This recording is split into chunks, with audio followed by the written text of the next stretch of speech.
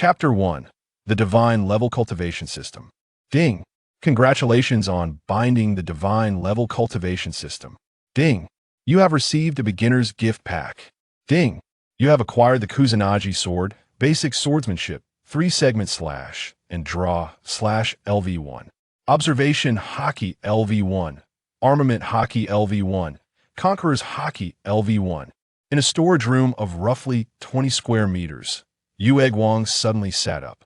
Listening to the incessant sounds resonating in his mind, he felt an overwhelming shock, as if a tempest were raging within him. Haki? This is a unique element of the pirate world. Could it be that I have traversed into the realm of pirates? And I have bound a divine level cultivation system, a beginner's gift pack, and a divine artifact, the Kusanagi sword? Gazing at the ancient long sword in his hand, Yueguang murmured. His name is Yueguang, a mere underdog. After graduating from university, he struggled to find employment, leading him to work on a construction site. Unexpectedly, the scaffolding collapsed, and countless steel bars and concrete fell upon him, burying him beneath. He had thought he was dead, but to his astonishment, he was alive and had traversed into the pirate world, which he adored. As an underdog, he was no stranger to the popular themes of traversing and systems. He just never imagined that such an event would occur in his own life. To confirm that this was not a dream, Yueguang stood up, grasping the Kusanagi sword, and lightly prodded a wooden barrel taller than a person in front of him. Crack! The wooden barrel was instantly pierced, and crimson wine spilled forth, flowing across the ground in an instant. Such was the sharpness of this sword. At the same time, a voice echoed in his mind. Ding. You swung your sword and gained 100,100 experience points. Ding. As basic swordsmanship and 3-segment slash have reached their maximum level, they automatically convert into the experience required for draw slash. Ding. Draw slash has been upgraded to LV2. Ding. New skill unlocked. Dragon's Descent slash. Listening to these sounds, a panel of attributes appeared in his mind. Yueguang. Basic swordsmanship system gifted, no rank. 3-segment slash system gifted, no rank. Draw slash LV211000000 to upgrade. Dragon's Descent slash LV11100000 to upgrade. Unlockable. Observation Haki LV11100000 to upgrade. Armament Haki LV11100000 to upgrade. Conqueror's Haki LV11100000 to upgrade. Draw slash 3-segment slash the divine artifact Kusanagi sword. This is not a dream. This is real. Feeling the surge of power within his body, along with the newfound, seemingly innate knowledge of sword techniques in his mind, Yueguang muttered. At the very least, one thing was certain. He had truly traversed and obtained an extraordinary system. Simply swinging the sword had upgraded several sword techniques and even granted him a new skill. The higher the level of the sword techniques, the more formidable their power. A LV1 sword technique could unleash sword energy and sense the heartbeat and vitality of those around. A LV2 sword technique could sever hard iron, incredibly powerful. One could only imagine how powerful LV3 and LV4 sword techniques would be. And this did not even account for Haki. If the sword were to be enveloped in Haki, its might would be unimaginable. Boom! At that moment, a series of earth-shattering sounds erupted from outside, and with the aid of observation Haki, Yueguang could distinctly perceive the whistling of cannonballs slicing through the air. Not good, it's pirates, pirates. It can't be. The EC has always been calm. How could there be pirates? Damn it, why is this happening? I just came out for a little vacation. How could I encounter such a situation? Simultaneously, frantic cries echoed all around. They were the terrified exclamations of tourists aboard the ship, under attack by pirates. Bang, bang, bang. At that moment, dozens of footsteps sounded. The pirates had boarded the ship. Raucous and menacing shouts followed. Men, charge. There are so many fat sheep here, it's enough for us to enjoy ourselves for a while. Everyone stand still. We seek only riches, nothing else. Of course, if you're obstinate, we won't be merciful. Robbery. Hand over all valuable items. or don't blame us for being ruthless. Indeed, they are pirates. This is the pirate world. Hearing this, Yueguang opened the door and stepped outside. He had hesitated at first, but upon seeing the boundless sea and the prominently displayed red heart pirate flag nearby, he recognized it as the ship of the Arlita pirates. Of course, encountering the captain would provide even greater confirmation. With that thought in mind, he made his way toward the ship's cabin.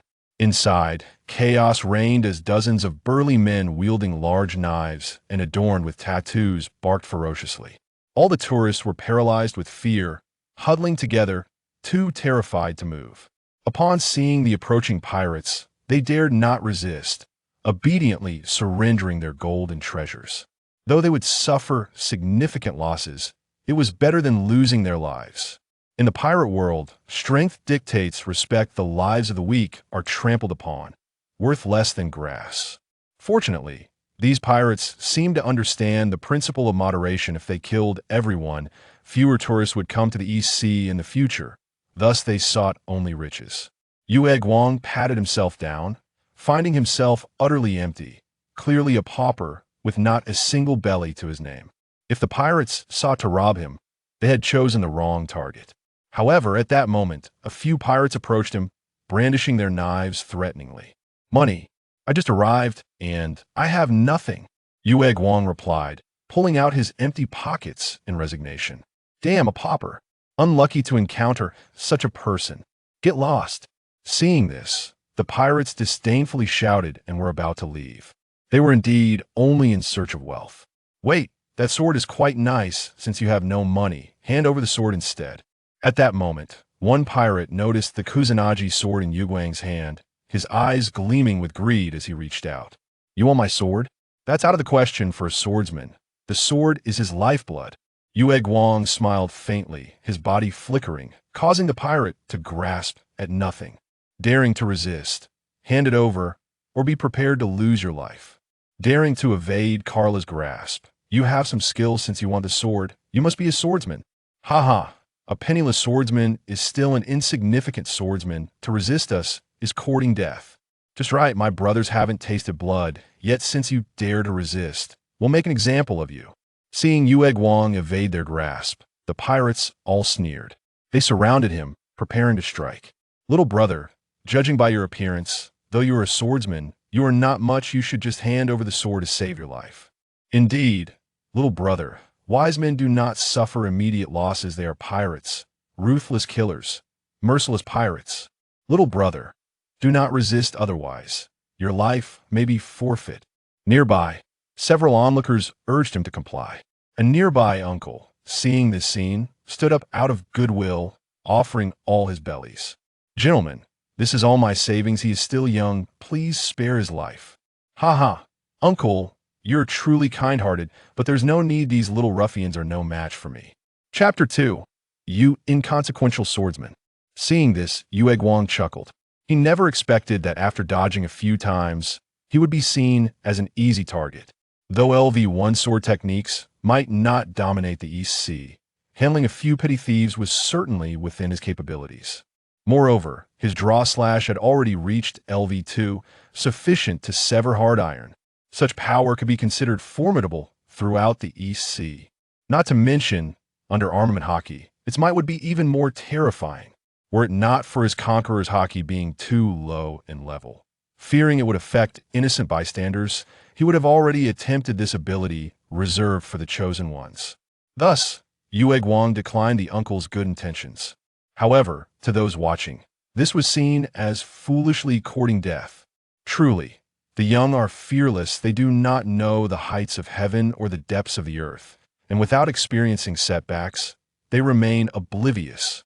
"Hey, he's digging his own grave. Why bother helping?" Arrogance born of ignorance. All around, people shook their heads, expressing disdain.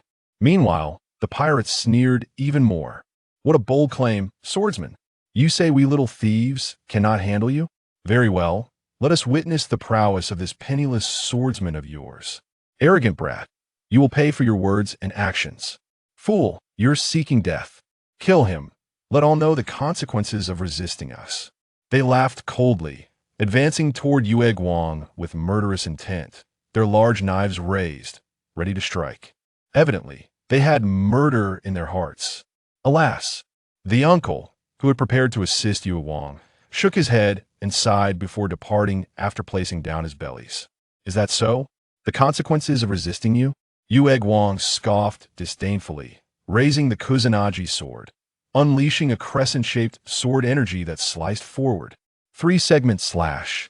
Boom!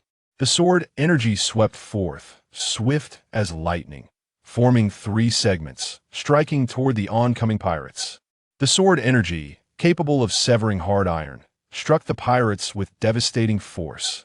In an instant, his body was cleaved in two by a single sword strike, blood spilling profusely upon the ground, rendering him irretrievably dead. Moreover, the sword's aura retained its formidable might, slicing through the cabin with relentless ferocity, obliterating tables and chairs in its wake. It continued its destructive path until extending beyond the cabin, only then ceasing its assault. This is too extravagant. Is he truly a peerless master? What a terrifying strike. Witnessing this spectacle, the onlookers were left speechless, their faces etched with disbelief as they gazed at the moonlight. Those who had previously mocked the moonlight fell to their knees in utter shock. The uncle, who had intended to assist the moonlight, stood there in a daze, equally incredulous. "Uncle, I appreciate your kind intentions. Please keep your belly." Observing the scene, the moonlight offered a faint smile and exited the cabin. KB, who was the most beautiful woman in the world. At that moment, outside the cabin, a hefty woman weighing 500 pounds, wielding a spiked club, glared menacingly at a small boy. "Of course, it is you, my captain, Lady Alrita," KB stammered, his legs trembling. "Ha ha ha." Lady Alrita erupted into hearty laughter, her chubby cheeks shaking with exaggerated mirth. The surrounding pirates joined in raucous laughter, oblivious to the events transpiring within the cabin. "Alrita, KB, indeed this is the world of pirates, and I have somehow found myself aboard this ship, the very place where KB first encountered Luffy." Upon witnessing this scene, the moonlight was filled with unwavering certainty he had truly arrived in the realm of pirates. Excitement surged within him. In this age of grand voyages, the pursuit of the legendary treasure One Piece was the aspiration of every pirate, and he was no exception. Having entered this world and armed with such a powerful system, he was naturally compelled to embark on this quest. Furthermore, he harbored countless regrets from his past life, such as the deaths of Ace and Whitebeard, which, as a devoted fan of pirates, he wished to prevent.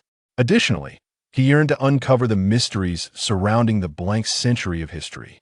Since he had been reborn, it was only natural for him to seek clarity on all these matters. However, setting sail was no simple task. First, he required a ship sturdy enough to withstand the tempests, and secondly, he needed a navigator and an archaeologist, both indispensable. Given all this, why not board Luffy's ship? Although I do not aspire to be the pirate king, I am eager to learn what this history entails and what secrets One Piece holds. The moonlight murmured to himself, solidifying his resolve. Captain, it's terrible. A swordsman has slain several of our brothers." "Captain, that swordsman is too formidable. He killed us with a single strike." "Captain, only you can deal with him." At that moment, a few pirates, sensing the impending danger, hurriedly ran toward Alrita. "Worthless fools, what are you panicking for? It's just a swordsman. As long as he's not the pirate hunter Zoro, there's nothing to fear." In response, Alrita bellowed, swinging her spiked club down with fury. Crack! The deck was smashed open, sending the fleeing pirates tumbling through the air. "Is it you who has killed my men?" She then caught sight of the moonlight and shouted. Indeed, the moonlight had stepped forward, wielding the grass cutter sword, surrounded by a void of emptiness, unmistakably visible. "It is I." The moonlight nodded, speaking calmly. "You possess commendable skills. Join us and become my subordinate. I will take you to the Grand Line to seek One Piece together." Alrita flashed a smile, extending her invitation. "Hee kid, you possess some skill. To have taken down several of our brothers with just one sword. But since the captain has taken a liking to you, I shall spare your life. So come forth. Is there truly a swordsman aboard this ship?" As long as he is not the pirate hunter Zoro, there's nothing to fear. Our captain is a figure of great renown in the East Sea. Kid, come forth. It's a blessing that our captain has taken an interest in you. The pirates surrounding Alrita shouted in unison. Ha! A mere handful of petty thieves on a decrepit ship think to recruit me for the Grand Line? You are hardly worthy. Upon hearing this, the Moonlight scoffed dismissively. Are you saying you refuse my offer? At these words, Alrita's gaze narrowed, a murderous intent radiating from her. Is that so? My words are clear. Are you deaf? The Moonlight retorted with a cold smile. Seeking death, how dare you speak disrespectfully to our captain? You must be tired of living. An unremarkable swordsman dares to act arrogantly before our captain. You must not understand her might. Let's not waste words with him, Captain.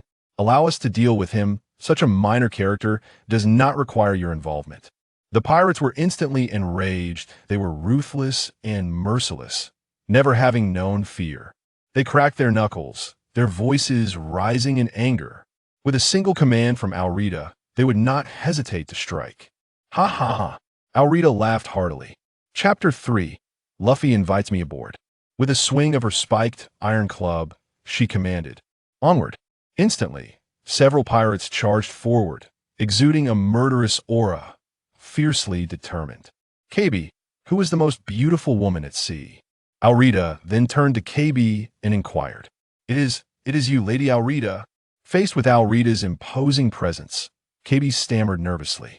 However, as he spoke, his mouth gaped wide in disbelief as he beheld the Moonlight, as if he had seen a ghost, leaving him unable to utter another word.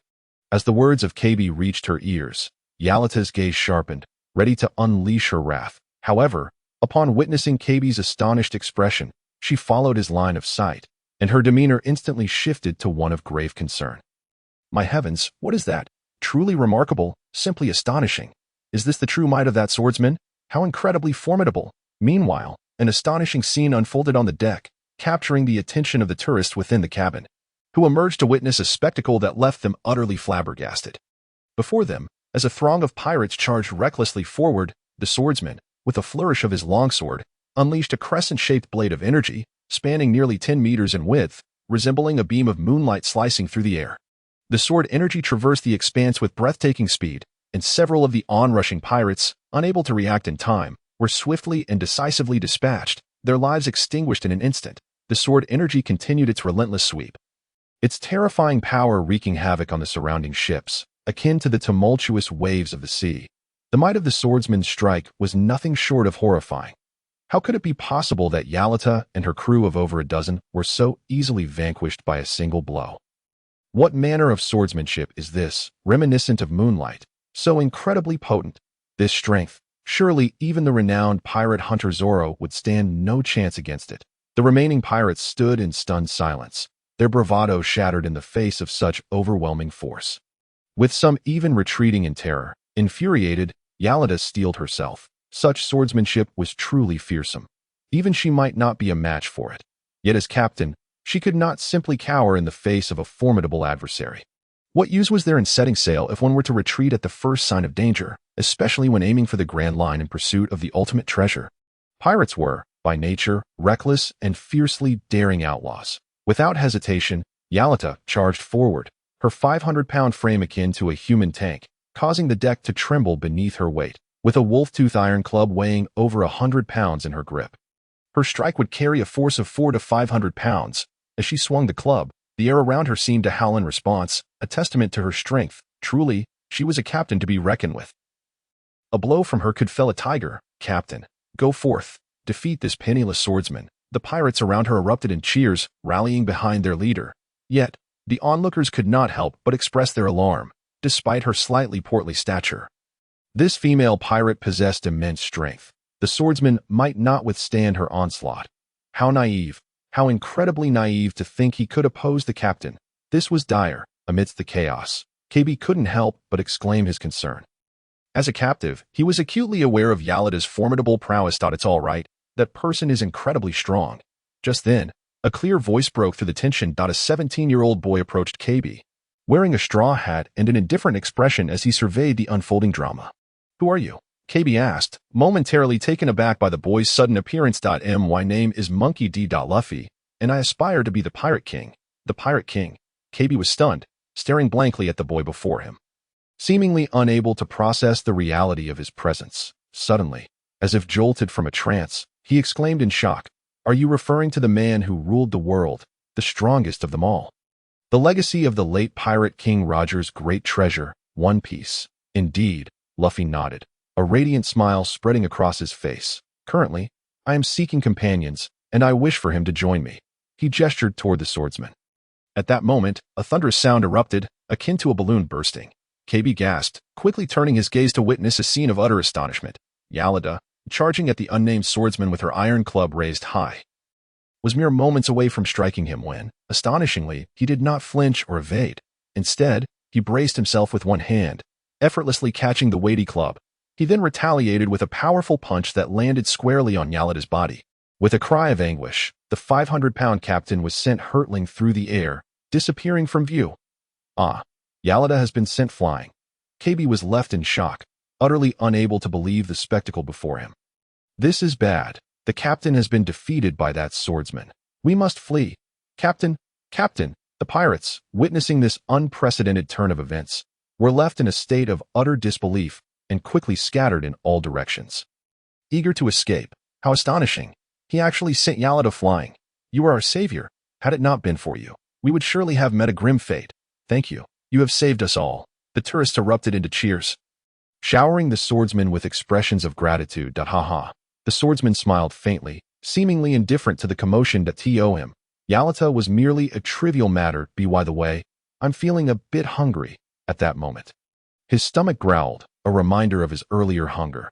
Having just arrived in this world, he was indeed famished. Hurry, hurry, bring out the finest food and drink to honor our benefactor." The tourists, brimming with enthusiasm, rushed to prepare a feast. "Food! I want food!" Upon hearing about the feast, Luffy's eyes sparkled with excitement as he shouted, disregarding KB's presence and rushing inside to indulge himself. KB, gritting his teeth, followed suit. The food among pirates was often quite delectable. With the warm hospitality of the crowd, the swordsman quickly satisfied his hunger, savoring the exquisite flavors. After exchanging pleasantries with the guests, he stepped out onto the deck to admire the beautiful seascape. "Your strength is remarkable. How would you feel about joining me as a companion?" Just then, Luffy emerged, having just finished a hearty meal, and approached the swordsman with a satisfied grin. "Join you as a companion?" The swordsman regarded Luffy's enthusiastic demeanor, feeling a mix of amusement and surprise. He had intended to seek passage on Luffy's ship, yet here he was, being invited instead. After all, traversing the vast oceans in search of One Piece was no simple task to undertake alone. Without a navigator, one would be lost. Without a cook, starvation was inevitable. Without an archaeologist who could unravel the mysteries of the world's blank century, and without a ship's doctor, what would happen in times of illness? Navigating the seas was no trivial endeavor. "Indeed, my name is Monkey D. Luffy, destined to become the Pirate King. Join me as my comrade," Luffy declared, nodding enthusiastically. One could not deny the infectious charm in Luffy's smile, making it difficult to refuse. The swordsman hesitated. Although he had planned to align himself with Luffy's crew, he wondered if this invitation was a bit too hasty. Splendid. My luck is indeed fortuitous. I initially intended to invite 10 people, and now I have one right away. Luffy laughed heartily, patting the swordsman on the shoulder, treating him as though he were already part of the crew. The swordsman could only shake his head in disbelief at Luffy's exuberance. KB, too, was taken aback, having never encountered such a bold invitation before. "Luffy, is it? I can accept your offer, but I must make one thing clear. My goal is the One Piece and the pursuit of lost history. Therefore, if you wish for me to join your crew, you must acquire an archaeologist." "Agreed. I was thinking the same. We will need a chef, a musician, a navigator, a shipwright, and a doctor as well." Luffy nodded vigorously, fully on board with the plan. "Very well, Captain," the swordsman consented, nodding in agreement. "Excellent. Before we set sail, let us ensure we escort this fellow to the nearby island." Luffy pointed toward KB, who stood behind him. "That fellow, you truly are generous," the swordsman thought to himself, nodding in acknowledgement. KB's aspiration to join the Navy meant that, had he encountered anyone else, they likely would have disregarded him entirely. "Thank you, Mr. Luffy, Thank you, Lord Moonlight. KB expressed his gratitude earnestly. KB expressed his gratitude, tears streaming down his face, finally having encountered kind-hearted individuals. Hey, give us a small boat, he called out to the captain, upon seeing the Moonlight. The captain nodded. For a benefactor, he would gladly provide anything, even a mere boat. Instantly, the trio boarded the small vessel and set sail toward a nearby island. Just as they departed, while all attention was focused on them, a nimble figure flashed past aboard Arlita's pirate ship.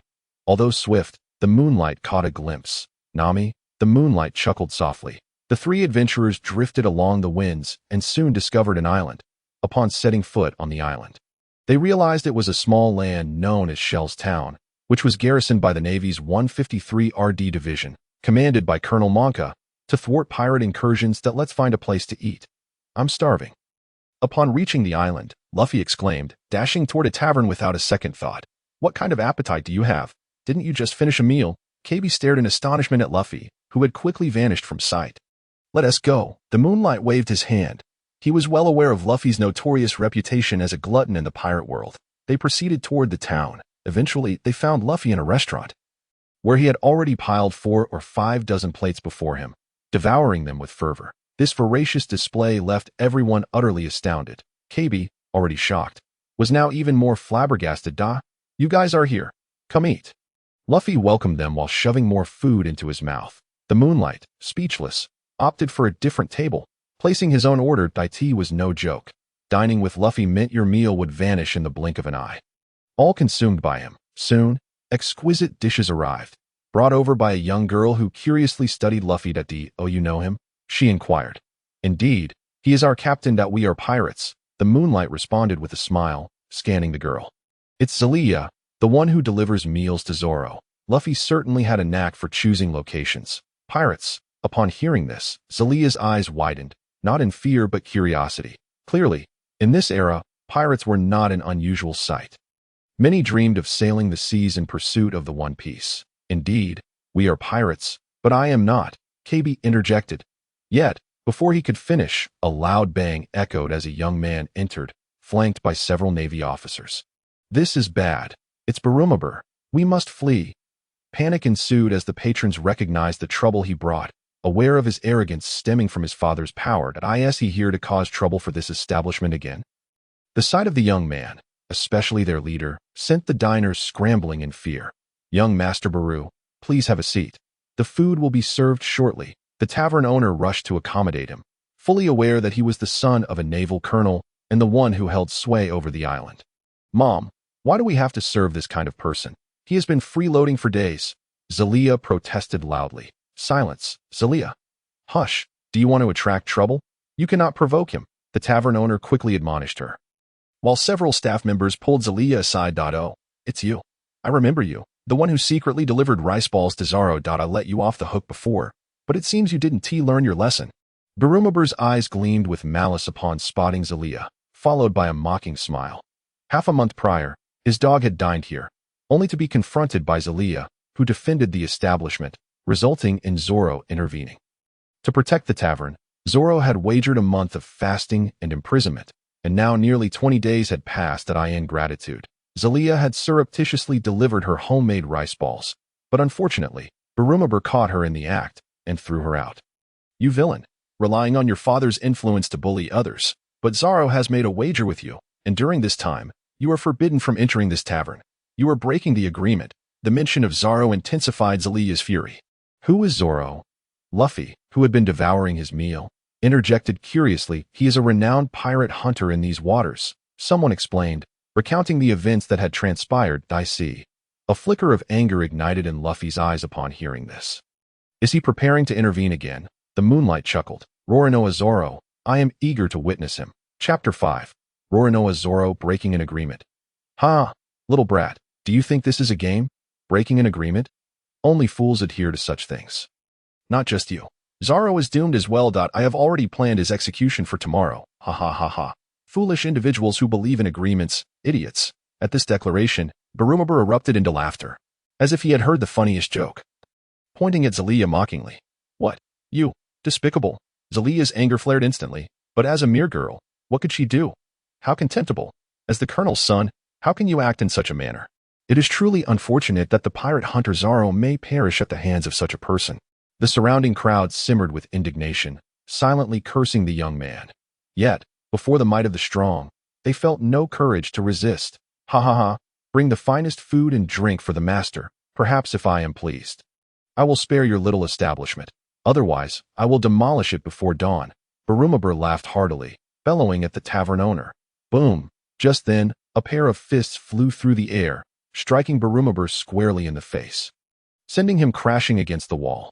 What trash! Luffy fumed, defending the oppressed. Young master, this is bad. He has been struck. The Navy officers gasped, rushing to assist Barumabur. This is trouble. You have struck the son of Colonel Monka.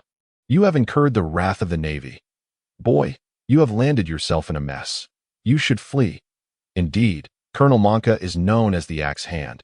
His strength is formidable. You cannot hope to match him. The patrons murmured their concerns, though witnessing Luffy's act of defiance felt satisfying.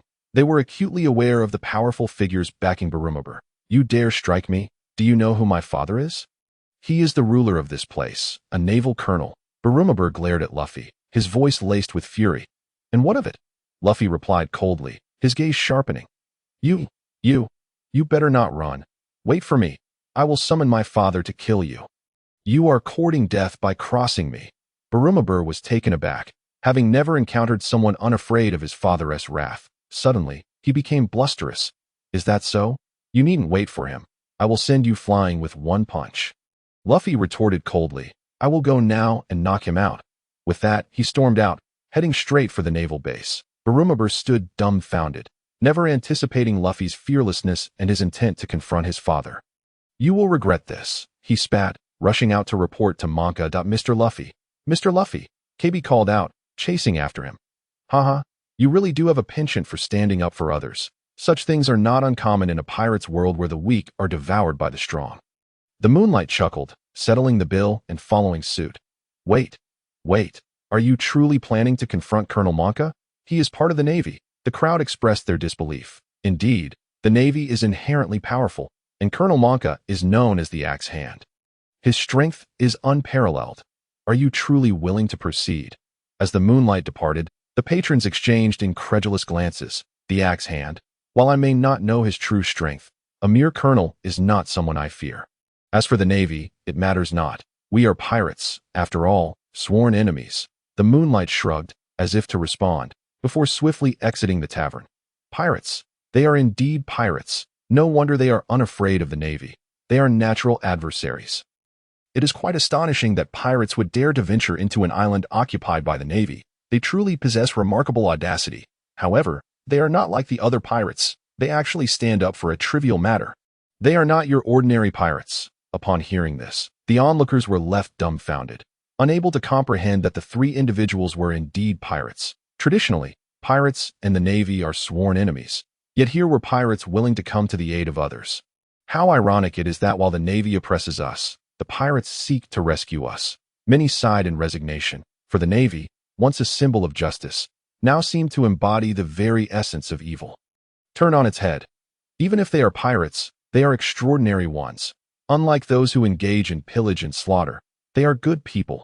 Zili Jia called out loudly and dashed forward. Zili, the tavern owner exclaimed, hastily pursuing her, yet by that time, Zili had already vanished from sight. At the Navy base, in the expansive drill ground, a 17-year-old boy with green hair and a headband was bound to a cross. The scorching sun blazed down, making the air stifling. Yet the boy remained unfazed, his expression stoic as he seemingly awaited something. You must be Zoro. At that moment, a boy in a straw hat leaped over the high courtyard wall and approached. Get lost, Zoro retorted curtly. You are quite interesting. It was Zili who sent me to rescue you. The colonel's son has broken the agreement and intends to execute you tomorrow, Luffy said with a brilliant smile. Unperturbed. What? Zoro suddenly lifted his head. Though he had not eaten for over half a month, his gaze remained sharp, akin to a drawn sword, keenly perceptive. It's true. We heard it directly from Barumabur. Mr. Zoro, Kobe added as he approached Zoro. Mr. Zoro, the naval colonel is tyrannizing the villagers here, and his son Barumabur has breached the agreement to kill you. He must have gone to report it, and the Navy will act swiftly. Please save them. How despicable. A bunch of petty men. Upon hearing this, Zoro was finally convinced. He had anticipated that they would not uphold their end of the bargain, yet he had spoken out of a sense of duty. Only to find his suspicions confirmed. What insolence! Who dares to intrude upon the Navy base? How audacious! You intend to free a criminal. Alert the colonel immediately. Surround them. Do not let them escape. Just then, the Navy became aware of the situation, swiftly opening the gates as dozens of soldiers surrounded them. I is it they who dare defy my authority. Meanwhile, a gruff voice boomed as Monka, having received the news, rushed over. Don't know. It's Colonel Monka. We in trouble, Kobe cried out, instinctively hiding behind Luffy. Unbind me now, Zoro shouted. Oh. Luffy exclaimed as he hurriedly attempted to free Zoro. However, the ropes binding Zoro were made of a special material. And the more Luffy struggled, the tighter they became. The pirate hunter Zoro. Huh? Humph. It matters not who you are. Anyone who defies my authority must perish. Attack. Kill them. Monka commanded with a cold sneer. Chapter 6. Zoro joins the crew. Seeing this, Monka issued the order, and immediately, a dozen Navy soldiers aimed their guns and fired. The bullets sliced through the air, hurtling toward them. Damn it. Hurry up. How can I die in a place like this? Zoro became increasingly anxious. Ah, Kobe screamed, burying himself behind Zoro and Luffy. These ropes are tightening, but it's fine. My comrades will handle them. Luffy was also in a panic, but his concern was not the bullets flying toward them. Rather the ropes that were becoming increasingly constrictive, giving him a headache. Your comrades? Zoro paused for a moment. Just then, a crescent-shaped sword aura sliced through from beyond the courtyard wall. The towering wall collapsed in an instant. The earth cleaved asunder, and the sword aura swept through with incredible speed, instantly severing the bullets flying toward them. In its wake, a dozen armed Navy soldiers were sent flying by the shockwave of the attack. What? Zoro gasped in astonishment. A swordsman and a sword enthusiast. He understood the significance of such a strike. His heart filled with shock as he fixed his gaze on the figure stepping through the debris of the wall. Moonlight, Kobe exclaimed in delight. Oh, you're here. I leave them to you. I need to untie this rope, Luffy said nonchalantly, focusing on freeing Zoro. Understood. A calm voice resonated, and soon Moonlight appeared before everyone. This guy can sever bullets with a single strike. He can emit sword aura. Moreover, the speed of the sword aura surpasses that of bullets. How terrifying is this technique? The Navy soldiers gazed at Moonlight, astonished. Who are you to oppose the Navy? I am Colonel Monka of the 153rd Division. Monka glared at Moonlight, his voice booming. Though confident in his strength, witnessing Moonlight's prowess, he recognized the truth. This individual was not someone he could contend with. Die, Monka commanded, his authority amplified by the Navy's reputation as the strongest force in the world. None daring to challenge him. Yet Moonlight paid him no heed. Wielding his sword, he unleashed a 10-meter-long crescent sword aura, emanating from his body and spreading outward. Crack! Instantly, within a 10-meter radius, all Navy soldiers were sent flying by the sword aura. Moonlight having only inflicted severe injuries. Monka, caught off guard, felt his left arm severed, his massive frame propelled backward, soaring 50 meters before crashing to the ground, blood gushing forth as he succumbed to unconsciousness. With a single strike, the entire naval contingent was dispatched. Simultaneously, Moonlight's mind resonated with the system's voice. Ding! You executed a draw cut, earning 100 experience points. Draw cut LV2 4000-010-000 can be upgraded. Progress towards LV3 of the draw cut increases, reaching the level of severing steel. This guy, he severed everything with a single strike. Zoro's pupils constricted as he gazed intently at Moonlight. The sheer skill of this sword technique deeply impressed him. Swish! At that moment, Moonlight swung his sword, and the ropes binding Zoro were effortlessly severed. Ah, it's free, Luffy exclaimed, disappointment etched on his face. Moonlight, you're truly remarkable, Kobe said with admiration. Well then, the crisis has been resolved. Let us depart. Luffy waved his hand, preparing to leave. Kobe, you should remain here and join the Navy. Moonlight nodded and began to walk away. Who are these individuals? Zoro murmured, suddenly calling out to Moonlight. Hey, who are you? We are pirates. I am Monkey D. Luffy, a man who aims to become the Pirate King, and our goal is to find the great treasure, One Piece, Luffy replied. Pirates, allow me to join you. Zoro furrowed his brow and spoke. Huh? Luffy paused, taken aback. Though I disdain the underhanded ways of pirates, I have already offended the Navy and have nothing to do with justice anymore. Therefore, I shall join you. My aspiration is to become the world's greatest swordsman. I am thrilled to have such a figure in your crew, Zoro declared, excitement radiating from him as he looked at Moonlight. The world's greatest swordsman? Excellent, excellent. You shall join us and become our companion. Upon hearing these words, Luffy's excitement surged, and he readily welcomed Zoro into the crew. Is it truly that simple? Moonlight remarked, somewhat exasperated. However, Luffy's judgment of character proved astute. Zoro possessed a sharp determination, even a pirate hunter. Kobe said, his voice trailing off. Having witnessed Monka's brutality, he suddenly felt a deep disappointment in the Navy. Haha, Kobe, not all the Navy are like him, we shall take our leave. You can stay here, Luffy said. Understanding Kobe's sentiments as he patted his shoulder and smiled at Mr. Luffy, Kobe felt a surge of emotion. Deep down, he understood that what he had seen was merely a fleeting moment of disillusionment. Becoming a naval officer had been his dream for many years. How could he abandon it so readily? You are truly remarkable. Having defeated Monka, I knew it all along. Everyone, thank you. Let us celebrate your victory. At that moment, Zeligia rushed over, and upon seeing Monka sprawled on the ground, she couldn't help but cheer. Celebrate? That means there will be plenty of food. Upon hearing those words, Luffy's eyes sparkled with excitement, and without a second thought, he dashed towards the town. Ha ha. Everyone, let's go, Zeligia exclaimed joyfully. Particularly glancing at Zoro, Zoro nodded in agreement, not one to refuse. Captain, shall we allow them to run amok? Just as Moonlight and his companions were departing, a multitude of Navy officers gathered atop the base. Observing the scene below, they directed their inquiries to their leader, a lieutenant of the 153 RD Division, second only to Monka within the branch. They are pirates, the embodiment of evil, while we are the Navy, the harbingers of justice. We cannot let these pirates act with impunity under our very noses. 1 hour from now. Apprehend them. The lieutenant's eyes glinted with determination as he issued his command. 1 hour. Yes, sir. The assembled officers responded in unison, their faces reflecting the same fervor. Indeed, the Navy and pirates are sworn enemies, yet they each hold their own sense of justice.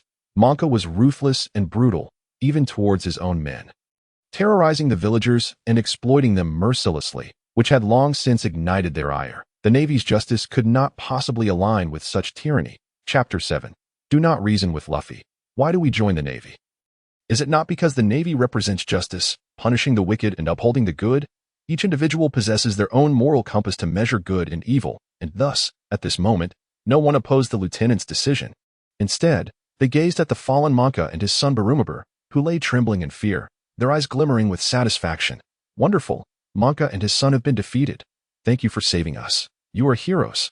Come, let us celebrate and toast to our heroes. At that instant, the news of Monka and his son's defeat spread throughout the town, causing everyone to erupt in joyous cheers. Monka and his son had wielded power and fear to dominate the town, leaving the villagers in despair and lamentation. Now that they had been vanquished, excitement filled the air. Word had it that it was Luffy's crew responsible for this triumph, prompting an outpouring of gratitude. A celebration feast must be held. A feast. Food. Upon hearing those words, Luffy's eyes gleamed with anticipation, drool spilling from his mouth as he dashed off without a second thought that a feast means there will surely be alcohol. Zoro chuckled, having endured hunger for over half a month. He was already famished. Observing the two in their frenzied dash, Moonlight could only shake his head in disbelief. Whenever food was involved, Luffy would go wild, and Zoro would be instantly electrified at the mention of alcohol. Is what Luffy said true? Not everyone in the Navy is like Monka and his son. At that moment, Kobe, with a forlorn expression, inquired. Clearly, the events had shattered his once-cherished vision of the Navy. His worldview was beginning to warp. Haha, your perspective is too narrow. The Navy represents the face of the world government. The world is vast. How could Monka and his branch possibly embody it? There are many like Monka within the Navy, but he does not represent the Navy, nor does he embody justice. Of course, if your notion of justice aligns with that. Moonlight replied with a gentle smile. Without waiting for Kobe's stunned reaction, he turned towards the town. At that moment, the town was adorned with colorful decorations, and all the villagers radiated joy, extending the warmest welcome to Luffy and his companions. Zeligia invited Luffy to her family's tavern for drinks. Upon seeing the food, Luffy had completely forgotten his own name, and the sight of alcohol sent Zoro into a state of exhilaration. The two indulged heartily, displaying no restraint whatsoever. In contrast, Moonlight appeared composed, quietly enjoying his fried rice. The feast lasted for over an hour, and once the group was fully satisfied, Luffy patted his round belly. Content. All right. Thank you all for your hospitality. Moonlight, Zoro, let us take our leave. Very well, both replied with nods, preparing to depart. Just then, Navy officers entered, led by the lieutenant. Upon spotting the trio, he bellowed. According to reports, pirates have arrived in the town. And it must be you. Out of mercy, we warn you to vacate immediately. Otherwise, do not blame us for apprehending you. The Navy, huh? Humph. Damn Navy. Upon hearing this, the crowd around them scoffed in unison. It was the pirates who had rescued them from peril, not the Navy, and they were clear about their grievances. All right, let us go. However, Luffy merely clapped his hands, unaffected, and walked away. Moonlight smiled faintly, following suit, while the two others trailed behind, leaving Kobe behind. Kobe hid in a corner, gritting his teeth, determined not to reveal himself. If he wished to join the Navy, he had to draw a clear line between himself and the pirates. Otherwise, he would never pass the background check. I am sorry, Luffy, Moonlight. You saved me, and yet I cannot thank you in person. I feel utterly useless. However, Moonlight is right. My vision has been too narrow. Becoming a Navy officer has always been my dream. How could Monka represent the world? I must persist in my aspirations. Let me engrave this gratitude in my heart forever. Kobe clenched his teeth, resolutely voicing to himself. Suddenly, he stood up, facing the lieutenant directly. I want to join the Navy and become a soldier. Please accept me, Kobe declared loudly, his resolve unwavering. Isn't he with those pirates? The officers murmured, incredulous. Pirates and the Navy are sworn enemies. How could someone who was ever a pirate possibly join the Navy? You cannot be accepted, they exclaimed upon seeing Kobe. Kobe trembled at their words, feeling as though his future had turned bleak. Was he to be rejected outright? With pirates? I didn't see that. Did any of you? Just then, the lieutenant turned to face the gathered officers. I didn't see anything. Neither did I. None of us saw anything. At this declaration, not only did the officers echo his sentiments, but the crowd joined in as well. You all. Hearing this, Kobe, once despondent, suddenly glimpsed a ray of hope. He was astute enough to grasp the lieutenant's intentions, and he gazed at him with gratitude, tears shimmering in his eyes. Becoming a Navy officer is no easy feat. While I may approve your enlistment, whether you can pass the assessment remains uncertain, the lieutenant stated with authority. Yes, I will certainly strive to succeed. No matter the trials, I shall steadfastly hold my ground and become a Navy officer. Kobe declared with unwavering conviction. Hey, Captain, is this our ship? Meanwhile, Luffy and his companions arrived at the shoreline, gazing at the small wooden vessel that could scarcely accommodate 3 people. Zoro was in disbelief. What kind of place was the Grand Line? And how could they set sail on such a flimsy boat? Let alone the Grand Line. Even in the East Blue, a single wave could capsize them. Indeed, so we must procure a proper ship to set sail. Luffy beamed with enthusiasm. What about crew members? Are we to be only the 3 of us? Zoro lamented, glancing between Moonlight and Luffy. We're still recruiting crew members, but we will have some soon, Luffy replied earnestly. Hey, what is going on? Were you also duped by this guy? Zoro turned to Moonlight, bewildered. Moonlight waved his hand, expressing his helplessness. All right, let us set off, Luffy shouted, pulling the 2 aboard. Thus, the 3 set sail on a vessel that seemed ready to splinter at any moment. Wobbling precariously as they ventured into the sea. Are you sure this ship can withstand the journey to the next island? Zoro inquired, paddling while glancing at Luffy. Forward, onward. Luffy sat at the bow, feigning ignorance. Moonlight sighed, to reason with Luffy. You are still too young. Chapter 8. Orange Island in the world of pirates. The most unwise thing to do is to reason with Luffy or share a meal with him. The moment you exhibit even the slightest hesitation, Luffy will devour your food, leaving you with nothing to eat. Once Luffy has set his mind on something, he will pursue it relentlessly, and no one can deter him. Zoro, feeling helpless, continued to row alongside him, both searching for the next island. 2 hours passed in this manner. Gurgled. Luffy's stomach growled loudly. I'm so hungry, he exclaimed, in sync with his rumbling belly. Did you not just eat? What on earth is your stomach made of? Zoro retorted, bemused as a rubber man. Luffy's digestive system was anything but ordinary. The more he consumed, the quicker he rebounded. Moonlight, however, was aware of this peculiarity, though he had yet to witness Luffy in action. At that moment, A resounding cry of an eagle echoed through the air, as a majestic bird soared above the three of them. Food. Food. Luffy's eyes sparkled with excitement, disregarding everything else as he extended his arm to grasp the eagle. Watch me hunt for everyone, he declared, shouting, rubber pistol. In an instant, his arm seized the eagle, propelling him skyward. His arm had elongated. It was the power of a devil fruit. Zoro was taken aback, though he was a swordsman. He had heard the legends of devil fruits. Indeed, Luffy must be a rubber man. He must have consumed the gum-gum fruit. Moonlight nodded in agreement. Although he already knew this, witnessing it firsthand evoked a different sensation. So that's how it is. No wonder such a formidable man has followers, Zoro remarked, a fiery admiration gleaming in his eyes as he looked at Moonlight. Oh, that fool. However, Moonlight's gaze turned skyward, observing Luffy successfully landing on the eagle's back, only to lose control and fall off, causing the eagle to carry him away. Damn it, chase after him, Zoro exclaimed, startled, as he fervently rowed in the direction the eagle had flown. But their rowing speed was no match for the eagle's flight, and they soon lost sight of it. Help, help, is anyone there? I don't want to die, Luffy's voice echoed as he cried out, I'm going to drown. As the two continued to row, their small boat sliced through the water like an arrow. But not long after, they heard cries for help. Zoro turned towards the sound and faintly spotted three people struggling in the water. Could it be that Luffy fell?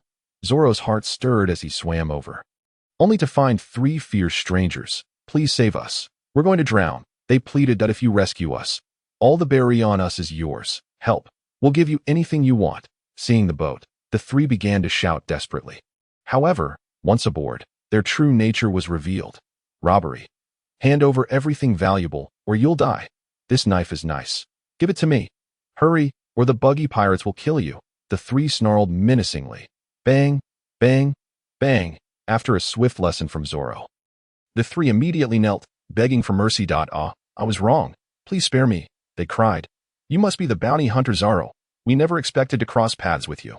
Please, spare us. You mentioned you're part of the Buggy pirates. Is there an island nearby? Moonlight inquired coolly. Yes, there's an orange island nearby where the Buggy pirates are stationed. We are crew members of the Buggy pirates, but we angered Captain Buggy and were thrown into the sea. The three hastily explained. At An Island, the devil fruits are cursed powers of the sea. Thus, Luffy must be somewhere on a nearby island attempting to recover. Moonlight turned to Zoro. Good idea. Row us to the island. Zoro nodded, his sword at the ready. Yes, yes. The three, knowing they dared not resist, rowed desperately towards Orange Island. Although the boat was small and cramped with 5 people, the sea was calm, and with the three rowing vigorously, they soon reached the island. However, just as they set foot on the island, a deafening cannon blast echoed through the air, exploding in the sky. An eagle, at the same time, a heart-wrenching cry of the eagle pierced the air. It had been struck by the cannonball. Luffy, Moonlight, and Zoro exchanged glances and rushed toward the direction where the eagle had fallen. Simultaneously, as the eagle plummeted, a figure descended from the sky, crashing headfirst into the town's center street. At that moment, a dozen members of the Buggy pirates were in pursuit of a nimble figure. Damn it, stop right there. How dare you steal from the Buggy pirates? Do you wish to die? Stop, thief. Hurry, or if Captain Buggy finds out, we're dead, they shouted in unison, closing in on the fleeing figure. Hee. With this treasure and the Grand Line's map in hand, I'll make a fortune once sold. Nami, the renowned thief of the East Blue, smiled smugly as she glanced at the map in her hands. But just then, a figure fell from the sky, landing directly in her path and blocking her escape. Is that a person? Nami squealed in shock, halting in her tracks. At that moment, the Buggy pirates closed in, surrounding her. Thief, you have nowhere to run now. Hand over our captain's treasure, and you might suffer less. What a cute girl, the pirates sneered upon seeing Nami. But at that moment, a figure crashed down from above, cutting into their midst. They were taken aback. Someone fell from the sky. Who is it? Dead. Surely dead. A normal person wouldn't survive a fall from that height, they murmured, all convinced Luffy had perished. Ouch! Yet Luffy abruptly lifted his head from the ground, appearing before the crowd, exclaiming, that hurt. He was a rubber man. He wouldn't die or feel pain. It was merely the height that had caused him a bit of discomfort. Alive. What the hell? Someone fell from that height and didn't die. Even if he is alive. He is definitely not normal. Who are you? Here to steal our captain's treasure too. Chapter 9. Buggy pirates. Oh no.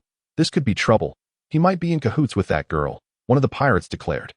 Kid, no matter who you are, if you dare eye our captain's treasure, you're as good as dead. Surrender quietly. The pirates glared at Luffy, their voices rising in unison. Luffy was utterly bewildered, completely grasping the situation. He had fallen from the sky, slightly dazed, and before he could collect his thoughts, he was confronted with knives and nonsensical threats, leaving him utterly confused. Finally you've arrived. Boss, have you hidden the goods well? Nami exclaimed, her eyes lighting up as she recognized Luffy. Boss? Who are you? Luffy asked, even more perplexed. Upon hearing this, the surrounding pirates seethed with rage. Indeed, they are in league with each other. Get them, capture them. Damn it. How dare you attempt to steal from the Buggy pirates? You must be tired of living, they shouted, lunging at the two. Meanwhile, Nami had cleverly slipped away, taking advantage of the distraction to escape. Hey, what is going on? Stop right now, or I won't hold back, Luffy shouted. However, no one paid him any heed, all rushing towards him. Damn it, what is happening? Luffy thought, left speechless in the face of the ferocious crowd intent on taking his life. With a fierce shout, he declared, Rubber whip. In that instant, his leg elongated, transforming into a long whip that swept through the crowd, knocking the pirates to the ground. I didn't expect you to be this formidable. At that moment, the returning Nami gazed at the scene before her, astonished. After she had left, a sense of unease compelled her to rush back. However, considering that Luffy had fallen from such great heights and emerged unscathed, she reasoned that he should be able to handle a few petty thieves. Yet, upon her arrival, she was met with the unfolding spectacle. Who are you? Luffy inquired, bewildered. I am Nami, she introduced herself, her eyes sparkling at the sight of Luffy. A certain thought blossoming in her mind. If this were to come to fruition, her plan could be realized effortlessly. Nami, I'm hungry. Where can I find something to eat? Luffy nodded eagerly and asked directly.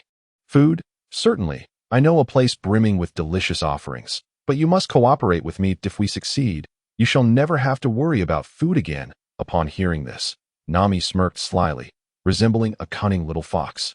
All right, let us go quickly.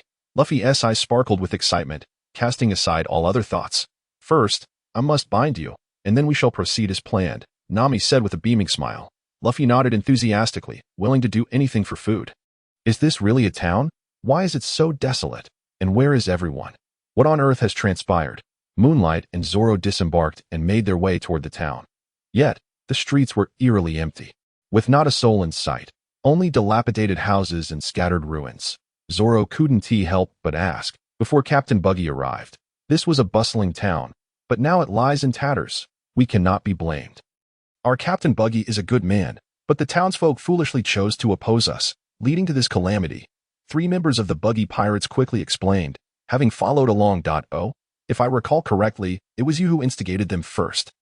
Zoro retorted with a cold laugh, harboring disdain for such pirates. The trio fell silent, trembling in fear, too intimidated to speak further. Lead me to your captain. If Luffy were to learn of this, he would not spare you. Moonlight stated calmly, in this era of rampant piracy, such occurrences were commonplace. Lives were as inconsequential as blades of grass, and the strong preyed upon the weak. What could these ordinary villagers do against a pirate crew? To defy them meant certain death. Yes. The trio, fearing for their lives, hurriedly led the way. Damn it, it's the Buggy pirates, exclaimed one villager. Moreover, there are 2 others with them. How infuriating. Their numbers have grown. Regardless of the outcome, we must resist. Even if it means death, we shall not allow them to ravage our village. As the 5 departed, several villagers, corralled behind a makeshift fence on a hillside, observed the scene through binoculars. Their anger boiling over, they were the townsfolk, driven to this location. Witnessing their village being destroyed and the pirates' brutal slaughters, they resolved to fight back. The village chief was already scouting ahead for intelligence. They awaited his signal to strike. Captain, trouble. The treasure was stolen by that little thief. We tried to pursue, but we encountered a formidable opponent and were all defeated, shouted a group of pirates aboard a massive ship belonging to the Buggy pirates. As they rushed back, breathless, towards their captain. What did you say? My treasure was stolen, and you failed to retrieve it? A chilling voice echoed from an opulent chamber. Captain, please listen. That individual is not ordinary. He upon hearing this voice. The pirates' hearts sank, their bodies quaking in fear as they desperately tried to explain. No need for explanations. I have no use for useless crew members. Since you failed to recover it, you shall pay the price. The voice dismissed them coldly, and with a swift motion, 3 severed limbs flew forth, lifting the 3 pirates high into the air, preparing to end their lives. Captain Buggy? At that moment, a voice rang out. Nami had arrived. Binding Luffy. Captain, it's her. She stole our treasure. The audacious thief dares to walk into her own snare. Kill her! Kill her! The pursuing pirates clamored upon seeing Nami go. Is it you who stole my treasure? Buggy emerged from the room, eyeing Nami with interest. He was none other than the infamous pirate, Buggy the Clown. Nami felt a flicker of surprise, but maintained her smile. Buggy-sama, you misunderstand. I have come to ally with you. This person is my captain, and he sent me to steal from you. But now I have seen the light, Nami declared, presenting the stolen treasure and map she had procured. Chapter 10. Inviting Nami. The Buggy pirates were not the trifling sort. And Nami sought a grand score, one that would satiate her hunger. Oh, observing the reclaimed treasure and map, Buggy's expression fluctuated, shrouded in uncertainty, leaving no one aware of his thoughts. Nami too felt a twinge of anxiety. You stole my treasure and map, and upon returning them, do you think I shall forgive you? Brothers, what do you propose I do? Buggy chuckled darkly, his vividly painted face contorting into a menacing grin. Ha ha, of course, we shall kill her. Indeed, kill her, this wretched thief. The crowd erupted into raucous laughter. Hearing this, Nami's face paled, beads of cold sweat trickling down her brow. Just as she sensed impending doom, and her hand instinctively reached for her weapon. Buggy suddenly burst into laughter. Of course, I accept you. Rarely does one abandon darkness for light. Ha, my crew, isn't this splendid? Buggy roared with laughter. Ha ha ha, truly, Captain Buggy, how glorious. Indeed, nothing can surpass this grandeur. Long live Captain Buggy. Captain Buggy is magnificent. The crew erupted in cheers. Let us welcome my new companion. Nami, celebrate. My crew, Buggy declared with jubilation. Upon witnessing this, Nami exhaled a sigh of relief, her hand relaxing from her weapon, regardless of the circumstances. She had managed to slip through unscathed. Hey, where's the food? Luffy, oblivious to the gravity of his situation, asked Nami with a blank expression, still in search of something to eat. Nami was at a loss for words. While the crew of the Buggy pirates confined Luffy in a cage and commenced their revelry. Over there, meanwhile, Moonlight and Zoro, following the 3 guides, wandered through the town when suddenly, a cacophony of cheers erupted in the distance. Zoro, with keen eyes, pointed towards the source and asked, Indeed, that is the lair of the Buggy pirates. Surely, Captain Buggy is celebrating once more. Our Buggy pirates revel daily. To be honest, Captain Buggy treats us quite well. Yes, indeed. The 3 nodded in agreement. In that case, lead on, Zoro commanded. The trio, intimidated by the notorious pirate hunter, complied without hesitation. On the opposite side of the town, a group of villagers, armed and resolute, descended from the hillside, determined to confront the Buggy pirates in a fight for their lives. Hearing the raucous cheers, their expressions darkened. Those scoundrel pirates are wasting our food once again. How infuriating. Those robbers, let us wait until they are drunk and strike them down. They shouted in unison. Meanwhile, aboard the Buggy pirate's ship, everyone was in high spirits, culminating with Buggy testing the power of his signature Buggy bomb in front of Nami, witnessing the destruction of a small town. Nami's expression turned grim. A sense of unease washed over her. She had underestimated these individuals. What do you think, Nami? Is the power of my specially crafted Buggy bomb impressive? Buggy inquired, grinning at her. It's quite formidable. The town was obliterated. Nami replied with a strained smile. Is that so? I'm glad you approve. Let us conclude this banquet with a spectacular finale. The clown Buggy laughed heartily. He commanded his men to bring Luffy forward and, with a Buggy ball aimed, pointed a finger at me. Nami's expression shifted dramatically. Indeed, Nami, this worthless fool is your captain, yet he cannot provide you with what you desired. Shouldn't he be killed? Eliminate him, and you will become one of us, officially joining our ranks. Wouldn't you agree, little thief cat? Nami? Buggy chuckled sinisterly, a glint of cunning flashing in his eyes. Though he feigned nonchalance, he was astutely perceptive and would not easily allow anyone to slip past his scrutiny. Nami's face paled as she realized the extent of his cleverness. He had thoroughly investigated her background. When did this happen? A wave of dread washed over Nami as she understood she had underestimated this crew of pirates. Nami, little thief cat, kill him, kill him. At that moment, upon Buggy's command, the crowd erupted into cheers. Several individuals advanced, pushing Nami towards the cannon, which was already loaded and ready to fire with a mere spark of the fuse. "Come on, little thief cat, eliminate him, and you'll be one of us," the pirate grinned wickedly, offering her a torch. The crowd cheered once more, calling for Nami to slay Luffy. How infuriating! Nami hesitated. She was merely a thief, never having taken a life, and she only stole from pirates. After all, it was ill-gotten wealth, and she felt justified in doing so. However, to kill Luffy filled her with profound doubt, her instincts revolting against the notion. Boom! Just then, a thunderous sound erupted, accompanied by a crescent-shaped sword aura that sliced through the air with ferocity. The sword energy swept across, impossibly sharp, shattering everything in its path. Even the pirate ship was torn apart. The sword energy swept down upon Luffy's cage. Crack! The cage was instantly reduced to splinters, and Luffy broke free. Who goes there? Enemy attack! Enemy attack! Furious shouts erupted from the pirates as they realized someone dared to assault their ship. How dare you? Buggy's expression turned cold as he beheld the two unexpected visitors, Moonlight and Zoro. "You've finally arrived," Luffy exclaimed joyfully upon seeing them. "That I'll leave this to you. I'm starving, so I'm off to eat." After a brief acknowledgement, he dashed toward the untouched food, devouring it voraciously without a care in the world. "Is now really the time for a meal?" Zoro remarked, speechless at the sight. "Who are you to disturb us here?" Buggy glared at the two newcomers, his face darkening. "I am Buggy the Clown, captain of the Buggy Pirates. If you dare to kidnap our captain, you are courting death. However, my purpose here is the navigational chart of the Grand Line." Moonlight replied calmly, fixing his gaze upon Buggy. "You desire my navigational chart?" Buggy's expression turned icy at the revelation. "How do you know about the chart?" Nami gasped in surprise. The Grand Line's navigational chart was something she had discovered on Arlita's ship. Stolen by Buggy, an exceedingly confidential matter. How could anyone else know?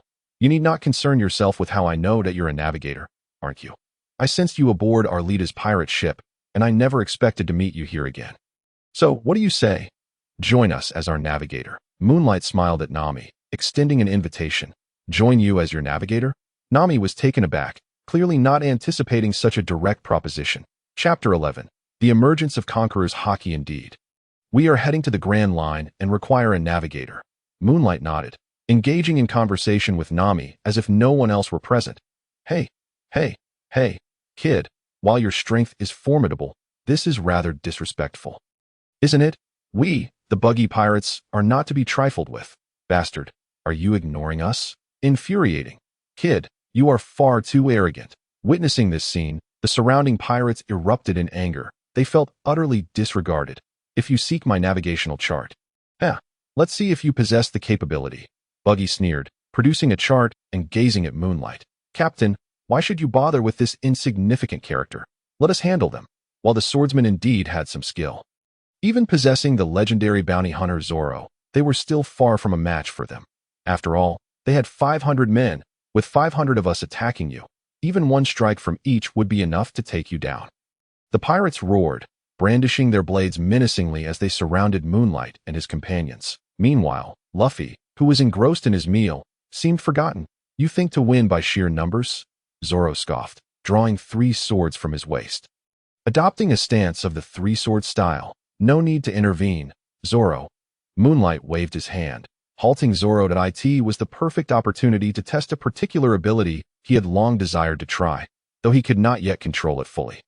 Now seemed like the ideal moment. "You'd best keep your distance, or you may be caught in the fallout." Moonlight smiled at Nami. "All right." Nami nodded, still astonished by Moonlight's invitation, but merely surprised. She quickly fled to a safe distance, soon vanishing from sight. Moonlight smiled faintly as he approached the Buggy Pirates. What does he intend to do? Is he really preparing to face 500 men alone? Zoro watched Moonlight's movements, though puzzled. He refrained from acting. "Kid, are you saying you will confront 500 of us by yourself, seeking death, even if you are powerful and skilled with a sword? If 500 of us strike together, you will have no place to be buried." It was utterly brazen. He had never seen such audacity before. "Brothers, charge. Let this kid experience our might. Kill him." The pirates roared in fury as they charged at Moonlight. Buggy's expression shifted, an unsettling feeling rising within him. For reasons unknown, he sensed a formidable power emanating from Moonlight that made him uneasy. Having been aboard the Pirate King's ship, he had seen much. Conqueror's Haki. At that moment, Facing the onslaught of 500 pirates, Moonlight smiled faintly, unleashing Conqueror's Haki. A wave of invisible pressure erupted, centered around Moonlight, affecting a radius of 1,000 meters. The charging pirates, before even closing the distance, suddenly found themselves immobilized as if struck by a paralysis spell. Unable to move one by one, they collapsed to the ground, unconscious, incapacitated, dazed, and twitching. In the blink of an eye, all 500 pirates lay defeated. Devoid of combat capability, what is this? Zoro also felt the overwhelming pressure. Though his will remained steadfast, he could not help but be astonished by the sight of the fallen pirates. Luffy, too, was taken aback. Halting his feast, eyes wide in disbelief at the scene unfolding around him. Conqueror's Haki, Buggy enunciated slowly, his gaze fixed intently on Moonlight. Having experienced much, he recognized this phenomenon that he had not anticipated encountering someone capable of wielding such power in the East Blue. This is a power reserved for the chosen. What is Conqueror's Haki? Luffy inquired, perplexed. Not only him, but Zoro shared the same bewilderment. The ability to incapacitate 500 individuals in an instant was simply terrifying. However, Buggy paid them no mind, instead murmuring to himself as he regarded Moonlight that I never would have imagined that in this weakest of seas, the East Blue, someone would possess such power and be able to wield it. Truly unbelievable. Hand over the navigational chart and get out of this village. Buggy, Moonlight declared calmly, raising the Kazuki sword, activating armament Haki. The blade of the Kazuki sword instantly turned black, emanating an inexplicable force. Armament Haki, you say? This complicates matters. Buggy's expression darkened at this revelation. The true power of a devil fruit user lies in their formidable abilities, far exceeding human comprehension, particularly for someone with the Chop Chop fruit. Ordinary strength posed no threat to him, yet if Haki were to be applied, even a Logia-type user could be harmed. Nonetheless, Buggy was who he was, once a crew member of Roger's ship, a user of the Chop Chop fruit, and the captain of a pirate crew that he had vowed to obtain the great treasure One Piece. If he were to cower in the face of the strong, what kind of pirate would he be? With that, Buggy roared in rage. Do you wish to possess my nautical charts? A mere dream. Although your strength is formidable, do not underestimate the might of my esteemed Captain Buggy. Kabaji emoji.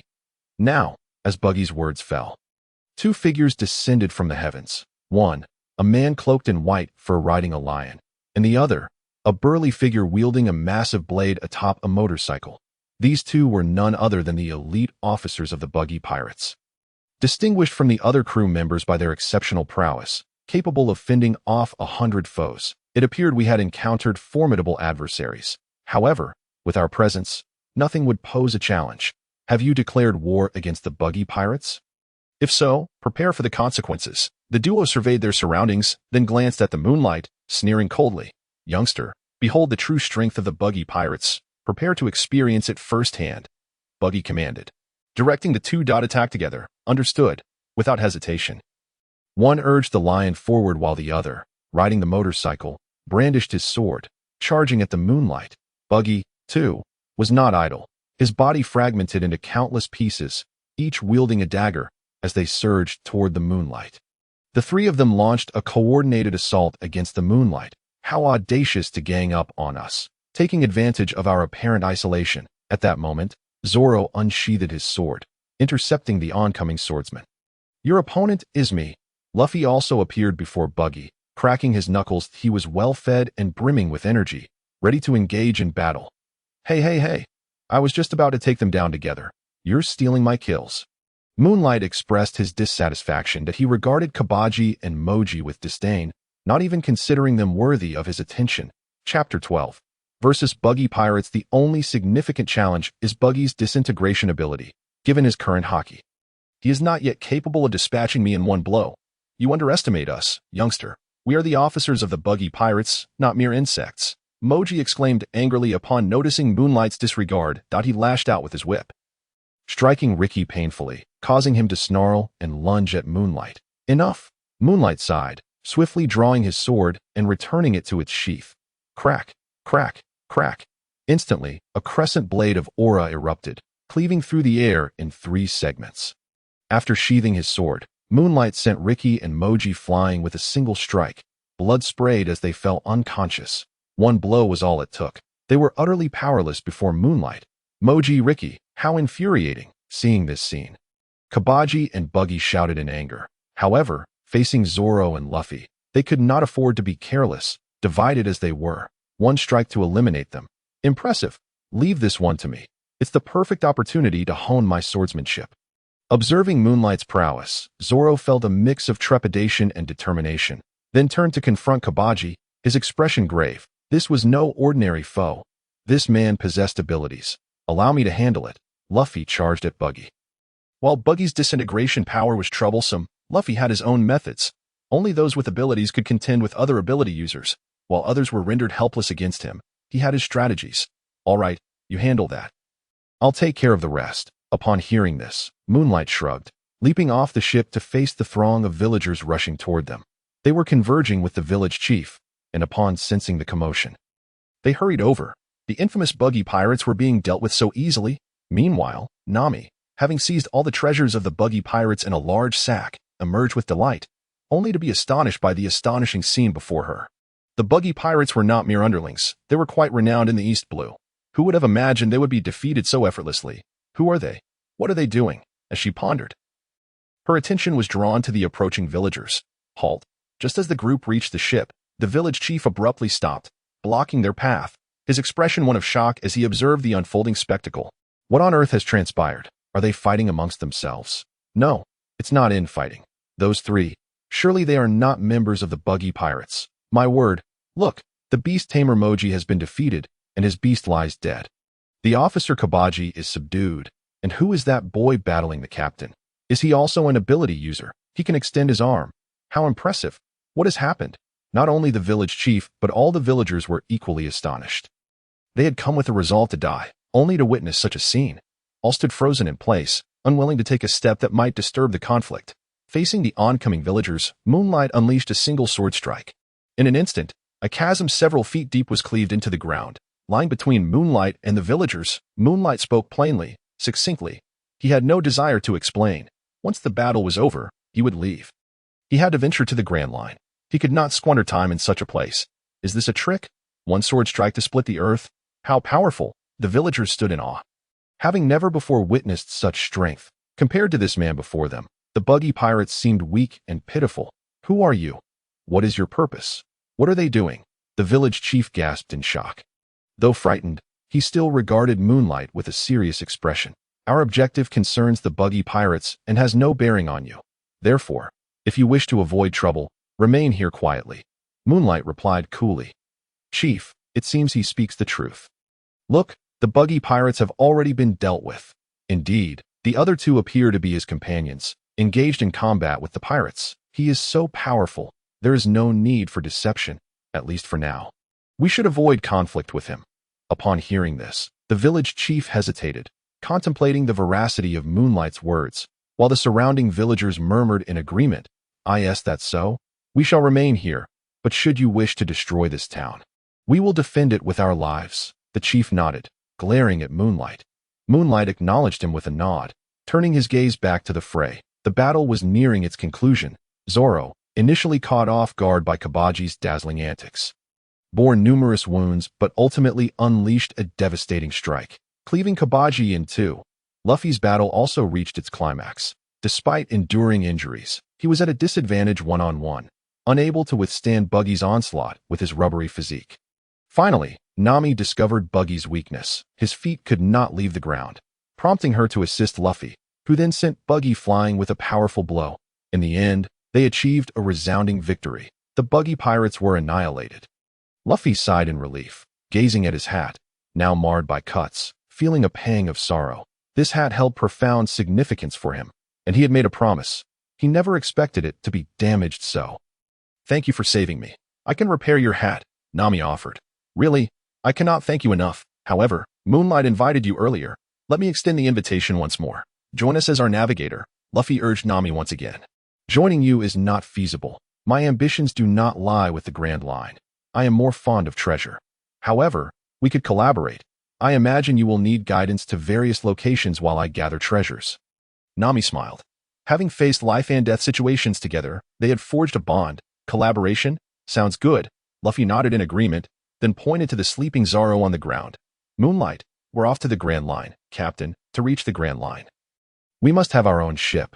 And this guy, he truly has no sense of danger, sleeping so soundly. Moonlight looked at the slumbering Zoro with exasperation. To be able to sleep in such circumstances is nothing short of miraculous. Rest assured, we will acquire a ship. Luffy nodded with an air of confidence. Chapter 13.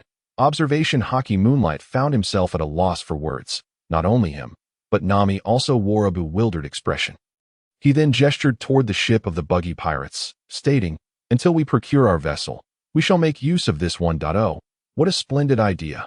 Luffy exclaimed, clapping his hands in agreement, "that I noticed the supplies on board are dwindling. We must resupply quickly, otherwise, with your appetite, we 1T last a day." The Moonlight sighed and boarded the ship, taking a glance inside before stating, "It is evidently impossible on this island. Let us set sail." Nami nodded, casting a glance at the hostile villagers on the other side of the fissure and the battered, war-torn village ravaged by Buggy's cannon fire. She sighed. Indeed. Luffy also nodded in agreement, harboring no objections. Moonlight hoisted Zoro and, after weighing anchor, set the sails to depart. "Wait for me," Luffy exclaimed, extending his arm to grasp the edge of the ship and leaping aboard. Nami chuckled, revealing a radiant smile, and thus the group departed from Orange Island. Had they truly left? These people? It appeared they were not villains. They had seized Buggy's ship. Could they also be pirates? In these seas, if one is not part of the Navy, they are simply pirates. The villagers of Orange Island stood in a stupor, whispering amongst themselves as they watched the four figures recede into the distance, regardless of whether they were pirates or anything else, to this village. And to us, they were heroes. If it were not for them, we would still be under attack by that band of pirates, and reclaiming our village would be exceedingly arduous. Regardless, we must express our gratitude to them. The village chief murmured, "Indeed, that is true. No matter how one looks at it, they are our benefactors. Have they truly departed? We have yet to thank them. Quickly, call out to them. We must show our appreciation." Upon hearing the chief's words, the villagers snapped to attention. They called out to the retreating figures, "Hey, thank you. Truly, thank you. Benefactors, let us express our gratitude." Waves of voices echoed from the island. What are they saying? Luffy, seated at the bow of the ship, looked in bewilderment at Orange Island. "Who knows? Perhaps they are thanking us." Nami shrugged, glancing at the sea currents and the clouds above, letting out a long sigh of relief. "Well, the current and the clouds indicate that our course is perfectly safe. We can relax now." "Oh, I say, Moonlight, what are you doing?" Luffy asked, turning his gaze to Moonlight. After Nami had finished speaking, Moonlight suddenly approached Luffy, who looked puzzled. "Attack me, and assist me in my training." Moonlight replied nonchalantly. He aimed to train his observation Haki. They had already set sail, and the enemies they would encounter next would grow increasingly formidable. His swordsmanship was sufficient to dominate the East Blue, but should he face someone with devil fruit abilities, defeating them would be easy, yet inflicting damage would pose a challenge. Thus, he needed to strengthen his training. Observation Haki is a skill honed through constant evasion. With a system in place, he could train on his own, but nothing compared to the efficacy of training against another. "Assist you in your training?" Luffy's eyes lit up at the suggestion. "Indeed. You simply attack. The denser the barrage, the better. I will focus solely on evasion." Moonlight nodded, then closed his eyes. "Are you not going to keep your eyes open while fighting him?" Nami inquired, perplexed. "No. If I keep my eyes open, how could that be called training?" Moonlight smiled, beckoning to Luffy with a finger. "Come on, the more concentrated your attacks, the better." "All right, sounds fun. In that case, Moonlight, brace yourself." Luffy grinned, rubbing his palms together before launching an attack at Moonlight. Gum pistol. Bang. A powerful punch shot forth with incredible speed. Whoosh. Yet, Moonlight's body flickered, effortlessly evading the blow. Although his eyes were closed, under the effect of LV1 observation Haki, he could sense the surrounding presence. Just as he dodged, the system's voice chimed in. "Ding. You have used observation Haki once, gaining 100 experience points. Ding. Observation Haki 110,000. Indeed, this was effective, and it allowed for the swiftest adaptation to combat. Moonlight felt a surge of excitement. "How impressive. In that case, I shall not hold back, Moonlight," Luffy exclaimed, astonished, then grinned widely. "Good. Do not hold back. Come at me with all you have." Moonlight nodded, taking a defensive stance. "That gum Gatling," Luffy shouted, unleashing a flurry of punches, creating a storm of attacks. Instantly, dozens of fists appeared, raining down upon Moonlight. Come at me. Feeling the onslaught, Moonlight nodded, activating his observation Haki, and began to evade. Ding. You have used observation Haki, gaining 100 experience points. Ding. You have used observation Haki, gaining 100 experience points. Ding. Observation Haki level increased. Observation Haki LV2 110,000. With each use, he gained 100 experience points. And after Luffy's torrential barrage of punches, Moonlight's observation Haki leveled up. Upon reaching LV2, he could effortlessly sense the surrounding presence, movements, and the flow of Luffy's punches, making evasion a breeze. Luffy could not land a single hit. Incredible. What kind of monster is this? Luffy's attacks are like a tempest.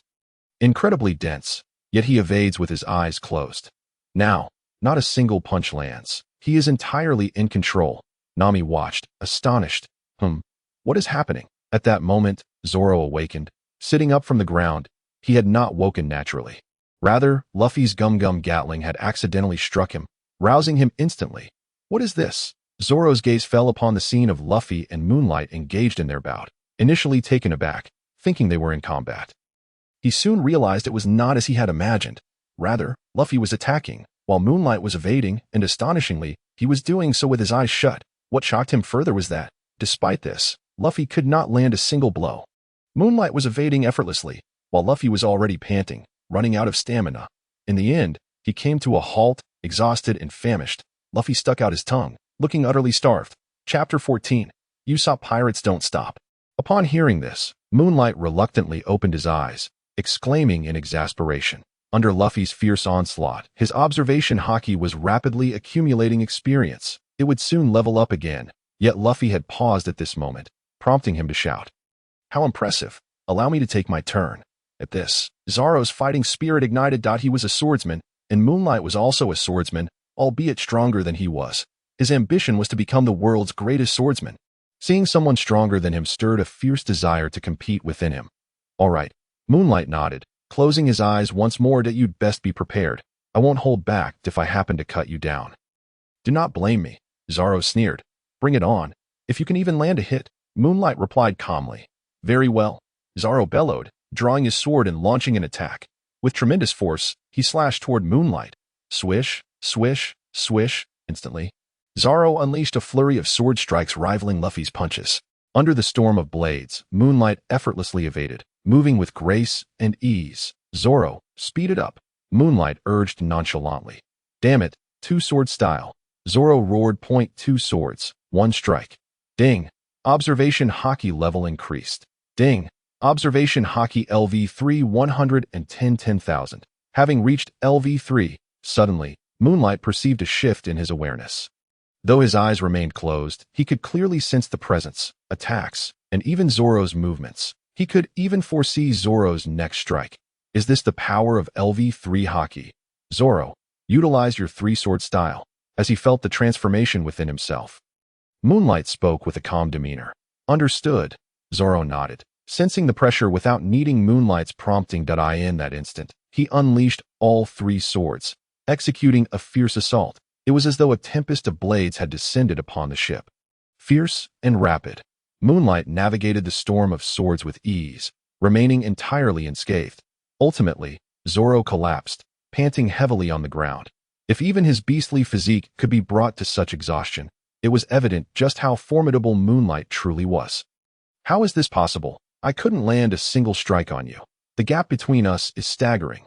Zoro was taken aback. He was aware that Moonlight possessed greater prowess than himself, yet he never anticipated the disparity to be so vast. Incredible, Moonlight.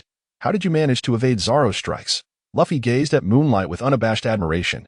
Indeed, how did you accomplish such a feat? Nami also looked astonished. It was utterly astonishing that Zoro and Luffy, with their numerous blades, failed to land a single blow. Remarkably, he had evaded the attacks with his eyes completely closed. This was Haki, the observation Haki, which allowed him to sense his opponent's aura and strength. However, he lamented that he could not impart this mysterious power to them. Haki is something everyone possesses. However, few can cultivate it for teaching others. I find myself at a loss, Moonlight remarked with a faint smile. My ability was bestowed upon me by the system, as innate as breathing, unlike your circumstances. Haki. What is that? Luffy pondered, then shrugged off the thought. Forget it. I'm hungry. Nami, is there an island nearby? Luffy asked, momentarily distracted as he rubbed his flat stomach. I won't learn it from you. I intend to defeat you and grow stronger myself. Zoro flatly refused, his pride and confidence intact. Even if Moonlight wished to teach him, he would not acquiesce. Dayan Island? Let me see. Ah, yes, there is one nearby called Syrup Island. I believe we can replenish our supplies there. Nami pointed to a location on the nautical chart. After she spoke, a small island gradually appeared on the horizon to the southeast. Ah, an island? Fantastic! Luffy exclaimed joyously upon seeing it. Indeed, a worthy navigator like me ensures such matters are easily resolved. Nami proclaimed with confidence Dae's for sailing skills. She was unrivaled. Syrup Island, you say? Moonlight murmured, his gaze fixed on the distant land. Meanwhile, on Syrup Island, a man with a long nose, wearing goggles and carrying a backpack, watched Moonlight and his companions from afar. The flag of a pirate crew fluttered ominously in the breeze. Captain, have you spotted something? Asked one of his crew members. Whatever it is, the Ussop pirates will handle it. Another chimed in. Indeed, no matter what transpires, we are valiant warriors of the sea, said a third. Ussop, growing increasingly serious, remarked. Isn't that a game we play? Are those actual pirates? Haha. Captain, stop joking. Who would believe such a tale? One of them scoffed. Though we are proud members of the Ussop pirates, let us not kid ourselves. The villagers call you a liar. Captain, for heaven's sake, let it go. The trio erupted into laughter, wholly unconvinced. After all, Ussop had deceived the villagers so many times that no one believed him anymore. It was only natural, after being tricked once, twice, thrice, by the fourth or fifth time, who would still trust him? Even his own crew began to doubt him at this moment. This time, it's the truth. I swear it. You can see for yourselves. Ussop insisted, his expression grave, beads of sweat trickling down his forehead. All right, Captain, while your acting skills have improved, we simply cannot take you seriously. The trio shook their heads, utterly unconvinced. Yet, they instinctively took the telescope Ussop offered and looked through it. Suddenly, they froze, their bodies trembling in shock. Pirates. Real pirates. Oh no, Captain, what do we do? They began to shake uncontrollably. Although they often played pirate games, they were fully aware that those were mere fantasies when confronted with genuine pirates. They found themselves devoid of any courage. What else can we do? Quickly, you three, go warn the villagers. They must flee at once.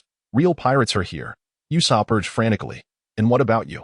As the trio prepared to flee, they noticed Ussop standing resolutely in place, prompting their inquiry. I must stay here and stop them.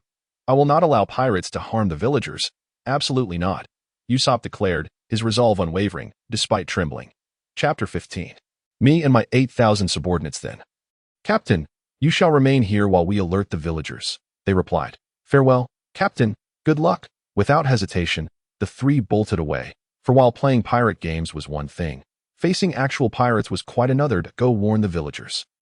Run, Ussop urged, his voice quaking as his legs trembled, yet he remained steadfast. He was a man determined to prevent the pirates from landing. I will not allow you to step foot on this village, Ussop declared resolutely, steeling himself. Suddenly, his body ceased trembling, and his gaze grew resolute as he ventured into the thicket. Just then, Moonlight and his three companions had reached the shore. Moonlight cast the anchor and secured the ship before leaping ashore.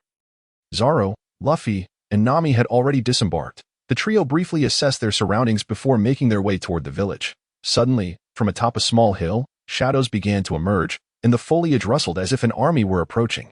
Stop right there. This island is now claimed by the great Ussop pirates. You little rascals better scram, or my 8,000 subordinates will not be so kind. A voice boomed from above, and the commotion intensified, as if genuinely 8,000 warriors were about to descend. Wow, impressive, Luffy exclaimed, eyes wide in astonishment.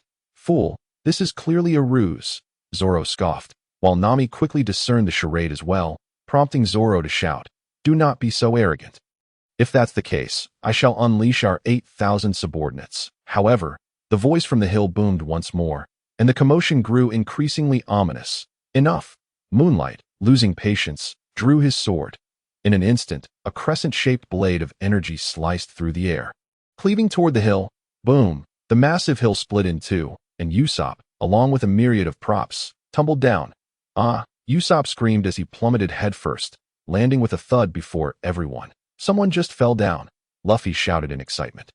Is it just one person? Zoro, hand poised on his sword, remained vigilant, ready to draw.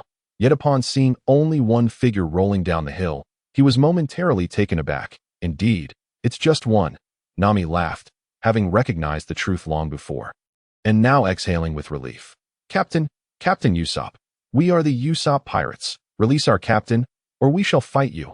At that moment, the trio of Onion Head, Green Pepper Head, and Radish Head rushed forward, two of them attempting to pull Ussop up, while the third stood guard, glaring at Moonlight and his crew. Ouch, that hurts. Thankfully, the ground was soft, or I might have met my end. Ussop exclaimed, clutching his long nose and wincing in pain, grateful for his narrow escape. Green Pepper Head, Onion Head, Radish Head, what are you doing here? Did you warn the villagers to flee? Ussop asked, his expression shifting to concern as he noticed the Captain. It's futile. We've deceived the villagers too many times. They no longer believe us, one replied. Indeed, we've tricked them too harshly. Now, they trust us not at all. Another lamented, we have no choice. Captain, we must defend the village. The third echoed, their spirits dampened, having spun tales for so long. The villagers no longer had faith in their words. This is infuriating.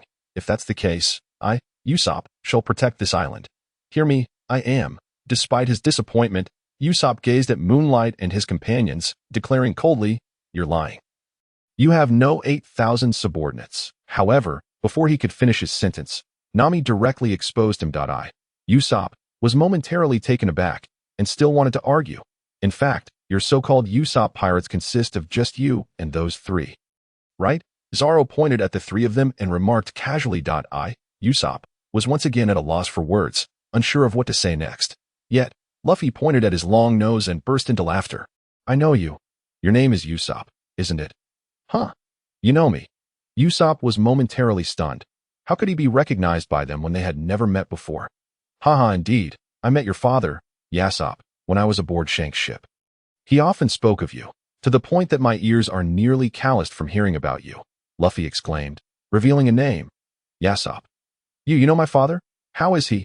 Upon hearing that name, Ussop trembled all over and turned to Luffy.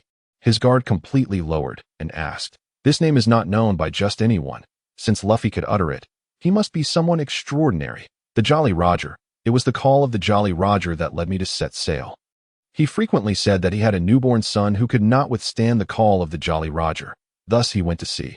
Luffy explained he is often shooting ants between the eyes. He is among the best sharpshooters on Shank's ship. That's wonderful. My father is safe and remembers me. This time, Ussop completely relaxed, reminiscing about his father, Ussop, and began to yearn for him. Perhaps it was due to blood ties. He felt an overwhelming longing for the sea. Luffy's friends? It seems so. Should be. Upon witnessing this scene, Nami and Zoro spoke in succession. Moonlight merely smiled faintly, having already known, but now experiencing it firsthand, just then. Luffy's stomach growled unexpectedly, and he instantly looked dispirited, turning to Ussop and asking that I'm so hungry. I want to eat meat. Hungry are you? No problem. Follow me. I will treat you to a feast. Onion Head, Pepper Head, Radish Head. Let's go. Ussop, who was in high spirits, waved his hand dramatically and declared grandly, wow, there's meat to eat. Luffy's eyes instantly sparkled as he dashed toward the village. Zoro's eyes also gleamed. There's alcohol to drink. He quickly followed suit. In the end, only Nami and Moonlight remained, still relatively composed. The two exchanged wry smiles and followed slowly toward the village. Chapter 16. Clabatel as one of the foremost gluttons and drunks. It was evident that they could not withstand temptation, especially Luffy's insatiable craving for meat, which could only be described as extreme. Since he was an acquaintance of Luffy's father, Ussop generously led them to the finest restaurant in the village. At the dining table, Luffy devoured meat with fervor. Zoro indulged in copious amounts of alcohol, while Nami and Moonlight ate fried rice slowly. Helplessly watching the two halfway through his meal, Ussop glanced at the time and suddenly left, leaving Onion Head, Radish Head, and Pepper Head to entertain them. Where did Ussop go? An entire hour later, after Luffy had finished his meal and was full of food and drink, he suddenly realized Ussop was missing and asked, did you just notice? I mean, Luffy, what is your stomach made of? You can eat so much. Wow. Upon hearing this, Nami and Moonlight were left speechless, with Nami widening her eyes and pointing at Luffy. Even Zoro chimed in. Incredible! Is this what a real pirate is like? He just consumed enough food for at least 50 people. That appetite is astonishing. Not just 50 people. I reckon it's enough for 100. Ussop? He had something to attend to. The three of them gazed at Luffy with admiration, their eyes filled with awe. He's gone. I still had questions for him. Upon hearing this, Luffy expressed his disappointment. What questions? Asking us is just as good. Indeed, if there's anything we can assist you with, do not hesitate to speak. We will do our utmost to assist genuine pirates. What a cool thing that would be. Seeing this, the three patted their chests, swearing their commitment. Well, thank you very much. We need to acquire our own pirate ship. Though you know who the wealthiest person on this island is. We intend to ask him for a ship. Luffy stated his intentions plainly. The wealthiest? The villagers are all quite similar. No one stands out as the richest, but we could each pitch in a little. That might not be ideal, considering everyone has their own struggles. By the way, perhaps that person could help, the three suddenly exclaimed. The island's villagers are self-sufficient and not wealthy, and asking everyone to contribute money for pirates is unrealistic. Suddenly, Onion Head seemed to have an epiphany. His eyes lighting up as he said, that person? Luffy's eyes brightened as well. Indeed, she is the wealthiest in our village. If you approach her, she might be able to assist you. Are you referring to Miss Kaya? Who lives in the villa on the mountain? Pepperhead and Radish Head recalled. Speaking up, Miss Kaya? This time, not only Luffy but also Zoro and Nami's eyes lit up, since we are to set sail as a crew.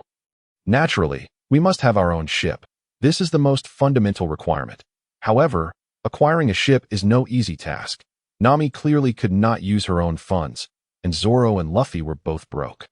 Moonlight had just arrived and was also penniless. Obtaining a ship seemed like a distant dream. That Buggy's ship was not his own, and it was in disrepair, utterly unfit for the Grand Line. Luffy understood well that he could not afford to wait that long.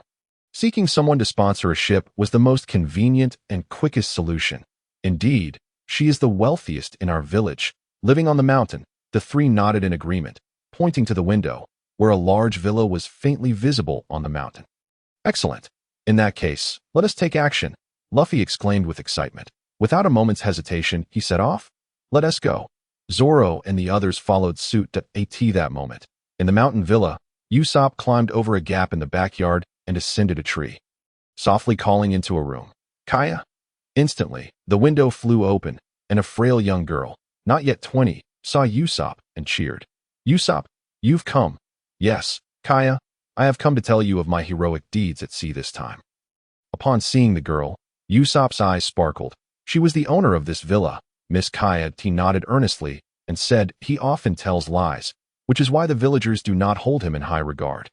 While he is not entirely reviled, he is certainly not well liked. However, this girl was the only one who believed in him. Ussop felt a long-lost warmth from her, especially since the girl was young and beautiful.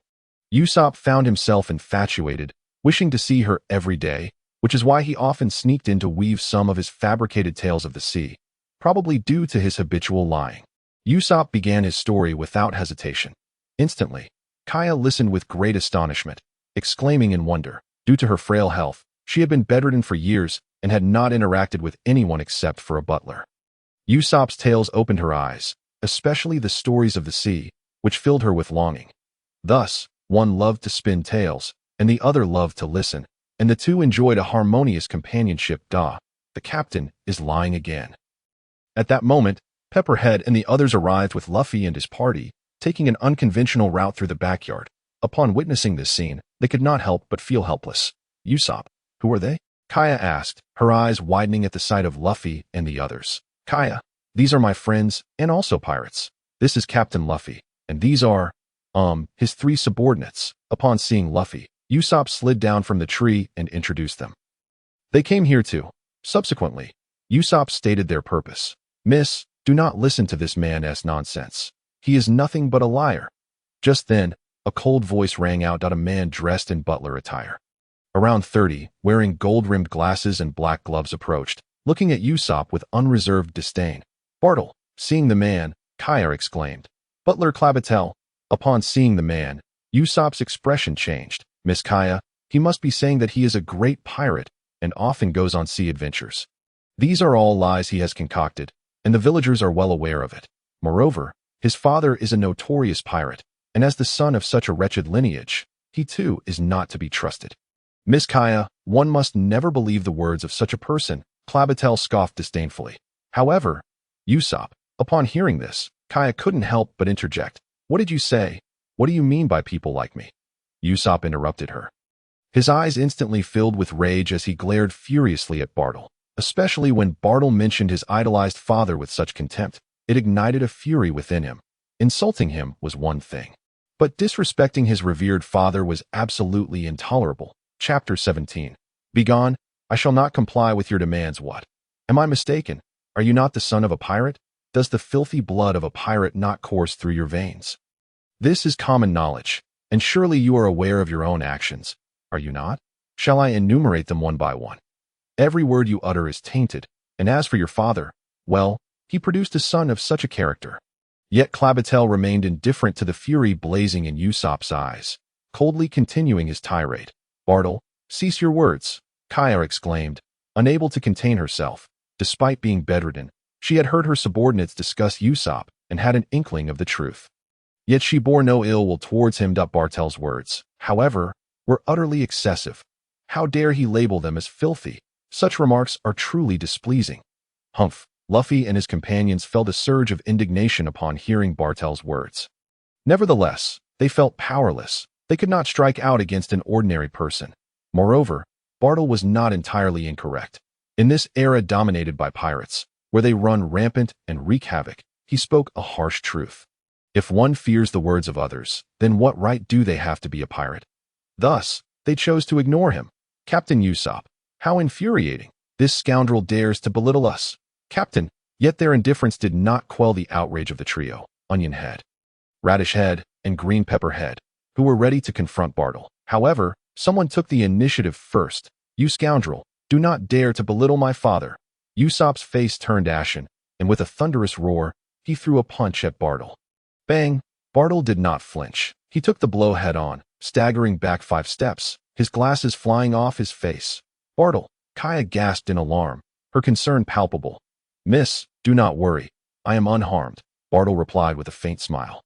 Retrieving his glasses from the ground, adjusting them with a casual motion, and wiping the blood from his face while casting a condescending glance at Ussop. Indeed, a filthy pirate's offspring, resorting to brute force to resolve matters. It seems my assertions were entirely accurate. Ussop was consumed by rage, ready to retaliate once more. Halt! Ussop!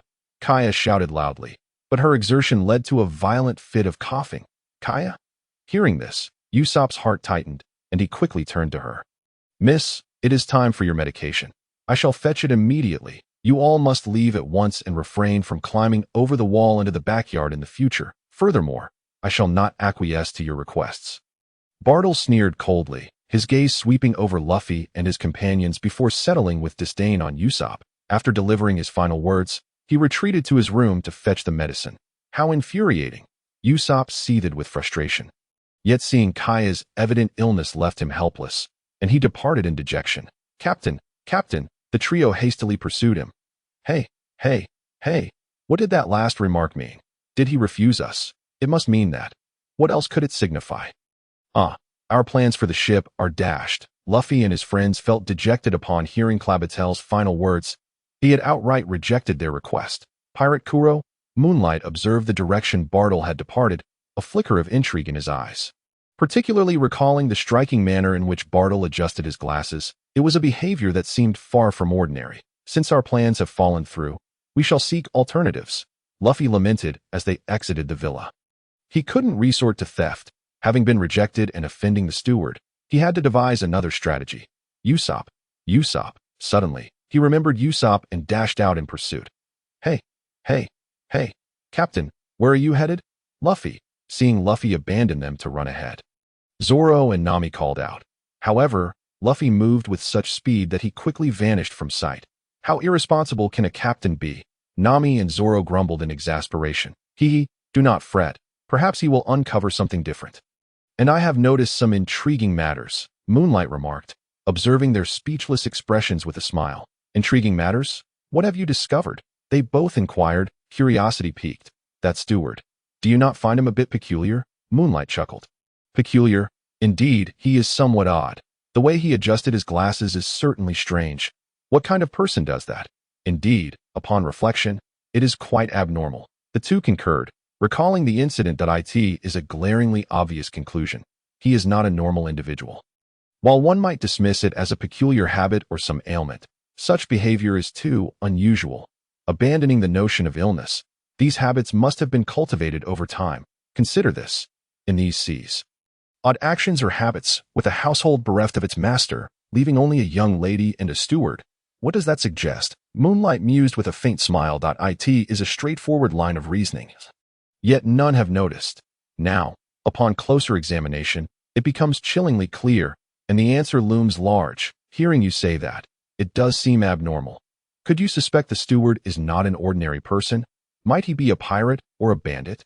Moonlight, this. The two were taken aback, contemplating Moonlight's words, and the more they considered, the more terrifying it became. Nami even ventured a hypothesis. Indeed, in these waters, aside from ordinary people, it could only be pirates, although we lack concrete evidence.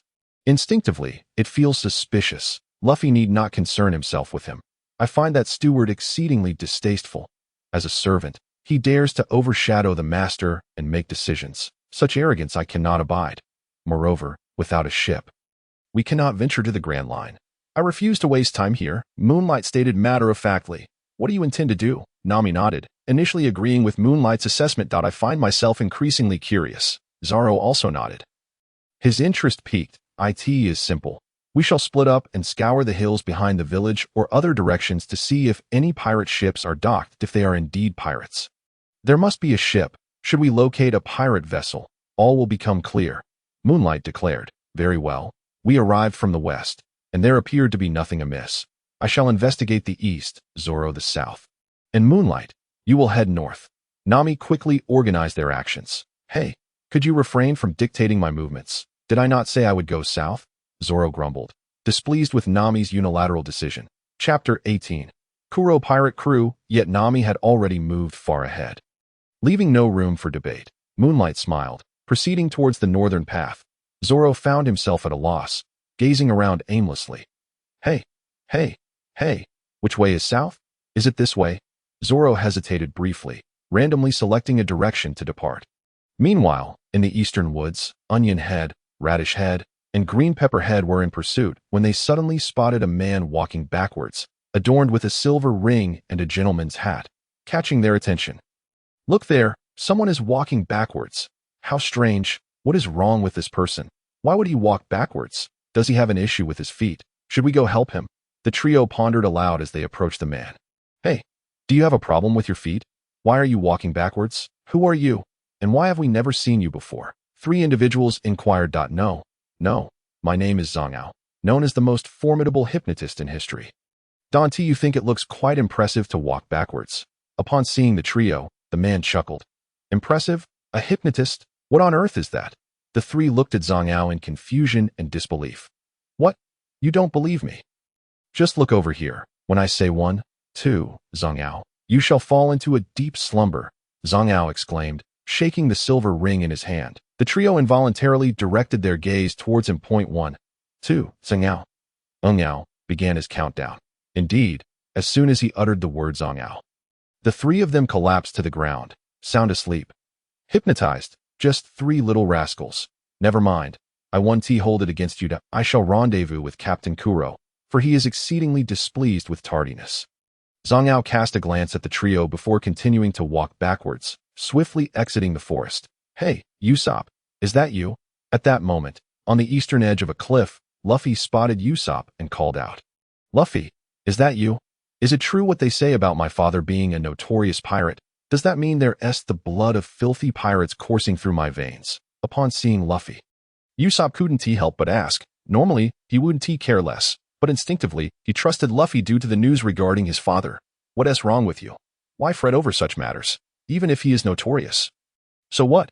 If you choose the path of a pirate, you must grow accustomed to the gossip of others. Otherwise, what kind of pirate would you be? Luffy paused for a moment, then clapped Ussop on the shoulder.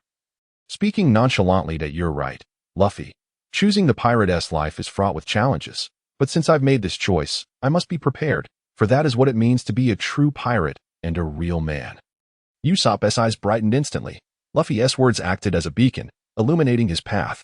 Thank you, Luffy. Usopp expressed his gratitude, but before he could finish his sentence, a conversation drifted up from below the cliff. The cliff was not particularly high, merely about 30 meters to at that moment. Below the cliff, Butler Clabeth and a man wearing a top hat, holding a pair of silver rings, were conversing. It was none other than Zhang. Is everything ready? Clabeth inquired. Rest assured, all preparations are complete. Zhang nodded. Excellent. For this moment, I, the illustrious Captain Kuro, have endured the presence of a little girl for 5 long years. Yet, all of it will be worth it. Once accomplished, the world will forget my true identity, and no one shall ever know my real face again. Clabeth sneered at as predicted by the moonlight. Clabeth is no ordinary man. He is a pirate. Captain, I have no issues on my end. But what about you? I've heard you encountered some minor troubles. Is everything truly all right? Zhang responded. Indeed, there are some minor troubles, but they are of no consequence. I can easily resolve them. Now, instruct everyone to charge in. Create chaos, and I shall appear at the most critical moment to repel them while eliminating Kaya. We'll meet on the northern hillside of the village in half an hour, Clabeth stated coolly. Understood, Captain, Zhang nodded, preparing to turn and leave. Just then, a booming shout interrupted them. The two were startled to see Luffy, filled with rage, glaring at them from the cliff, shouting, Hey, you dastardly scoundrels, you intend to kill the villagers and Miss Kaya? Aren't you the butler of the villa? Meanwhile, Usopp, filled with rage yet enveloped in endless fear, watched as Luffy stood up abruptly, feeling a surge of panic. Hey, what are you doing standing up? Shouldn't we wait for them to leave and quickly inform the villagers instead? No way. This scoundrel wants to kill all the villagers. I'm going to knock him out. Luffy ignored Usopp and shouted loudly. The two had overheard their conversation and uncovered Clabeth's true identity as the captain of a pirate crew lurking here. Is it you, you worthless fool? Seeing your nose makes my previously bruised face ache. It's quite irritating. Zhang, deal with them. Upon hearing this, Clabeth sneered and addressed Zhang. Yes, Captain, Zhang nodded, shaking the silver ring in his hand as he looked at Luffy. Look here, when I say 1, 2, Zhang, you will fall asleep. Huh? Luffy was taken aback and turned to look. Point 1, 2, Zhang. Thud. As soon as Zhang pronounced the name Zhang, Luffy's eyes snapped shut, and he plummeted off the cliff, head first into the ground, utterly unconscious. Witnessing this, Usopp was terrified out of his wits. All right, let us go. Observing the scene, Clabeth sneered and turned to leave. Zhang nodded, offering no objections, and headed in the opposite direction, intending to inform the crew to commence their slaughter. You, stop right there. I am Captain Usopp, and I have 8,000 subordinates. I will reveal your true colors to the villagers. Your scheme will not succeed. You shall not harm Kaya. Usopp trembled, filled with terror. But even in this moment, he persisted in shouting. Then go ahead and tell them. Do you think the villagers will believe you or me? You wretched scoundrel, Clabeth sneered, completely disregarding Usopp, utterly ignoring his presence. Usopp felt a chill run through him. He suddenly recalled that he had a history of deceit, often deceiving the villagers, and now no one believed him. Damn it, no matter what, I must save everyone. I cannot let them be deceived, and I must tell Kaya the truth. Usopp gritted his teeth and sprinted away. Meanwhile, on a cliff to the north, Moonlight gazed at the pirate ship docked at the island and smiled. Found it. Indeed, the Kuro pirate crew. Chapter 19. Everything unfolded just as Moonlight had surmised. Moonlight smiled faintly, having located the crew. Now there was undeniable evidence. Clabeth could not escape culpability. Just as Moonlight prepared to take action against the pirates, Zhang suddenly appeared from the slope, striding towards the distant pirate ship. It's Mr. Zhang has arrived. Splendid. It seems business is about to commence. From afar, the pirates aboard the ship saw Zhang and erupted in excitement. All right, everyone, the captain has given the order. Let us storm the village and unleash chaos. Upon reaching the front of the ship, Zhang announced directly. Finally we can go ashore. I've been waiting for this day for so long. Now we can show these damned villagers the might of the Kuro pirate crew. Excellent, excellent. Brothers, grab your cutlasses and let us head ashore. At once, all the pirates cheered wildly, brandishing their cutlasses, leaping from the ship, and charging toward the village with murderous intent. Halt! You vile pirates! I, the great Captain Ussop, am here. You shall not lay a finger on the villagers. I advise you to scurry away quickly, or my 8,000 subordinates will not spare you." Just then, Ussop emerged from the thicket, arriving just in time. Despite his fear, he shouted vehemently at the individuals before him. "Huh? Who is this guy? Is he a pirate? 8,000 subordinates. Let us get out of here."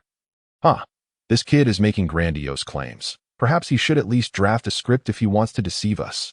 Do you think we'll fall for it? Fool. You and your 8,000 subordinates? I have 100,000 subordinates. What do you amount to?" The pirates mocked Ussop, their laughter echoing as they dismissed his words. Subsequently, the group, armed with cutlasses and wearing menacing expressions, advanced menacingly. "Damn it, have I been seen through so easily?" Ussop trembled, overwhelmed by the sight of these bloodthirsty pirates. He was merely a habitual liar. He had no real strength. "Hey, I senti this the southern side?" Just as he stood trembling, a voice suddenly rang out. Zoro strolled over, looking bewildered as he surveyed the surroundings and inquired of Ussop. Clearly, he was lost. "You're Zoro? Thank goodness. Quickly, stop them. They're pirates intending to slaughter the villagers." Upon encountering Zoro, Ussop felt as though he had stumbled upon a savior. Urgently pleading for assistance. "Pirates? It seems I have indeed found the right direction." Just as Kagetsu surmised, there are indeed pirates lurking in this inconspicuous part of the island. Zoro remained oblivious to his bearings. But upon hearing Usopp's words and witnessing the murderous pirates descending the slope before him, a cold smile crept across his face. There was nothing to the east, nor to the south, and Zoro, clearly a hopeless navigator, had somehow ventured north when directed south. These were directions that could not be more contradictory. Is that not Zoro? Has he located the pirates? Just then, Nami suddenly emerged from the thicket. Having scoured the eastern and southern regions and now arriving at the north, for a navigator, swiftly searching a location was a simple task. However, upon seeing Zoro and the pirates behind him, she was momentarily taken aback. Indeed, just as Kagetsu had predicted, they were pirates, Nami murmured, recalling Kagetsu's conjecture. How infuriating! How did they find this place? From their words, could it be that we have been discovered? Observing Zoro and Nami appearing one after the other, Zango's expression darkened considerably. If it were merely Ussop, he would not have been concerned, but with Zoro and Nami involved, he could not afford to dismiss the situation, especially Captain Kuro, who had a particular disdain for those who failed to keep time. Anyone who had previously been tardy had met their demise. The terrifying thought of Captain Kuro sent a chill down Zango's spine. There could be no delay, otherwise he too would face obliteration. With this in mind, he shouted to his comrades behind him, "Everyone, give it your all and rush forward. We must not delay our rendezvous with the captain. I need not elaborate on the consequences, as you should be well aware. Yes, Mr. Zango, everyone, charge forth. We must not delay our meeting with Captain Kuro. Charge. We absolutely cannot afford to be late, or we shall be eliminated." With fervor, all the pirates surged forward, disregarding all else, knowing full well the might of Captain Kuro. And at this moment, not a hint of hesitation dared to linger. "Here they come. Leave it to me." Seeing this, Zoro's eyes gleamed, a cold laugh escaping his lips as he unsheathed his three swords. Three-sword style. The frenzy of three-sword style unleashed. In an instant, Zoro charged forth, transforming into a cutting machine, hurtling towards the pirate horde. Like a reaper, wherever Zoro went, foes fell before him, unable to muster even the slightest resistance. In the blink of an eye, he plunged into the throng of pirates, and when he emerged once more, they lay strewn on the ground, grievously injured. How infuriating! Is he truly that formidable? In light of this, Cap brothers, I entrust you with the task. We absolutely cannot afford to be late. Witnessing this scene, Zango's face turned cold as he called out to the ship behind him, summoning a pair of brothers, one stout, the other lean, both adorned with feline claws. They emerged at the sound of Zango's voice, their expressions filled with trepidation as they gazed upon Zoro. "Lord Zango, should we confront him? Is it not a bit too much to ask of us? This man exudes a fearsome strength. We shan't be eliminated, shall we?" The two brothers quivered, utterly timid. "Spare me the chatter. Eliminate him, or we will be late for our appointment with Captain Kuro." Zango replied impatiently. "Ah, Captain Kuro, Buggy, what do you think? Should we engage him? Surely not. How could we possibly defeat him? The two grew even more timid, shaking their heads in refusal as they approached Zoro. What? This is your trump card. Cat brothers? It seems, at this moment, Zoro, disheartened by their cowardly demeanor, pointed at the two. However, before he could finish his sentence, the brothers exchanged a glance, a glimmer of determination flashing in their eyes. Their movements suddenly quickened. Akin to a cat, especially with their clawed hands, they lunged at Zoro. Chapter 20. Either leave, or I will strike. The duo's unexpected assault was bewildering, and by the time Zoro registered their actions, it was far too late. With a swift motion, blood erupted, and Zoro let out a pained grunt as a deep claw mark appeared on his chest, blood flowing freely. He was gravely injured. Zoro, no good. At this sight, Nami and Ussop exclaimed in alarm. Individuals like you are always the same, assuming that we appear clumsy and heavy, unaware that we have ensnared you in our trap. This is the price of judging by appearances. A swordsman? Merely that. The brothers chuckled sinisterly, their expressions cold as they regarded Zoro with mockery. Ha! Truly worthy of the Cat brothers. They are indeed formidable. In our pirate crew, aside from the captain and Mr. Zango, the Cat brothers are the most powerful. Go forth. Use your claws to mercilessly slay this man. How dare you obstruct the Kuro pirate crew? You are a century too early. As this unfolded, the pirates erupted into raucous laughter, clamoring to eliminate Zoro. Waste no time, Cat brothers. Captain has allotted only half an hour. Should you fail to comply, you know the consequences. Hurry, kill them. Zango glanced at the time, instructing the Cat brothers. Yes, that we shall make our move.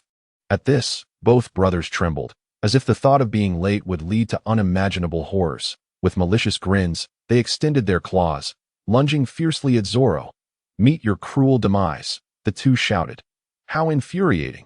Upon witnessing this, Zoro could not afford to be careless. He drew his sword and clashed violently with the Cat brothers. Their claws were vicious and their speed astonishing, leaving Zoro constantly on the defensive, utterly suppressed.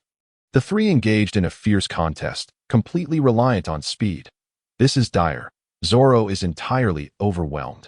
If this continues, he will inevitably perish. Ussop fretted, observing the intense struggle. Zoro, in his three-sword style, was at his most formidable. Yet the Cat brother's speed was far too swift. He could not find an opening, and if this persisted, death was inevitable. That I must create an opening for him. Nami contemplated, watching the three in combat. She recognized the challenge, but knew that creating an opening would be immensely difficult. No, even if it proves impossible, I must force it. Gritting her teeth, Nami suddenly pulled out a dagger from her person and hurled it toward the battling trio. You fool, Zoro shouted in alarm. Humph, seeking death, how dare you disrupt our fight? Eliminate her. The Cat brothers' eyes turned icy, their gaze instantly shifting to Nami. One claw raised. They swatted at the dagger. The dagger hurtled back towards Nami with lightning speed. How infuriating! Seeing this, Zoro bellowed, preparing to leap up to shield Nami. Otherwise, she would undoubtedly perish. Do not worry. Focus entirely on the battle. Yet, at the very moment he prepared to act, Kagetsu's voice rang out, suddenly, with a resonant hum. A crescent-shaped sword energy surged forth, slicing through the air, obliterating the dagger that had been hurtling toward Nami. The dagger vanished without a trace, as though it had never existed, while the sword energy cleaved into a nearby hill. Crack! The hillside shattered. Ussop gaped in shock. No way, this cannot be real. What power is this? Impossible. The pirates stood frozen, staring in awe at the destroyed hill, utterly stunned. Hiss! Zango inhaled sharply, his expression filled with astonishment as he beheld Kagetsu, who was gently descending the slope while cradling Nami. Who was that? The Cat brothers were also stunned, staring blankly at the might of this sword strike, their fighting spirit completely extinguished. Kagetsu. Zoro regarded Kagetsu, his pupils constricting. This strike made him profoundly aware of the chasm between them. Kagetsu, thank you for saving me. Upon seeing Kagetsu, Nami expressed her gratitude. The moment she threw the dagger, she realized she had made a foolish mistake. Fortunately, Kagetsu arrived just in time, or she would have been doomed. A trifling matter. Zoro, carry on with your battle. Kagetsu waved his hand, casting a glance at Zoro, showing no intention of intervening. Understood. Hey, he won to intervene. Zoro quickly gathered his focus, his gaze locking onto the Cat brothers as he activated his three-sword style. How infuriating! Dare to underestimate us. Kill. Upon hearing these words, the two individuals, though astonished by the terrifying prowess of Moonlight, did not exhibit any fear towards Zoro. With a furious shout, they launched another attack. Due to the looming threat of Moonlight nearby, they pushed themselves to their limits, intent on a swift resolution, three-sword style. Demon Slash. Observing this, Zoro let out a cold chuckle. In his three-sword style, he was an entirely different entity compared to wielding a single blade. With 3 slashes, he transformed into a fleeting shadow, vanishing from sight. When he reappeared, it was behind the two adversaries. The marks of the 3 sword slashes were starkly visible upon their chests. Despite their rapid movements, how could they possibly outpace Zoro in his 3-sword state? Ah, the two let out a pitiful cry before collapsing to the ground. How could this be? The Catman brothers have been defeated. This must be a fabrication. How could anyone possibly vanquish the Catman brothers? This is simply inconceivable. As the Catman brothers fell, all the pirates were struck with disbelief, their faces filled with incredulity. Darn it, there's not enough time. Zhang Ao gazed solemnly at the unfolding scene. The defeat of the Catman brothers was unexpected, especially with Moonlight standing upon the hillside, like a towering mountain, effortlessly cleaving a small hill with a single sword strike. As he glanced at the dwindling time, Zhang Ao's expression grew increasingly grim. Next, it's up to you. After defeating the Catman brothers, Zoro collapsed onto the ground, gasping for breath. He was significantly injured. The claws of the Catman brothers had inflicted deep wounds upon him. Moonlight nodded. Gazing at the hillside, regarding Zhang Ao and all the pirates, either you leave, or I will intervene. You choose. Moonlight spoke coolly. What did you say? You intend to take on all of us alone, sir. I acknowledge your strength. But this is rather presumptuous, is it not? Upon hearing this, Zhang Ao could not help but scoff. Moonlight was indeed formidable, but to think one man could eliminate them all was to underestimate them gravely. Humph. While we may not possess the prowess of the Catman brothers, we are certainly not so easily subdued by a single individual. Chapter 21. 1. 2. Zhang Ao, you are indeed impressive, but to believe you can resolve this with just yourself is sheer arrogance. We recognize your strength, but do not underestimate us. All the pirates erupted in a cacophony of voices. They were all desperate rogues, unafraid of anyone. Is that so? Seeing this, Moonlight let out a chilling laugh. Preparing to strike. You are all gathered here. However, at that moment, a voice, ghostly and silent, echoed forth. Captain Crowbat had appeared. To be precise, it should be Captain Crow. It's the captain. Captain, you have arrived. Marvelous. The captain is here. Upon seeing Captain Crow, all the pirates erupted in excitement, cheering jubilantly. This is bad. Time has already elapsed, yet Zhang Ao felt a sinking feeling in his heart, realizing that Captain Crow must have grown impatient and come searching for them. This signified that Crow was now enraged. Ah, it is you, the villain. Upon witnessing Prowess' arrival, Ussop shouted furiously, though his body trembled. Clearly, he was afraid. As the captain of the ship, the strongest man aboard, how could he not be intimidated? Especially after learning of Prowess' sinister plot, his nerves quaked even more. A man like him, enduring humiliation and strategizing for 5 long years, while lurking beside Gaia for 3 years. What a terrifying figure. It was indeed him. No further proof was needed. His earlier words had already betrayed his identity. Nami's heart sank. There was no longer any doubt. Yet simultaneously, her anxiety heightened. If the Catman brothers were already this formidable, one could only imagine how immensely powerful the captain must be. Zhang Ao, what are you doing? However, Crow paid them no mind. To him, they were insignificant. His gaze was fixed upon Zhang Ao, a profound smile gracing his face. Upon seeing that smile, Zhang Ao's heart skipped a beat, realizing that if he did not take action swiftly, they would be utterly doomed.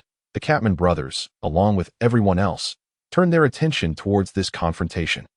When I say 1, 2, Zhang Ao, you shall all become frenzied, Zhang Ao declared to all the pirates, shaking the silver ring in his hand. Hypnosis technique. Frenzy, Zhang Ao shouted. Instantly, everyone gazing at the silver ring found their eyes glazing over. Before a glimmer of bloodlust ignited within them, each person turned savage, seizing their large blades and charging ferociously towards Moonlight. Meow. The most drastic transformation belonged to the Catman brothers, who suddenly doubled in size, their movements and speed becoming even more agile as they lunged at Moonlight. This is terrible. These individuals have grown even more ferocious. This is a disaster. Is this yet another hypnosis technique? This hypnotist? Ussop and Nami exclaimed in shock upon witnessing the change. Indeed, my hypnosis not only induces slumber, but also allows individuals to forget their pain and fears, rendering them as unfeeling beasts, unafraid of injury. Their combat prowess multiplied tenfold. You are finished now. Prepare to meet your demise, Zhang Yao sneered.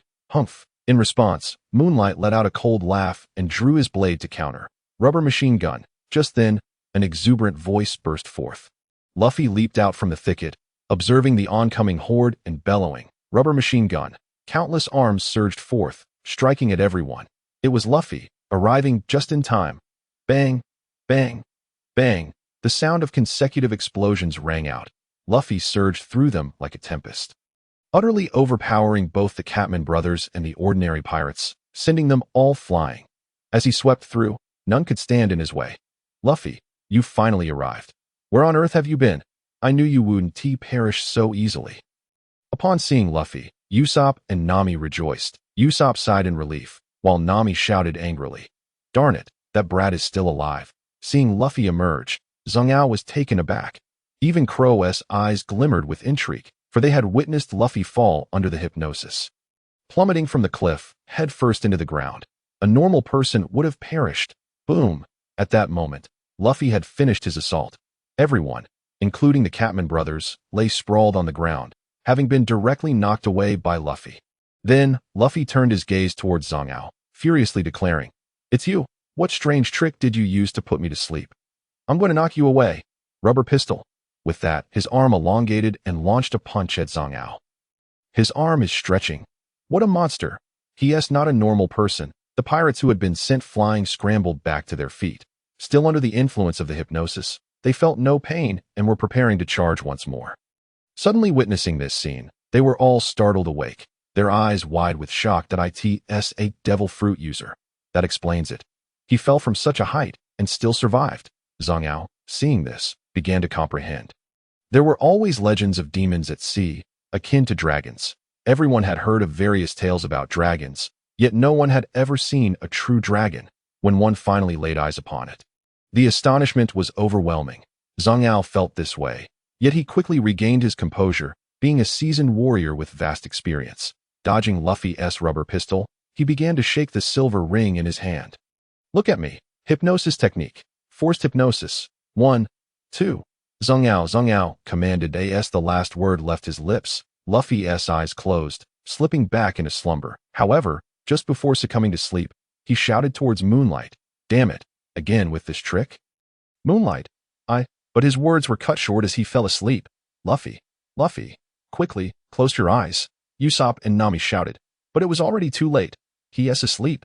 TCH. Seeing this, Zhang Yao sighed in relief, then sneered, Hey, you fell for the same trick twice?" Observing this, Moonlight was left speechless. He had initially thought that Luffy's arrival would sweep through the battlefield, sparing him some trouble. Now it seemed he had overestimated the situation that in the end, it would still rely on himself. "Your capable companions have all fallen. Now you stand alone. What will you do?" After resolving the situation with Luffy, Zhang Yao cast his gaze towards the Moonlight. It is fortunate that he is not a wielder of a devil fruit's powers, making him considerably easier to deal with. "I shall hypnotize you once more. We will charge together. His fist alone cannot withstand the might of 4 hands, though such an action may affect you. It pales in comparison to the wrath of Captain Kuro," Zhang Yao mused, shaking the silver ring in his hand while calling out to everyone. "Everyone, look this way." Instantly, all eyes were drawn back to him.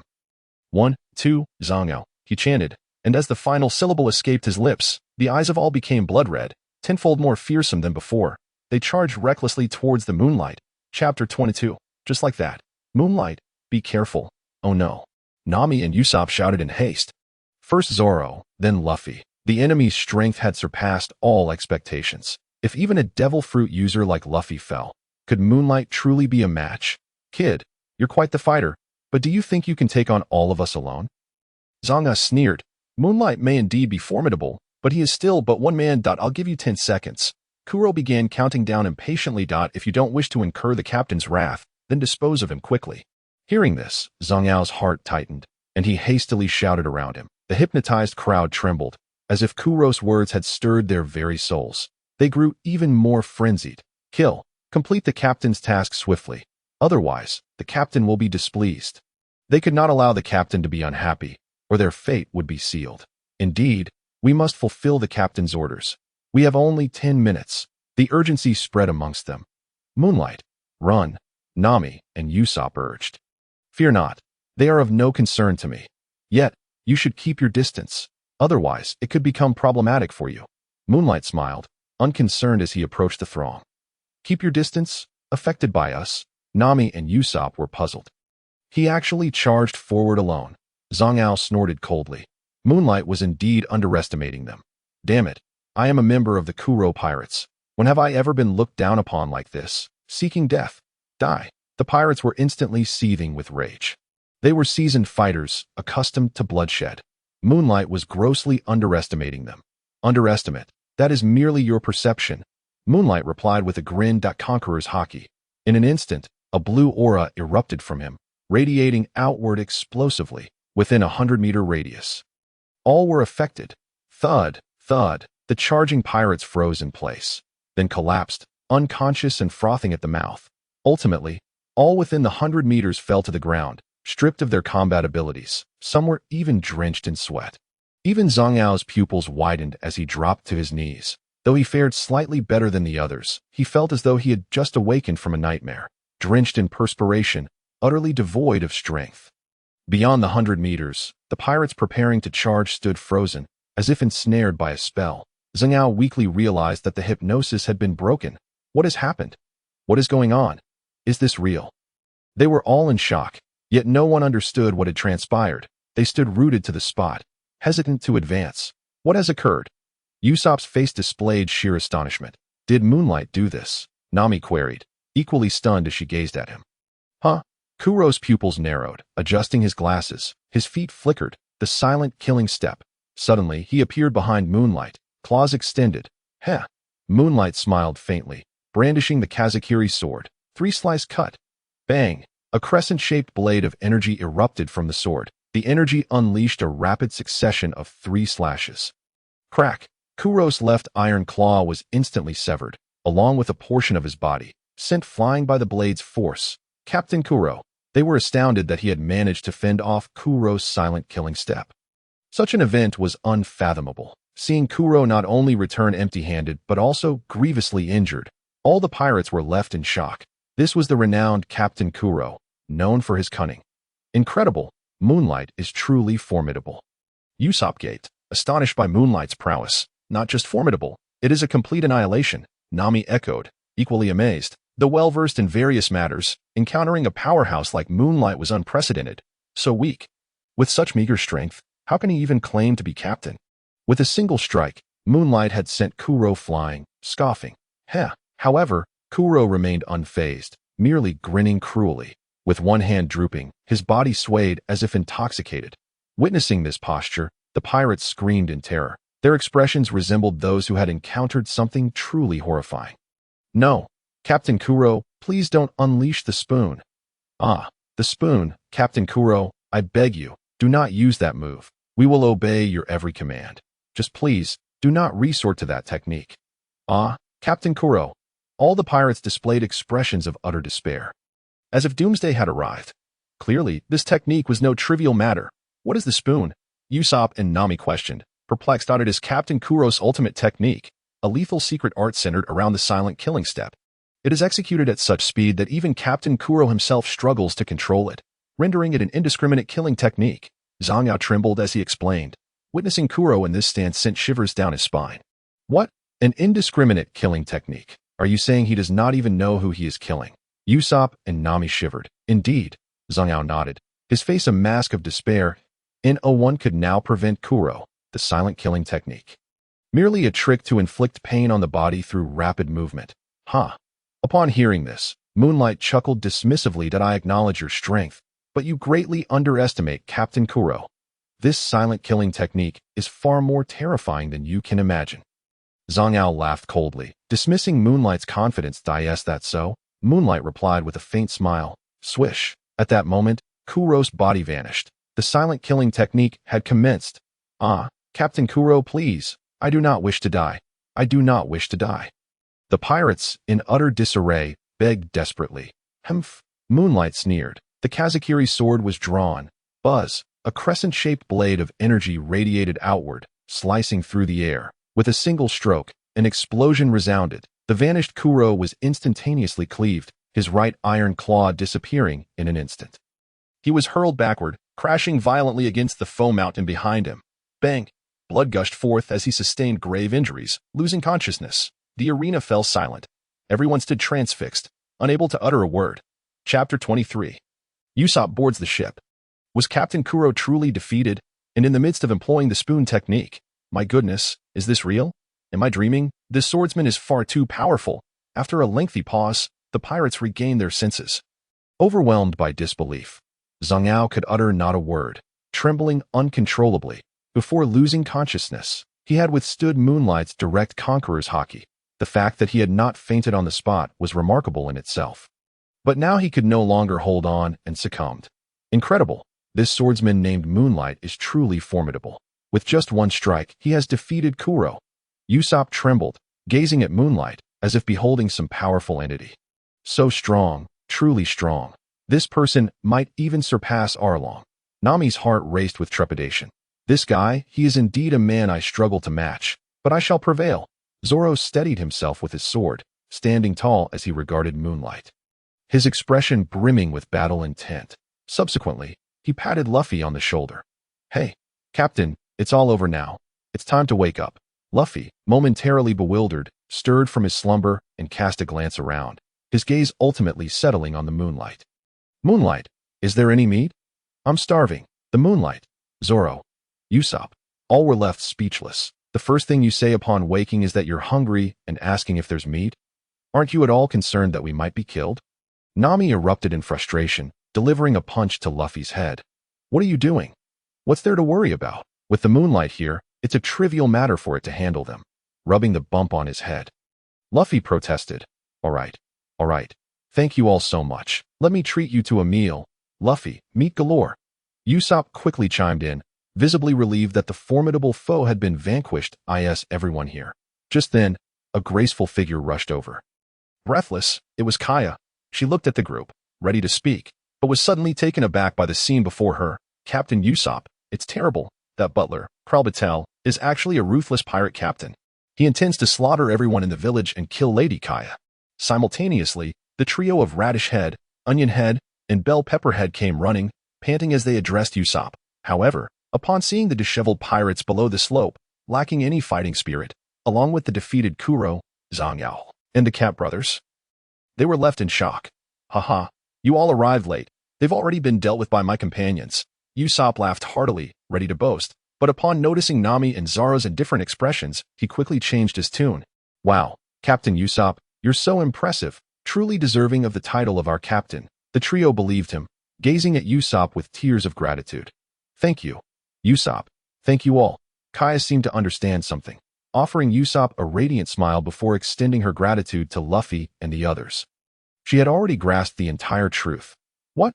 Are there really pirates? That lying Ussop actually fought off the pirates and protected us? It can't be true. Meanwhile, the villagers were equally astonished, having heard the news. After all, the entire Kuro pirate crew consisted of hundreds, an undeniable force that could not go unnoticed, especially after the butler's confirmation from the mountaintop villa. Damn, I never expected this to be true. That kid didn't deceive us this time.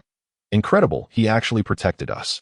It seems he isn't entirely useless. I never thought I'd be protected by him one day, but I truly appreciate him. The villagers chuckled, their emotions a blend of joy and disbelief. At that moment, with Kaya treating them, Ussop led Luffy and the others back to the village. Upon their arrival, the villagers erupted in cheers. Ussop, thank you for saving everyone.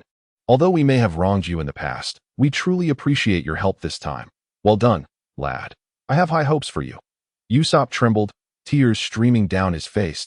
He had mustered the courage to stand up for these people. Tch, we did all the work, yet he takes all the glory. Nami grumbled, "It doesn't matter. We are pirates, not heroes," Luffy replied, gazing at Usopp's radiant smile. Zoro chuckled softly. The Moonlight shrugged. You guys are something. Indeed, we are pirates. Hearing this, Nami paused, then looked at the Moonlight and the others, breaking into a brilliant smile. Meat. Meat. I want to eat meat. Let's dig in.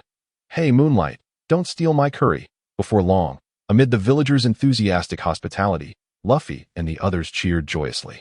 Luffy searched for meat, Zoro drank, and Nami competed with the Moonlight for curry rice. Harmony reigned as everyone celebrated. The next day, after enjoying their meal, Luffy and the others bid farewell to the villagers and continued their journey. Due to the Kuro incident, they refrained from discussing the ship with Kaya. However, upon reaching the shore, they discovered a magnificent ship docked, with Kaya and others waiting nearby. Upon seeing Luffy and the crew, Kaya smiled warmly. Ussop informed me of your exploits. I cannot repay you, so I present this golden Mary as a gift that I hope you will accept it. Ah, we have a ship. It's so big, fantastic, Luffy exclaimed. Excitement coursing through him as he leapt onto the ship, exploring eagerly. Zoro remained silent, but expressed gratitude through his eyes. Thank you. Nami and the Moonlight also expressed their appreciation. Kaya politely responded, no need to mention it. Suddenly, a gigantic ball rolled down the slope, bursting open to scatter clothes, pants, and other everyday items everywhere. Ussop emerged from within, looking utterly embarrassed. My tea was too heavy. I slipped. Ha! However, I, Ussop, have decided to set sail and become a great warrior of the sea. Ussop, upon hearing this, Kaya's face lit up with longing. The sea was her greatest dream, yet her frail body held her back. Wow, that's so cool. Then, let me be your companion. Chapter 24. The Straw Hat Pirates formed at that moment. Luffy directly invited Ussop aboard. Huh? You want to invite me on board? Ussop gasped, his mouth agape in disbelief as he looked at Luffy. He had personally witnessed the strength of Luffy's crew, especially the moment the Moonlight sent Kuro flying with a single sword strike. Such a powerful pirate crew was inviting him aboard. You are quite intriguing. My ship is in need of someone like you, Luffy declared earnestly. But what if they don't agree? Ussop quickly glanced at Zoro, Nami, and the Moonlight. Hey, Luffy, while you are the captain, you should at least consult us. Nami interjected. Right, we're not just air, Zoro added, rolling his eyes. I don't mind. The Moonlight shrugged, unfazed. Hey, do you want to join my pirate crew? However, Luffy seemed not to hear, calling out loudly to Ussop. This guy, Nami sighed, resting her forehead in exasperation. If it weren't for you being the captain, I'd have no qualms about slicing you, Zoro retorted fiercely. The Moonlight had no words. Faced with Luffy's sincere invitation, Ussop was overwhelmed, tears welling in his eyes as he nodded vigorously. He then took a great leap and embraced Luffy tightly. Luffy laughed heartily. The two seemed like a natural pair, becoming a lively duo. Kaya smiled tenderly at the sight. Nami began to chuckle as well. Tisish, Zoro scoffed, though a smile played at the corners of his mouth. With Ussop aboard, this ship would surely not be too lonely. The Moonlight chuckled inwardly. Nami and Zoro had always been focused on their own tasks, never interfering with one another. When the ship was small, this was hardly noticeable, but now that it had grown, the silence became quite pronounced. Ussop was akin to a bond that connected them all. Kaya, I'm setting sail. I want to be a great warrior of the sea. Ussop bid farewell to Kaya. Yes, you will. Kaya nodded earnestly, believing in Usopp's words wholeheartedly. As the ship sailed further away, Ussop couldn't help but shed tears once more. Well, now that I've decided to set sail, I'll leave everything behind until I succeed, Luffy comforted him. Thank you, Luffy. You truly are a wonderful person. Ussop was once again moved, rolling around with Luffy in a playful manner.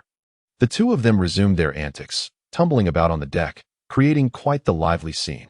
While having more people certainly adds to the merriment, excessive noise can easily turn into chaos, observing the two. Nami's lips twisted slightly in irritation. I can relate. Zoro nodded in agreement. Hey, Zoro, come help me practice, Moonlight called out, addressing Zoro in the open area. Sure, Zoro replied, excitement evident on his face as he promptly drew his sword and struck. Good heavens, is there not a single sane person aboard this ship? Nami thought to herself, glancing at the clashing figures of Moonlight and Zoro, then at the rolling duo of Ussop and Luffy. Her head aching from the scene. Yet, for some inexplicable reason, she found herself oddly enjoying this chaotic atmosphere. After determining the course, she commanded, set sail. The weather at sea is notoriously fickle, akin to a child's temperament. One moment it could be clear skies, and the next, a tempestuous storm. Moonlight, lower the sails. Zoro, take the helm. Ussop, Use your sniper scope to survey the surroundings. Luffy, the front is yours. Nami immediately organized the crew with remarkable composure, showcasing the poise of a skilled navigator. Despite the raging storm, the thunderclaps, and the undercurrents swirling ominously, under Nami's guidance, the Going Merry sailed steadily. After a while, the clouds parted, the heavens cleared, and the sea regained its calm. Phew, that was close. Luffy exclaimed from the bow, all plastered across his face. It seems you have some worth after all, woman, Zoro conceded, nodding in rare agreement. In these vast seas, the navigator is paramount, Moonlight acknowledged, realizing Nami's immense importance. This is the ocean I have longed for. Ussop emerged from the cabin, a look of contentment on his face. He then turned to Luffy and said, Luffy, now that we've formed a pirate crew and set sail, we need a flag. Of course we need one, but what should it be? And I can't draw. Luffy furrowed his brow, deep in thought. I can. Ussop eagerly volunteered. Really? That's fantastic. Luffy's eyes sparkled with excitement. Ussop grinned mischievously. And soon a drawing of a long-nosed character appeared, with Ussop reveling in his own pride. Look, Captain Ussop is ready to set sail. Hey, I'm the captain, Luffy shouted, his frustration boiling over. When did we become your subordinates? Ussop, Zoro, and the others glared at Ussop. After a flurry of punches and kicks, Ussop finally complied, ultimately designing the pirate flag based on Luffy's hat. The Straw Hat Pirates are officially formed. This is splendid. Just as I envisioned, Luffy exclaimed with uncontainable joy upon seeing the straw hat on the flag. Not bad. Zoro and Nami nodded in agreement, recognizing Luffy as the spirit of the crew, with his straw hat symbolizing their dream of becoming the Pirate King. Has the Straw Hat Pirates truly been established? Moonlight murmured, a surge of excitement coursing through him. Suddenly, a colossal wave erupted from the sea, accompanied by a monstrous sea beast measuring 10 meters in length. Wow, that's enormous, Luffy exclaimed, stunned. What is that? Zoro placed his hands firmly on his sword hilt. A sea beast, Ussop shrieked, collapsing to the ground in fright. It's massive. Nami was equally astonished. It was her first encounter with such a giant creature in the East Blue. At that moment, the beast charged toward Moonlight with a fearsome roar. Watch out, Moonlight, Nami shouted urgently. Huh? Zoro, surprisingly, released his grip on his sword. Moonlight, don't kill it, Luffy exclaimed, curiosity evident on his face. Ussop was rendered speechless. Get lost, Moonlight glared fiercely. Roar. The raging sea beast froze in place, its enormous eyes filled with terror, beads of sweat dripping from its forehead. With a mournful wail, it turned tail and fled. Ussop. This, Zoro. What the hell? Nami. What just happened? Luffy. Don't leave. The four reacted differently. My apologies. I miscalculated. Moonlight shook his head, surprised by the overwhelming power of his conqueror's Haki, which had scared the beast away. What do you mean miscalculated? You re-insane for scaring off a sea beast. Ussop couldn't help but retort. What kind of magic did you use? This is incredible, Nami exclaimed, her face a mask of shock. Zoro remained silent, but the intensity of his fighting spirit grew.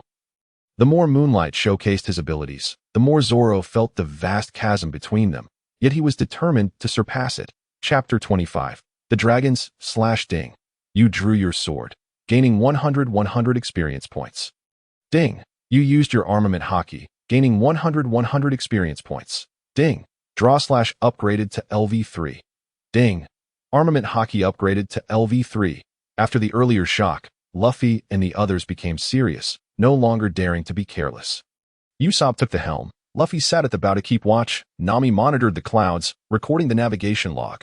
While Zoro took a nap, Moonlight practiced swordsmanship in the crow's nest. The grass cutter sword was swung repeatedly. Finally reaching LV3. Good. LV3 sword techniques are sufficient to cut through steel, and with the enhancement of armament Haki, it can achieve LV4 power, Moonlight murmured to himself. Moonlight Basic Swordsmanship System Gift. No rank 3 stage / system gift. No rank draw / LV3 11 million to upgrade dragons / LV 1,100,000 to upgrade. Unlockable Observation Haki LV3 2 million to 10 million to upgrade Armament Haki LV3 700,000 to 1 million to upgrade Conqueror's Haki LV 1700.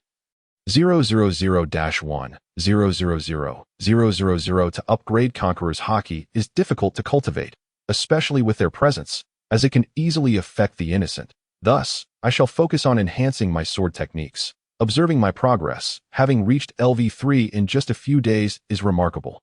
This level is enough to sweep aside top-tier swordsmen. With armament Haki, I could even exchange blows with Mihawk, which shows how formidable the system truly is. However, this is still insufficient. Moonlight shook his head. Gazing at the tranquil sea, grass cutter sword in hand, unleashing a powerful strike. Dragon's slash. Moonlight commanded inwardly, his body vanishing from the crow's nest. In the next moment, he appeared on the sea, merging with his sword as if teleporting. Striking continuously upon the surface, where he passed, waves surge violently, tumultuous and fierce. The dragon slash is a technique that envelopes the user in sword energy, executing rapid strikes, due to the fusion of body and sword. The speed is extraordinary, leaving behind numerous afterimages, especially on the sea, resembling a dragon traversing the river. Moreover, the sword energy is ferocious, slicing through the air and erupting in a series of howls, echoing as if cries of despair resounded across the ocean. What is that? Nami, engrossed in her sea charts, suddenly heard the sound and gasped in shock. Is a tsunami coming. Run! Ussop exclaimed, his eyes wide with fear. Wow! Incredible! Moonlight! Luffy marveled, observing Moonlight's movements and the thunderous roars, instantly recognizing it was Moonlight. His surprise evident. That Moonlight. What sword technique is this that allows him to move on the sea? Zoro, abruptly awakened, stood up, his keen eyes immediately discerning the situation, leaving him greatly astonished. What? That's Moonlight. Upon hearing Luffy's shout, Nami looked incredulously at the SEAITS. True, Moonlight is no longer in the crow's nest. Ussop glanced towards the crow's nest, only to find that Moonlight was indeed absent. My goodness, Moonlight can actually run on the sea. That's amazing. Ussop exclaimed in shock. Oh no. At that moment, Moonlight suddenly felt a sense of dread, as it was his first time executing this sword technique.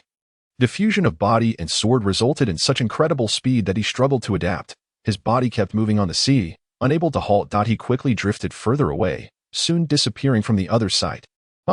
Where is Moonlight going? Upon witnessing the scene, Luffy could not help but express his confusion. What could it be? Has he discovered something? Nami speculated that it might be an enemy. We should flee at once, Ussop urged hastily. An enemy? Why should we escape? Zoro replied with a fierce determination. All right, let's pursue, Luffy declared, brimming with enthusiasm. Ussop, steer left and let's go after them. Nami nodded in agreement. Hey, you all. Ussop, drenched in sweat, wished to retreat, yet his body involuntarily obeyed the command to steer onward. Have we arrived at an unnamed island? At that moment, the Moonlight finally came to a halt after its swift journey, revealing a lush, uncharted isle before them. How amusing. It has turned out like this. The Moonlight could not help but chuckle bitterly, deciding against landing until Luffy and the others arrived. They would surely catch up. Indeed, not long after, the silhouette of the Going Merry appeared on the horizon as Luffy and his companions pursued. Moonlight, you are incredible. What was that move just now? It was so cool, Luffy shouted from afar upon spotting Moonlight. This guy, Zoro narrowed his eyes. You are exaggerating. Aside from the legendary fishman, I have never seen a human swordsman who could move on the water. Nami exclaimed in astonishment. Hey, Moonlight, did you discover this island long ago and bring us here? Ussop inquired, returning to the matter at hand. Yes, I spotted it from the lookout tower and thought to take a closer look. Moonlight was about to explain when he paused at Usopp's words, quickly realizing he should not reveal his lack of control over his powers. That would be too embarrassing. You are quite impressive. But speaking of which, I'm hungry. Is there food on this island? Luffy asked, rubbing his stomach and looking towards the island. There should be. After all, it is an island. There must be plenty of fruits. Ussop replied, surveying the surroundings. This island is so small. It's the first time I've seen one like this. Nami remarked as she measured the area. Let us go. Since we're here, we should explore the island. Zoro nodded, and the group, without a hint of doubt regarding Moonlight's words, followed Luffy as he stepped onto the isle. Seeing this, Moonlight let out a sigh of relief and followed suit. The island was indeed very small. Just as Nami had said, after walking for a short while, they had nearly seen the entire expanse of the isle. They subsequently ventured into the forest in search of food. Foolish and ignorant souls. This is the domain of the gods. If you take another step forward, you shall incur the wrath of the divine. Halt where you are. However, as the group ventured into the forest, the surroundings suddenly began to tremble. As if a ferocious beast were about to emerge, creating an atmosphere of dread. Ah, divine being, let us flee. Ussop exclaimed in terror. Oh, wonderful, a divine being. Come forth and let me see what you look like. Luffy shouted in ecstatic anticipation, eager to glimpse the divine. Is there truly a god in this world? Nami was also frightened, her face turning pale. Chapter 26, Treasure Island. What god? Just a mere facade. Come out at once, or I shall slay you. Moonlight retorted coldly, drawing his sword. You ignorant mortals dare to, yet the voice continued to resonate, ethereal and grand. Moonlight, growing impatient, swung his sword and shouted, show yourself. A crescent-shaped sword aura suddenly sliced through the air with unparalleled sharpness, sweeping across the vicinity. Instantly, a 10-square-meter area of forest was cleaved away. Great trees, underbrush, and even the very earth flew into the air, revealing a variety of ferocious beasts such as lions, deer, and leopards, along with an extraordinarily peculiar individual amidst them. This person was entirely encased in a treasure chest, grotesque and exceedingly short. He was now staring in shock at the sword-wielding Moonlight. Upon seeing this figure, Luffy and the others were taken aback. What kind of bizarre creature is this? Luffy approached to examine, pondering aloud. This must be a chest, right? Ussop furrowed his brow. Strange, has a person grown out of the chest? Or is this person born from the chest? Nami speculated. A person is born from a person, a monster from a monster, and a chest from a chest. There is nothing extraordinary about it, Zoro stated nonchalantly.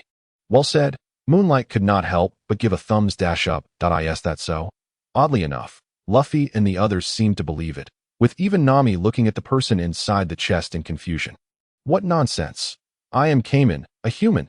It's just that one day, I accidentally fell from the mountain and landed in a chest, becoming trapped. Over time, the chest integrated with my body, and thus, I became like this. Cayman protested. Is there such a thing? Is there truly someone so foolish in this world? How amusing. Hearing this, Luffy and the others were momentarily stunned, gazing blankly at Cayman. Even Moonlight, although aware of the situation, could not help but be astonished upon witnessing it firsthand. After all, this was someone who had encased himself within a chest, and it was all too comical. That's the story, believe it or not. This is my home, Cayman added, seeing the bewildered expressions on their faces. Well then, I shall take my leave, Luffy sighed, his overwhelming sympathy prompting him to prepare to depart. You are lying. However, Nami was not so naive. She scrutinized Cayman and quickly saw through his ruse. I have measured this island. It is exceedingly small. Besides that hill, there is nothing else, and beneath that slope, I discovered numerous footprints and traces of battle. You are a pirate, aren't you? You accidentally arrived on this island, got separated from your crew, and ended up like this, Nami said, her eyes shining with insight. With every word she spoke, Cayman's complexion grew paler, until he appeared ashen. Why you know? Cayman looked at Nami as if his secret had been exposed. Hey, after all this time, you were just lying, right? Ussop expressed his discontent, for he, the master of deception, was not accustomed to being so easily manipulated. How despicable to dare deceive us. Zoro's hand instinctively rested on the hilt of his sword. Hey, judging by your demeanor, you shouldn't be a bad person. Why would you lie? Luffy inquired, his expression one of confusion. Humph. Moonlight snorted coldly, remaining silent, yet an overwhelming aura of menace emanated from him, instilling fear. Allow me to explain. It is as this lady has said. I am indeed a pirate. One day, my companions and I discovered this place while searching for treasure. Realizing that he had to speak the truth or face dire consequences, Cayman recounted the entire sequence of events. He elaborated on how he had discovered the treasure and, in his excitement to call out to his companions, had accidentally fallen from the mountain, becoming trapped within the chest. For decades, he had lived on the island, coexisting with the fierce beasts and yearning for the treasure he could not reach, and by the end of his tale, he broke down in tears. Indeed, there is treasure here. Upon hearing this, Nami's eyes sparkled with interest. I never imagined your tale to be so extraordinary. It is truly touching. Ussop wiped his tears. Teach. Zoro scoffed, perhaps not expecting such a bizarre occurrence to exist in the world. You poor man, fear not. I have decided to help you find the treasure. Luffy, moved by compassion, vowed to assist Cayman. The others shared no objections. Truth be told, they were also immensely curious about the treasures this peculiar individual had guarded for decades. What could it be? Gold, jewels, or perhaps berries? As Nami and the others awaited with bated breath, only Moonlight wore a serious expression. gazing intently at the distant hillside. It was said that this island was rather peculiar. Being so small, it must have been visited by countless individuals. The slope was not particularly steep, yet despite the multitude of seekers, none had succeeded in finding anything noteworthy, nor had anyone even noticed it, except for you, who not only discerned its significance but also uncovered a treasure chest, which in itself was nothing short of astonishing. Moonlight mused internally. Though he refrained from voicing these thoughts, he instinctively felt that this island was extraordinary. If what Common said held true, then the crux of the matter lay within this very island. With a grave gaze, Moonlight scrutinized the surroundings, hoping to unveil some hidden truth, only to find the island rather unremarkable. Old man, this treasure is now mine. At that moment, Luffy and the others had already brought Common to the base of the hill. Luffy leaped up and indeed discovered the chest. However, upon opening it, he found it to be utterly bare. And as he glanced at the expectant Common, a cold smile graced his lips. What? Yet Common, Ussop, Nami, and Zoro felt a sudden tension. Excluding Ussop, both Nami and Zoro understood Luffy's nature and quickly grasped the implications of his words. Although Ussop initially felt anger, he soon caught on as well. Common, on the other hand, trembled as if the faith he had upheld for decades had crumbled, yet he suddenly smiled. Kid, you truly are a good person. That chest is indeed empty, isn't it? He had long anticipated this outcome, but had dared not confront it until he could witness it for himself. Is it true, Luffy? Although Nami had already surmised the truth, she still clung to the hope of hearing it directly from Luffy.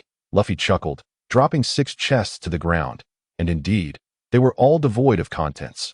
Truly nothing at all. Usopp sighed. That old man wasted all those years. Zoro waved his hand dismissively, and to think it resulted in such a ghastly affair. Nami shook her head. Haha, well, it's not so bad. Initially, I felt quite disheartened and thought it was all for naught.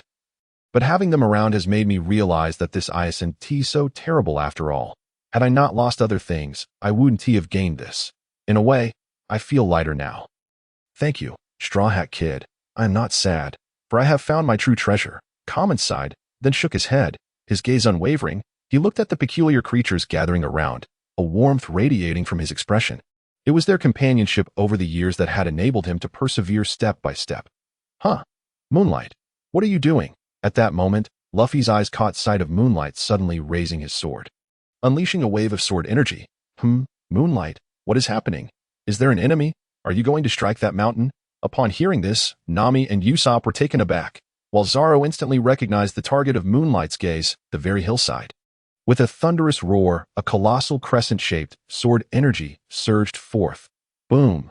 The hillside was cleaved in two, debris cascading down, the spectacle utterly awe-inspiring. Subsequently, the hollow interior of the mountain was revealed. Indeed, the legends were not mere fabrications. Moonlight felt a surge of excitement as he approached the mountain's interior, where he spotted an unusually strange inscription, ancient script. Alas, he could not decipher. What is this? Is this the treasure? Just a piece of writing. Luffy, Zoro, Nami, and Usopp gathered around, their expressions a mix of confusion that I have never seen this before. Common stood astounded. He had never anticipated that splitting the mountain would unveil such a revelation. Nami, do you have any paper? I wish to take a rubbing of this. Moonlight turned to Nami without waiting for a response. Yes, she nodded, producing some a skilled thief. She had all manner of items at her disposal, if I am not mistaken. These inscriptions are indeed the true treasure. They are ancient texts that I cannot comprehend. Luffy, when you invite crew members next time, be sure to include a historian. Only they can decipher these writings. Moonlight remarked as he began to take a rubbing, glancing at Luffy. Indeed, that is a certainty, Luffy nodded. His curiosity piqued as he surveyed the surroundings, but regrettably, none present could comprehend the ancient script. Well then. The matter is settled. We should weigh anchor and set sail. Hey, old man, come join us at sea as our companion. Luffy invited Common after everything had concluded. No, I have long yearned and waited for this moment. I have missed out on too much. Treasure is no longer my sole pursuit. They are my true treasures. Common resolutely shook his head, his expression unwavering. Then so be it, old man. Do take care of yourself. Luffy waved his hand as Moonlight raised the anchor. Usopp took the helm, Nami observed the course, and Zoro surveyed the surroundings as they all set sail from the treasure island. To be honest, Moonlight, how did you discern that something was amiss with that mountain? On board the ship, Nami inquired, her brow furrowed in curiosity. Indeed, how would any of us have thought of such a thing? Ussop nodded, though he fancied himself the world's smartest individual. He could not fathom the idea of splitting the mountain open to investigate. Not just you. I would never have considered it either. Zoro agreed. It's nothing, merely a pure instinct. I heard that individual mention this was the legendary treasure island, and that despite the multitude of seekers, none had discovered anything. The only place they hadn't explored was the hillside. Are they all fools, or perhaps blind? With so many people, why has no one ascended? It simply defies logic. That person must have been lying. They likely have all been up there, but only he alone could see the treasure chest. In this world, coincidences abound. Yet coincidences that defy logic are no longer mere happenstance. They are secrets. Moonlight shook his head. Feeling the oddity of the situation, he simply wished to give it a try, never anticipating the existence of a secret. Truly remarkable, Moonlight. Your mind is indeed astute. Nami expressed her admiration. Indeed, I, Ussop, seldom admire anyone, but you are one of them. Ussop gave a thumbs up. Humph. Zoro merely grunted, but the fire of battle grew ever stronger in his eyes. This man, whether in swordsmanship or intellect, was exceedingly sharp. He could only look up to him, yet he was determined to surpass him. I'm so hungry. I want to eat meat. Luffy, having lost interest, lounged in the prime seat at the bow of the ship, patting his belly in a lethargic manner. The others were left speechless. Luffy's demeanor left them at a loss for words.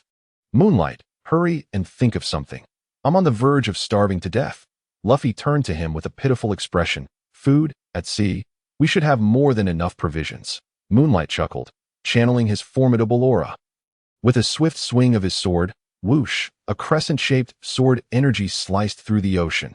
Instantly, the sea parted, revealing a massive shark lurking 10 meters away, preparing to ambush the Golden Mary. It had not anticipated being preempted by Moonlight. So impressive, Moonlight, Nami and the others exclaimed in awe. However, just then, the sword energy swept through, cleaving the shark in half. One half was caught by Luffy's swift hands, while the other was sent flying by the powerful sword energy. I struck too forcefully, Moonlight lamented, realizing he had overestimated the shark's resilience. Wow, shark meat. Ussop, roast it. We're having shark meat. Luffy was already in motion, gripping his half of the shark and directing Ussop. Leave it to me. Barbecuing is my specialty, Ussop boasted, quickly igniting a fire. Witnessing Luffy and Moonlight's decisive actions, Nami and Zoro could only shake their heads in disbelief. These two. Yet upon seeing the freshly barbecued shark meat, their stomachs began to growl. Ha! At the sound, Luffy burst into laughter. The group exchanged glances and couldn't help but join in the laughter. Boom! Just then, a tremendous roar of ocean waves erupted, accompanied by a thunderous shout. Who is it? Who threw the shark over here? Our boat has capsized. Joseph, you must not die. Cough, cough, what is happening? The crowd was laughing, but suddenly they heard this voice and turned to look. Their gaze eventually settled on a small boat in the distance that had been overturned by a shark, and on the surface of the sea floated two individuals, leaving them in stunned silence. Can a shark really hit a person? Chapter 28. Hobo D, no way. What a coincidence. Moonlight. Oh no, it's a person. Quick, save them. Upon hearing this, Ussop and the others exchanged incredulous glances at Moonlight. Brother, your aim is too precise. In the vast sea, to collide with a person, what should we do now? Moonlight gazed at the two individuals approaching, one unconscious and the other dragging himself toward them. You bastards, what do you mean by using a shark to kill? Johnny shouted as he drew near, pointing at Moonlight and his companions. Come aboard. Luffy extended his arm and swiftly pulled both individuals onto the deck. Itsu. Zoro's expression turned to one of astonishment upon recognizing the two. They were the ruffians he had once saved, and he never expected to encounter them here. Brother Zoro. Johnny's eyes lit up at the sight of Zoro, instantly abandoning Joseph, filled with joy. Brother Zoro. How did you end up here? Shouldn't I be asking you that? How did you find yourselves in this predicament? Zoro pointed at the two. Brother, ever since you saved us that time, we have turned over a new leaf and resolved to become great pirates. So we found a boat and sailed along the coast, but unfortunately, we lost our way and ended up drifting here. After that, you already know, your friend used a shark to attack Joseph. Wah, as he spoke. Johnny began to weep. This person was killed by Moonlight. He was dead at all. He was merely suffering from malnutrition and had contracted septicemia. However, at that moment, Nami stepped forward to examine him and spoke up. Septicemia? Johnny was taken aback. What is septicemia? Luffy could not help but asked if he is not dead. Zoro sighed in relief. These two could be considered as friends if they had been unfortunate enough to be killed by moonlight. He would have felt quite sorrowful. Septicemia. I've heard of such an illness that it occurs due to prolonged nutritional imbalance, failing to meet the body's needs, especially out here in the vast sea. Over time, it can lead to septicemia, which is a very dangerous condition. Ussop murmured, aware of this, that is there any way to save him? Moonlight inquired of Nami, as this was his primary concern, though he loathed pirates. He did not wish to mistakenly kill an innocent person, even if it had nothing to do with him. Yes, Ussop, go fetch some lime. He is just lacking nutrients. Once we replenish them, he'll be fine. Nami instructed Ussop. Ussop nodded and quickly retrieved the lime, dripping it into Joseph's mouth. Half an hour later, Joseph's complexion improved, and he regained consciousness. First, he glanced at Johnny in confusion, then upon seeing Zoro. He could not contain his joy and leapt toward him. Brother Zoro, I never imagined I would encounter you in this vast sea. However, halfway through his leap, his body went limp, and he fainted once more. Down again, I just revived you. To fully cure this septicemia, he needs several days of rest. What are you showing off for? Nami remarked, exasperated. That's wonderful. Brother, you're okay. Johnny exclaimed, tears of gratitude streaming down his face as he looked at Nami. All right, since he is fine, let us recuperate here. Zoro stated. It seems we need to find a cook to join our crew. Luffy stroked his chin, deep in thought. The precedent set by Joseph and Johnny had awakened him to the urgent need. Suddenly, a deafening roar of crashing waves echoed from the front, startling everyone. They looked over to discover a large ship, surrounded by several smaller vessels that appeared to be guarding it, emerging into view. The insignia was unmistakably that of the Navy. Moreover, the opposing fleet was moving at an astonishing speed, closing in on them rapidly. It's the Navy. Run, it's a naval squad. As they drew nearer, the group could see clearly, and Ussop was the first to shout. Tish, we've encountered the Navy? Zoro's expression remained stoic. Unfazed, I can't believe we've run into the Navy. What should we do? There are far too many of them. Nami's face grew serious as she regarded the formidable naval force before them, and even she felt a twinge of panic. The Navy? Wow, what a massive ship.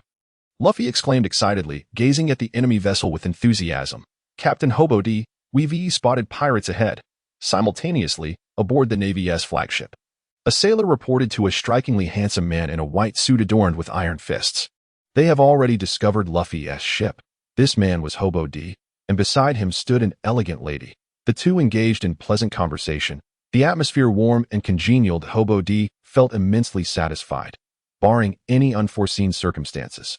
This lovely lady would be his by nightfall. Unfazed by the report, he inquired, "What pirates?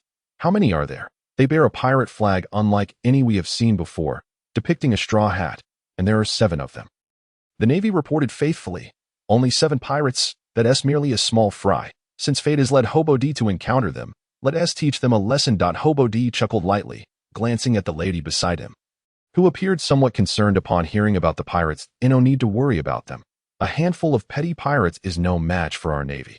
Let us head to the sea restaurant and indulge in some fine wine and cuisine." Sabaody extended an invitation to the lady.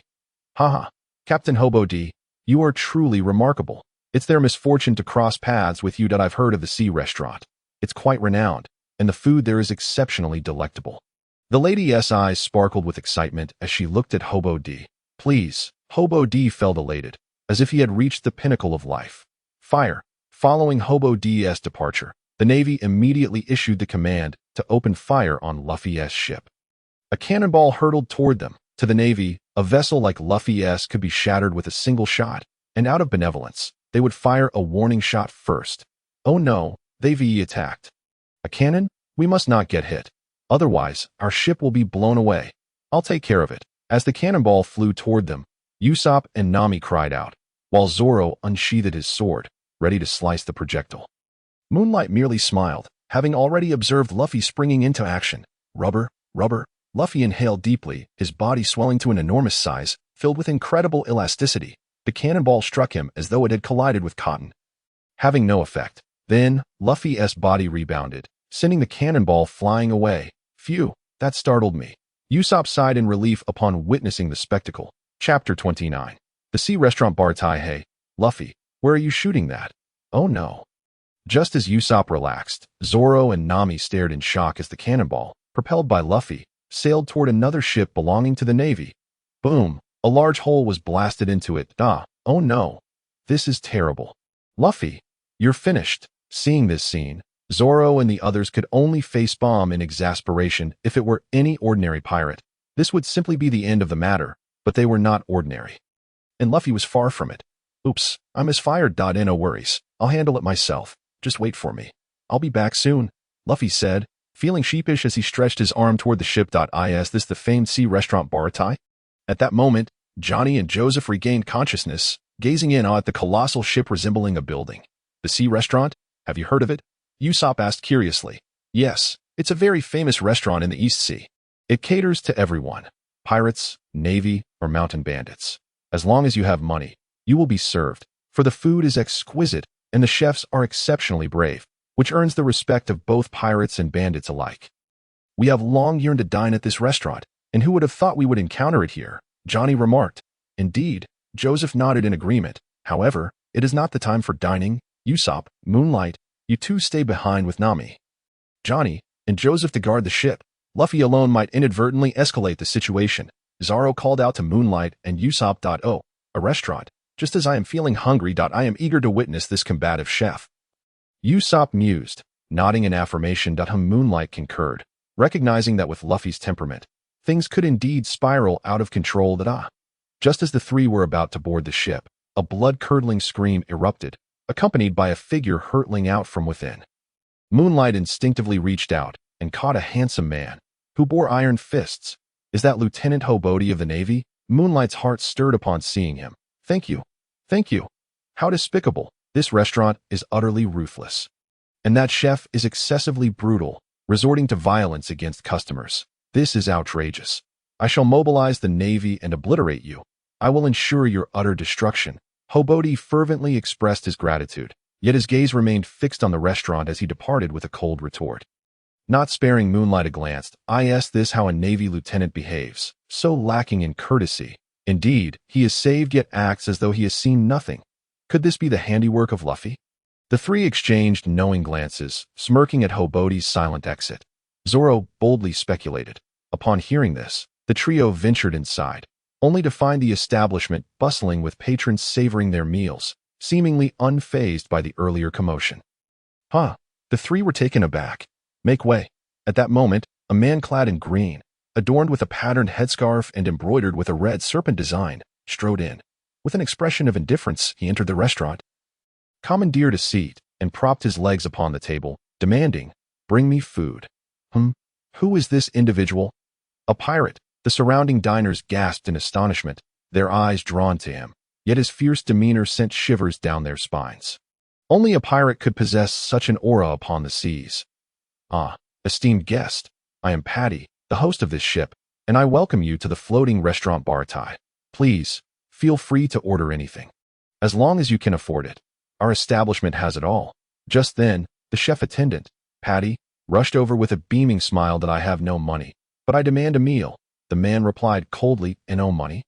You wish to eat? Patty's expression immediately soured. Humph, I am a member of the Killick pirate crew. Hurry and prepare my meal, and make sure to prepare extra for takeout. The man continued indifferently, seemingly oblivious to Patty's darkening countenance. What? He belongs to the Killick pirate crew. Hiss, they are the tyrants of the East Sea. It is said that the Killick pirate crew commands a fleet of 50 pirate ships. This is disastrous. Does their presence here imply that the Killick pirate crew is lurking nearby? At this revelation, all were struck with shock. The Killick pirate crew is no nameless band of pirates. They're the rulers of the East Sea. Led by Captain Killick, a treacherous and ruthless man of unparalleled cruelty. Countless individuals tremble at his name, and all pirates steer clear of him. What a terrifying presence. Such a pirate has appeared here. In an instant, who could still focus on their meal? The Killick pirate crew, a notorious pirate crew. Should we not make haste to flee? In response to this, Zoro, Ussop, and Moonlight reacted in various ways as Zoro's eyes sparkled with intrigue. Clearly aware of the infamous crew's reputation in the East Sea, Ussop, however, was gripped by fear. With only a small boat, how could they possibly contend with the Killick pirate crew? Moonlight's eyes gleamed with realization. If Killick was nearby, it meant that the man pursuing them, Hawkeye Mihawk, had also arrived. This renowned swordsman, hailed as the world's strongest, was someone Moonlight had long wished to meet. With his current level 3 swordsmanship, enhanced by Haki, he could rival a level 4's might. Level 4 swordsmanship embodies clarity of sword heart, wielding blade energy that can be both supple and unyielding. It can sever steel or struggle to cut through paper. This realm could rightfully be termed that of a sword master. How would such swordsmanship compare to Hawkeye's black blade? Moonlight was filled with anticipation. Get out. I do not care what pirate crew you belong to or who you are. If you wish to dine here, you must adhere to our rules. If you have no money, then get out. Just then, Patty's thunderous voice startled everyone.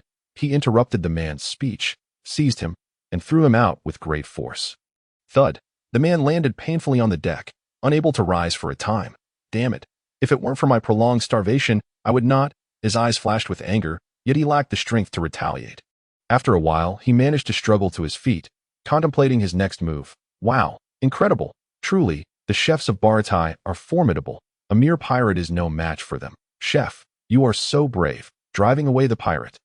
Chapter 30. The Killick pirate crew. Thank you, chef. Had it not been for you, we would have been finished. Those despicable pirates, indeed, had to flee in disgrace from this restaurant. Baratai is truly remarkable. Witnessing this scene, the patrons all raised their thumbs in appreciation of Patty.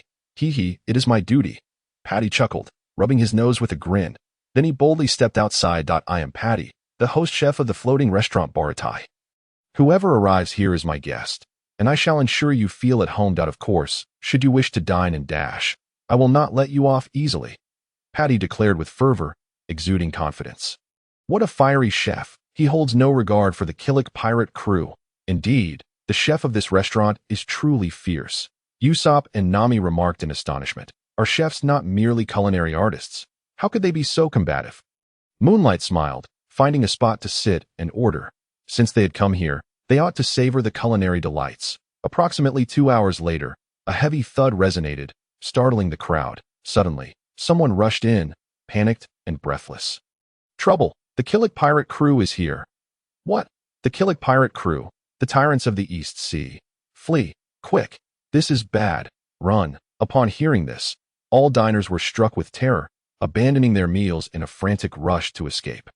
With their lives at stake, who could think of food? However, just as they surged towards the exit, a man entered, accompanied by a tall figure. Upon seeing this man's visage, all present recoiled in horror, trembling as they staggered back. It is him, the Killick pirate. This is dire. The crowd was engulfed in shock, retreating in haste. Please, grant us some food.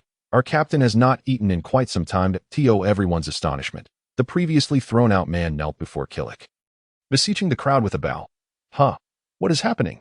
Is this truly the notorious and cruel tyrant of the East Sea, the Killick pirate crew? Witnessing this scene, all were bewildered. What could this mean? Look, their pirate ship. No way, it appears too dilapidated. What has transpired? Just then, exclamations erupted from outside. The crowd rushed to the door, where they beheld an enormous ship docked alongside Baratai, its Killick pirate flag barely visible, confirming it to be the Killick pirate crew's vessel. Yet, this once mighty ship, a symbol of the East Sea's dominance, now appeared as decrepit as a beggar's vessel. All were left in astonishment. It is preposterous to humor the notion of providing sustenance to such a person. He is currently so famished that he lacks the strength to stand. If we allow him to recover, he will once again transform into the infamous and exceedingly ruthless Captain Click of the Click Pirates. Indeed, it is a rare sight to witness the East Blue Overlord in such a state. We must ensure he does not regain his strength. Such a man deserves to perish from hunger. Upon hearing these words, all the patrons around erupted in derisive laughter. Realizing the gravity of the situation, they collectively exhaled in relief. The idea of feeding him was nothing short of a delirious fantasy. This man, loathed by all, would be better off dead. Captain Click of the Click Pirates, who would have thought that the notoriously fierce individual would find himself in such dire straits? To seek a meal is utterly impossible. He should simply depart. Is this what they call the East Blue Overlord? How utterly pathetic. Just look at him now. He resembles nothing more than a mangy dog. Were it not for our restaurant's policy against murder, I would have dispatched you all without hesitation to eliminate any future threats. The chefs of Baratai emerged upon hearing the commotion, and upon witnessing the scene, they could not help but scoff. I implore you, please, grant our captain a morsel of food. We beg you. Facing this, the man beside Click wore a look of utter despair, yet he continued to bow and plead fervently. His pitiful appearance was profoundly moving. However, no one around felt any sympathy. The mere thought of there being pirates, especially notorious ones like the East Blue Overlord, incited a deep-seated loathing. The saying goes, those who are pitiable must possess something detestable. And such individuals deserve their fate. I cannot bear to witness a starving individual suffering before my eyes. At that moment, a man clad in a black suit, with a cigarette dangling from his lips, approached. His brows were twisted, his hair disheveled, and amidst the swirling smoke, he resembled an artist. He set a plate down before Click and spoke nonchalantly. Mr. Sanji, thank you, truly thank you. Upon witnessing this, the man felt an overwhelming sense of gratitude. Click, devoid of any grace, began to devour the food ravenously. He was at the brink of starvation. Otherwise, he would not have allowed himself to be humiliated without retaliation, for he had no strength left. Ah, are you out of your mind? What is there to sympathize with about such a person? What are you doing? Do you not know who he is? He is the merciless and cunning overlord of the East Blue. Click, you must be mad. You are courting your own demise. Do not implicate us. Sanji's actions instantly ignited the wrath of the crowd. Sanji, what are you doing? Indeed, Sanji, who permitted you to distribute food to others without authorization? You scoundrel, Sanji. The chefs collectively shouted at him, infuriated. I am merely a chef. I cannot bear to see a starving individual standing before me in agony, Sanji stated earnestly, taking a breath. Yet, before he could finish his sentence, a powerful gust of wind erupted from behind him. Bang! Sanji was sent hurtling backward by the force, crashing violently against the stairs of the restaurant before finally coming to a halt. His body trembled, and he spat out a mouthful of blood, while the cigarette he had been smoking had long since vanished. After satisfying his hunger, Click rose to his feet. At that moment, he was no longer the pitiful figure of before. Instead, he wore a fierce and imposing expression. This was the true visage of the captain of the Click pirates, the one who dominated the East Blue. At this moment, he had risen from the dead. Oh no, Click has revived. Damn it. We are doomed. This chef has gone too far. Upon witnessing this, all the patrons broke out in a cold sweat. How dare you turn against your benefactor? Captain Click of the Click pirates was indeed as despicable and treacherous as rumored. He was nothing more than a treacherous scoundrel. Chapter 31. Hawkeye Mihawk. The chefs, including Patty, shouted in anger. How utterly contemptible. Ussop could not restrain his indignation. His outrage highlighted the depths of Click's villainy. Ha ha ha. I am the East Blue Overlord. Click. This ship now belongs to me. Everyone, listen closely. If you wish to live, you will immediately disembark and leave, or I shall end your lives. As for the chefs aboard this vessel, you too shall depart. But before you do, prepare me 100 portions of food. Click laughed heartily, showing no concern for the crowd. Instead, he issued commands with an imperious tone, as if he were a master, leaving no room for refusal. I do not wish to kill today, so you had best act quickly. Otherwise, I may very well change my mind. Hurry, flee for your lives. How infuriating. In this vast ocean, we are confined to a mere small vessel. How can we navigate? If a great wave strikes, shall we not capsize? Our fates are at the mercy of the sea. What can we do? It is better than being killed right now, so hurry. Hearing this, the patrons hesitated momentarily before rushing out in a panic. Suddenly, only the chefs and a few others remained aboard the ship. 100 portions of food? Not a chance. Indeed, you must be dreaming. This ship belongs to us. Click. Be gone, the chefs roared defiantly, showing no fear even in the face of Click. Ta. It seems you truly do not shed tears until you see the coffin, Click sneered, a glint of malice flashing in his eyes. He was never one to be trifled with. Otherwise, how could he have claimed dominance in these pirate-infested waters? You must agree to the captain's demands. We mean you no harm. We will not kill you. We simply seek to feed our crew, who have gone several days without a meal. Once we eat, we will depart. At this moment, the man beside Click hurriedly urged the others. Then turned to Click. Captain, did you not tell me it was merely about eating and not about killing? Ha ha, Akin, when did my affairs become your concern? I shall do as I please, Click scoffed, delivering a kick that sent the man flying.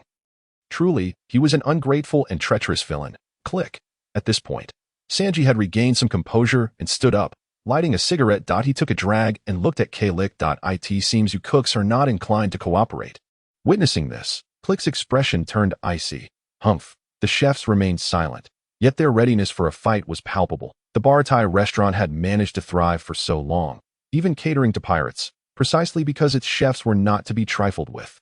Ah, it appears you intend to resist. Splendid. I delight in quelling those who dare to oppose me. Click burst into laughter as he suddenly shed his outer coat, revealing a suit of golden armor beneath. Adorned with shields, guns, cannons, spears, and swords, he appeared as a radiant war god. This sight left everyone utterly astounded. What is this? Golden armor. My heavens! They gazed at Click in shock, utterly unprepared for such a revelation hidden beneath his grand cloak. Have you been wearing this all along? Have you never taken it off? Ussop exclaimed in astonishment, and Zoro shared his disbelief. They had never encountered such a formidable figure before. Indeed, the reason I dominate the East Blue is not due to cunning schemes. That is merely a tactic. My true strength lies in this golden armor, which grants me immense power. Anyone who defies me shall be vanquished. I had offered you a chance, but you squandered it. Since that is the case, allow me to eliminate you all in one fell swoop. Click laughed heartily as a row of machine guns emerged from his golden armor, their dark muzzles aimed menacingly at the crowd. A cold smirk crept upon Click's face. You scoundrel! Upon witnessing this, the hearts of the onlookers sank, knowing that being shot would mean certain death. We are finished. Are we about to die? Usopp's face was filled with terror, sweat pouring down his brow. Humph! Zoro's hands gripped the hilts of his swords, ready to strike. Die! Click sneered, ready to pull the trigger. Suddenly, bang! A massive burlap bag was hurled into the air, landing heavily at Click's feet with a dull thud. An old man soon appeared, having lost a leg, and coldly regarded Click. Begone, Click. Inside this bag are the 100 portions of food you requested, the old man stated icily. Yes, Captain. Hush! When did the captain prepare the food? Upon seeing the old man, everyone breathed a sigh of relief. Yet, upon gazing at the 100 portions of food before them, they were left astonished. When did he prepare this? They had sensed not a whisper of movement. You are the red-leg Zeph? However, upon closer inspection, Click's expression shifted dramatically upon recognizing the old man. The name of Redfoot Zeph is indeed renowned, echoing deeply in the hearts of those who have heard it. Observing the scene, the cooks around him appeared unfazed, for they were already well aware of their captain's true identity. However, Usopp was taken aback, astonished to discover that even Kurizumi, notorious as he was, could invoke fear in others. Ha! What of Redfoot Zeph? Alas, you are not the man you once were. Kurizumi quickly regained his composure, particularly upon noticing Zeph's amputated leg, and with a sigh of relief, he scoffed. Kurizumi, did you not set sail for the Grand Line? What brings you to this place, and in such a dismal state? Yet, Zeph paid him no heed, instead gazing at the dilapidated pirate ship outside, and inquiring, Indeed, we ventured into the Grand Line, and have traversed the first half of the sea. However, upon reaching the latter half, we encountered a man with eyes like an eagle. Our fleet of 50 ships was effortlessly cut down by him alone. At this revelation, Kurizumi fell silent, clearly unwilling to revisit that humiliating memory. A lifetime's disgrace and shadow. Yet, Akin spoke up. What? Stopped by a single individual? 50 ships cut down. Surely this is a jest. Is there truly such a being in the Grand Line? My heavens! As Akin's words echoed. All present were struck with disbelief, their faces reflecting shock as they stared at Kurizumi and the wrecked ship outside. Could it be? Is the Grand Line truly so terrifying that one man could defeat 50 ships? What kind of horror must he embody? Usopp was astounded. Truly, such a person deserves the title of the Grand Line. I am filled with anticipation. At that moment, Luffy emerged from somewhere, clad in the attire of a restaurant waiter. Exclaiming with excitement, Luffy! Seeing Luffy, Usopp breathed a sigh of relief. With Luffy around, there was no need to fear Kurizumi any longer than a man akin to an eagle's eye, single-handedly cutting through. Could it be him? Zoro too felt a sense of relief. Yet upon hearing those words, a figure suddenly flashed in his mind. Hawkeye Mihawk. At the mention, Zeph instinctively uttered a name. He's here. Just then, Moonlight's expression shifted as he gazed towards the ship's exterior. A coffin ship drifted toward them from afar, its bow and stern adorned with 2 green candles, their flames casting an eerie glow upon the figure of a man standing on the deck. Sword sheathed at his back. Chapter 32. Black Blade. Knight he possessed short black hair and yellow eyes, sharp as an eagle's, adorned with a distinctive mustache, and wore a black velvet hat. His attire was a wine-red patterned jacket over a black vest. Complemented by white shorts, he exuded an air of formidable prowess, coupled with an unsettling coldness. Particularly, his gaze held a flat intensity that instilled a bone-chilling dread within those who met it. This man was the one who thwarted us, pursuing us from the Grand Line to this very place. Why has he come? Upon witnessing this figure, Akin's expression transformed into one of sheer horror, as if he had encountered something truly terrifying. It's him. Cold sweat trickled down Kurizumi's brow as he regarded the man before him, an unease settling deeper in his heart. Who is he? Luffy inquired, his face a mask of confusion. He appears remarkably imposing. Ussop gasped, astonished. Merely glimpsing him sent shivers down his spine. Such a piercing gaze, akin to an eagle's, made one feel a profound chill. Truly formidable. I never anticipated such a character existed in this world. The gathered cooks stared in disbelief at the man before them. One of the 7 warlords of the sea, the world's greatest swordsman, Hawkeye Mihawk. Zoro and Zeph fixated on the man, enunciating with deliberate clarity. Zoro recognized him as his target, while Zeph, seasoned and knowledgeable, had heard of his illustrious name. The 7 warlords of the sea, the world's greatest swordsman, Hawkeye Mihawk. Everyone else wore expressions of bewilderment, clearly unfamiliar with this name. The 7 warlords of the sea are 7 notorious pirates acknowledged by the world government, each possessing power formidable enough to rival entire nations, yet they serve the world government, making them foes to all pirates. Hawkeye Mihawk is one among them. Zeph inhaled deeply, explaining with measured words. What? A great pirate, recognized by the world government, possessing power to rival nations, the common enemy of all pirates. Upon hearing Zeph's words, everyone was left dumbfounded. Such a figure is simply too terrifying. Just then, Zoro made his move, transforming into a green blur that appeared before Hawkeye. Fixing his gaze on the man, Zoro's eyes shimmered with boundless fighting spirit. He had awaited this day for far too long. Today he would engage him in battle, regardless of the outcome, even if it meant death. A frog in a well. Zoro's fierce determination was palpable, and without needing to speak, Hawkeye understood Zoro's intent. Another challenger had arisen. As the world's greatest swordsman, he had faced countless challenges throughout his life. Yet, to think someone in the East Blue would dare to challenge him was commendable. With that thought, Hawkeye nodded, producing a small knife from his chest. Apologetically, he regarded Zoro. I regret to inform you that this is all I possess, in affront. Zoro's eyes flared with indignation. After all, he was a renowned bounty hunter. When had he ever been so belittled? Demon slash, Zoro roared, drawing his sword high. Oh, 3-sword style. Intriguing, but far too weak. At this, Hawkeye's eyes narrowed slightly. With his mastery of swordsmanship, he effortlessly discerned Zoro's capability and expressed mild interest. Clang! A resounding clash of steel rang out as Zoro, swift as lightning, unleashed his full-force demon slash, only to have it effortlessly parried by Hawkeye's small knife. How is this possible? Is the gap so vast? Zoro was astonished, unable to believe the scene before him. That he looked again at Hawkeye, feeling an insurmountable chasm lay between them. A frog in a well. Open your eyes and behold.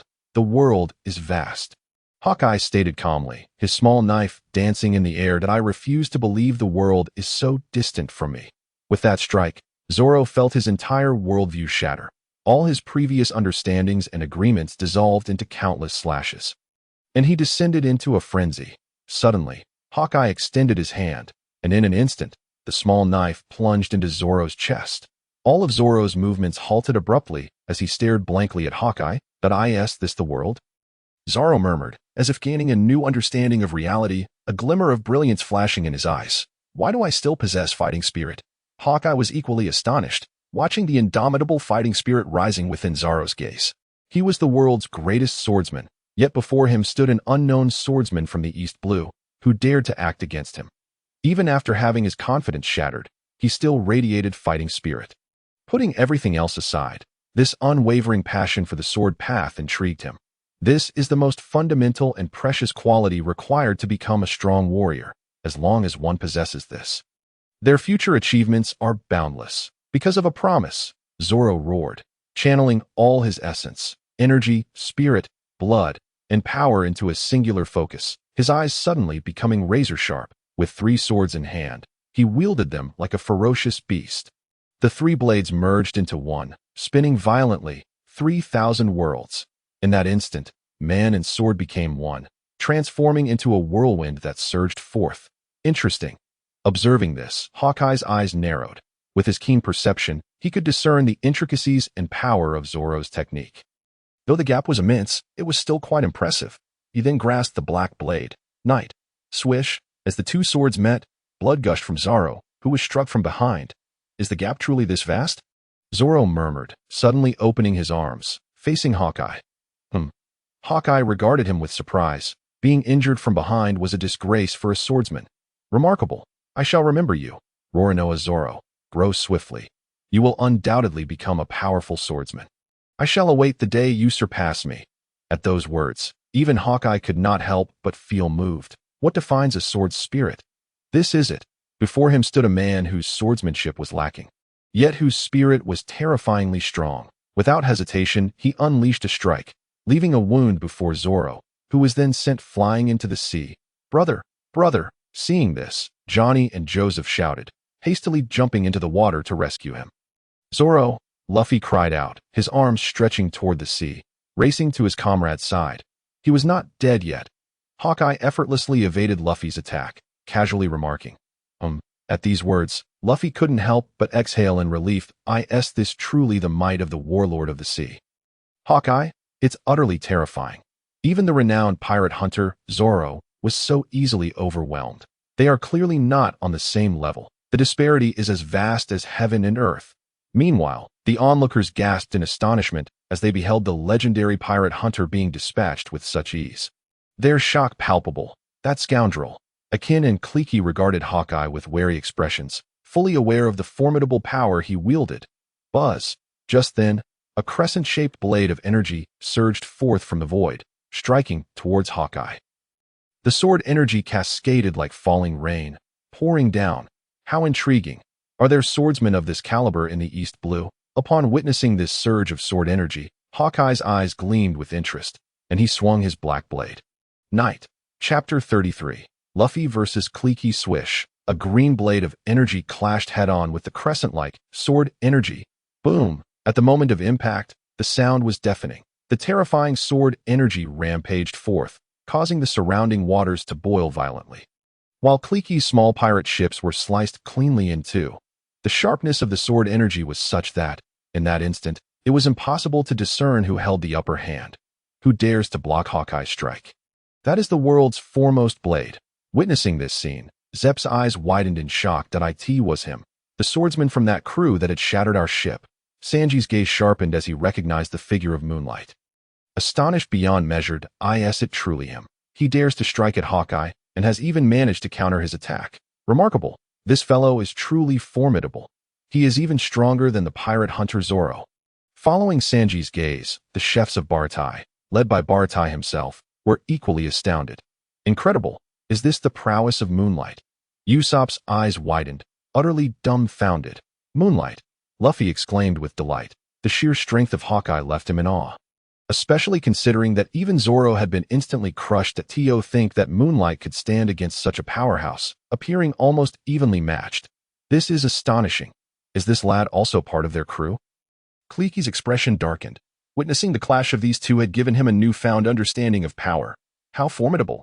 Akin's face shifted dramatically as he observed Moonlight. Previously, he had dismissed him entirely, but now, things had changed. Such a remarkable strike. I never imagined there could be a swordsman of your caliber in the East Blue. Hawkeye regarded Moonlight with a nod, acknowledging his strength. I am Moonlight of the Straw Hat Pirates. Zoro is my companion. Since you have defeated him, I shall seek to restore his honor, Moonlight stated calmly, meeting Hawkeye's gaze with unwavering resolve, his aura radiating power as he instantly armed his sword.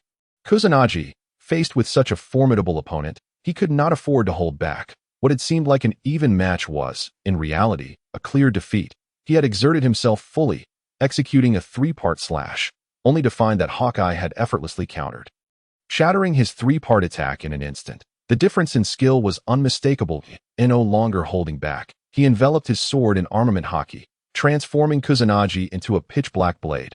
Armament Haki, it is truly unexpected to find someone capable of Haki in the East Blue. I must not underestimate him. As moonlight enveloped his sword with Haki, Hawkeye's expression turned grave, firmly gripping his black blade. Night, as if preparing for a critical battle. With that, moonlight launched another strike, a blade of energy. Reminiscent of moonlight, shot forth with incredible speed. This strike was astonishingly swift. Even Hawkeye found himself momentarily taken aback, yet he quickly regained his composure. The black blade, Night, once more unleashed a torrent of green sword energy that collided with moonlight's draw. The two forces crashed together, resulting in another explosive encounter. The surrounding waters roared as if a tsunami had erupted, waves surging violently. Blocked again. The world's greatest swordsman truly lives up to his reputation. However, I still possess techniques yet to be unveiled. Seeing this, Moonlight's heart grew slightly heavy. Hawkeye's strength seemed to reside at levels 5 or 6, indicating a significant gap between them. Even if he fought with all his might, he could only hope to hold his ground. With 100 strikes, he feared he might be swiftly defeated. Hawkeye was simply too powerful. Yet, facing the world's premier swordsman, he still yearned to test his mettle. Dragon's breakthrough. Moonlight entered a state of unification with his sword, enveloping himself in sword energy as he lunged forward, leaving a flurry of afterimages on the surface of the sea, accompanied by a cacophony of sounds. The waters were filled with Moonlight's rapid movements, so swift that no one could perceive his actions. Excellent. This journey to the East Blue has been worthwhile. However, it is time to call it a day. Moonlight, I acknowledge your strength. There are too many obstacles at present. We shall meet again on another day. With that, Hawkeye's gaze narrowed. Yet he did not press the attack. Instead, he swung his blade, Night, slicing through a bullet. The bullet was immediately deflected, and having completed this, Hawkeye cast a deep glance at Moonlight before soaring away. It turned out that Cliquey had taken action, intending to strike while Moonlight and Hawkeye were engaged in their fierce confrontation. Seeking to take advantage of the situation and eliminate Hawkeye, truly a cunning and ruthless tyrant of the East Blue, despicable and underhanded, launching a surprise attack from the shadows. Upon witnessing Hawkeye's retreat, it was clear to him what had transpired, and he glared at Cliquey in furious indignation. Just then, Luffy suddenly addressed Zep. If I help you drive him away, will that compensate for your losses? Luffy said coldly, fixing his gaze on Cliquey. Of course, Zep nodded in agreement. All right. Luffy clenched his fists, glaring at Cliquey. How dare you interfere with my duel? Moonlight fixed his icy gaze upon Cliquey. This hard-earned confrontation had been abruptly interrupted. Anyone would feel immense frustration, especially Moonlight. Since his arrival in the pirate world, he had long anticipated this battle, only for it to end so abruptly. Leave this to me. Just then, Luffy suddenly flew towards Cliquey. Very well, Moonlight nodded. Though he was displeased with this underhanded individual, he felt no desire to engage. Too weak. He is hardly worth my effort. Do you underestimate me? Cliquey coldly smirked, dismissing all three, Hawkeye, Moonlight, and Luffy. In his eyes. As long as victory was attained, the means were inconsequential. The outcome was what truly mattered. Luffy, be careful. Though this fellow is rather underhanded, his strength is not to be trifled with, Ussop urgently warned. Not a problem. Whether for freedom or for Moonlight, I will send this scoundrel flying. Luffy's expression hardened as he turned his gaze to Cliquey. What audacity. You think you can challenge me? I've lost count of how many like you I've dispatched over the years. Cliquey sneered coldly, looking down on Luffy. To think you would challenge our captain is truly a death wish. Although we met our demise on the Grand Line, a brat like you is no match for us. You are seeking your own end. Captain, let this brat know the might of the Cliquey pirates. Chapter 34. Captain, leave these small fry to me. At this moment, the members of the pirate crew who had received food from Akin were regaining their strength.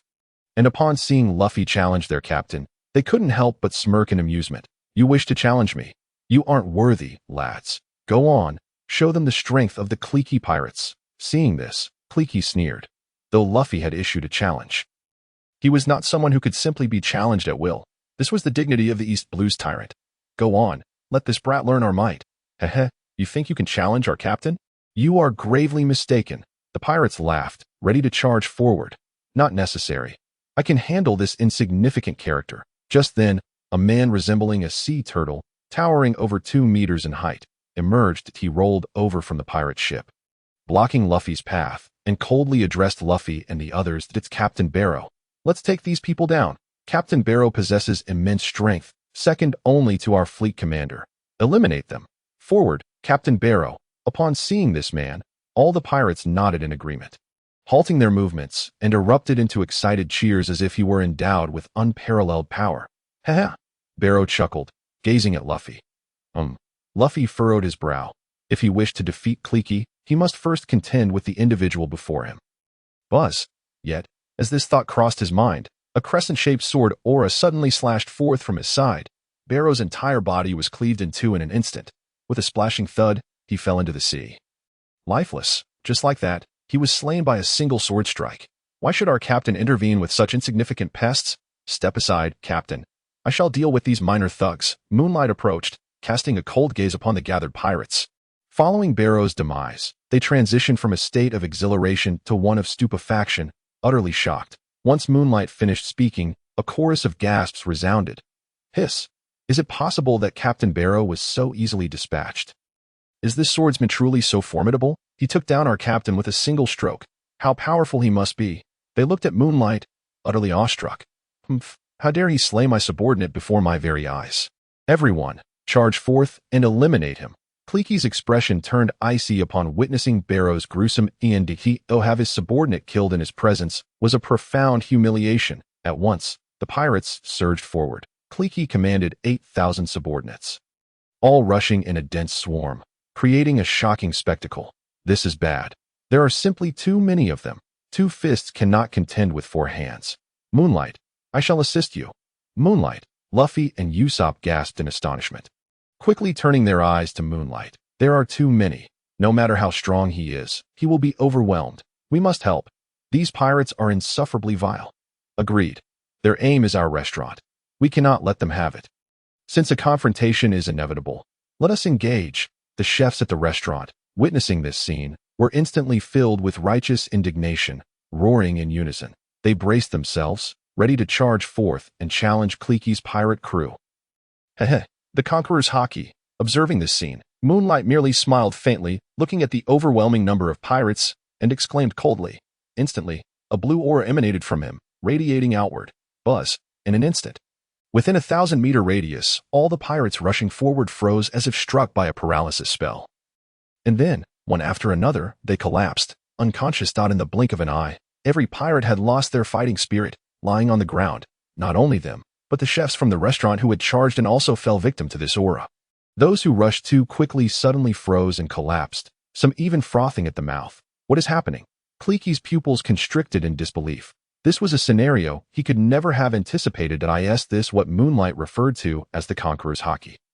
Ussop felt a chill run down his spine, glancing at Luffy, who nodded appreciatively at Moonlight, then wholeheartedly charged towards Cliquey. What the hell is happening? Why are all 5,000 of them collapsing at once? What sort of magic has he unleashed? Not just the enemies, but even our own men are affected. What is this? The chefs at the restaurant stared in wide-eyed astonishment at the unfolding scene. Their faces a mixture of confusion and shock, utterly unaware of the phenomenon. The remaining pirates dared not advance a single step, their expressions filled with disbelief as they gazed at the spectacle. With their limited knowledge, they could not comprehend the events transpiring. Old man, what is going on? Sanji exclaimed, utterly taken aback, and quickly questioned Zeph. I am also uncertain, but one thing is clear. This swordsman before us is the strongest among them.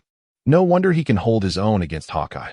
I initially thought Hawkeye refrained from engaging in such a setting, but it seems this individual is truly extraordinary, Zeph muttered, though he could not discern the nature of the conqueror's Haki.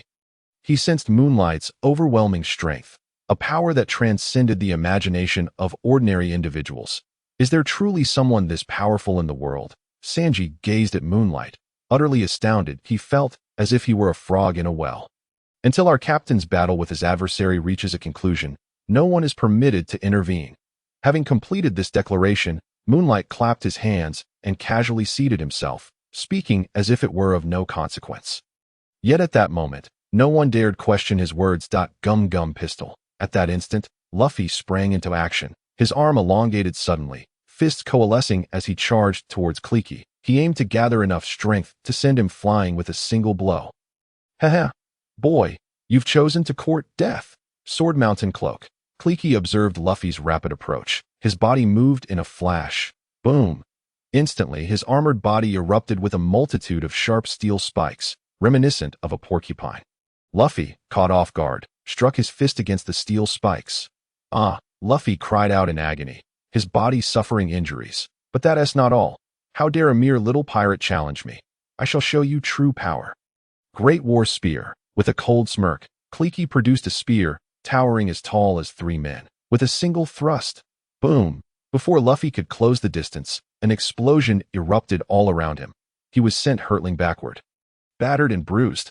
What is this? Fortunately, Luffy is a rubber man, resilient and robust. Although he was blasted away, he quickly got back on his feet, staring in shock at the massive spear Clicky wielded. There it is. Our captain's signature weapon, the Great War Spear, packed with explosive gunpowder. A single thrust can trigger an explosion. With this weapon, our captain is invincible in the East Blue. Huh? Do you see this, boy? This is our captain's might. Far beyond the reach of a weakling like you. Ha ha ha. Captain, finish him off. Clicky's crew erupted with cheers all around. Luffy, Ussop cried out in concern. He then turned to Moonlight. Moonlight, this guy is too formidable. I fear Luffy may not be his match. Ussop began. However, before he could finish, Moonlight waved his hand, stating, This is a battle between captains. I shall not intervene that if Luffy falls, it is no one's fault but his own. If he wishes to become the Pirate King, this is the path he must tread. Moonlight shook his head, refusing to step in. Moonlight, Ussop was momentarily stunned, looking at Luffy with deep concern, yet at that moment, he found himself at a loss for words. As Moonlight stated, if he aspires to be the Pirate King, this is a trial he must endure. He can only succeed, not fail. Otherwise, if he falls here, how can he ever claim to be the Pirate King? Becoming the Pirate King is not a trivial pursuit. Moonlight's words rang true. Will they just stand by and watch? That Straw Hat Kid looks like he won't last much longer. Hey, are you not going to intervene? The chefs from the restaurant called out, unable to remain passive. If you merely watch your comrade die, then I shall take action, Sanji replied coldly. Although he had only just met Luffy, their personalities aligned, and he could not simply stand by and watch him perish. Just as he was about to act, buzz, a crescent-shaped sword aura suddenly slashed forth. The blade of energy flickered past the onlookers, revealing a deep gash in the Baratai restaurant. Sanji's intended move halted abruptly as he squinted at the suddenly unleashed Moonlight. Hiss! The other chefs gasped in unison, staring at the sword aura, questioning whether such a feat was even humanly possible. Their gazes converged on Moonlight, realizing they had merely wished to assist. Why then did he seek to impede them? Are we not comrades? This is our captain's battle. Anyone who dares intervene, I shall slay. Moonlight declared coldly, an overwhelming murderous aura unfurling without restraint. Feeling this killing intent, everyone involuntarily trembled, especially recalling Moonlight's earlier clash with Hawkeye, where he had effortlessly slain Barrow. Fear gripped them even more. It was Sanji who, upon witnessing such a fierce aura of swordsmanship, could not help but draw a deep breath. Paralyzed by fear and rendered immobile, that it was no jest. What Moonlight had proclaimed was far from mere banter or a simple threat. It was a genuine intent to kill. No one dared to question the words of a swordsman wielding a blade. Instantly, all present exchanged glances, too intimidated to move. Boom! At that moment, Clicky once again brandished his battle spear. He unleashed a relentless barrage, sending Luffy flying with each strike. Yet, with a bounce, Luffy would rise again, undeterred. Time and again, he fell, only to stand tall once more, resembling an indomitable god of battle, leaving all in utter astonishment. Even Clicky's crew of pirates found themselves at a loss for words. Utterly awestruck by Luffy's astonishing vitality, Luffy, Ussop called out in concern, but as he witnessed Luffy's unwavering spirit, rising repeatedly to charge at Clicky, he felt a tremor of inspiration. Rubber machine gun. Each time he was knocked down, he sprang back with renewed vigor, akin to an elastic band, and soon his speed intensified as he lunged toward Clicky. His fists erupted like a relentless machine gun, casting a multitude of punches that enveloped Clicky. Seeing this, Clicky scoffed. Have you still not realized? How many times must you fall before you comprehend the danger? With that, he swung his battle spear once more, despite the toll the continuous skirmish had taken on his stamina and speed. The might of the spear remained undiminished. A single thrust. Boom! A cataclysmic explosion erupted, more ferocious than ever before. In an instant, Luffy was engulfed by the blast, and the surrounding ship's hull was decimated. Luffy! Ussop exclaimed in horror, unable to contain his shock at the devastating scene. This power is far too great. That boy may be done for. The chefs, including Sanji, were equally astonished. Yet, no one dared to step beyond the chasm created by Moonlight Slash. Ha ha ha! Our captain is truly formidable, they jeered. You understand now the folly of opposing our captain. Hee, let our captain finish him off. We, the Cliquey pirates, are invincible. The crew of Cliquey clamored in excitement. Moonlight, Ussop turned to him.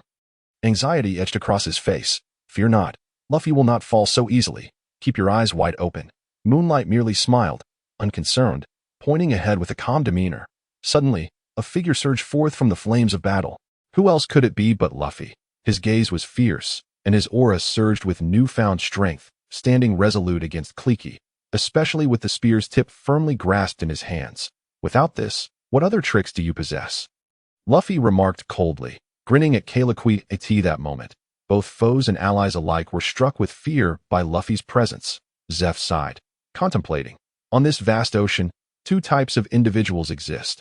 One, like Cliquey, relies on external weaponry to cloak their weaknesses, becoming seemingly invincible. The other, like the Straw Hat, depends solely on their own hands and heart, bravely fighting against any adversary until they achieve victory. I wonder which type will ultimately prevail. Chapter 36.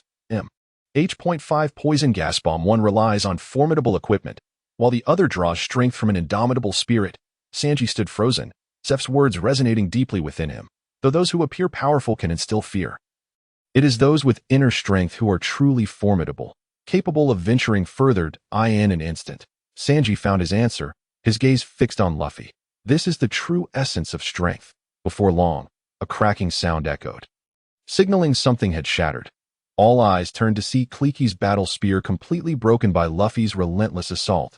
The once unbreakable golden armor crumbled under Luffy's onslaught. Without his golden shield, Cliquey was left aghast.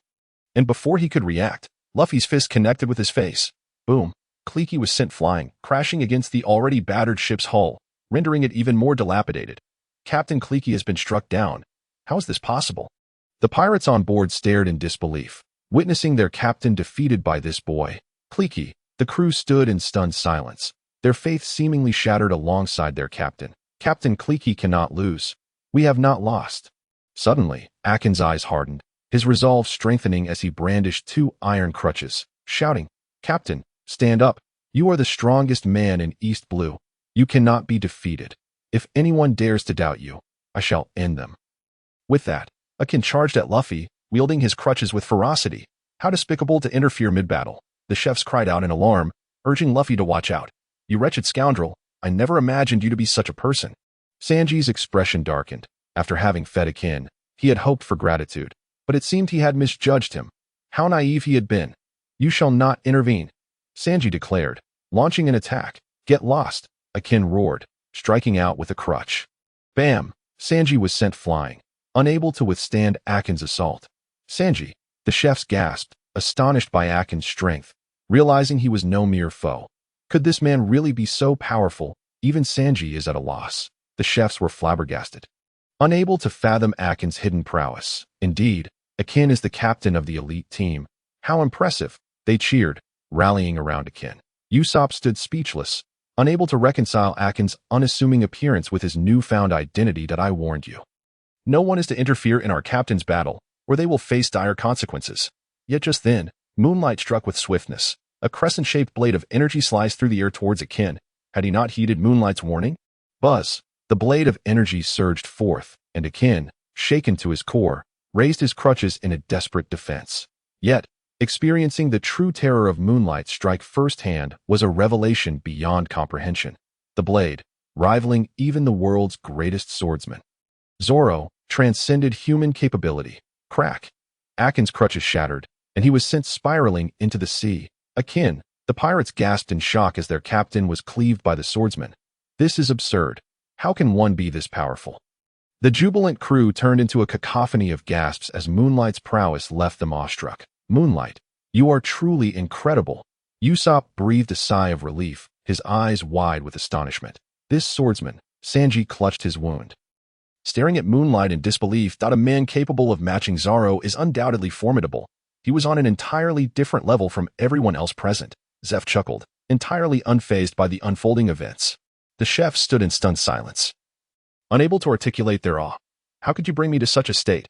You were the first to ever achieve this. At that moment, Kliku emerged from the dilapidated cabin of the ship, rendered utterly disheveled after losing his mighty weapon. His golden armor was marred with numerous fractures. He gazed at Luffy, and upon spotting a Jean, who had been sent flying by a single sword stroke, his expression darkened ominously. Crack, crack. Suddenly, his arm emitted a series of mechanical sounds, and the golden armor underwent a dramatic transformation, revealing a rounded gun barrel. This is bad. Quickly don the masks. Captain Kliku is about to unleash that move. Hurry, put on the masks. The surrounding pirates gasped, their voices rising in alarm as if they had witnessed something extraordinarily terrifying. They hastily retrieved masks from a nearby ship. What is that? What is happening? It seems ominous. The cooks looked around, bewildered by the commotion among the pirates. Could it be that Sanji and Japu seemed to realize something, their expressions shifting dramatically? Not good. Ussop, Moonlight, and everyone, run quickly. He is going to release poison. At that moment, Luffy dashed back, calling out to Moonlight and the others. His face was filled with an urgency as if something dreadfully catastrophic were about to occur. Given his usual demeanor, this was truly alarming, indicating that Kliku's forthcoming maneuver was anything but trivial.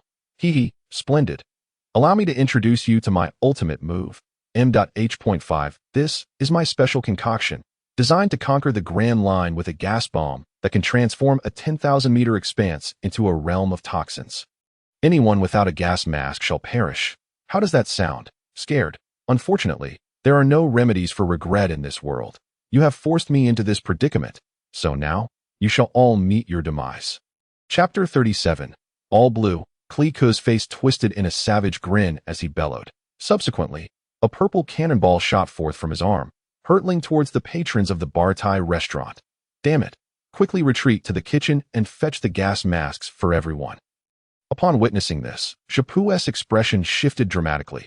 He finally understood why Kliku's crew wore masks. Kliku was launching a gas bomb at them, while perhaps not as destructive as a cannonball.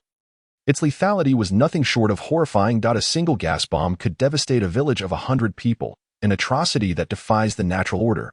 Only the most malevolent individuals would resort to such tactics. Kliku was employing this against them. He is a devil. Hurry, grab the gas masks. That despicable, shameless Kliku. The cooks began to sprint. Damn it. Luffy seethed with rage, yet faced with the gas bomb, he found himself powerless. How ruthless. Ussop was taken aback. He had never fathomed that someone could be so merciless. Buzz, just as everyone was in shock, frantically searching for masks, a crescent-shaped sword aura sliced through the air with force. It was Moonlight, drawing his sword at that critical moment. The sword energy swept in all directions, dissipating the spreading toxin into disarray, scattering it like leaves in the wind.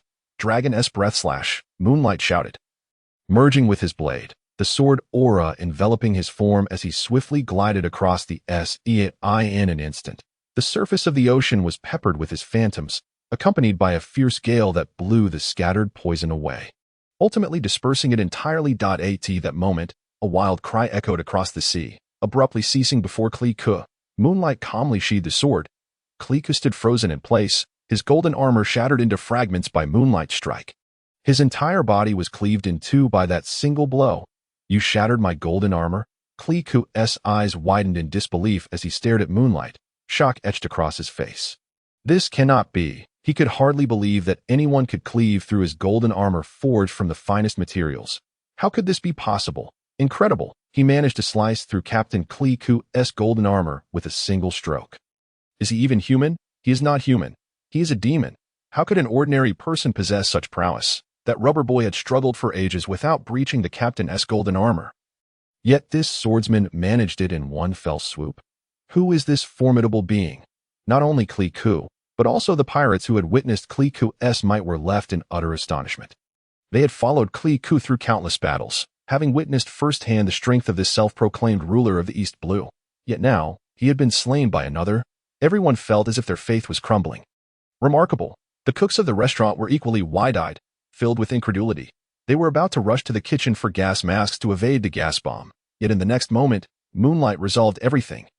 Even dispatching Kliku himself with a single stroke, How astonishing.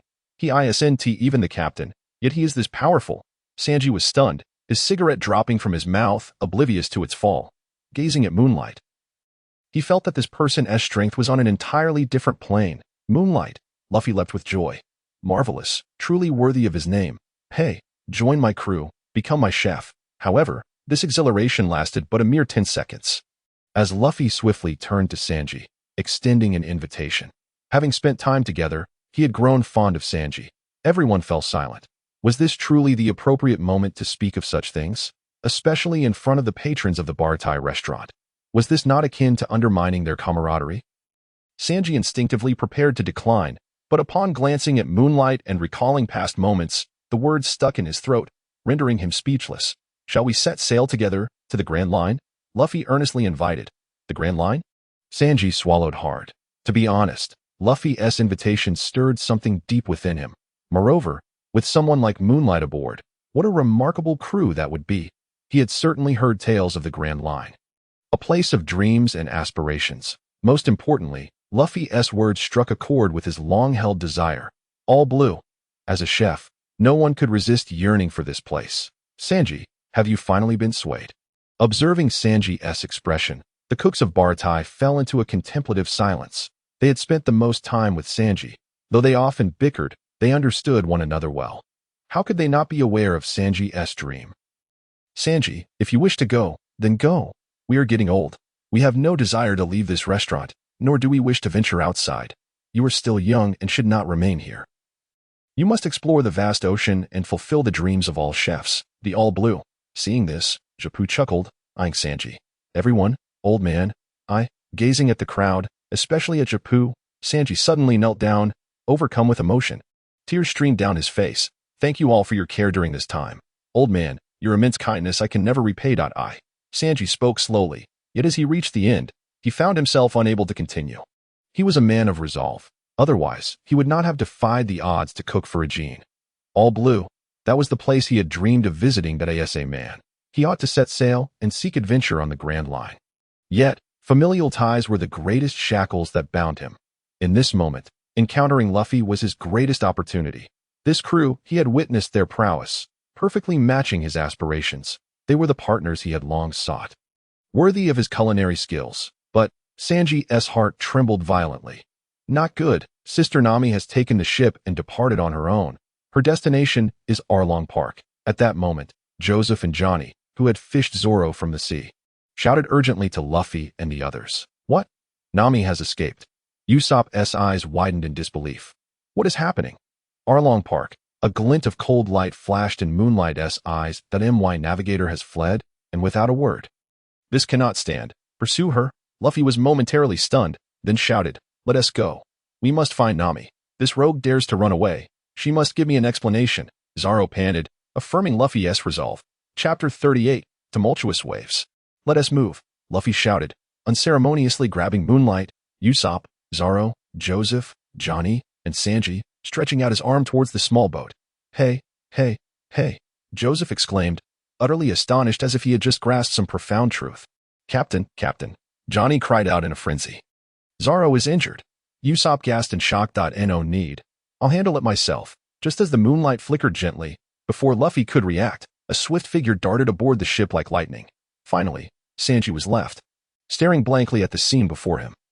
Utterly perplexed. Bang! Luffy's arm, stretched out like a slingshot, suddenly retracted with force, sending the five of them hurtling towards the deck like birds expelled from their nest. Bang, bang, bang, bang, bang. They landed, heads first. Hey, is everyone still alive? Sanji was the first to regain his senses. Looking at Luffy with a face full of regret, Is this really our captain? This is chaos. Goodness, have I boarded a pirate ship? With this thought, Sanji pulled out a cigarette and lit it, casting a glance at the others.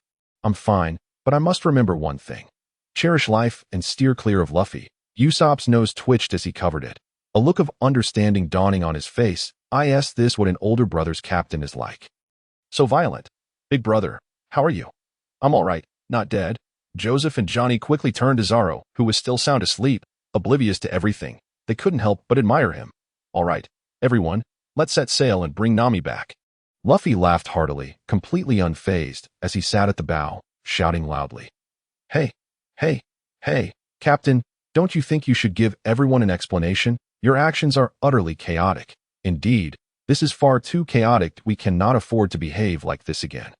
And with Nami gone, who will guide us? Exactly. Upon witnessing this, Joseph, Johnny, and Sanji couldn't help but shout in discontent. Huh, is that so? Upon hearing this, Luffy stroked his chin, appearing pensive. Zoro is directionally challenged, and I'm an idiot. I don't know navigation either. You two are useless, and as for you, the only thing you seem good at is cooking. It seems the only viable option is Moonlight. You take the lead. Ussop turned his gaze towards Moonlight on the lookout, his face filled with admiration, while the others looked on disdainfully. Hey, who are you looking down on? Although I'm a chef, I've lived at sea for over a decade. I know simple routes. Sanji immediately exploded in anger, his eyebrows shooting up. Kid, who are you calling useless? Do you believe I won't take you down? Besides, we witnessed Sister Nami leave with our own eyes. I know her general direction. Joseph and Johnny chimed in, pointing accusingly at Usopp's long-nosed toe. Luffy nodded at the group, appearing to understand that no, I'm merely stating facts. Hey, Moonlight, at least say something. Upon seeing the furious expressions of the others, Usopp waved his hands, his gaze shifting back to Moonlight. However, Moonlight, standing on the lookout, swung his long sword, unleashing crescent-shaped sword energy. The energy was incredibly sharp, striking the sea and causing waves to erupt. The surging waves transformed into a force, propelling their small boat forward. Wow, using sword energy as propulsion is impressive. Moonlight, your swordsmanship is far superior to Zoro's. The previously quarreling group looked at Moonlight's actions with newfound respect. This guy. Sanji squinted his eyes. Although he considered himself exceptional, witnessing Moonlight's formidable presence made him involuntarily shivered. In the sea, strength reigns supreme. Wow, Moonlight, you're truly dependable. Luffy exclaimed loudly, his face alight with joy. Dependable. Look, Moonlight is swinging his sword with his eyes closed. What does that mean? You're merely practicing sword skills, not navigating. Usopp yelled, pointing at Moonlight. His gaze was piercing. While the others were captivated by Moonlight's fierce sword energy, Usopp noticed that Moonlight's eyes were completely shut throughout. My apologies. As you all seem to be arguing incessantly, I thought it best to leave everything to fate. I'll practice my sword skills while steering the ship, and as for where we end up, it's entirely up to chance, Moonlight said calmly, turning to face the group while continuing his sword practice. However, as soon as he spoke, everyone froze in place. Leave it to fate? All based on luck? No way. The five of them exchanged incredulous looks. Even Luffy appeared astonished. Suddenly, they all shouted in unison, "Stop! Quickly stop! Your luck is terrible. We're moving further away from Sister Nami's direction. No wonder I felt something was off earlier." Joseph and Johnny shouted frantically. "Ha, Moonlight! You're truly amusing." Luffy laughed heartily, finding it all incredibly entertaining. Hey, Moonlight, you aren't joking, are you?" Usopp's eyes widened, looking at Moonlight in shock. Is this really the same Moonlight who fought evenly with Hawkeye? Leave it to fate? Rely on luck? No way. Hey, have you all had enough? Since no one can take charge, I will. I am an ambitious chef, and I don't want to get lost right after setting sail. Sanji's face turned red with anger. After delivering a sharp blow, everyone fell silent, leaving Sanji in charge of navigation. Although he wasn't a professional navigator, it was clear that Sanji had a far better grasp of navigation than the others. Under a cloudless sky, they smoothly traversed the sea, and soon a coastline emerged faintly in the distance, resembling an island. Look, an island. Usopp, peering through a telescope, was the first to react, bursting with excitement. It truly is fantastic, Joseph and Johnny exclaimed, catching sight of a white line in the distance and cheering loudly. Wow, there's an island. That means food. Luffy's eyes sparkled. An island meant a restaurant, and a restaurant meant meat. With this thought, Luffy grew increasingly impatient. Hey, with me, a top-tier chef aboard. Is there any need to go to a restaurant? I'll cook for you. Hearing this, Sanji exhaled a puff of smoke, responding nonchalantly. But our ship is a makeshift fast boat. We have no ingredients, no materials, and certainly no tools. I doubt even a chef can cook without any rice. Usopp widened his eyes, staring at Sanji. A third-rate chef relies on tools and materials. A top-tier chef relies on his heart. Without ingredients, we can improvise. The sea is vast. Why fear the lack of supplies? Sanji scoffed. gesturing towards the ocean. Watch closely. I can find you a heap of ingredients in no time, he declared, prepared to dive into the sea. Suddenly, a violent wave surged, crashing forth. Chapter 39. The Evil Dragon Pirates. Suddenly, a gigantic creature, measuring over 10 meters in length and resembling a small mountain, emerged into view. Its body exhibited a white coffee color, and its eyes were fearsome, exuding a menacing aura upon seeing Luffy and the others. Wow, that's enormous, Luffy exclaimed in astonishment. What kind of monster is that, a sea cow? Usopp's pupils dilated, without a second thought. He rushed behind Moonlight, feeling that only he could provide safety on the ship. This is bad, a Sea King-type monster. Big brother, wake up, Joseph and Johnny shouted urgently at Zoro. Perfect, fresh ingredients. Sanji exhaled a puff of smoke, his face lighting up with delight, ready to take action. Come here. However, Moonlight suddenly made his move, his pupils narrowing as an invisible aura of menace radiated outward. The ferocious sea cow trembled in fear. Displaying an expression of utter terror, Moonlight smiled gently and waved at it, and the massive sea cow immediately obeyed, as if it were a child, lowering its body before Moonlight. What? Moonlight, what did you do to it? Moonlight, I knew it. You're truly the most reliable. Moonlight, wow, wow, wow. Upon witnessing this scene, Sanji and the others were left utterly speechless, particularly Luffy, in a fit of excitement, leaped onto the back of the sea cow, touching it here and there. Embodying the essence of a child who has just acquired a new toy, let us utilize it as a means to propel the ship at AS for the ingredients. Moonlight glanced at Sanji, gesturing towards Momo. Then cast his gaze upon the ocean, drawing his sword with a swift motion. With a resounding whoosh, a crescent-shaped sword aura surged forth, cleaving through the air as it cut through the waves. The sea swiftly parted to either side, as if a chasm had opened, and countless fish, shrimp, crabs, and shellfish leaped skyward, landing onto the ship. This will suffice for our meal, Moonlight remarked nonchalantly. Ussop, Joseph, Johnny, Sanji, everyone was astonished. Who would have thought that sword aura could serve such a purpose? Just as they were in awe, Nami piloted the Mary onshore at an island, leaping ashore and greeting two sea beasts that were parading nearby before heading towards a grand amusement park. Arlong Park, home of the Arlong Pirates, Nami. Nami is back. Hop ha ha, our little thief cat has returned. I wonder which unfortunate pirate crew will suffer today. Along the way, seeing Nami, the pirates of the Arlong crew greeted her enthusiastically. Nami nodded in acknowledgement and approached Arlong, tossing him a bag of gold and a treasure map. Your bounty, she stated flatly. Ha ha, as expected of our little thief cat, you never return empty-handed, and this map is remarkably precise. Though I am a fishman, I could never draft such a map, Arlong exclaimed, not even glancing at the gold as he picked up the map in awe. Indeed, while we are of the fishman race, none among us could create such a map. Nami, you are truly impressive. At this, an octopus-like fishman cast a glance at Nami, giving her a thumbs up. You speak the truth, Little 8, although Nami is merely human. She stands apart from ordinary humans. Another fishman, clad in a deep blue karate uniform adorned with fish scales on his back, nodded solemnly in agreement. Little 8, Kruby, you are both right. Among humans, I only recognize Nami. Meanwhile, a fishman sporting a deep blue upper garment and brown shorts, with yellow hair and lips reminiscent of a pufferfish, chimed in, glancing at the map and echoing Little 8 and Kruby's sentiments. Nami, I find myself increasingly reluctant to see you leave. Hearing this, Arlong smiled at Nami. Heh. Nami trembled slightly before responding with a cold smile. I will soon gather 100 million berries. At that time, do not go back on your word. With that, she departed without a second glance. This was her agreement with Arlong. Should she amass 100 million berries, she could redeem her home, Kokoyashi village. And her freedom. It was for this very purpose that she had joined the Arlong pirates, striving tirelessly upon the seas. Brother, it seems Nami is preparing to leave. Observing Nami's retreating figure, Kirby remarked, I truly wish Nami would stay. Little 8 sighed. Is there truly no way to keep her here? Chu furrowed his brow, casting a glance at Arlong. A talent like her is rare in this world. Letting her go may bring joy, but I, Arlong, value my reputation above all.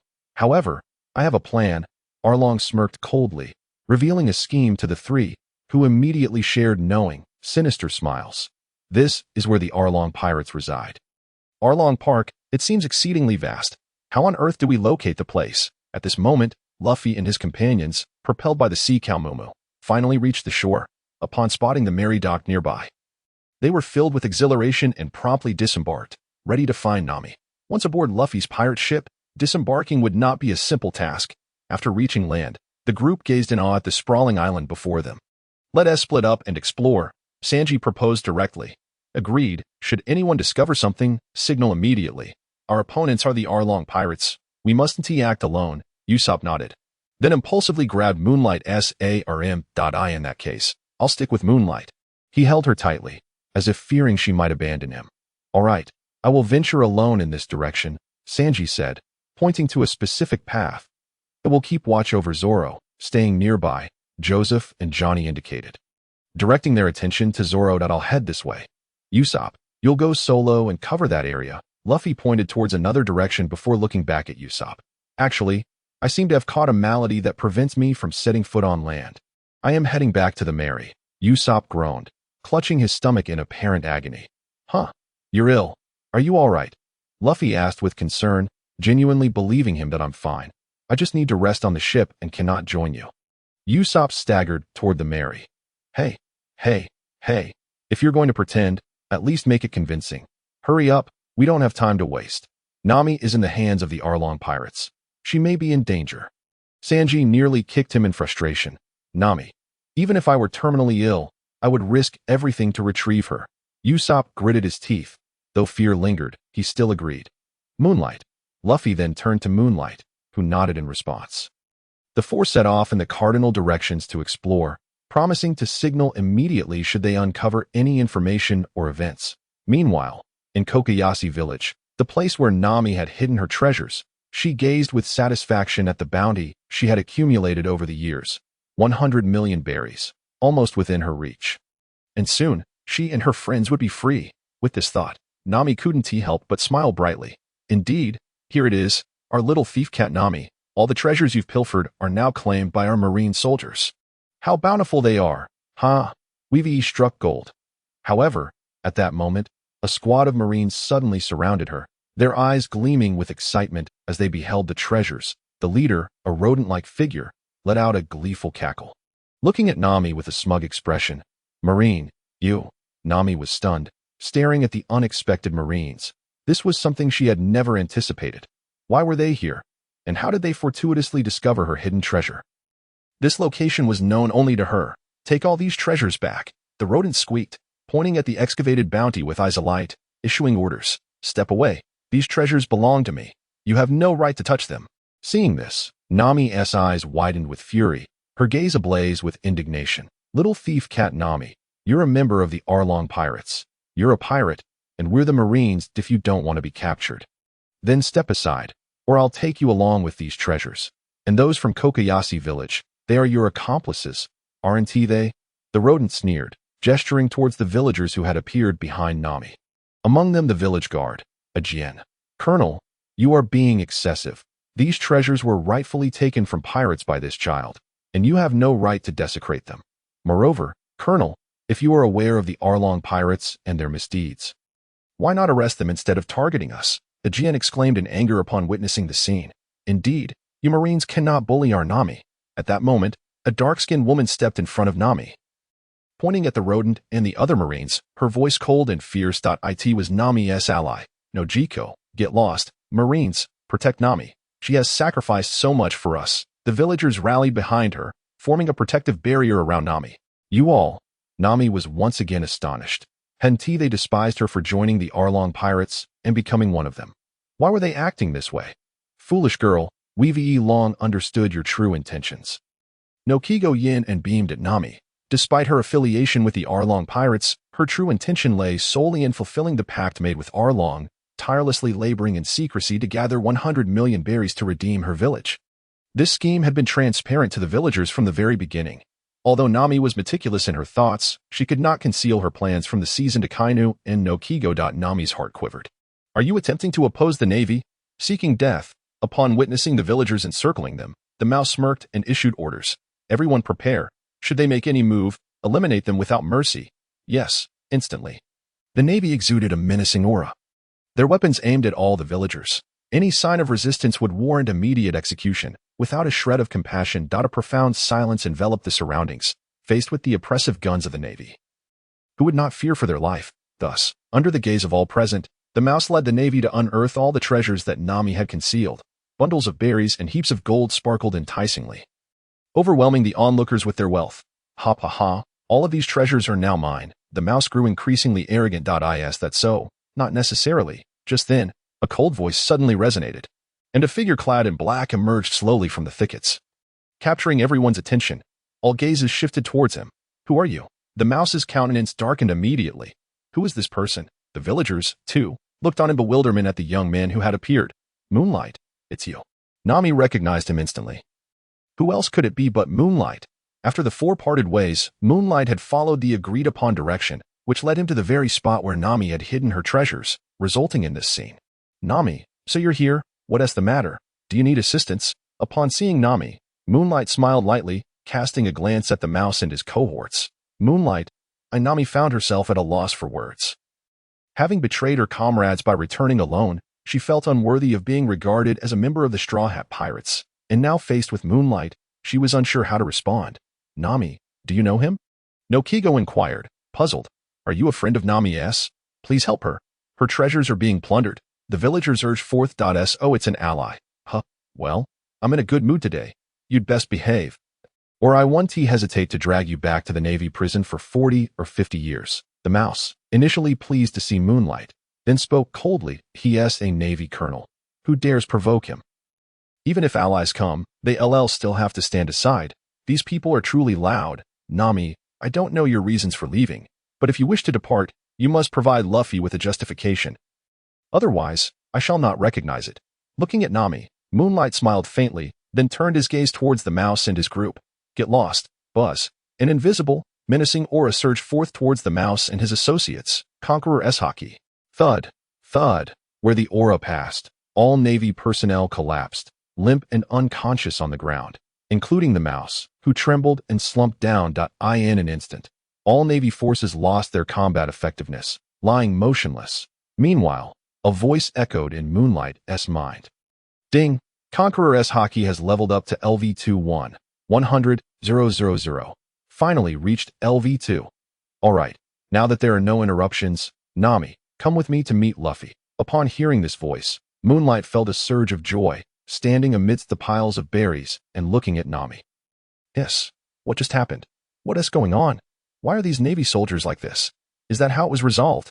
So powerful. The onlookers stood dumbfounded at the scene before them. What had happened to the fierce, formidable Navy? Why had they all suddenly collapsed? What had this man named Moonlight done? Was it magic? Are you an enemy of Nami? Nokigo trembled, stepping protectively in front of Nami. She sensed that things were not so simple. No, he is not. Nokigo. Nami stepped forward, her body trembling, tears brimming in her eyes. Moonlight, help me, please. I can't hold on any longer. Nami looked at Moonlight, her eyes filled with tears. She had come to the realization of why the Navy had discovered this place, and at this moment, it was all Arlong's doing. With that thought, despair engulfed her. Huh. This expression from Nami, Moonlight noted, was one he had never witnessed before since their acquaintance. All right, tell me everything. Moonlight nodded. He had come here to lend Nami a hand. Who dares intrude upon the domain of the Arlong pirates? Seize him. That long-nosed one is the companion Nami spoke of. Charge. At that moment, Ussop fortuitously arrived at the Arlong pirate stronghold, Arlong Park, before he could approach. The keen-eyed fisherman had noticed him and shouted out. Some even recognized Ussop. Ussop was taken aback and hastily fled for his life. Chapter 41. Nami, I've come to take you home. Oh dear. Don't chase me. Ah. Ussop ran frantically, the fishman appearing overwhelmingly formidable. If captured, he would undoubtedly lose his life. Luffy, Moonlight, Sanji, come save me. He quickly ignited the fireworks in his hand as a signal. That's the direction of Ussop. He has found Nami. Sanji, upon seeing the skyrocketing fireworks, immediately changed direction and dashed toward Usopp's location. Ussop, Luffy, who had been indulging in a feast in the village and had just learned some news, spotted Usopp's signal fireworks as he finished his meal, patting his stomach contentedly as he headed towards Usopp's direction. Over there, Joseph and Johnny, along with Zoro, also raced toward the direction of the fireworks. Oh no, that's Ussop. He must have stumbled into Arlong Park and been discovered. Nami gasped in surprise at the sight of the signal fireworks. She was already aware that Luffy and the others had split up to find her on the island. And she felt a surge of urgency. Moonlight, we need to hurry. There's no need to rush, nor to underestimate Ussop. Despite his appearance, he can be quite resolute in critical moments. Moonlight waved his hand dismissively. Unperturbed, Ussop is someone who thrives in dire situations. Although he may be timid, he simply hasn't been pushed to the brink yet. Moonlight was not worried. Do you hold such a high opinion of this long-nosed fellow? Nami was taken aback, utterly astonished that someone as formidable as Moonlight would regard Ussop so highly. Moonlight did not respond, making his way directly toward Arlong Park. Arlong Park, has he appeared? Arlong, noticing the signal fireworks soaring into the sky, chuckled coldly. His people were scattered all over the island. He would be instantly aware of any occurrences. The moment Ussop had intruded, he had already noticed, yet he had paid no heed to such an ordinary person. They appeared, not only him, but also the other members of the Straw Hat Pirates. Our men have already located their trail, Joe stated. This sea is teeming with fishmen. Any outsider setting foot on the island would be immediately detected. I never expected this. They are indeed the companions Nami spoke of, but it's a pity they come seeking death, oblivious to the danger. Crocodile remarked coolly. In his eyes, no pirate crew could compare to the Arlong pirates in the East Sea. All that had come were merely courting death. My great blade has long been itching for action. Little Eight chuckled, brandishing a knife with his tentacles, displaying flamboyant maneuvers. Indeed, our Arlong pirates are the mightiest crew in the East Sea. A mere handful of rookie novices are hardly worth our concern. Kik. The fishmen around erupted in laughter, completely disregarding Luffy and his crew. All right, open the gates to welcome our guests. After all, they are fellow pirates. Arlong grinned, ordering his men to open the gates and receive Luffy and his companions. Why are the gates open? Are they looking down on us? Or is this intentional? Nami, I've come to take you home. Luffy, Sanji, you finally arrived. After a short while, Luffy and Sanji arrived almost simultaneously, gazing at the open gates of Arlong Park. Sanji pondered briefly and soon comprehended the situation, his expression darkening. How dare they underestimate him? Meanwhile, Luffy shouted loudly as he charged inside. Hearing the commotion, Ussop peeked out from a concealed thicket and hurried over, his face lighting up at the sight of Sanji and Luffy. All right, since they have opened their doors to guests. As patrons, we must put on a good show, Sanji declared, lighting a cigarette and exhaling a cloud of smoke as the trio moved forward. Nami, where are you? Nami, I've come to take you home, Luffy bellowed. Disregarding the fishmen surrounding them. Luffy, keep it down. Those fishmen are fierce, Ussop cautioned, his heart racing. It doesn't matter. The situation is clear now. It's 3 against a multitude. We shouldn't waste time. Given their demeanor, they won't willingly hand over Nami. Sanji remarked, exhaling smoke as his gaze fell upon the trio accompanying Arlong. These 3 must be the officers of the Arlong pirates. Luffy, I'll handle these 3. You take care of their captain, Sanji instructed. Pointing at the trio. All right, Luffy replied eagerly, locking eyes with Arlong. Hey you, curly brow, don't underestimate us. Upon hearing Sanji's words, the fishman, Xiaoba, could no longer remain composed, feeling slighted as a swordsman. Crocodile chuckled, remaining silent but casting a cold, disdainful gaze at Sanji. Allow me to deal with you, Crocodile scoffed, rushing forward. Sanji responded with a cold snort, sprinting to meet him with a flying kick. Bang! The 2 forces clashed, neither yielding an inch. Interesting, no wonder you humans dare to be so arrogant. But that's all there is to it, Crocodile mused, feeling the strength behind Sanji's kick, which indeed caused his fishman body some discomfort. Luffy, Sanji called out. Got it, Luffy replied without hesitation, dashing toward Arlong, intent on launching him away and rescuing Nami. Do they think we don't exist? They truly underestimate us.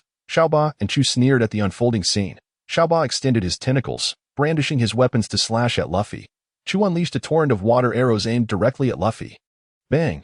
Just then, a flash of sword light appeared, intercepting Xiaoba's attack. It was Zoro, arriving just in time. At the same moment, a steel bullet struck Chu's face, courtesy of Ussop. Faced with formidable foes, the 2 sprang into action. Don't disturb our captain, they shouted in unison. Chapter 42. Dare to make my navigator cry. The Straw Hat trio acted in concert. All right, Luffy nodded, his expression grim, his fists clenched as he faced Arlong. I will send you flying. Kik. Is that so? Such a bold declaration.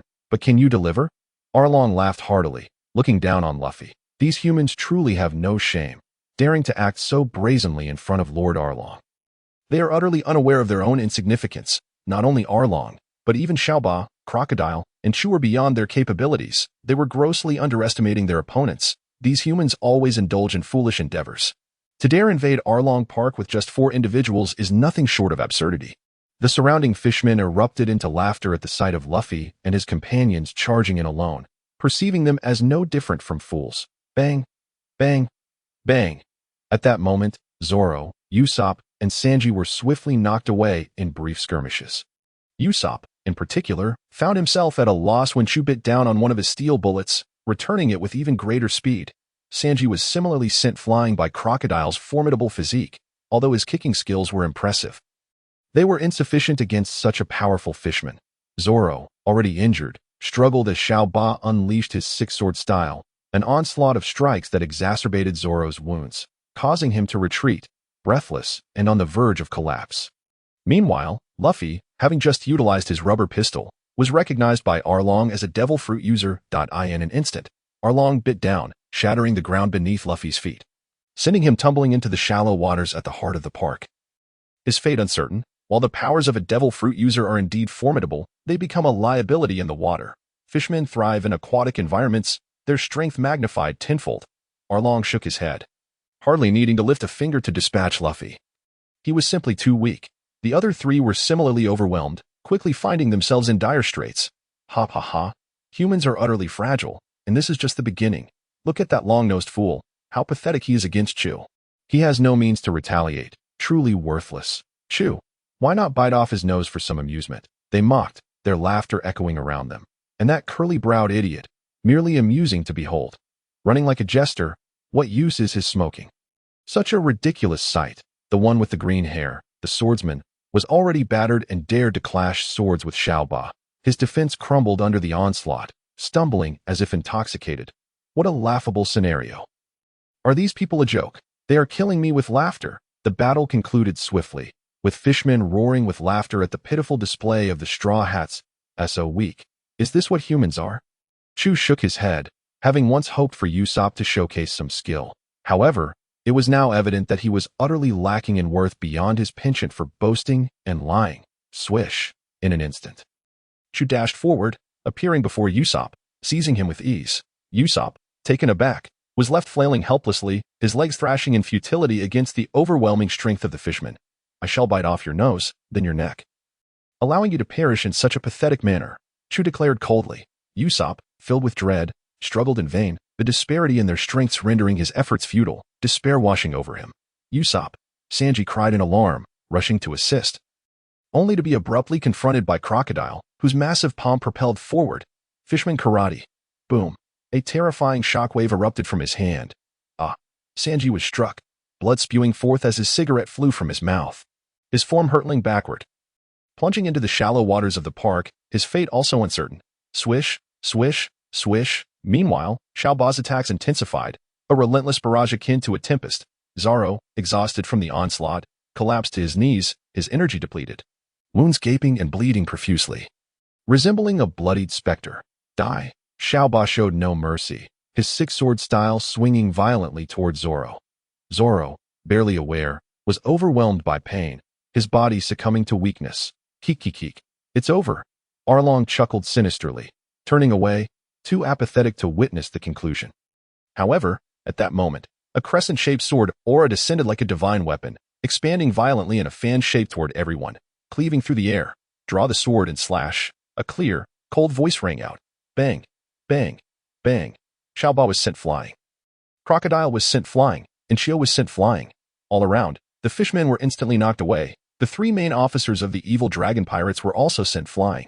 Even the shallow waters at the center of the paradise were affected by the sword aura, surging violently, creating a whirlpool that erupted as Sanji brought Luffy back to shore. Who? Arlong suddenly stood up. Who dares? Xiao Ba, Crocodile, and Chio sprang up immediately, though the sword aura had harmed them. Their robust bodies sustained only minor injuries. Who is it? The surrounding fishmen turned to look, astonished that a single sword had felled the 3 main officers, sweeping away all, and even made the shallow waters of the paradise churn violently. Who is this formidable presence? the Straw Hat Pirates member, Moonlight. Just then, a dark figure slowly walked in from the direction of the gate. All eyes converged, revealing a black-clad youth, wielding a sharp sword, striding forward step by step. Following closely behind the youth was a woman, Nami. However, at that moment, Nami trailed behind the youth, her face streaked with tears, clutching him as if he were a lifeline. Upon seeing Arlong and the others, her eyes burned with endless hatred. The Straw Hat Pirates? Moonlight. I have never heard of such a name. At this, the fishmen shook their heads, having never heard of this name. Bastard, how dare you sneak attack me? That hurts so much. Xiaoba seethed, his beautiful octopus tail marked with a crescent imprint. A remnant of Moonlight's earlier strike, and he was now furious. Such formidable sword energy, to think there exists such a master among the Straw Hats. But that is all there is to it. Crocodile flicked at the sword wound on his body. For a fishman, it was merely a trivial injury, inconsequential. Bastard, how dare you attack me from the shadows? Humans truly are despicable wretches. I will bite you to death.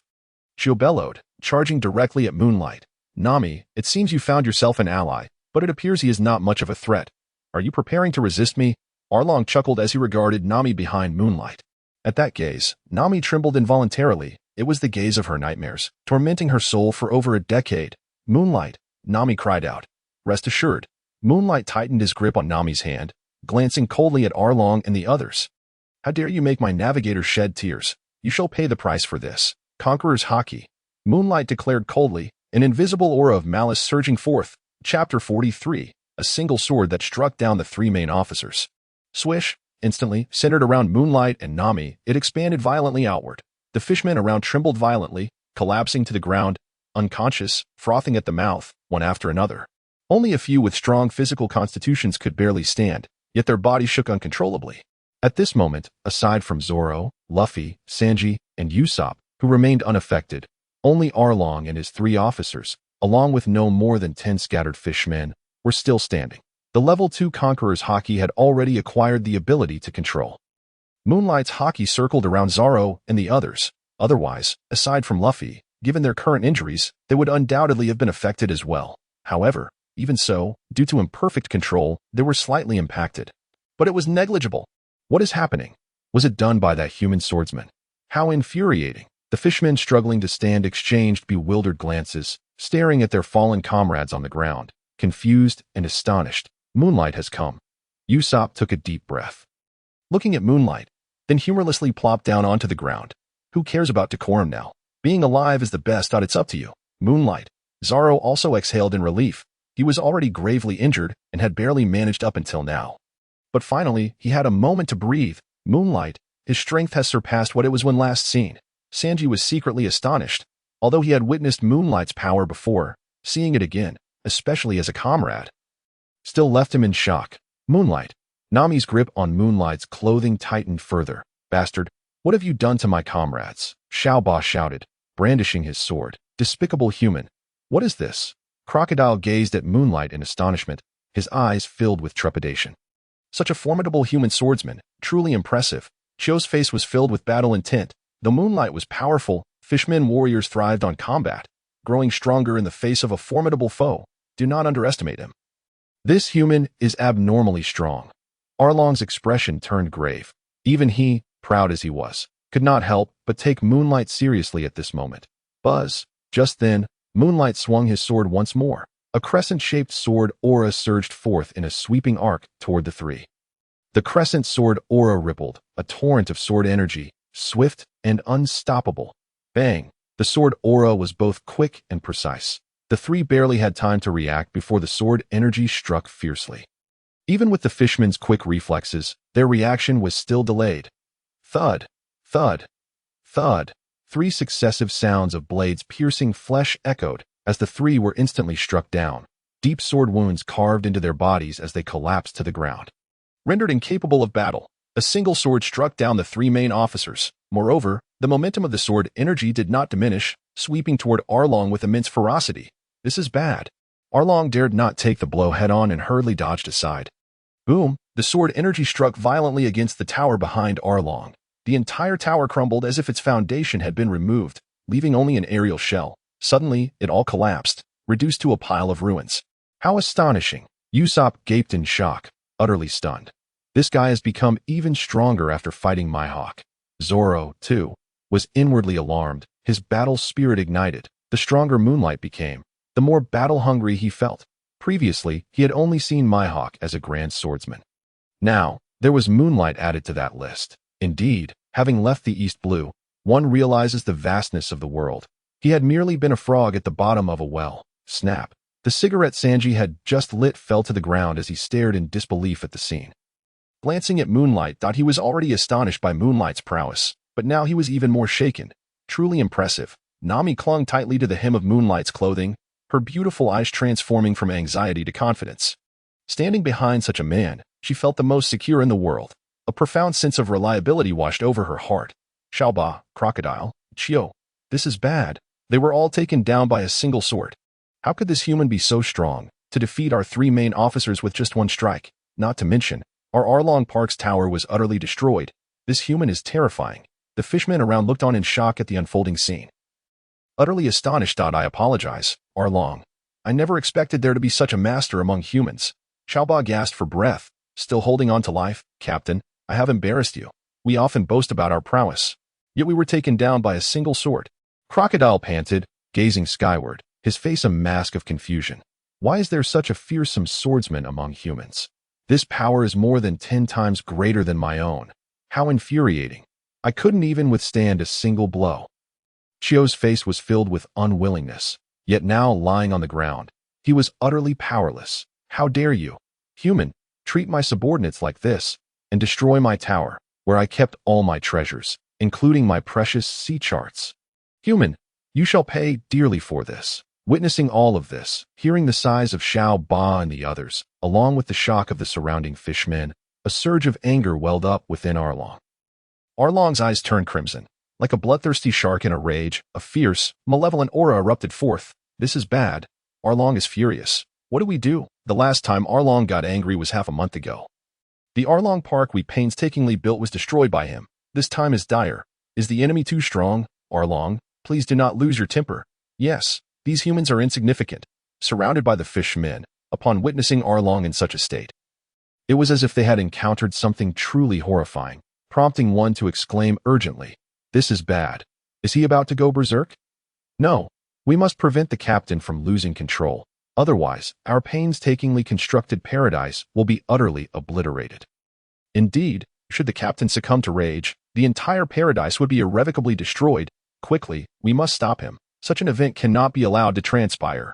Frustration surged within them as their bodies, heavily injured, rendered them immobile, leaving them to watch helplessly in their anxiety. Chapter 44. To that man, this was trivial. Filthy humans, how dare you inflict such cruelty upon my brethren and desecrate my paradise? Hachi. I shall rend you asunder and use your blood to honor them. Arlong's eyes blazed crimson as he instantly entered a state of fury.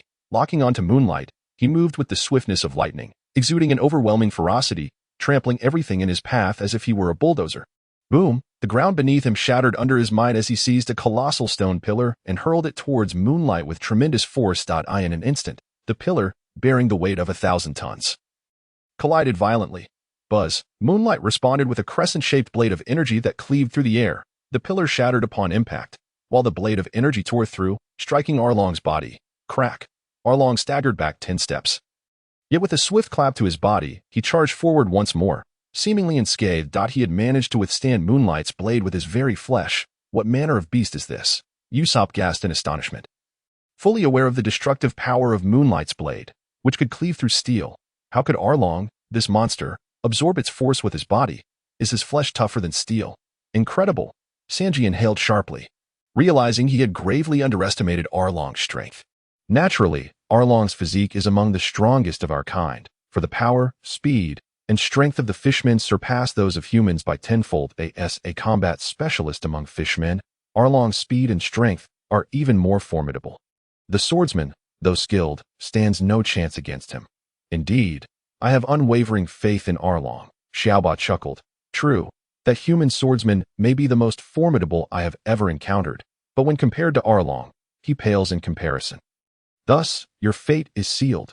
Kruby sneered, looking disdainfully at Zoro and the others. How could he possibly compete with Arlong?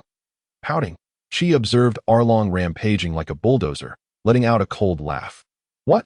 Hearing this, Nami's eyes widened in shock as she glanced at Moonlight. Filled with trepidation, "Moonlight," Ussop voiced his concern. "Damn it, must I intervene?" Sanji shifted his body, feeling a dull ache in his chest from earlier, but he realized he could not afford to dwell on that now. If Moonlight were to fall, they would all perish as well. No need. To that man, Arlong is utterly inconsequential. Zoro interjected, crossing his sword with an air of indifference, exuding immense confidence in Moonlight. "Zoro," Sanji exclaimed, his gaze sharpening. "Zoro, that Arlong is a monster," Ussop shouted. "Indeed, Zoro," Nami added anxiously. Ha.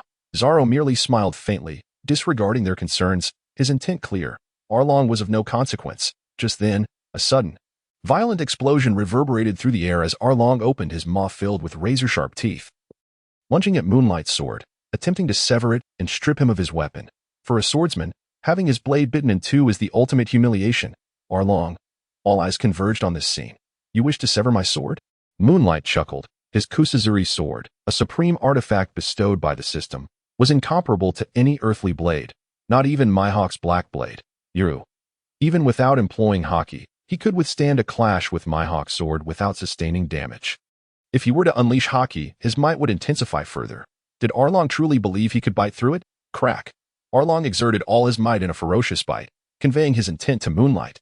Yet, in the next moment, a sound akin to shattering echoed from Arlong's mouth as his teeth began to fracture and fall to the ground. His teeth shattered against the blade. Brother's teeth have broken? Xiaoba, Kruby, and she stared in disbelief. What manner of weapon is this? Arlong's teeth, among the hardest parts of his body, could gnaw through a warship. How could he not sever the sword held by this swordsman? Could it be an artifact? The fishmen, barely managing to stand, were equally astonished by this spectacle. This is utterly absurd.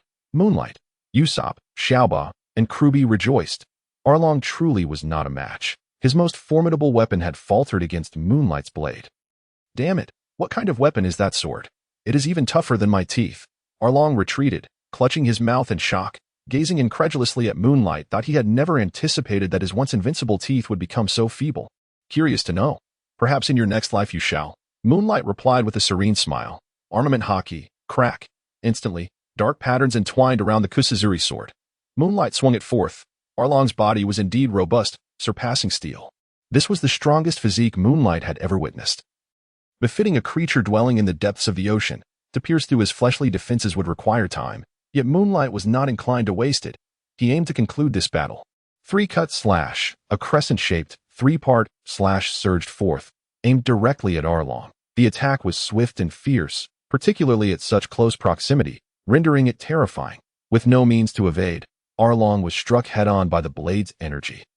Boom! The energy rent the air with ferocity as Arlong braced himself with his nose, the hardest part of his body, to withstand Moonlight's sword. Yet, this defense lasted scarcely a second. Crack! His nose was severed. And the blade's energy tore through, fragmenting into three attacks that penetrated his body. Arlong staggered back 3 steps, his body quaking, before collapsing to his knees before Moonlight. What? Lord Arlong has actually been defeated. How could this be? If even Arlong has fallen, this human swordsman is unfathomably terrifying. All around, the fishmen stood agape, utterly astonished. How could this happen? Even my brother is no match. Xiaoba's face was a mask of shock. Damn it, he has become this powerful. What kind of freak is this? Kruby's eyes widened, seemingly unable to comprehend the scene before him. This is absurd. She was rendered speechless. Fantastic. I knew Moonlight was invincible. He has never lost since I met him. Ussop sighed in relief, murmuring, "So he truly has won." The algae head was right. Sanji also exhaled, the overwhelming might of Arlong having left him shaken. Chapter 45, that man, although aware of Moonlight's immense prowess. Having once battled evenly with Mihawk, Arlong's display was undeniably terrifying, causing Sanji to feel an involuntary tension. Meanwhile, after being submerged in seawater, Joseph and Johnny hurriedly squeezed the water from Luffy's abdomen, who remained unconscious. Those endowed with the abilities of devil fruits become entirely powerless upon contact with seawater. Nami, kill him. At that moment, Moonlight held Arlong's head down, presenting it to Nami. At this juncture, Arlong remained utterly defenseless. His body riddled with wounds from Moonlight's blade, kneeling on the ground, barely conscious yet unable to move. Hearing her name, Nami's eyes flickered with a mix of fear as she gazed at Arlong. After all these years, she has been growing up in the shadow of Arlong. His oppression has long since penetrated her very soul. Now, as she contemplates taking his life, her body begins to tremble. A flicker of fear coursing through her. To escape her nightmares and liberate her bound heart, it seems to me that there is only one solution: to kill him, for then no one shall be able to restrain you. The moonlight softly illuminated the scene as the Kusanagi sword was tossed to Nami. Fearful of Arlong like a tiger, Nami felt utterly devoid of courage in the presence of this man. Her heart consumed by terror. This was the demon of shadows sown in her youth, and save for herself, no one could assist her. Nami, murder is not the best solution, but if you choose to end his life, I shall not object, came the solemn voice of Luffy, who had awakened and was now gazing at her, fully aware of everything. He neither supported nor opposed the proposal made by Moonlight. Such individuals are not uncommon in this age of great seas. Many have endured similar experiences. This is a tragedy left by the times. Even if you kill him here, another Arlong will inevitably appear elsewhere. Only by thoroughly unraveling the knots in your heart can you attain true freedom. Sanji remarked, lighting a cigarette and exhaling slowly. I understand your feelings better than anyone. Since I learned of Crocodile's true identity, I have been enveloped in shadows. Had it not been for your intervention, I might have lived my life under that man's shadow, even if I survived. Yet, when the opportunity arose to kill him, I refrained, for I suddenly comprehended that killing for revenge is not the optimal path. To surpass him, to defeat him, and to stand before him, stronger than he ever was, is the mark of true strength. Hence, my dream is to become a brave warrior of the sea, Ussop stated earnestly. For the first time. Meanwhile, Zoro had succumbed to exhaustion and fell asleep, too weary to concern himself with such matters. Even if he were awake, fear, hadn't he faced the world's greatest swordsman, Hawkeye, without flinching? Such a notion did not exist in his dictionary. The others, seeing Nami biting her teeth and gripping the Kusanagi sword tightly, understood that individuals like Arlong are indeed prevalent in this era of grand exploration. Killing one Arlong would only give rise to another. A cycle she could never escape. Nami, I respect your choice. Suddenly, a melodious female voice rang out. Nami turned to see no Kigo, a villager from Kokoyashi, wielding a hoe, indicating that they were prepared to resist. Indeed, Nami, you have such wonderful companions. I envy you. They truly care for you, willing to sacrifice their lives. No Kigo smiled. Nami, whatever you decide, we will respect your choice. Others chimed in, nodding and smiling in agreement. In that moment, Nami felt a warm surge of strength. She looked once more at Luffy, Moonlight, Zoro, and Ussop, a smile unexpectedly gracing her lips. Tossing the Kusanagi sword back, she clapped her hands and said with a sunny disposition, Enough? I am no longer the naive child I once was. After all these years of trials, I now know what must be done. With that, she departed gracefully.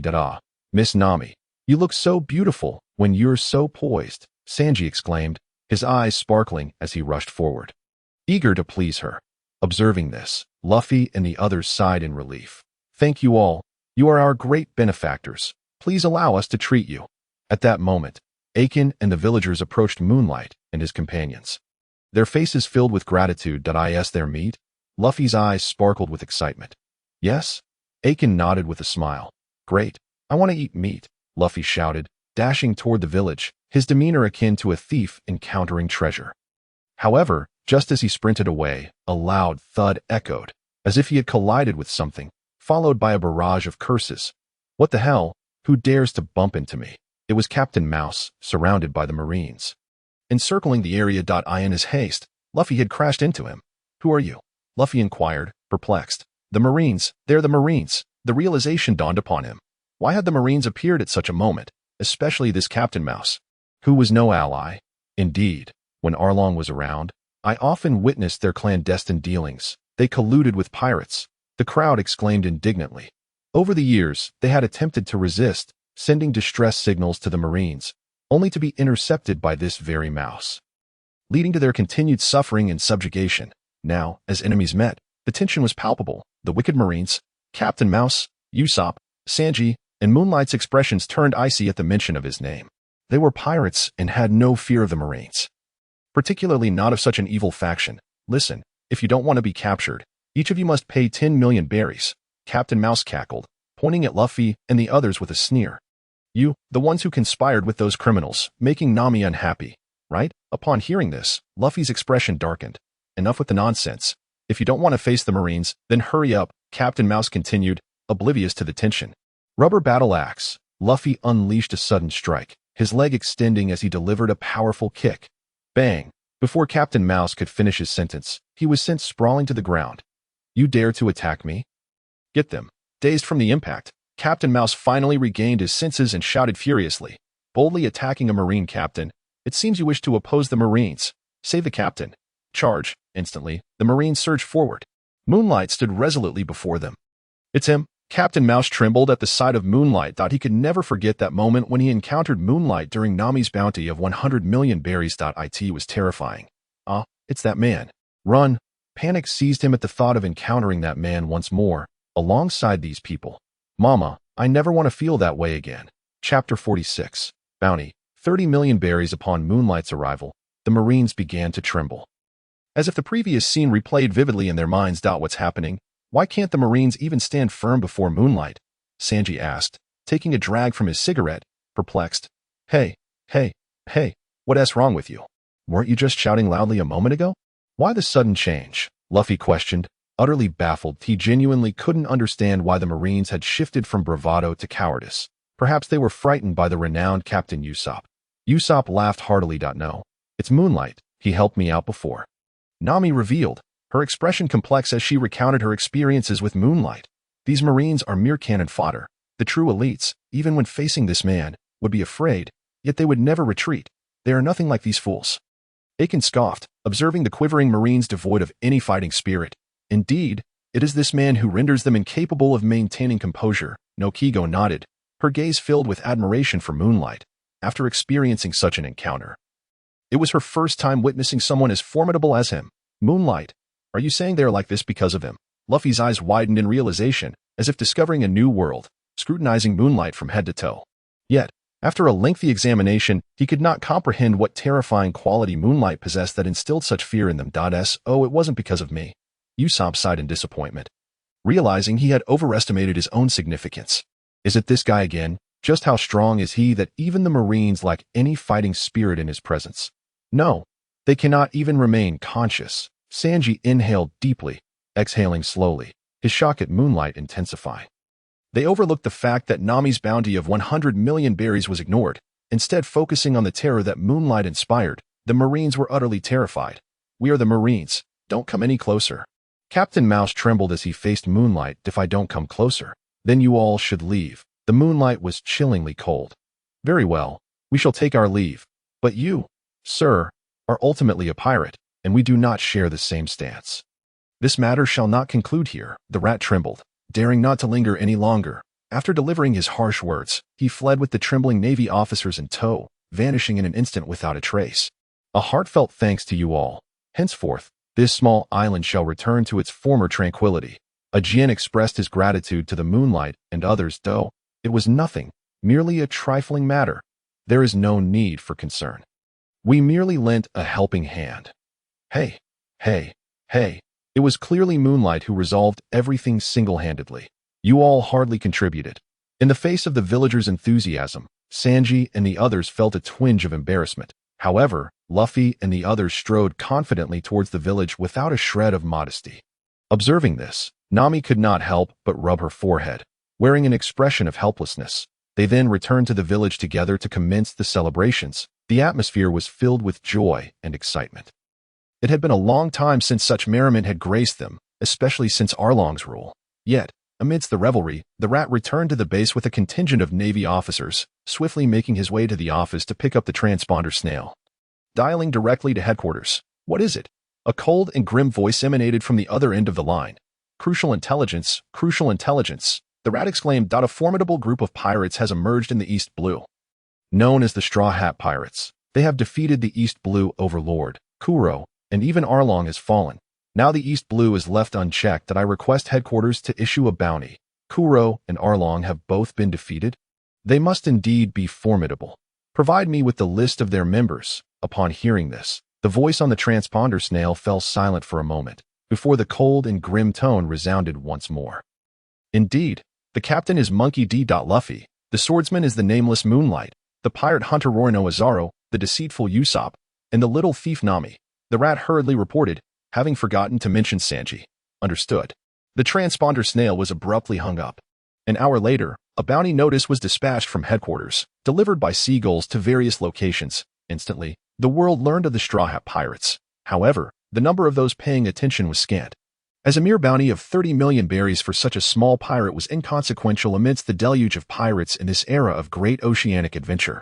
At that moment, within the Navy base prison, someone had obtained a poster and, upon gazing at the bounty for the Straw Hat Pirates, was taken aback, hastily calling out to a bespectacled man nearby. "Captain Kuro, look, the bounty notice for that Straw Hat kid has been released. He actually defeated Kuro and Arlong, and the Navy has issued a bounty of 30 million berries. This kid is developing far too quickly," he exclaimed in astonishment. Hearing this, Kuro's eyes glinted with a hint of chill.at. Another Navy base, Kobe and Helmeppo, serving as deckhands, were engaged in cleaning when suddenly they spotted a poster. Kobe was momentarily stunned. "What's wrong?" Helmeppo inquired. Yet Kobe remained silent, merely trembling as he stared at the poster. Noticing this, Helmeppo glanced over. Instantly, he felt as though struck by lightning, frozen in place. After a while, the two were overcome with excitement. "This is fantastic. Luffy has finally become a great pirate, and Zoro, I can't believe he has achieved such success so quickly," they exclaimed, brimming with enthusiasm. Subsequently, Kobe's gaze hardened. "Luffy has been striving towards his goal. So I must also put in the effort. I want to become a proper Marine," Kobe declared resolutely. "I too wish to become a proper Marine." Helmeppo nodded, his determination equally steadfast. The two exchanged a look, filled with vigor, and began to busy themselves frantically at this moment. Throughout the East Blue, everyone familiar with Luffy gazed at the wanted poster showcasing Luffy's visage, unable to suppress their smiles on the Grand Line. At Windmill Island, Shanks and his crew, nursing a hangover, were just beginning to feel drowsy as dawn broke, when suddenly a crew member hurriedly approached Shanks, trembling as he exclaimed, "Captain, something terrible has happened." He was visibly shaken. "Calm down, have a drink to steady your nerves," Shanks chuckled, tossing him a bottle of liquor. The crew member caught it and gulped it down, soon regaining his composure, quickly stating, "It's awful, Hawkeye," before he could finish. He felt the hairs on his neck stand on end as Hawkeye appeared abruptly behind him. His words were instantly cut off. Upon seeing Hawkeye, all the crew members stood at attention, alert as if facing a formidable foe. "Hawkeye, here for a duel with me. I'm not feeling my best at the moment," Shanks remarked, his eyes bleary as he glanced at Hawkeye. "But I had no intention of battling you, a man who has lost an arm. I merely recalled some words you once shared with me, and fortuitously encountered someone interesting, bringing you a delightful gift," Hawkeye replied coolly, tossing over Luffy's bounty notice. "This is Luffy. At long last, he has arrived." Shanks' pupils constricted at the sight, a flicker of anticipation crossing his face, as if something or someone long awaited had finally made an appearance. "It is Luffy." Jesus Burgess also felt his pupils shrink, gazing at Luffy's radiant smile on the bounty notice. "This fellow has finally come." "Ricky," Luffy munched heartily on a chicken leg, laughing. "I wonder how that kid has fared all this time." Ben Beckman's eyes glimmered with reminiscence, as if recalling the past. "Is at Luffy. Captain, is Luffy really coming? It's been quite a while since I've seen that lad. I truly miss him." They roared with laughter upon hearing the news of Luffy. The other crew members became animated. They had spent time with Luffy and held a fondness for the passionate youth. He was loyal, courageous, and eager to stand up for them. Despite his youth, he was a true man. "In addition to this, I encountered another individual, one who will surpass both you and me in the future." Yet, at that moment, another bounty notice appeared in Hawkeye's hand. It prominently featured Moonlight's visage, swordsman of the Straw Hat Pirates. "Suspected vice captain, bounty of 50 million. Who is he?" "Luffy's companion." "How is it that he has garnered such high regard from you?" Shanks inquired, his gaze shifting to Moonlight. "He must be a companion. His name is Moonlight. When I arrived in the East Blue, I crossed swords with him. At such a young age, his mastery of Haki is remarkable, and his swordsmanship is uniquely fierce. I was exhilarated, exchanging several blows with him. But I sensed he had yet to reveal his full strength. Unfortunately, our duel was interrupted by an ambush, and we agreed to meet again," Hawkeye explained gravely. "So, Luffy has such a formidable ally aboard his ship? Luffy, you are truly fortunate." Shanks mused, his gaze returning to Luffy. Though he was astonished by Moonlight, his focus remained on Luffy. A swordsman whom even Hawkeye praises must be extraordinary. Jesus Burgess took the bounty notice for Moonlight, unable to resist examining it. "Indeed, it is truly remarkable. Even the bounty notice exudes an aura of swordsmanship." Since Hawkeye holds him in such high regard, he must be exceptional. It seems Luffy will soon come seeking us. Ben Beckman's eyes gleamed with insight. A swordsman who astonishes even Hawkeye? That is indeed monumental news. Who exactly is this Moonlight? I am eager to witness his prowess. He is undoubtedly an extraordinary individual. With a bounty of 50 million berries, surpassing even Luffy. Meanwhile, the crowd was filled with astonishment. Hawkeye is known as the world's greatest swordsman. Standing atop the pinnacle of the world. To receive his admiration is a testament to one's exceptional existence. Well then, since you have arrived here and brought such vital news, Hawkeye, do not expect to leave so easily. This moment. Shanks regarded Hawkeye with a mischievous grin. The crowd quickly caught on, sharing in the laughter. Witnessing Shanks' expression, even Hawkeye could not help but break into a cold sweat, uncertain of what this fellow intended to do.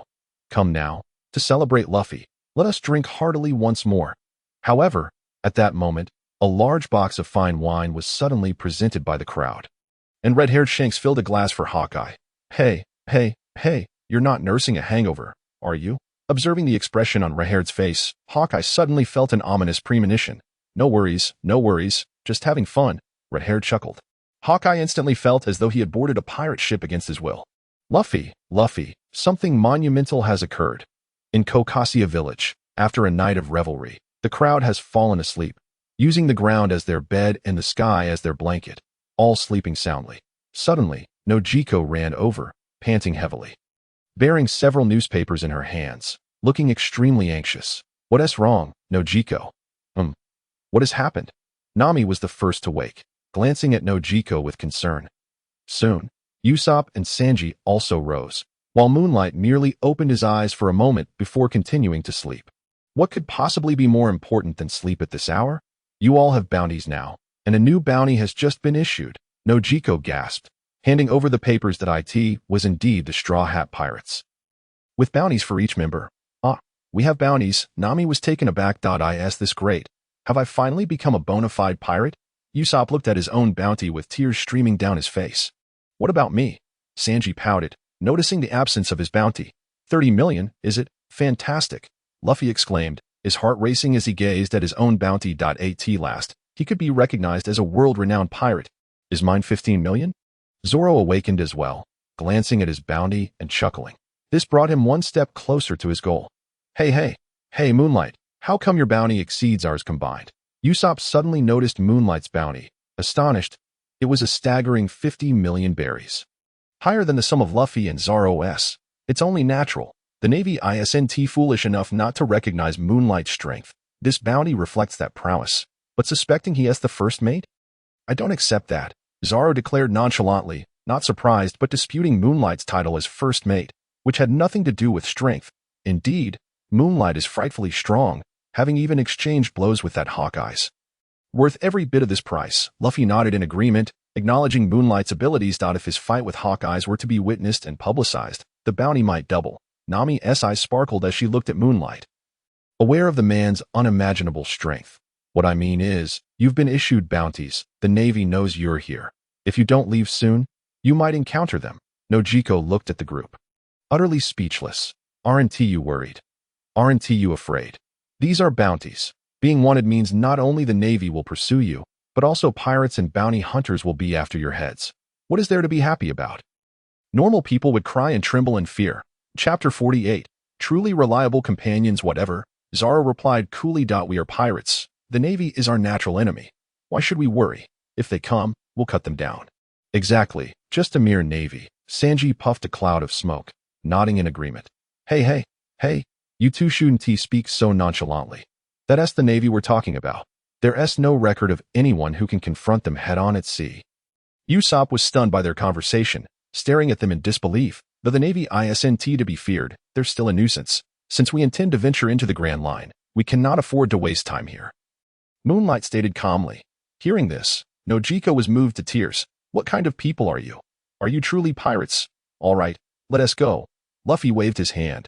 Having eaten and drunk to his fill, there was no reason to linger here. As Moonlight said, their goal was the Grand Line, and they couldn't waste time here. Hey, where's Nami? However, upon reaching the ship, they suddenly realized Nami had yet to arrive. Could it be that she overheard what we said and decided not to come? Joseph and Johnny immediately thought of the possibility due to their earlier conversation with Nojiko.no way. I trust Nami. She'll definitely come. Luffy shook his head, confident in Nami. Nami, you must come. Sanji lit a cigarette, his mood somewhat heavy. Nami, Ussop murmured. Suddenly, Moonlight darted forward, heading back towards the village. Moonlight, what are you doing? Hey, what is going on? Ussop and the others were taken aback, unsure why Moonlight had jumped off the ship. I am going to find Nami if she doesn't come. I'll drag her here myself, Moonlight replied coolly. His words reached the ears of the others. Huh? You'll forcibly bring her if she doesn't come?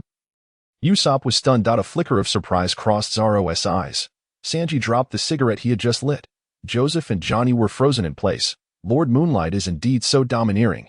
Only Luffy nodded, a smile creeping across his lips. He had understood Moonlight's intent.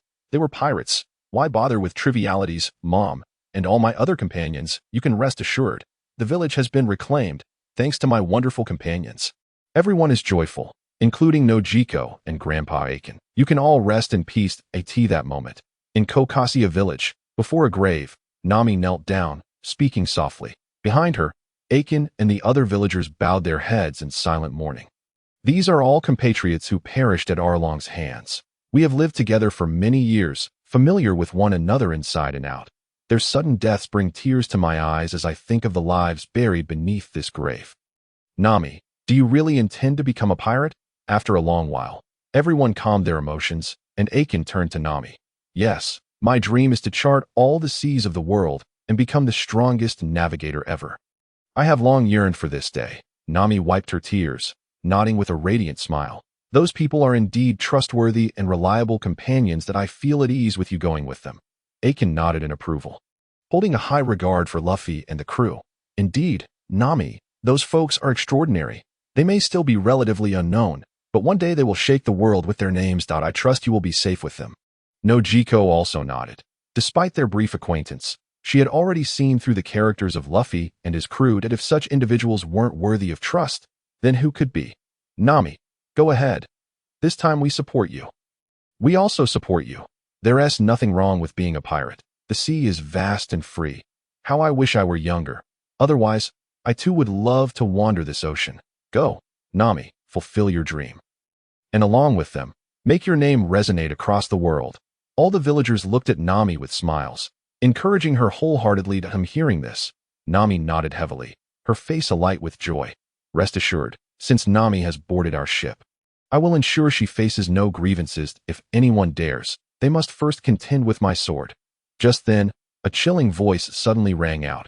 Moonlight had appeared before everyone without anyone realizing when he had arrived, causing them to gaze at him in awe. It's Lord Moonlight. Whether it was Aiken, Nojiko, or the others, all held deep admiration for Moonlight, for he had single-handedly defeated Arlong, even rendering the Navy powerless before him. He was a peerless powerhouse. Moonlight, are you here to take me with you? Seeing Moonlight, Nami exclaimed in delight. She hadn't expected to be so significant. Not just me, but also Luffy, Zoro, Sanji, and Ussop. We all hope you will join us. As the Moonlight pointed behind, Luffy and his companions appeared, having stealthily disembarked under the glow of the moon. Following closely behind this moment, they rushed over. Everyone. Nami's eyes sparkled with glistening excitement. Hey, Moonlight, how could you be so inconsiderate? Sneaking off to find Miss Nami alone? Are you trying to win her heart and claim her for yourself? How devious. Sanji voiced his suspicion, casting a sidelong glance at Moonlight. If anyone harbors such thoughts, it can only be you. Zoro promptly exposed Sanji's true intentions. Damn you, seaweed head. I'll kick you to death. Sanji retorted, his face flushed with embarrassment. You curly-browed fool, do you dare to threaten me? Zoro shot back, and the two began to hurl insults at each other. These two? Usopp sighed, rubbing his forehead in exasperation. Nami, come back. We can't do without you on our journey. Luffy laughed, gazing at Nami. Nami felt a whirlwind of emotions.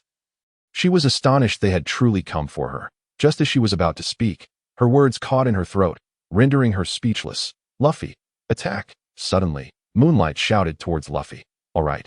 Luffy nodded, a mischievous grin spreading across his face. His arm extending suddenly to grasp Nami, and without a second thought, he turned and fled. Run. Nami is ours. Upon witnessing this, Zoro and Sanji ceased their quarrel and sprinted after them. Moonlight, along with Usopp, swiftly boarded the ship. departing like the wind. They've taken Nami. Hey, who are these people? Stealing someone?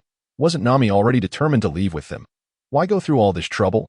I don't know. Perhaps they fear Nami might change her mind. Truly reliable companions. Haha. Chapter 49. A sword divides the sea. Just as Luffy and his companions successfully invited Nami aboard, in a certain area of the East Sea, on a new ship, the clown Buggy gazed at the wanted poster of Luffy in the newspaper. A cold smirk creeping onto his face. That stinking rubber, suddenly worth 30 million, but it matters not. At last, I've discerned your whereabouts. Now, I shall settle my great vendetta with you. Hee, after searching for so long. I've finally found the first man to lay a hand on me. I simply must have him. A woman clad in a black hat and attire remarked, her figure exquisite, her skin so smooth it seemed to reflect light. It was Alrita. After being sent flying by Luffy, she fortuitously acquired the slippery fruit, making her body impossibly slick, rendering her nearly untouchable. Upon encountering Buggy, they formed an alliance to confront Luffy together. Excellent, Captain, we finally have news of the Straw Hats.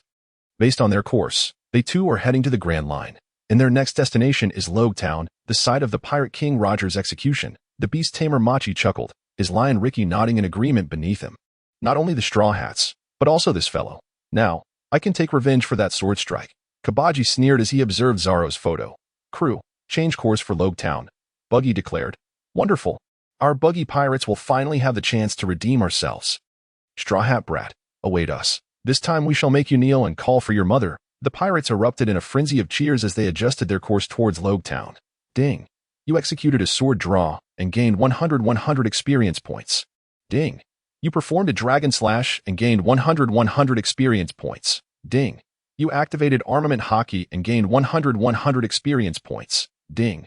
Sword draw leveled up to LV4. Ding. Dragon slash advanced to LV2. Ding. You acquired a new skill, Phantom Sword Dance LV1. Ding. Armament Haki upgraded to LV4. Aboard the Going Merry, after departing from Kokoyashi Village, Moonlight fervently practiced atop the lookout tower. At last, he achieved considerable progress. Moonlight's mind raced as he examined his attributes. Moonlight Basic Swordsmanship, System Gifted. No rank 3 stage slash, System Gifted. No rank Sword Draw LV5. 11 billion Dragon slash LV2. 11 million Phantom Sword Dance LV1. 1,100,000 Observation Haki LV4. 1,100,000,000 Armament Haki LV4. 1,100,000,000 Conqueror's Haki LV2. 500. 001. 000. 000. Both basic swordsmanship and 3-stage slash were automatically maxed out, growing stronger with his training. Due to frequent practice, sword draw finally reached LV5, a level where the technique merged spirit and sword energy, allowing powerful aura to create mental illusions for opponents without the need for physical strikes. The sword's sharpness became unparalleled. Nothing could withstand such slashes. This was also the realm of Mihawk. Now, facing Mihawk again, Moonlight felt confident in engaging in a true battle. Both Observation Haki and Armament Haki advanced to a new tier, particularly Armament Haki, which evolved from mere external reinforcement to a fusion of internal and external, allowing strikes that inflicted damage within the body, enhancing destructive power. As for Conqueror's Haki, its growth was limited by environmental constraints, but in the new world, with more enemies, he would thrive. At LV2 Dragon Slash now possessed the ability to briefly suspend in midair. Lastly, the newly acquired skill, Phantom Sword Dance, allowed him to concentrate all sword energy into one point, rapidly slashing forward, culminating in a devastating explosive release of all the sword energy. The faster the slashes, the more terrifying the power. Boom! Suddenly, dark clouds rolled in, and a fierce wind whipped up as the sea surged violently. Waves crashed tumultuously, and the winds howled. Oh no, the wind has shifted. A massive wave is approaching. Nami, who was scanning the sea from the deck, shouted urgently. Understood.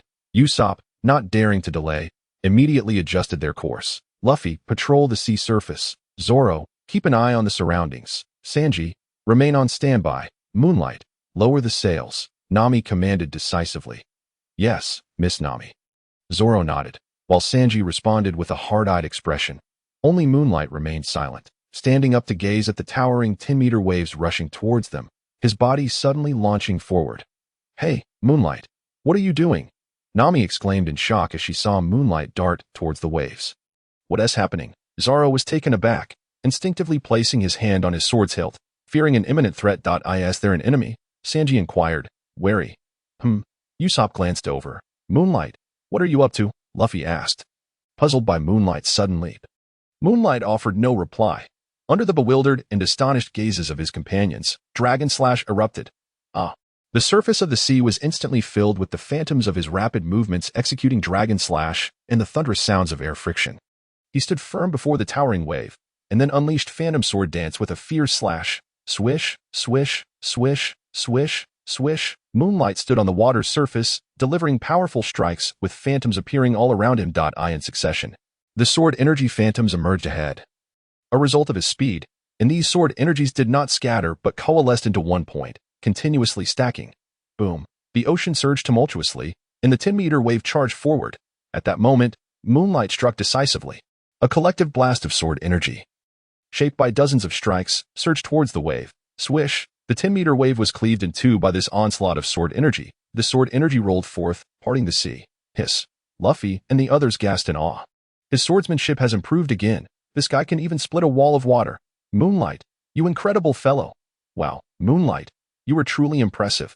Chapter 50, Phantom Sword Dance. Upon witnessing this scene, Luffy, Zoro, Nami, and Usopp all gaped in astonishment. The sea has been parted. How outrageous. Not bad. Moonlight nodded, returning to the ship. The attack power of the Phantom Sword Dance is arguably the strongest among the sword techniques he currently possesses, though it requires approximately 3 seconds of charging time. Moreover, with continued training, the number of slashes will increase, and the attack power will become increasingly formidable. Hey, isn't that a bit excessive, Moonlight? With such strength, you say it's just not bad. How are we supposed to survive? Usopp said with a bitter smile.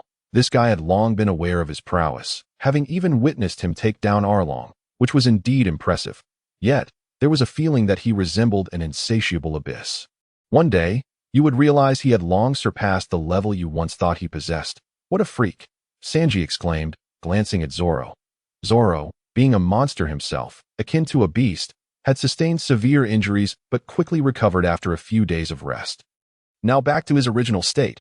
This guy is a monster, but Moonlight is a monster among monsters. Does he have no limits? Zoro gritted his teeth, fixating on Moonlight. He is too strong. However, the most terrifying part is that with such strength, he is training so diligently. Where is his limit? To surpass Mihawk. It seems he can already achieve that now. For the first time, Zoro felt as though he could not see the true face of his opponent. A feeling of forever being unable to catch up. Hey, Moonlight, you were truly frightening. The first time I met you, you were just a little swordsman, but now I feel you could contend with Mihawk. How impressive. Luffy gave a thumbs up and praised. It's just that everyone else is too weak. If I don't become a bit stronger, what will I do when I encounter formidable foes? I certainly don't want to lose any of you before we even reach the Grand Line. Moonlight shrugged, exuding a sense of helplessness. You. How could I be weak? Don't underestimate me. Upon hearing Moonlight's words, the others immediately expressed their discontent. Usopp and Nami need not be mentioned. They were well aware, but Zoro and Sanji were visibly displeased, both pointing at Moonlight with looks of dissatisfaction. Moonlight waved his hand, his expression one of resignation. Ha! Luffy burst into laughter, feeling that everything before his eyes was splendid. So, Moonlight truly values us. Usopp and Nami exchanged smiles. Not wanting to lose any of them is precisely why he strives so hard to enhance his strength. I am feeling a bit hungry, Sanji. I want to eat. Moonlight shrugged, leaving behind this remark before returning to the lookout. Damn it. Why should I cook for you? Sanji retorted, displeased. Shut up. I want to eat too. Zoro waved his hand. Me too. I want meat. Luffy joined in. TCH. I really can't do anything with you guys. Hey, what do you want to eat? Sanji rolled his eyes at Moonlight. Among them, only Moonlight had a unique taste. The others would eat whatever was available. As a competent chef, he naturally knew everyone's preferences. Fried rice, a large portion. Moonlight said nonchalantly. In this second life, although there are many delicacies in this world, Moonlight still has a fondness for fried rice, making him quite the oddity among the crew. The flavor of fried rice truly varies with different chefs. Wait. Sanji waved his hand and headed toward the kitchen. The others laughed, eagerly anticipating the meal. Sanji's culinary skills are noteworthy. Rogue Town, located in the East Sea near the entrance to the Grand Line, is known as the town of beginnings and endings. This town is famous as the birthplace and deathplace of the Pirate King. Gold. Roger. Pirates often visit here. Naturally, the law and order are excellent, with the renowned Marine Colonel, Smoker, stationed here, making it a place where no pirate dares to cause trouble. The townsfolk lead very comfortable lives.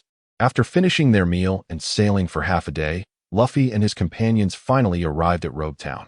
After mooring the ship in a concealed spot at the port, they disembarked onto the town. My sword is broken. I need to get a new one. I want to see the place where the Pirate King was executed. I need to buy some ingredients. I want to purchase some clothing. I'll go buy some equipment. As soon as they landed, Luffy, Zoro, Ussop, Sanji, and Nami all dispersed to go about their business, while Moonlight remained to guard the ship. Moonlight nodded. He didn't need to buy anything anyway. If there was a need, Nami would handle it for him. And everyone felt reassured with Moonlight watching the ship. Thus, he strolled around the vicinity where he could see the ship. Hurry, hurry, hurry. Hand over everything valuable you have on you. I am a pirate. Those who don't want to die better cooperate. Ha ha ha. However, it wasn't long before a raucous shout was heard from down the street, accompanied by the panicked sounds of chaos. Pirates, indeed, it is the era of pirate sailing, where such individuals appear everywhere, at any time. Moonlight frowned and turned into an alley, spotting a wide street where a man over 3 meters tall, with a scar across his forehead, clad in pirate attire and wielding a large knife, marched forward with a group of menacing comrades. They snatched anything they laid eyes on, threatening to kill anyone who resisted. The entire street was in disarray, with civilians fleeing in all directions. Kid, get out of the way, or I'll chop you down too. The scarred man soon caught sight of Moonlight and grinned maliciously. Moonlight remained silent, merely gazing at the scarred man with an expression devoid of sorrow or joy. Damn it, I'm talking to you. Didn't you hear? If you want to die, just say so, and I'll grant your wish. Get lost. I'm in a good mood today and don't want to kill anyone. You want to die, huh? I'll chop you down. Upon seeing this, the pirates behind the scarred man began to threaten fiercely. Are all the civilians gone? But at that moment, Moonlight glanced around at the fleeing civilians and smiled. He was prepared to take action, but wanted to wait until the civilians had completely evacuated the area. What do you mean gone? Gone to your mother? I'll kill you. Damn, didn't you hear what I just said? You want to die? Kill him. Hearing those words and seeing Moonlight's expression, all the pirates erupted in fury. Moonlight was blatantly disregarding their existence, which was utterly audacious. Instantly, several pirates brandishing large knives charged at him wildly. Conqueror's Haki. Moonlight's pupils constricted as an invisible aura of menace erupted from him, rapidly expanding outward in all directions. Chapter 51. The two former pirate kings die in an instant, within a radius of 300 meters around Moonlight. All the pirates trembled violently and then collapsed to the ground. Some fainted, some foamed at the mouth, and others simply lost consciousness. None could remain standing. Even the pirate leader knelt on the ground, completely exhausted and unable to move. Staring at Moonlight, unable to utter a word, Level 2 Conqueror's Haki has tripled in range, and its power is even more terrifying. Colonel, over here, someone has spotted the pirates. Just then, a female voice suddenly rang out, and a bespectacled female swordsman appeared, shouting towards the outside. It's Tashiki. Then the one arriving must be the White Hunter, Smoker. Upon seeing the woman before him, Moonlight felt a stir in his heart and instantly vanished from the street. Soon after, a man on a motorcycle arrived, followed by a large contingent of Marines. What is going on? Have they been taken care of? Dashiki looked in surprise at the pirates lying on the ground. Astonished, did we arrive too late? Who did this? Smoker also looked astonished at the scene before him. After receiving the intel, we rushed here without stopping, and it had only been about 10 minutes. Colonel and Dashiki arrived even faster. Who possesses such capability to eliminate this gang of pirates in less than 10 minutes? These individuals are all exceptionally formidable pirates. They bear no injuries, unlike those who have engaged in fierce battles. Instead, it appears they were taken down in an instant. Who on earth could have defeated so many people in a mere moment? It's utterly outrageous. As the naval forces hastily arrived, individuals immediately stepped forward to conduct inspections. Upon drawing conclusions, all the sailors gasped in astonishment, for these men bore not a single wound upon their bodies, and there were no signs of a struggle at the scene. This indicated that these pirates had been defeated in an instant by some unknown force. How peculiar. Could it be the work of a devil fruit user? Yet, unless it were a natural type user akin to the likes of the esteemed gentleman, it would be impossible to achieve such a seamless outcome. Colonel Smoker, Dasky exclaimed, her face a mask of disbelief as she surveyed the scene before her. This occurrence had transcended her comprehension. The Conqueror's Haki. Smoker inhaled deeply from his cigarette, releasing circular puffs of smoke into the air. As a colonel, he was privy to certain classified information. This scenario could only be explained by that. Even a natural-type devil fruit user would leave traces of their power in their wake. He himself understood this all too well. Conqueror's Haki. What is that? Upon hearing this, everyone was engulfed in confusion, as this was the first time they had encountered such terminology. It is a novel form of power, also known as the qualities of a king. Smoker articulated deliberately. The qualities of a king? Dasky questioned, perplexed. What does that mean? The surrounding sailors echoed her confusion. This is a power exclusive to the Grand Line. I encountered this information in a top-secret document. Point 1. Who possesses this ability can instill fear and even incapacitate their opponents without lifting a finger. However, this power is innate. Not everyone is endowed with it. If you were to consider 1,000,000 individuals, only one would possess such an ability. Smoker recalled the document's contents with grave seriousness. What? Only 1 in 1,000,000 can possess this? Dasky was taken aback. Realizing the implications, this truly signified a chosen one. The thought of being able to incapacitate an opponent without any effort was utterly terrifying. The qualities of a king indicated the potential to reign supreme. And to think such individuals existed in this world. If such a person were to take action, the consequences would be dire. All the sailors collectively inhaled sharply, overwhelmed by the revelation, regardless of the circumstances. The arrival of such a formidable figure in Rogue Town left them uncertain of whether he was friend or foe. Moreover, with the Straw Hat crew already present, coupled with other pirates ashore, they were ill-equipped to handle the situation. Dasky, immediately notify headquarters to dispatch reinforcements. The rest of you, follow my lead. Smoker ordered, shaking his head with a cold glint in his eyes. Understood. After receiving the command, the Navy commenced their operations. Have we already been discovered? This could prove troublesome. Somewhere atop a rooftop, Yueguang furrowed his brow upon overhearing the conversation. The Smoker's strength was formidable. Should Luffy and his crew encounter him, they would likely find themselves in grave danger.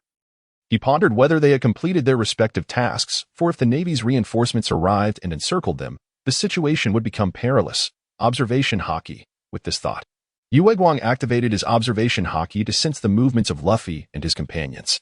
With a level 4 mastery of observation Haki, he possessed the ability to perceive actively. While not on the scale of Rayleigh, who could cover an entire island, sensing half a town was well within his capabilities. Instantly, an invisible current emanated from Yueguang, enveloping the surroundings. Images began to materialize in his mind, as if infused with a breath of air. Rogue Town was merely a small town, and it did not take long for him to locate them.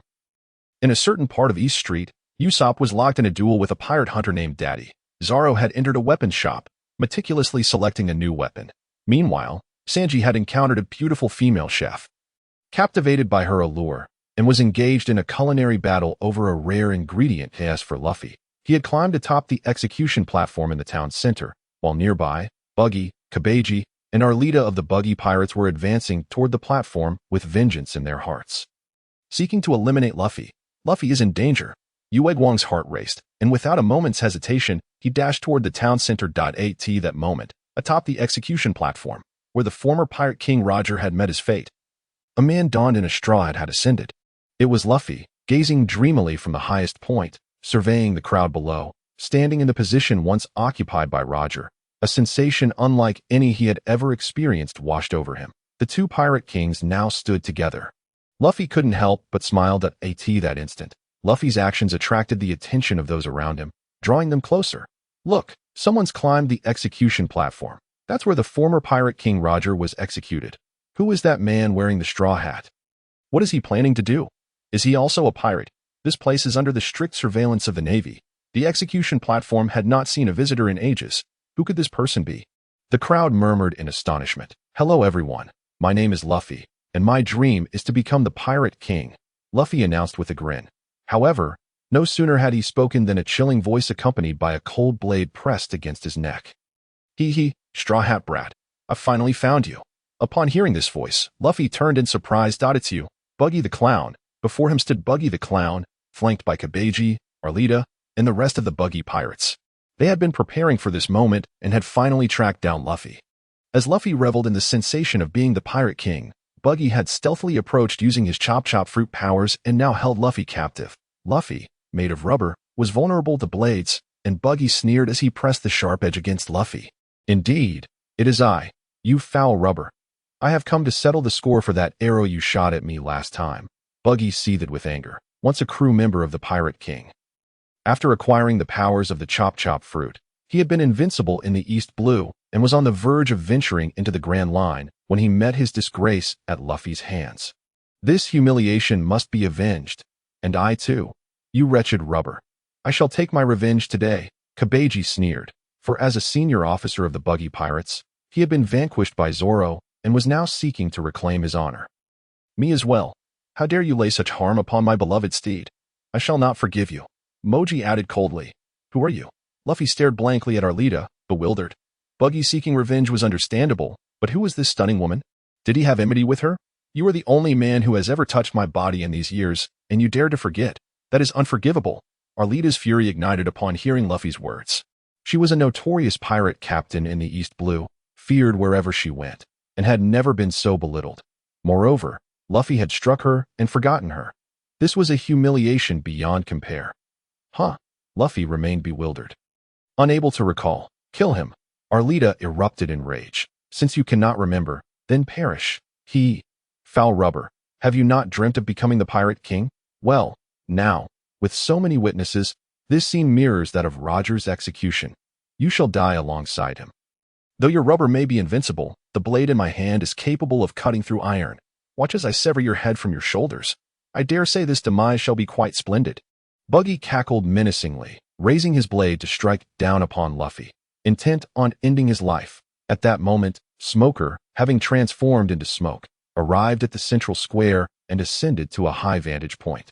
Upon witnessing the unfolding scene, he was taken aback. He had encountered Luffy on several occasions, but he never expected this young man to be the infamous Straw Hat, a bounty of 30 million berries. Now facing execution. Who is that kid claiming he wants to be the Pirate King? Unclear. I have never seen him before. The former Pirate King was Roger. But who is he? And why does he wear a straw hat? The one wielding the sword is Buggy the Clown, captain of the Buggy Pirates. That I cannot believe he has made such a grand appearance in Rogue Town. The surrounding crowd, witnessing this extraordinary spectacle, could not help but gasp in astonishment. Rogue Town had seldom experienced such commotion. The tranquility had been shattered today like never before. An increasing number of individuals are drawn to the commotion here, while simultaneously, news swiftly spreads throughout the entire town. A young lad wearing a straw hat is about to be executed on the gallows by another group of pirates. In West Street, Sanji, having defeated a beautiful chef and acquired rare ingredients, strolls contentedly towards the central square of the town where they had arranged to meet before returning to their ship. However, not long into his journey, he hears the alarming news of the Straw Hat Boy's impending execution, stirring a sense of urgency within him. Could it be Luffy? Realizing this, he hastens towards the main avenue of the town. This is bad. Luffy is in danger. Someone is out to kill Luffy. This lad has gotten himself into trouble again. This is dire. We must hurry. Meanwhile, Ussop, Zoro, and Nami also receive the news and rush towards the central square. Upon their arrival, they witness the 10-meter-high gallows where the clown Buggy raises his large blade, ready to strike down upon Luffy. Straw Hat Boy, you shall meet your magnificent end before the eyes of many. Buggy laughs maniacally, showing no mercy. Luffy, the four of them, upon seeing this, sprint towards the gallows in a frenzy. That is their captain. He cannot perish like this. He still has to lead them to the Grand Line, chart the world's oceans, seek the fabled all blue that every chef yearns for, and become a brave warrior. Their dreams have only just begun. How can this place be their final destination? To kill him. Has it begun? This Straw Hat lad is receiving treatment akin to that which Pirate King Roger faced at his demise. Perhaps this is a fitting end. Perhaps. The crowd around them sighs and shakes their heads at this sight. Yet many remain indifferent. Death is a commonplace occurrence at sea. Life and death are nothing unusual. What distinguishes this man is that he is about to die on the gallows. Straw Hat Boy, perish. Buggy bellows. The blade glimmers ominously. Nami, Moonlight, Ussop, Sanji, Zoro, I am going to die. Luffy struggles momentarily, but sensing his efforts are futile, he seemingly relinquishes some burden, ceasing his struggle and instead gazing down at the crowd, smiling at Moonlight and the others. He actually smiled. Smoker is taken aback. He has witnessed many confrontations with life and death, but this is the first time he has seen someone smile in the face of demise. He can tell that Luffy's smile is one of peace. as if he is dying contentedly. Luffy, Zoro, and the others scream in anguish. There is no salvation. He is doomed. Huh. To die and still smile. It is truly incomprehensible what this person is thinking. Tch. The crowd shakes their heads, and some timid souls turn away. Unable to bear the sight, at that moment, from the sky, a dark cloud drifts in, accompanied by thunderous roars, and a bolt of lightning seems poised to strike.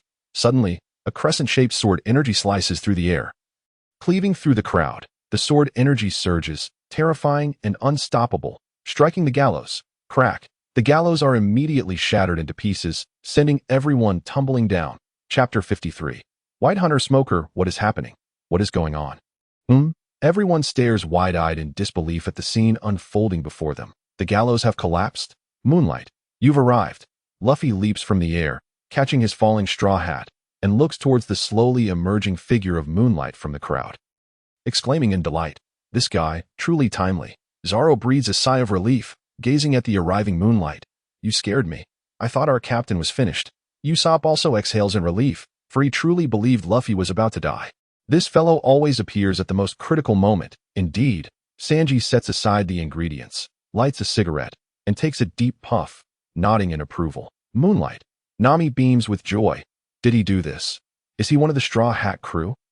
How impressive. Upon seeing Moonlight's arrival, the crowd cannot help but marvel. They finally comprehend the situation. It was this swordsman named Moonlight who severed the gallows. Such swordsmanship is truly terrifying. Damn it, this fellow dares to ruin my plans. Kill him, you wretched rubber. I will not let you escape. At that moment, Buggy the Clown and his crew crash down from the sky and, upon regaining their footing, immediately spot Moonlight, shouting in fury. Buggy and Alvita's pupils constrict. The impression Moonlight has left on them is profoundly deep. This formidable man has repeatedly thwarted their schemes. They roar in unison, and all members of Buggy's pirate crew charge towards Moonlight and the others. Chaos erupts in the square. This is bad. The Marines are coming. Run. Leading the charge is the White Hunter Smoker. Those despicable Marines, they dare to attempt to capture us all. Just then, a vast number of Marines appear in the square. Having already taken note of the situation, however, due to the sheer number of pirates gathered, they refrain from acting recklessly and instead covertly assemble a large force to ensnare them all. Instantly, the already chaotic square becomes even more tumultuous with the Marines' intervention. This is bad. It's the Marines. Seeing this, Nami and Usopp's expressions change. Our objective has been achieved. Since that is the case, we should leave before more Marines arrive, Sanji suggests. The group nods in agreement. No one dissenting. However, just as they prepare to leave, a thick cloud of smoke suddenly appears, revealing a man clad in a white justice cloak, a cigarette in his mouth, and wielding a 10-handed steel fork. Blocking their path and coldly gazing at Luffy and his companions, it is none other than Smoker. He has been watching Luffy for quite some time, during which the two have even clashed. The Straw Hat Pirates, wanted for bounties of 30 million and 50 million, will not leave here today, Smoker states coldly. This is bad. It's that guy. He is extremely powerful. Everyone retreat. I will handle him. Luffy declares, extending his hand forward, that a formidable figure has arrived. A Marine colonel nonetheless. Zoro chuckles, though his gaze is fixated on Tashigi. This fellow looks exactly like that one, making it impossible for him to divert his attention. This is bad. Buggy is charging in. At that moment, Usopp shouts frantically. Buggy has broken through the Marines' defenses, leading the charge after them. No matter what, they must keep Luffy here, with Smoker ahead and Buggy behind. The group finds themselves in dire straits. Just then, Moonlight extends his hand and calmly addresses the group. Luffy, take everyone and leave quickly. I will handle this. Let us meet at sea in 10 minutes. Moonlight states resolutely, his expression unwavering, leaving no room for doubt. Moonlight, I entrust this to you. Hearing Moonlight's words, Luffy nods, filled with trust. Smoker is incredibly formidable. He feels somewhat outmatched, and given the current chaos, if anyone can turn the tide, it is Moonlight. Without further hesitation, he leads the group towards the direction Smoker is blocking. Observing this, Zoro and the others nod in agreement. Having witnessed Moonlight's strength, they place their complete trust in him. Thus, the group charges towards Smoker, disregarding the swirling smoke surrounding him as he prepares to strike. They believe in Moonlight. Am I invisible? Smoker scoffs, a thick plume of smoke erupting from his body and swirling towards Luffy and the others. However, just as the smoke rises, a shadow suddenly appears. Bang! The smoke dissipates instantly, and Smoker falls to the ground, Moonlight's foot pressing down upon him. Smoker, Tashigi exclaims in shock at this sudden turn of events. What is happening? This man is a user of the smoke frit. How could anyone possibly attack his physical form and pin him down? This is absurd. Is he also a devil fruit user? The surrounding Marines stare at Moonlight in astonishment. Moonlight, Luffy, and the others are both shocked and delighted, never expecting that the formidable Marine colonel would be so easily subdued. They feel a sense of relief as Luffy leads the group towards the harbor. Upon witnessing this, the Marine forces do not dare to intervene. Damn it, why is this happening? Smoker roars, struggling fiercely against Moonlight's grip, yet it feels as though a 1,000-pound weight presses down upon him, rendering all his efforts futile. Smoker is engulfed in fury. It is Haki. As the relentless Buggy rushed towards the scene, he couldn't help but exclaim in astonishment. The wielder of the devil fruit powers was exceedingly formidable, particularly with such a Logia type, making it impossible to seize their physical form. The only means to inflict damage upon them was through Haki. Yet, how could such a phenomenon exist in the East Blue? Buggy was taken aback. Haki, Arlita, and the others also expressed their disbelief. Having sailed with Roger, Buggy was well versed in the ways of the world, yet they remained oblivious to Conqueror's Haki, just as their confusion mounted. Smoker commanded Tashigi and the others to disregard him and pursue the target. At that moment, Moonlight let out a chilling smile. His pupils narrowed. Conqueror's Haki erupted forth with a sudden intensity. Instantly, a pale blue aura emanated from him, radiating outward like a sinister mist. Within a radius of 300 meters, everyone enveloped by this aura, except for Buggy, Smoker, and Tashigi, stood frozen in place, unable to move, as if struck by a pressure point. The cacophony of chaotic screams abruptly ceased, leaving the entire square in profound silence. Subsequently, all onlookers widened their eyes in shock, collapsing to the ground. Some fainted, others foamed at the mouth, while many were left in a daze, all rendered incapacitated. In the blink of an eye, the square, once bustling with thousands of Marines and pirates, was completely emptied. Chapter 54, The Navy Encirclement. Iron chains across the river. It turns out that you were the one who dealt with that band of pirates. Tashigi trembled as she surveyed the scene, her voice quivering. Under the weight of Moonlight's Conqueror's Haki, she could barely keep herself upright, devoid of any fighting spirit in the presence of Moonlight. How infuriating. Smoker roared, but to no avail. No matter how he attempted to exert his powers, he found himself firmly suppressed by Moonlight, unable to budge. The disparity in their strengths was simply overwhelming. Conqueror's Haki. How could such a being exist in the East Blue? Buggy's eyes widened, filled with shock. This was a chosen one, a rarity among millions. Even aboard Roger's ship, those possessing such potential were few and far between. Yet, now in the weakest of the four seas, such a figure had emerged. Very well, Colonel, this is where it ends. If you intend to continue your pursuit, I shall not hold back. As he observed Luffy and the others leave Rogatown and head towards the sea, Moonlight released Smoker, casting a casual glance around before speaking indifferently. With that, he leaped away, his speed so swift that no one could track him, let alone chase him. Moreover, at that moment, who would dare pursue him? How infuriating! Smoker rose, surveying the numerous bodies sprawled across the ground with lingering trepidation. The power he had just witnessed was staggering. It was so potent that he had no time to react, let alone resist. Before that man, he was merely a joke. Smoker, Tashigi called out, but she could no longer maintain her composure, collapsing to the ground in a thud, unconscious. Given her strength, it was remarkable that she had held on this long. Gazing at the fallen figures around him, Smoker took a drag from his cigarette, exhaling a long plume of smoke as he slumped to the ground in resignation, abandoning the chase. Even the clown Buggy was no longer a concern. He had always held on to his sense of justice. Yet when faced with such a vast gulf in strength, that sense was utterly shattered, leaving him disheartened by how far he still had to go. Luffy, is Moonlight going to be all right? At that moment, Luffy and his crew raced towards the Mary, the ship's location in mind. Along the way, Ussop glanced back towards the square, worry etched on his face. After all, aside from Smoker, there were numerous other foes. Would Moonlight truly manage against 100 adversaries? Indeed, Luffy, leaving Moonlight alone seems rather unwise, Nami added. While she had confidence in Moonlight in a one-on-one confrontation, the sheer number of enemies posed a significant concern. You underestimate him. Those foes are no match for him. Did you not see how that Marine colonel was swiftly defeated by moonlight? Zoro scoffed. His expression one of complete assurance. He had unwavering faith in moonlight. After all, he was the man who had fought the world's strongest swordsman, Mihawk, to a standstill. Such a man could not easily be bested. Rather than worry about him, we ought to be more concerned about our own predicament.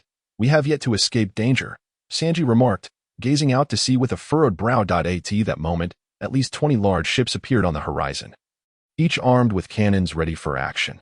Leading them were 3 colonels, no less formidable than Smoker, advancing with an imposing presence, obstructing their path like a colossal beast. Instantly, the entire island of Rogatown was sealed off.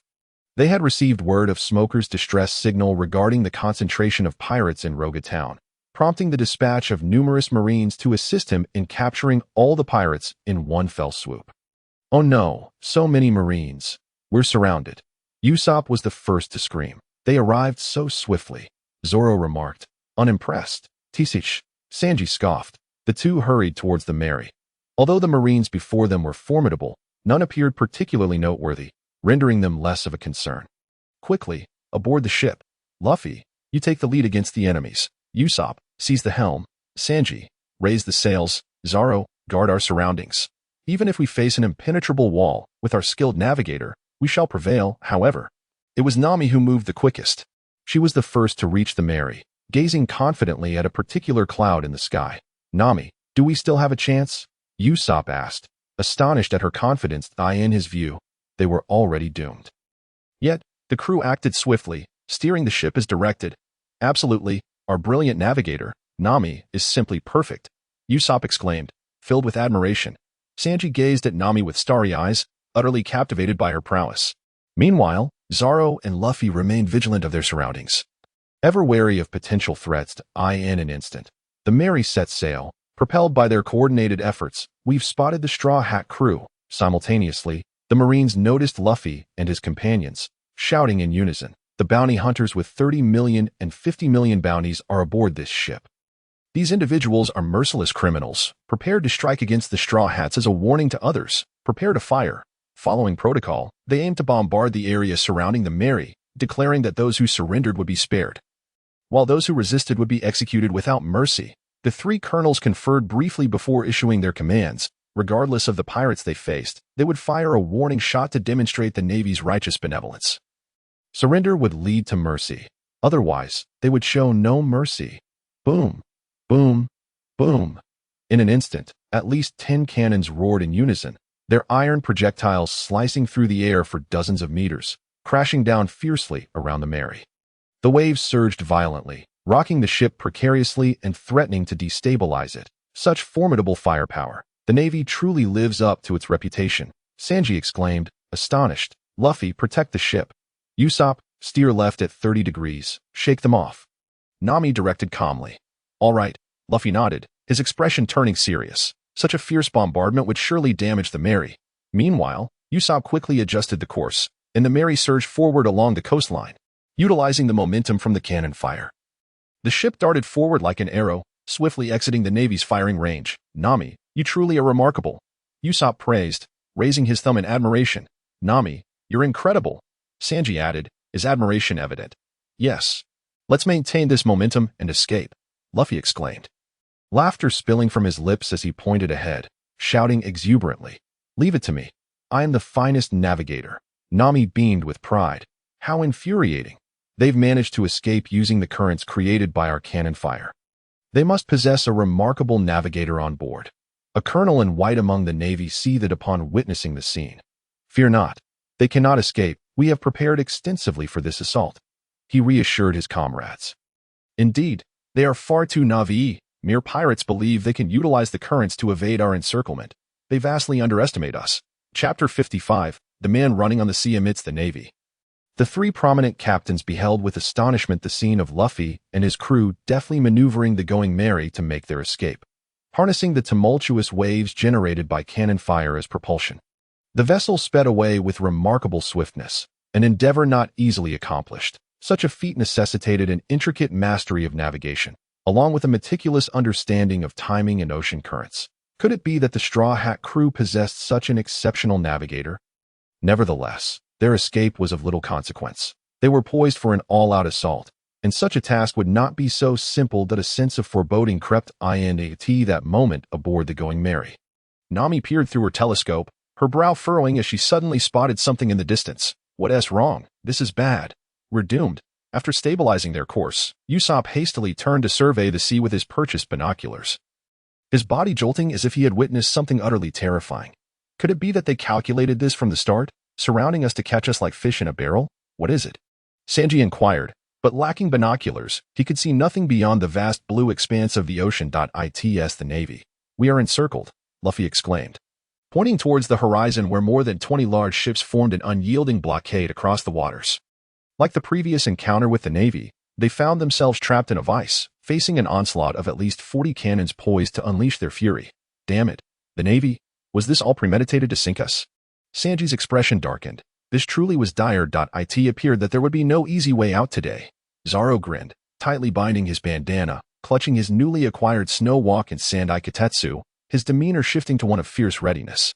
Three-sword style, let us prepare for a showdown. Hey, Zoro, you're not seriously considering a direct confrontation, are you? Usopp's heart sank, sensing the gravity of the situation that a rational person would flee from such a formidable navy. Indeed, Luffy replied, his fists cracking in anticipation as he surveyed the approaching navy, a cold smirk forming on his lips. That's the spirit. Sanji ignited a cigarette, his gaze sharpening as he surveyed the surrounding navy. At this point, we have no choice. In a narrow encounter, the brave prevail. I will steer the ship, but ensure they do not hit us. Otherwise, escape will be impossible. Nami's expression turned grave as she addressed Luffy. Zoro and Sanji, listen, we cannot let them strike the ship. Hey, are you all out of your minds? Usopp's eyes widened in disbelief at their reckless determination. Brother, are you all insane? Even now, you wish to fight them. Treating the Navy like mere trifles. Rest assured, the trio nodded resolutely. Hey, Nami, you can't join them in this madness. There are over 3,000 of them. Usopp hastily urged her. Nami, you take the helm. She beamed brightly. All right, let us do this. Usopp's heart sank as he resigned himself to the inevitable, bracing for the oncoming Navy. At this juncture, it was evident they had no intention of surrendering on board the Navy's ships. The three captains exchanged glances, reaching a consensus before issuing a command. Fire together, sink them. Instantly, cannons across all Navy vessels turned towards the Going Merry, and with a resounding order, at least 40 cannonballs hurtled toward them. This time, the target was unmistakably the Going Merry. Boom, boom, boom. As 40 cannons roared in unison, the air was rent with the sound of whistling cannonballs hurtling forth. The projectiles raced towards the ship with breathtaking speed. A terrifying display of might. Although Luffy, Zoro, and Sanji reacted swiftly, the sheer volume of cannonballs proved overwhelming. No matter how formidable they were, they could not simultaneously defend against the barrage approaching from all directions. The adage rings true. 2 fists cannot contend with 4 hands. And now they faced an onslaught far mightier than mere hands. The Navy, unrivaled at sea, wielded this artillery to crush pirates. What pirate could withstand such an armada? While Nami deftly navigated the Going Merry using ocean currents to evade, many cannonballs still struck the ship, leaving it battered and riddled with holes. Boom, boom, boom. Moreover, the surrounding waters surged violently, colossal waves crashing in, creating whirlpools that formed within a radius of several dozen meters, exerting an insatiable pull, devouring everything in its vicinity. Simultaneously, the relentless cannonade persisted, offering no respite. Luffy and his companions fought valiantly, yet they were overwhelmed by the sheer numbers of the Navy. With cannon fire echoing all around, and now they were ensnared by the swirling currents. Damn it, we stand no chance. Usopp despaired, shutting his eyes. This is impossible. The cannonballs are too numerous to evade. Sanji grimaced in frustration. Luffy, we cannot merely defend. We must take the initiative, Zoro urged, turning to Luffy. All right, I'll launch an attack. Luffy nodded, preparing to extend his arm and charge forward. Wait, Luffy, if you manage to knock them back, the Going Merry will likely be in ruins as well. Hold on a moment. Another storm is approaching, Nami called out, her gaze fixed on the ominous clouds gathering above. Huh? Luffy halted, looking at Nami with trust in his eyes. All right, rubber balloon. Following Nami's advice, Luffy remained aboard, refraining from counterattacks. Instead, he inhaled deeply, his body swelling like an inflated balloon, providing a passive defense against the incoming cannon fire. Is this the plan? Sanji and Zoro nodded, accepting Nami's assurance that it would work. Bracing themselves for the impending onslaught. Hey, this Ussop could only muster his resolve. At this point, all they could do was hope to endure a little longer, praying for the clouds to arrive faster. For otherwise, they might truly meet their end here. Nami gazed at the increasingly dense clouds above, offering her quiet prayers. Do we resist to the end? If so, we shall intensify the bombardment, shattering their vessel. On the sea, a pirate without a ship is hardly a threat on the Navy's flagship. The three captains exchanged cold smiles, issuing commands that led to an even more ferocious volley of cannon fire. The rate of fire doubled from before. This is bad. The Navy is accelerating their assault. We underestimated them. Damn it, Nami. As the desperate crew braced against the relentless bombardment, Ussop glanced anxiously at Nami. Just then, Nami stood frozen in shock, her eyes locked onto the port of Rogue Town, where she witnessed a figure leap from the harbor, sprinting across the water towards the Navy. Chapter 56. That is Moonlight at this moment. At the harbor of Rogue Town, all pirates faced their doom. As Navy ships arrived in droves, countless soldiers disembarked, sweeping across the area to eradicate the various pirate crews, including the infamous Buggy pirates of East Blue. Despair engulfed the pirates, with some resolutely abandoning the fight. In these waters, only the Navy could roam freely and dominate, no matter how powerful a pirate may be, when confronted by the Navy's overwhelming presence. They are inevitably driven to desperation. Quickly, the Navy sealed off all harbors. The eastern harbor, a young man clad in black, sword at his side, strode toward the sea.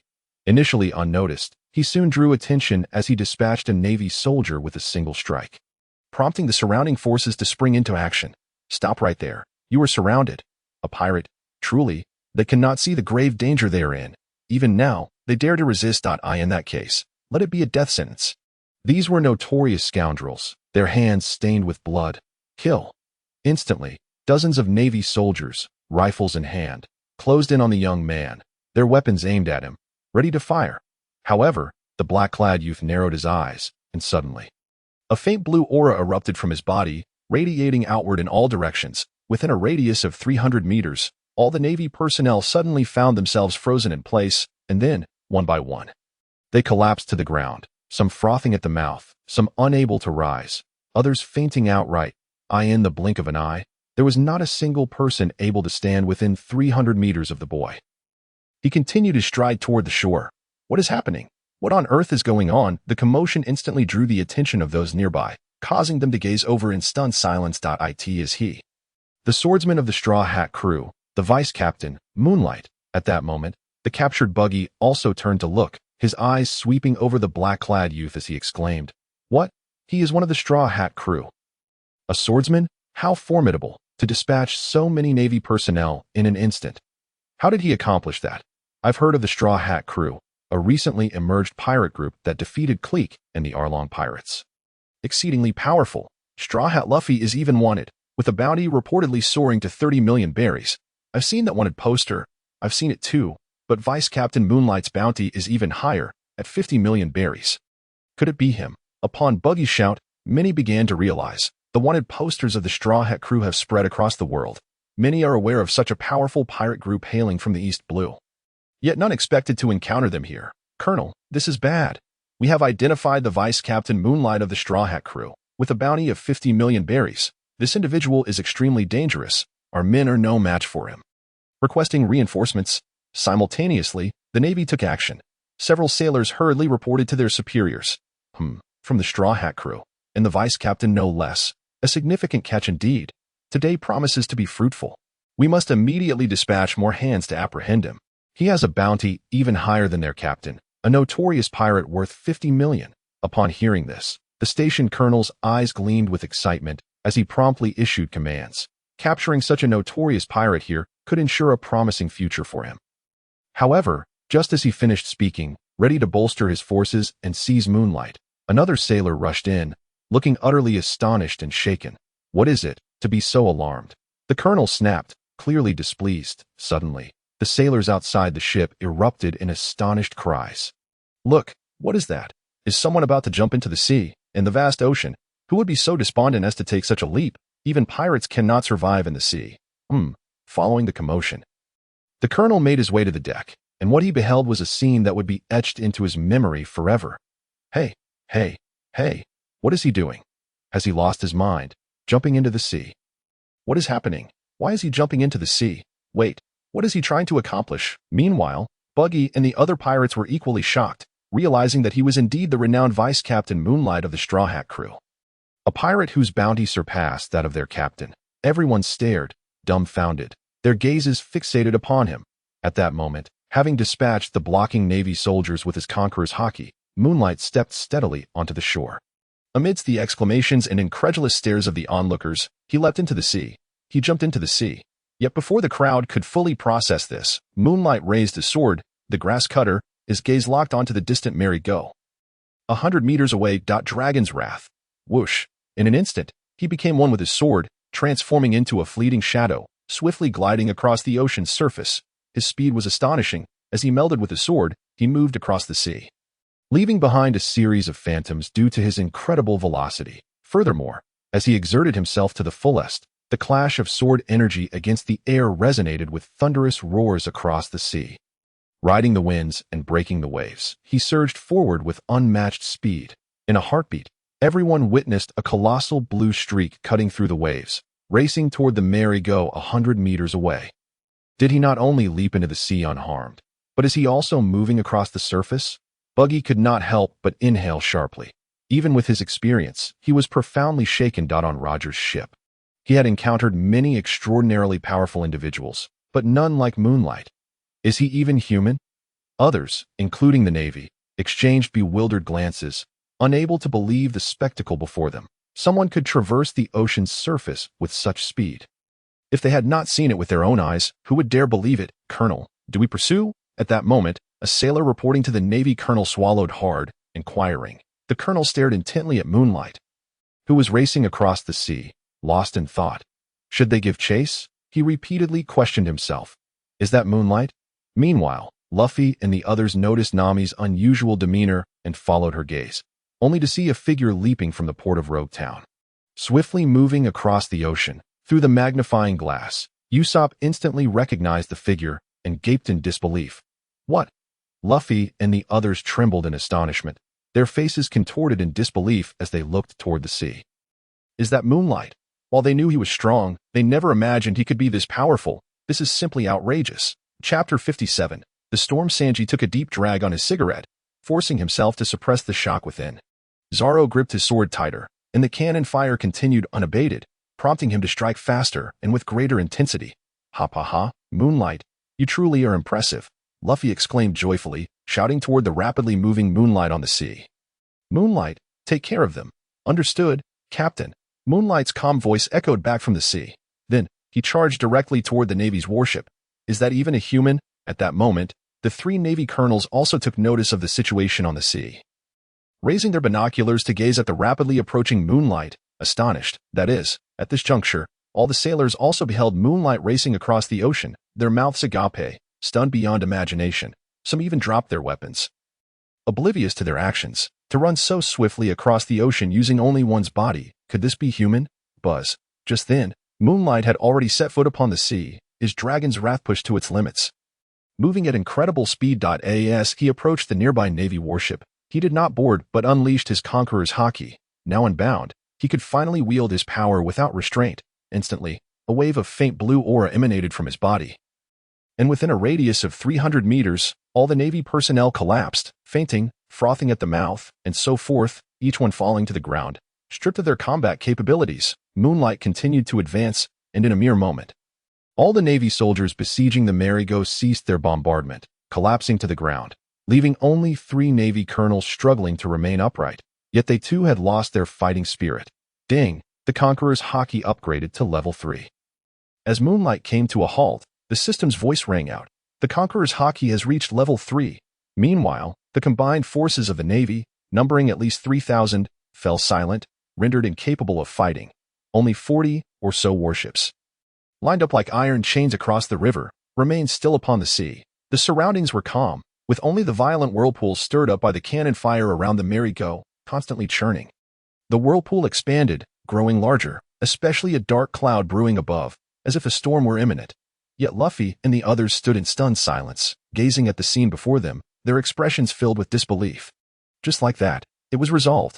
There were at least 3,000 Navy personnel, not only them, but everyone on the coast, witnessing this spectacle, was equally overwhelmed with disbelief. Who could have imagined that such a formidable and determined Navy force could be vanquished by a single individual? If this were to spread, no one would believe it. It is simply outrageous. At this moment, Moonlight returned to the merry-go, disregarding the awestruck and astonished gazes of everyone, instead raising his head, furrowing his brow as he stared at the darkening clouds above. The situation appeared dire. These Navy soldiers were of no concern, but with the clouds looming, a storm was surely approaching. In the vast ocean, what one should fear is not any living creature, but the ocean itself. The sea is boundless. It is far too simple to annihilate a person. Nami, we must leave here quickly. A storm is surely on the horizon, Moonlight urged, glancing at Nami. Upon hearing this, Nami snapped back to reality, suddenly realizing, indeed, a tempest is on the horizon. Initially, she intended to utilize the storm as a means to evade the naval bombardment, but with the threat of the Navy dissipated, the most pressing concern now is the impending storm. It is far more fearsome than the Navy. Ussop, Luffy, Zoro, Sanji, quickly, we must spring into action. The whirlpool has already formed, and the storm is imminent. Our situation is dire, and we must act swiftly, or we shall meet our doom. Nami exclaimed. Understood. Luffy and the others snapped back to reality, casting a lingering glance at the Moonlight before they commenced their actions. On this vessel, if there is one voice they trust implicitly, it is Nami's. Boom! At that moment, a thunderclap erupted from the dark clouds above. Lightning crackled violently, striking down upon the tumultuous sea. The storm arrived without warning, a harbinger of chaos. The wind howled in fury, the ocean roared with rage. And the Mary, already ensnared in a whirlpool, found itself in an even more precarious position. Oh no! Nami felt a weight in her heart. The worst-case scenario had come to pass. At this moment, no matter how adept her navigation skills, they were utterly futile against the raging sea. Boom! The winds wreaked havoc, torrential rain descended, and massive whirlpools erupted one after another. Combined with the downpour, a colossal waterspout encircled the Mary. The storm raged on. The tornado unleashed a deafening roar, sweeping through and tearing apart everything in its path. This is a tornado. It's enormous. Ussop shouted in alarm. Damn it. Is it too late? Sanji exhaled a plume of smoke, realizing the gravity of their predicament. Indeed, Zoro too was moved. The ferocity of the storm was beyond comprehension. The power of man seemed insignificant in its presence. Must we abandon ship? Moonlight sighed. The worst had materialized. And with the tornado approaching, the only option left was to forsake the vessel. Look, a waterspout on the sea. Simultaneously, the crowd at the port of Logtown witnessed the unfolding scene. The might of the tornado was overwhelming, so fierce that the onlookers had no time to react before it began its rampage. The Mary appeared as a mere leaf upon the water, on the brink of capsizing. What a powerful tornado!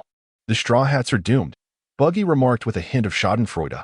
Alas, even if they could defeat the naval blockade, against this tornado, they stood no chance. Indeed, the true ruler of these waters is the sea.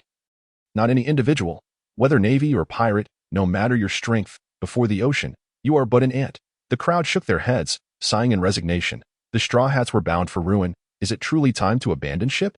The Mary pressed on under Nami's skilled navigation, but the merciless sea and the overwhelming storm rendered even the most adept sailing techniques useless. As the tornado rampaged, Usopp's face turned pale with despair. Was there truly no escape? Damn it, have we reached the end of the line? Sanji's eyes flickered with hopelessness. Abandon ship, Zoro declared resolutely. Luffy. Nami turned to Luffy. He was the captain, the master of the ship. The fate of this journey lay in his hands. There is no other choice. Mary, I'm sorry, we must leave you. Luffy sat at the bow, allowing the tumultuous waves to crash around him. Unmoving, he gazed at the Mary, a pang of sorrow crossing his face. They had traversed many storms together. Now, to part ways was unbearable. Yet, there was no alternative. As captain, he had to shoulder the responsibility. Chapter 58, Monkey D. Dragon.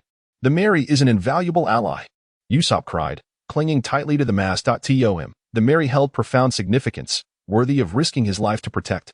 Nami and the others fell silent. Though their time together was brief, they had all come to recognize Usopp's sentiments. Who would willingly abandon ship? A pirate without a vessel is no pirate at all. Luffy. Ussop looked at Luffy that he was the captain. The fate of the Mary was his to decide. Luffy remained silent. Staring at the raging sea, his fists clenched and teeth gritted. "TOA pirate. A ship is an essential companion. How could they forsake it? How could they?" Boom! At that moment, the ocean's roar intensified, and the tornado surged forth, engulfing everything in its wake, howling ferociously, intent on annihilation. Armament. Suddenly, Moonlight leaped to the bow, staring at the impending storm that threatened to destroy everything. Armament Haki enveloped the grass-cutter sword, transforming it into a black blade. "Moonlight, are you serious? That is a tornado." Nami and the others gasped in astonishment. Observing Moonlight's stance, they began to understand his intentions. "I know, but if we abandon ship without trying, I want to accept it." Moonlight shook his head, his eyes blazing with determination. To him, abandoning ship was not an option. Furthermore, for a swordsman, anything in this world is cuttable. The tornado would be no different if he could not slice through it. Then his strength was insufficient. He wanted to test his limits. "Ussop, if this fails, then we truly have no other recourse. Though I cherish our bond, my comrades are my priority," Moonlight declared, his gaze calm, yet resolute. "Moonlight," Ussop gritted his teeth, nodding gravely. They had done all they could. If they could not alter their fate, it simply meant they were too weak to protect the Mary. He had no regrets. This was the true essence of a swordsman. Zoro nodded, his eyes aflame with fervor as he regarded Moonlight. This was the swordsmanship he aspired to achieve. "Phantom sword dance," Moonlight called out coldly, charging towards the tornado, unleashing a flurry of strikes. In an instant, waves of fierce sword energy erupted, each one compounding upon the last, coalescing into a formidable force aimed directly at the tornado. The sword energy surged forward, slicing through the air with unparalleled ferocity. Swish! The surrounding whirlpools parted as the sword energy cleaved through, a relentless force carving its way toward the tornado. What a powerful strike! But will it succeed? All eyes fixated on the sword energy, filled with anticipation. Yet, as they gazed upon the ferocious, surging tornado, doubt crept into their minds. Could even the most formidable sword slice through a tornado? Buzz! At that moment, the sword energy collided with the tornado. Erupting with violent force, even against the tempest, it retained its momentum, but after 3 seconds, the tornado roared and consumed the sword energy entirely. The storm raged on, growing even more fierce. Had they failed? Ussop felt a decisive resolve settle in his heart. If even Moonlight had faltered, who else could alter their fate? This was the end. After all, this was a natural disaster. Zoro, Sanji, Nami, Ussop, Moonlight, prepare to retreat. Luffy commanded. The tornado loomed ever closer. If they did not flee now, they would lose their chance. Once engulfed, who knew what fate awaited them? "I'm sorry, Mary," Moonlight gritted his teeth. The power of man was insignificant against the force of the SEATO slice through the tornado. He needed to train even harder, but at this moment, there was no recourse. "Let us go." Ussop clenched his jaw, determination in his eyes. They had resolved to leave first. Though reluctant, the time had come to part ways. Boom! Just as they had made their decision to abandon ship, an even more ferocious storm than the tornado erupted. This tempest did not spread outwards, but instead enveloped the Mary, as if controlled by an unseen hand, lifting the ship from the waves and soaring into the sky. In an instant, they pierced through the tornado, rising into the heavens, vanishing into the storm. The storm raged on, terrifying and relentless, but after losing sight of the Mary, it only grew more ferocious. Had they been saved?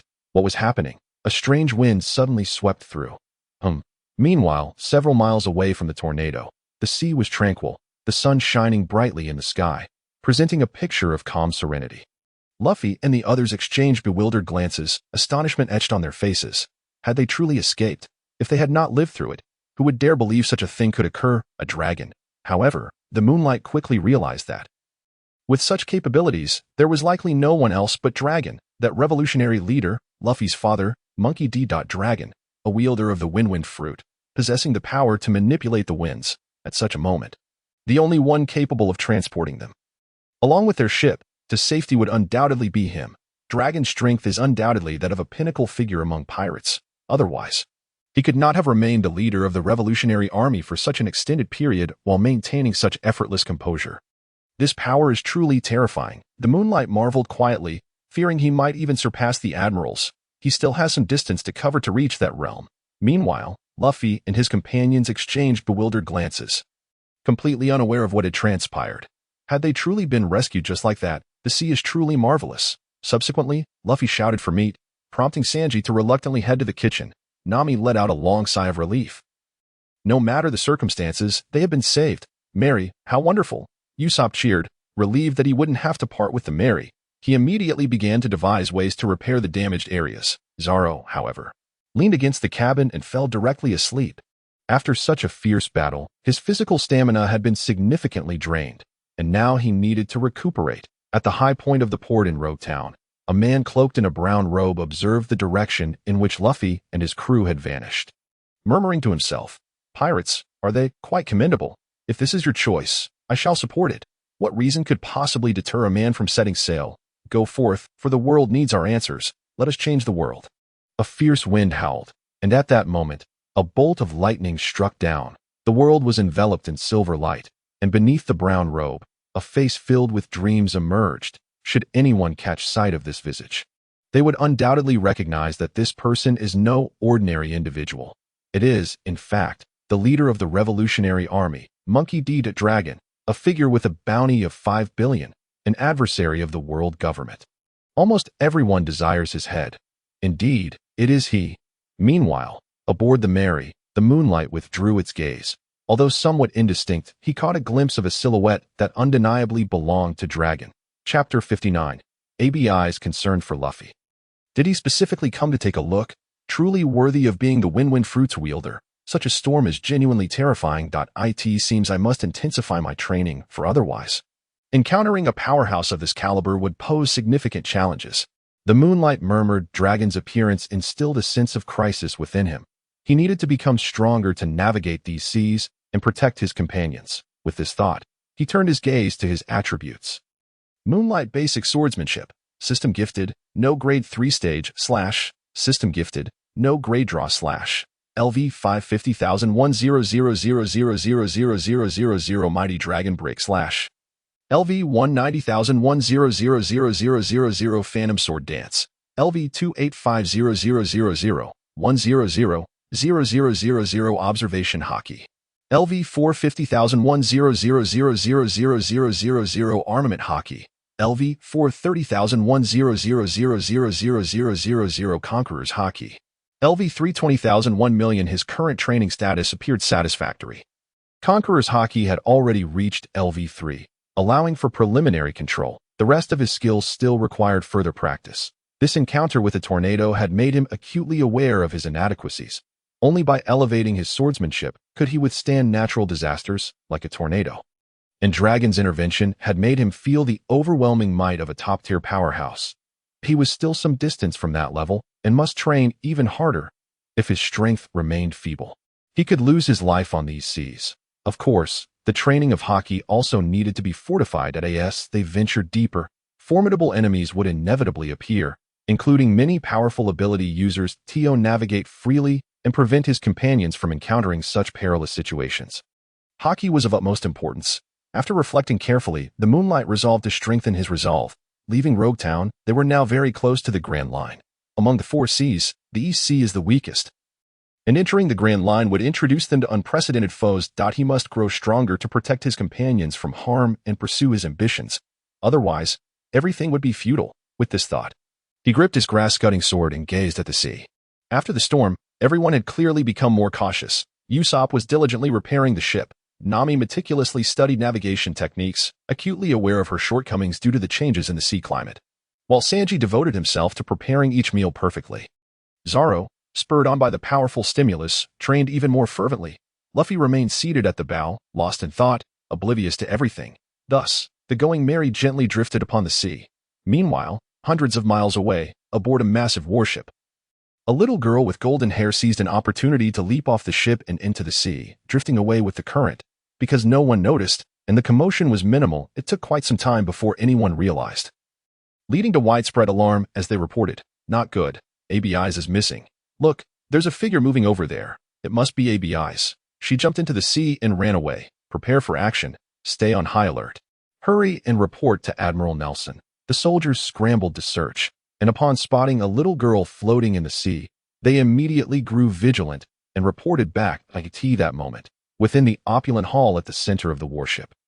A man weighing over 300 pounds and dressed flamboyantly was feasting when he suddenly heard the report from below, causing him to frown.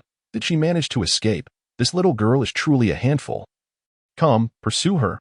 He was Admiral Nelson, a high-ranking figure in the headquarters, commanding significant sea territories. Wait. Just then, a man dressed in blue and white stripes, resembling a scythe, with piercing eyes stepped forward, halting Nelson's decision. Eric, rare indeed for you to actively prevent me from taking action. What? Do you have something in mind? Nelson inquired with a smirk. Indeed, that little girl is quite special. If you do not wish for the plan to fail, there is no need to mobilize a large number of personnel for the chase. The commotion would be too great. Give me a ship, and I will find her alone. My efficiency will be far superior. Eric replied with a sharp grin. Is that so? If that's the case, then as you wish. Nelson nodded, placing immense trust in Eric, and promptly dispatched a ship for him. Very well, I will bring her back swiftly, but do not forget our prior agreement. Eric nodded, casting a sharp glance at Nelson before stepping onto the speedboat, which, without any visible effort on his part, sped across the sea like an arrow. The speed was astounding, slicing through the water's surface as if it were deeply cleaved by a scythe. Upon hearing this, a glint of coldness flashed in Nelson's eyes. Hey, look over there, there's someone. After a night had passed, Luffy and the others finally recovered from their fatigue, each brimming with vitality, and the Mary was now in good shape. Brothers, let us set sail for the Grand Line, Luffy declared enthusiastically. All right, I've had enough rest. Let us witness what kind of monsters and demons the Grand Line harbors. Zoro nodded, filled with fighting spirit. All blue.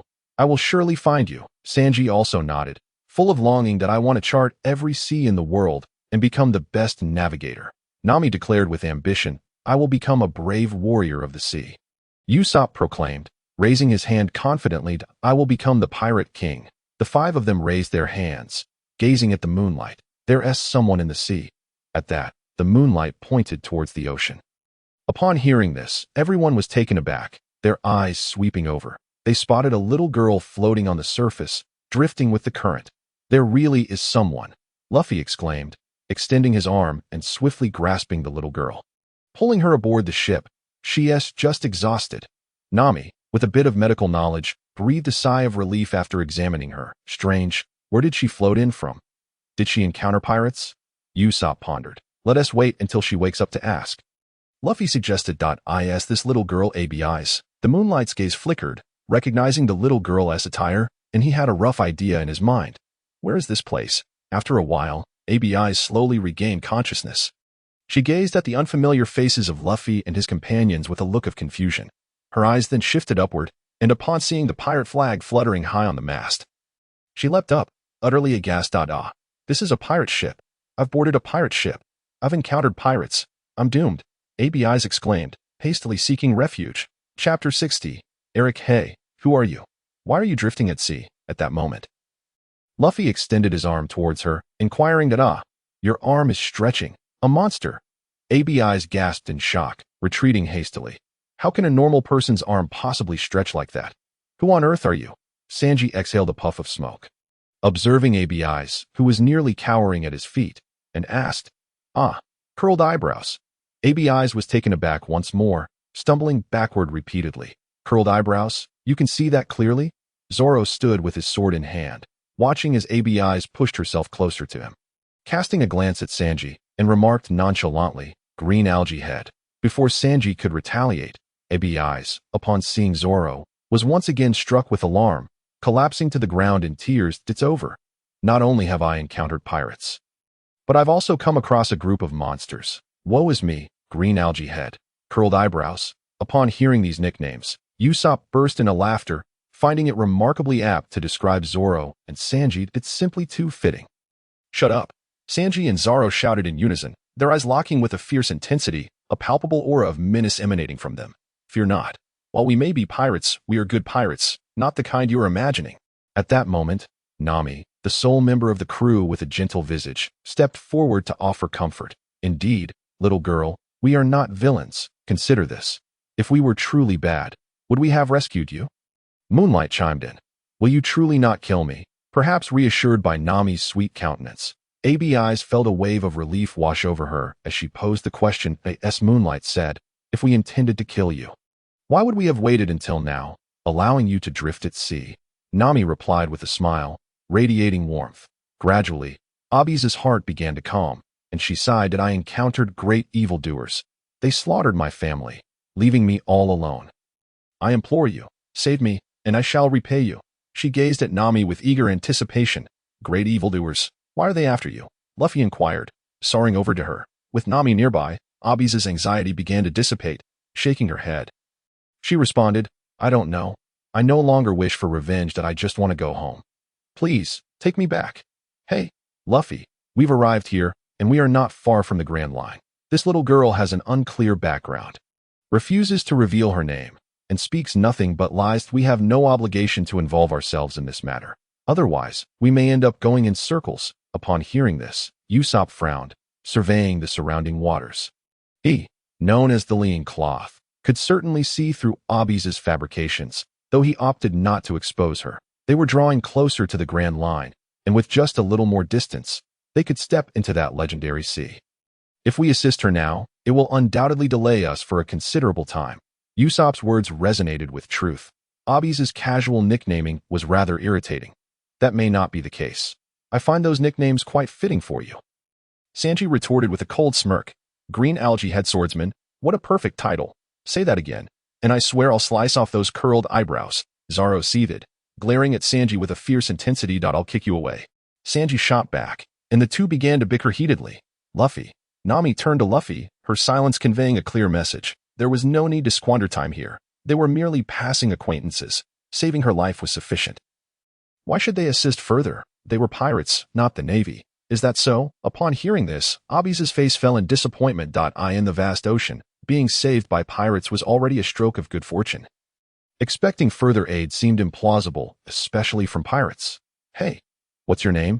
Luffy suddenly asked ABI's. ABI's, she replied dejectedly, her hope waning. ABI's, is it? Nice to meet you. Since we are friends now, I will certainly help you if you need it. Everyone, change course. Oh, where is your home? At that moment, Luffy burst into laughter, casting a radiant smile at ABI's. Luffy, is this true? Abi's heart, once filled with despair, now welcomed a glimmer of hope as Luffy's smile brightened her spirits. Of course, Luffy declared, thumping his chest, addressing Nami, Ussop, and the others. Hey, Luffy, are you serious? Usopp's face was a portrait of astonishment. Why would Luffy want to help her? Well, you're the captain, so you have the right to decide the ship's course. Nami paused for a moment, then broke into a wide smile. TCH, Sanji and Zoro continued their quarrel. Hearing Luffy's words, they scoffed and resumed their heated debate, as if to say they would fight regardless of the captain's decisions. Moonlight, Luffy called out with a grin. I have no objections. I shall follow the captain's arrangements. However, it seems we may not be able to remain uninvolved, as trouble has already arrived. Moonlight replied calmly, his gaze fixed upon the sea. Suddenly, a man with a scythe-shaped head appeared, sailing on a small boat, cutting through the waves like an arrow. HM? An enemy? Luffy rushed to the bow, peering out at the sea. What incredible speed! Who is that? Zoro and the others turned their attention towards the approaching figure. ABI's, however, turned pale at the sight of the man, fearfully hiding behind Nami. What's wrong? Nami inquired. ABI's merely cowered, her body trembling uncontrollably, clearly terrified. Pirates, or perhaps the notorious Straw Hat crew. Yet, you find yourselves here. As everyone turned to look, the man with the scythe-shaped head noticed them. He glanced at the pirate flag on the Mary, then his gaze locked onto ABI's behind Nami. With a cold smirk, he leapt forward with alarming speed. Stop! Moonlight swiftly intervened, drawing his sword. With a hum, a crescent-shaped wave of sword energy surged forth from Moonlight, radiating outward in a fan-like shape. The air around them quivered violently in response to the fierce blade. Startled, the scythe-headed man instinctively dodged, his eyes wide with shock. Whoosh! The sword energy sliced past him, crashing into the ocean behind him. The sea roiled as if struck by a massive blow, leaving a deep scar several meters long etched into the water. Thankfully, Moonlight had no intention to kill. Otherwise, that strike would have been lethal. Such a formidable expert. The scythe-headed man gasped, quickly rolling in the air and landing back on his boat. Who are you? Luffy demanded. Chapter 61. Admiral Nelson in the Open Sea. Any unprovoked approach towards another's vessel could be deemed an act of aggression. Admiral Nelson Roy of the Navy's 8th Division. I am Eric, under his command. Your ship harbors a wanted criminal, the Straw Hat crew. If you wish to avoid trouble, hand over the fugitive. Eric cast a wary glance at Moonlight, pointing towards ABI's behind Nami. The Navy? The 8th Division? Admiral Nelson Roy? A wanted criminal? At his words, everyone fell silent, their gazes fixed intently on ABI's. They were pirates, already considered wanted, yet it was evident he was not referring to them. It seemed the only target of his accusations was ABI's. How could such a young girl be a wanted criminal by the Navy? What had she done to warrant a pursuit ordered by an admiral? It was important to note that admirals held authority above that of colonels. Commanding 50 fleets and thousands of personnel, when Smoker had called for reinforcements in Logtown, a large contingent of Navy officers had arrived to surround the town and apprehend all pirates, despite their numbers being less than 40 ships combined. This was no casual assembly. Alas, one can only imagine the formidable prowess of a singular individual like Nielsen commanding such a crew. To assert that he sweeps the seas without rivals would be an understatement.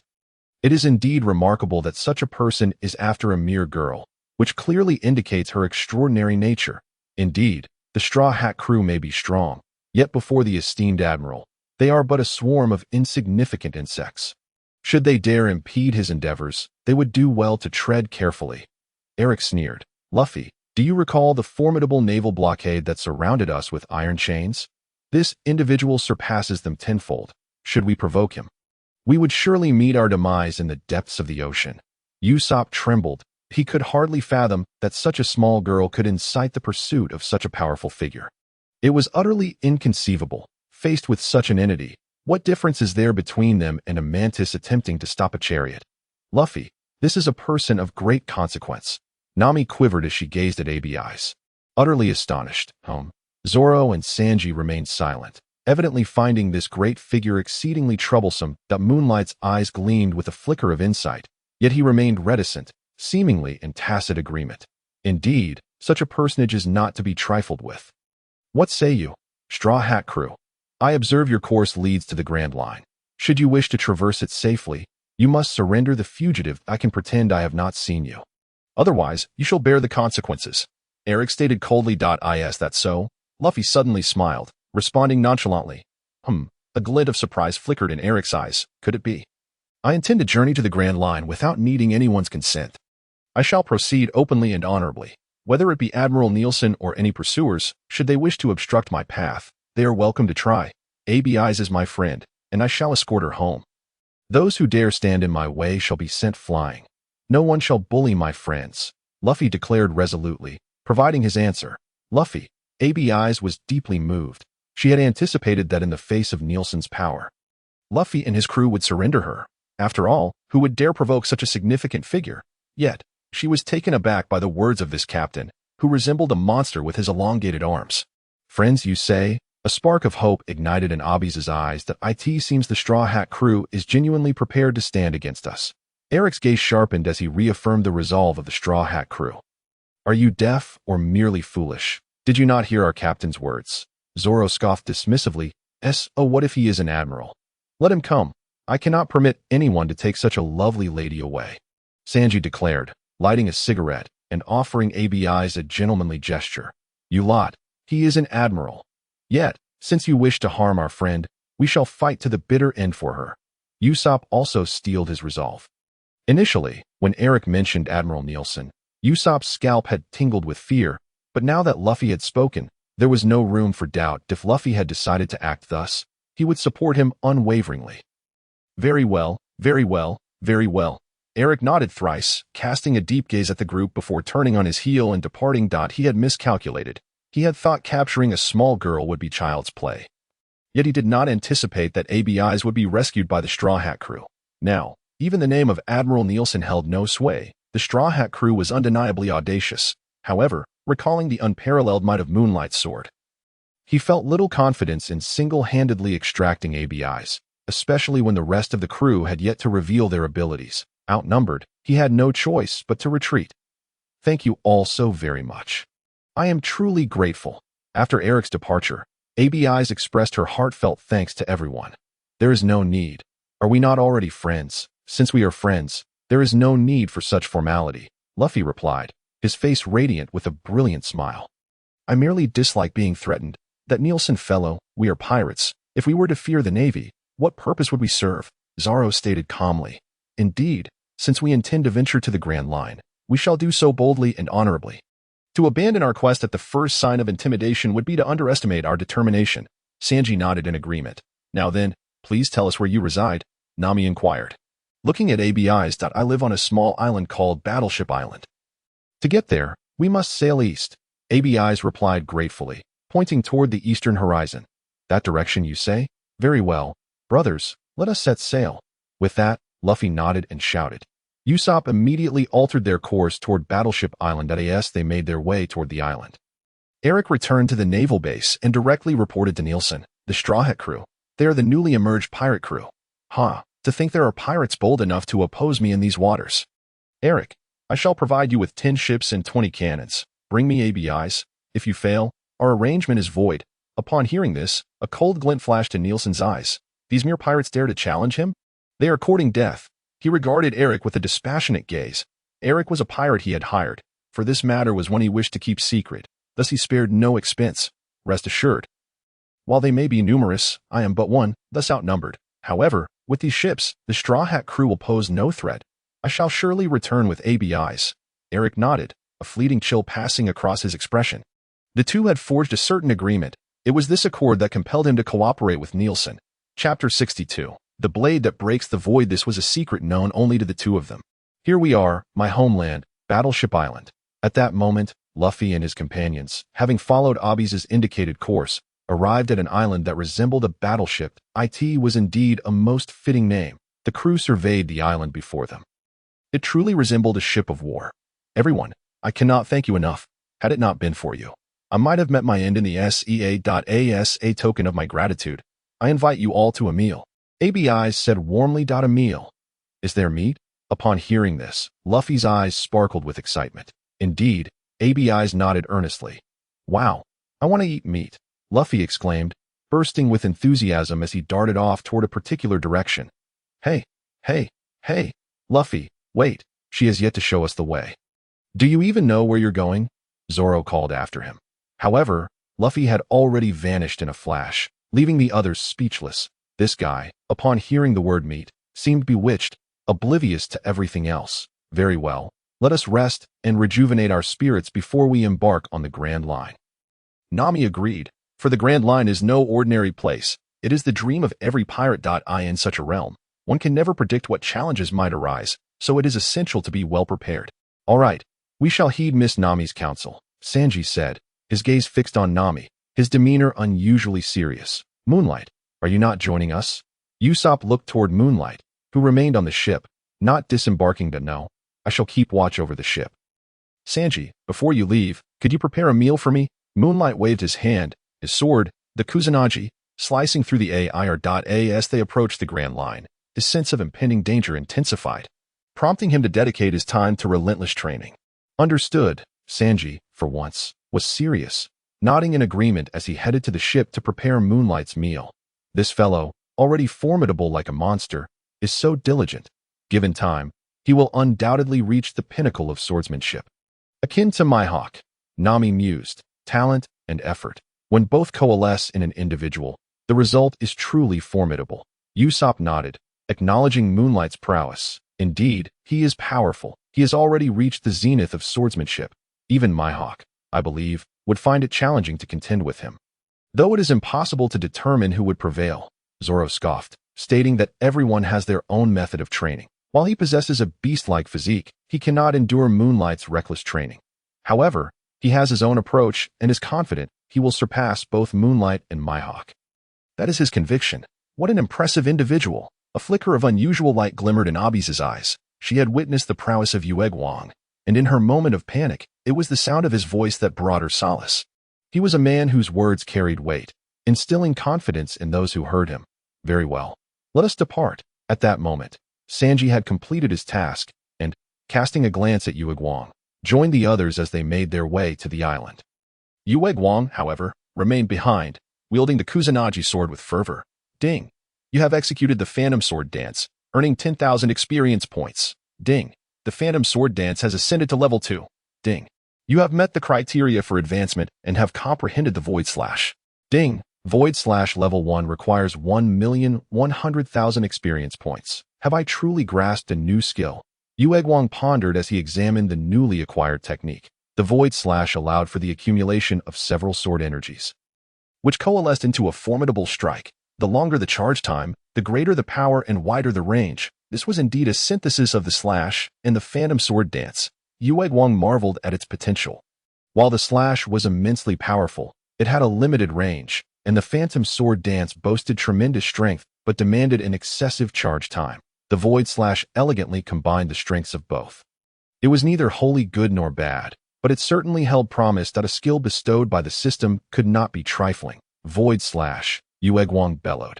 Instantly, a crescent-shaped sword energy coalesced violently upon the Kusanagi. Rather than erupting forth, it continued to gather, forming a sphere of crescent sword energy. After 3 seconds, when the sphere brimmed with energy, Yueguang unleashed a single stroke. Whoosh! The sword energy surged like a dragon. Vast and overwhelming that a magnificent fan-shaped wave of sword energy erupted across the sea, its reach extending over 100 meters, dominating the horizon with its crescent form. Compared to the Slash, its range had expanded tenfold. Moreover, the diameter enveloped by the sword energy reached a staggering 50 meters. This meant that a zone of 50 meters in diameter, centered around him, was shrouded in sword energy, which then spread outward. Achieving a total extent of 100 meters, the sword energy cleaved through the ocean, wreaking havoc wherever it passed. The waters were violently displaced, and countless marine creatures were overturned, perishing in its wake. The waves roared in tumult, surging ever forward, extending the reach of the sword energy for several hundred meters before abruptly dissipating. The sea, battered as if by a tempest, lay in disarray. The might of a single stroke was indeed terrifying. If he were to encounter the formidable naval formations again, such a stroke would suffice without further ado. Yueguang could not help but click his tongue in admiration. The Void Slash was undeniably formidable. What is transpiring upon the sea? Meanwhile, the others who had already disembarked suddenly sensed the fierce storm erupting from the ocean and halted in their tracks, turning to gaze back. However, from their vantage point, they could only see the churning waves and the crescent sword energy streaking across the waters, with nothing else in sight. ABI's was taken aback. Fear not. It is Yueguang that he is training, and it appears he has once again comprehended an even more powerful technique. Nami waved her hand dismissively, her expression one of nonchalance. She had grown accustomed to Yueguang's continuous training aboard the ship, frequently showcasing his formidable sword skills to their astonishment, and now it was merely a routine occurrence. This guy, Zoro scoffed, though internally he was astonished. His talent was truly remarkable. Let us be off, Ussop shrugged, feigning indifference. They were all a collection of monsters. He might as well remain a humble mortal. Excellent. Let us strive to elevate this skill to new heights. Yueguang nodded in satisfaction and commenced his training. Meanwhile, under Abi's guidance, the group had arrived at the island's restaurant. To their astonishment, they found Luffy already there, indulging in a meal. Did this guy navigate here by scent? They wondered, speechless, while ABI's warmly welcomed them. The islanders, aware that Luffy and his companions had rescued ABI's, expressed their gratitude. Laughter and merriment filled the air as they feasted, and before long, night fell, leaving everyone blissfully inebriated and deeply asleep. Suddenly, ABI's quietly shifted her position, carefully observing Luffy and the others. Confirming they were all in slumber, she discreetly packed a meal sufficient for 100 people and stealthily made her way up the mountain. She tread lightly, wary of attracting attention, especially from Luffy and the others. Chapter 63. The Legend of the Millennial Dragon's Longevity. However, just as she was about to set off, Zoro awoke. A swordsman, though fond of drink, he possessed an acute sense of awareness. Soon after, Ussop, ever the perceptive one, had already discerned Abi's deceit and had been on guard. Following suit, Sanji and Nami also stirred from their slumber. All except Luffy remained vigilant. However, to avoid alarming the situation, they refrained from making any moves until ABI's had distanced herself. I knew something was amiss with her, Ussop remarked. Watching the direction ABI's had vanished. A little girl being pursued by such a high-ranking officer, frankly. I find it hard to believe, Sanji mused, taking a drag from his cigarette, his mind unusually clear. This girl is undoubtedly extraordinary. Zoro agreed, resting his hand upon the hilt of his sword that we'll find out soon enough. But is Luffy really that oblivious? Nami concurred, glancing at the snoring Luffy, exasperated. Seriously, this guy? The group exchanged looks of disbelief. After rousing Luffy and explaining the situation, he finally grasped the matter at hand. Curiosity piqued as they stealthily followed the direction ABI's had taken. Abi's pace was not swift, and soon they caught up with her, witnessing her struggle as her small frame dragged a disproportionately large bag of food up the mountain. They remained silent, shadowing her closely until they arrived at a cave. As they trailed behind, they were left in shock as they observed ABI's toss the food toward a colossal creature. My heavens, what on earth is that? Meanwhile, aboard the Mary, Yueguang, having trained throughout the day, felt fatigued. After consuming the meal left by Sanji, he contentedly drifted into slumber upon the lookout. Time passed, and suddenly the sound of crashing waves jolted him awake. Instantly alert, he turned his gaze to the sea. It was dawn, the sun just emerging above the horizon, casting a grayish light across the sky. In the distance, he noticed a multitude of black dots rapidly approaching. 10 minutes later, as the light improved, the dark shapes drew near. At least 20 naval vessels surged forward. Among them was a colossal flagship. Though not quite a warship, it was nevertheless formidable, with countless sailors advancing towards them. Yueguang's keen eyes quickly spotted two individuals standing atop the flagship, one of whom was the very Eric who had previously pursued ABI's. Now, he had returned. Beside Eric stood a naval colonel, commanding the entire fleet. At that moment, Eric caught sight of the Mary and Yueguang standing on the lookout, a cold smirk crossing his face. Indeed, my judgment was correct. The Straw Hat crew has brought ABI's to the naval island. Here, we shall ensnare them all. Colonel, this is the infamous crew of the Straw Hats. Order a preemptive strike to sink their ship and apprehend them. With that, Eric turned to the naval colonel. The Straw Hats. The colonel was taken aback. This crew had recently gained notoriety, particularly due to the events in Rogue Town, which had catapulted them to infamy. After confirming their identity through his telescope, he promptly issued the command to fire. Prepare to engage the pirates. All hands, ready the cannons. Yes, sir, the crew responded, immediately taking precautions. The cannons of over 20 ships locked onto the Mary. The Navy is truly a bastion of weakness. Is it necessary to show mercy to these pirates? They are ruthless individuals, each with blood on their hands. Spare them no compassion. Simply eliminate them, Eric sneered. Hearing this, the colonel furrowed his brow. The Navy operated without the need for external interference, and especially aboard this ship, he was the sole authority. His orders were not to be questioned. Eric was openly challenging his authority. Had it not been for the Admiral's insistence on cooperating with Eric, he would have long since retaliated. Enough, you worthless fools. Capturing ABI's is an impossibility. Prepare a ship for me, Eric commanded. At once. The naval colonel waved his hand, expressing his dissatisfaction, yet recalled the Admiral's orders to provide him with everything he required. Coincidentally, during their last encounter, there were many of you. This time, I have brought numerous allies, leaving you without any advantage. Once Eric boarded the ship, it surged forward like an arrow, racing towards the Mary. In no time, it docked before the Mary, but he did not board. Instead, he gazed at the ship, sneering coldly. He had been haunted by the memory of being forced back by Moonlight's sword during their last confrontation. But given the crowd that day, it was evident how formidable Moonlight was alone, let alone with his companions. Thus, he had no choice but to retreat. However, the circumstances were different now. He had arrived with 20 great ships, a force potent enough to sweep away any existence on the sea. Boom! At that moment, the Mary was bombarded by cannonballs, the sea roiling, the tremendous power causing the Mary to shake violently. Even the small island was affected. The bombardment had commenced. What is happening? Is it an earthquake? The sleeping inhabitants of the island were instantly roused. Ahead, the pirates, you are surrounded. Surrender obediently, or face the consequences. Simultaneously, the 20 naval ships halted a few dozen meters away. Their advance stymied, as the voice of the Navy rang out. A warning shot fired to ITS the Navy. It's the Navy. This is bad. Those detestable Navy officers have returned. Quick, notify the Straw Hat crew. Where are they? They were just here. Hurry, search for them. Upon hearing this, everyone suddenly realized that the Navy has arrived. They were taken aback, hastily searching for Luffy and the others. To their astonishment, dragons truly exist in this world. It seems the legends are indeed real. Meanwhile, Luffy and his companions, accompanied by ABIs, arrived at a cave, witnessing an unbelievable sight. There, coiled within the cave, lay a dragon.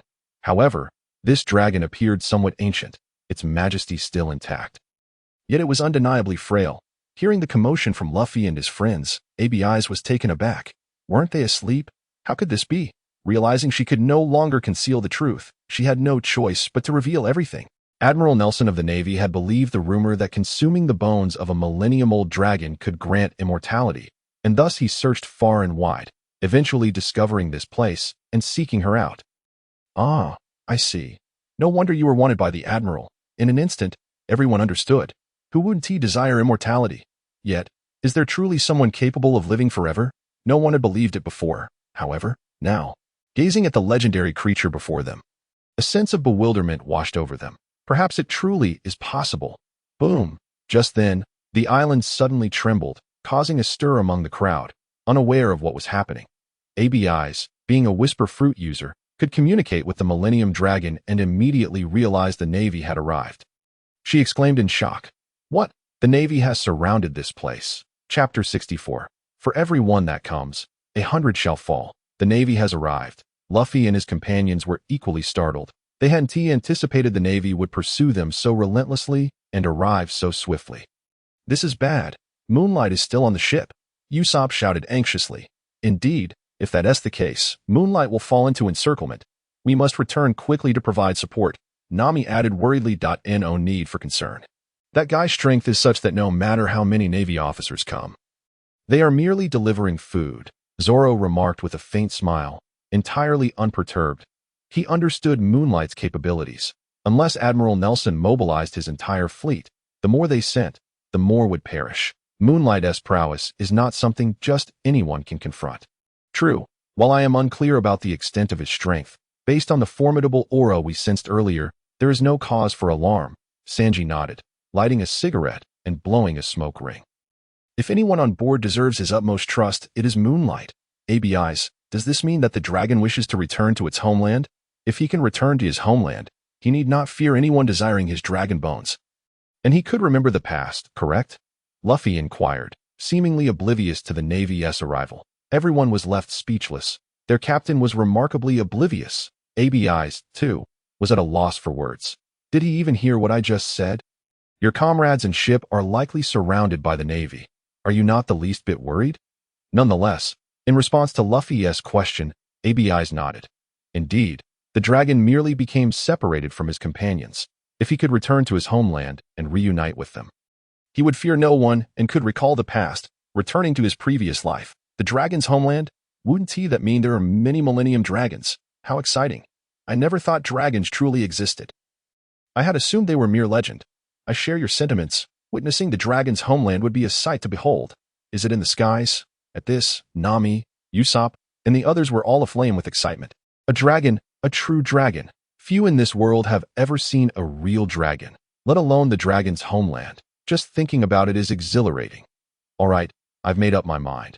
We will assist the dragon in returning to his homeland, Luffy declared resolutely. Ussop and the others nodded in rare agreement with Luffy. Before venturing into the Grand Line, experiencing the legendary dragon would be an unforgettable moment. Thank you, everyone, truly, thank you so much. However, the dragon is too large. We must devise a way to bring him down. ABIs expressed her gratitude hurriedly, never having anticipated that the pirates who saved her would be so warm-hearted. She was genuinely thankful and no need for thanks. We are friends, Luffy replied with a radiant smile, exuding warmth. I think we can use that, Ussop quickly proposed, pointing to the slope outside the cave. Excellent idea. At his words, everyone's spirits brightened. Scythe, meanwhile, near the Mary, Eric had charged forward with astonishing speed, the surrounding air swirling as he descended from above, delivering a powerful kick accompanied by a fierce shout. Instantly, a razor-sharp, scythe-like gust of wind sliced through the air, ruthlessly cleaving towards Moonlight. The speed was blinding, arriving in an instant. Crack! Moonlight unsheathed his sword, and the air before him shattered, appearing as if it were blocks of tofu being sliced apart, leaving behind numerous cut marks. The surrounding sea also seemed to have been struck by a sharp sword, displaying straight lines of cuts. Quite impressive. To think someone could withstand my scythe. Having failed his initial strike, Eric furrowed his brow, clearly surprised that Moonlight had managed to counter his attack head-on. It should be noted that he was a user of the scythe fruit, embodying the essence of a scythe, with an onslaught as fierce as it was relentless. Capable of slicing through anything. Typically, even swordsman's blades could not withstand his assaults. For Moonlight to block his strike was a testament to his strength. However, kid, this ends here. I shall conclude this with a single blow. With that thought, Eric's eyes glinted coldly. He spun his body and brought down a powerful strike from above. It resembled a massive humanoid scythe, gathering all his might to cleave downwards as if splitting mountains and shattering stones. The air was cleaved in two, a relentless force striking forth, particularly at such a close distance. There was no chance to evade or escape. Furthermore, as Eric danced through the air, his attacks were nearly impossible to predict. Your sword is formidable, but how strong can your body be? If I cannot break your sword, I shall slay you instead. Eric scoffed. He had deduced that the sword in Moonlight's hand was an artifact. His abilities were ineffective against it. But what of the flesh? How could a mere mortal withstand my strike? Watch out.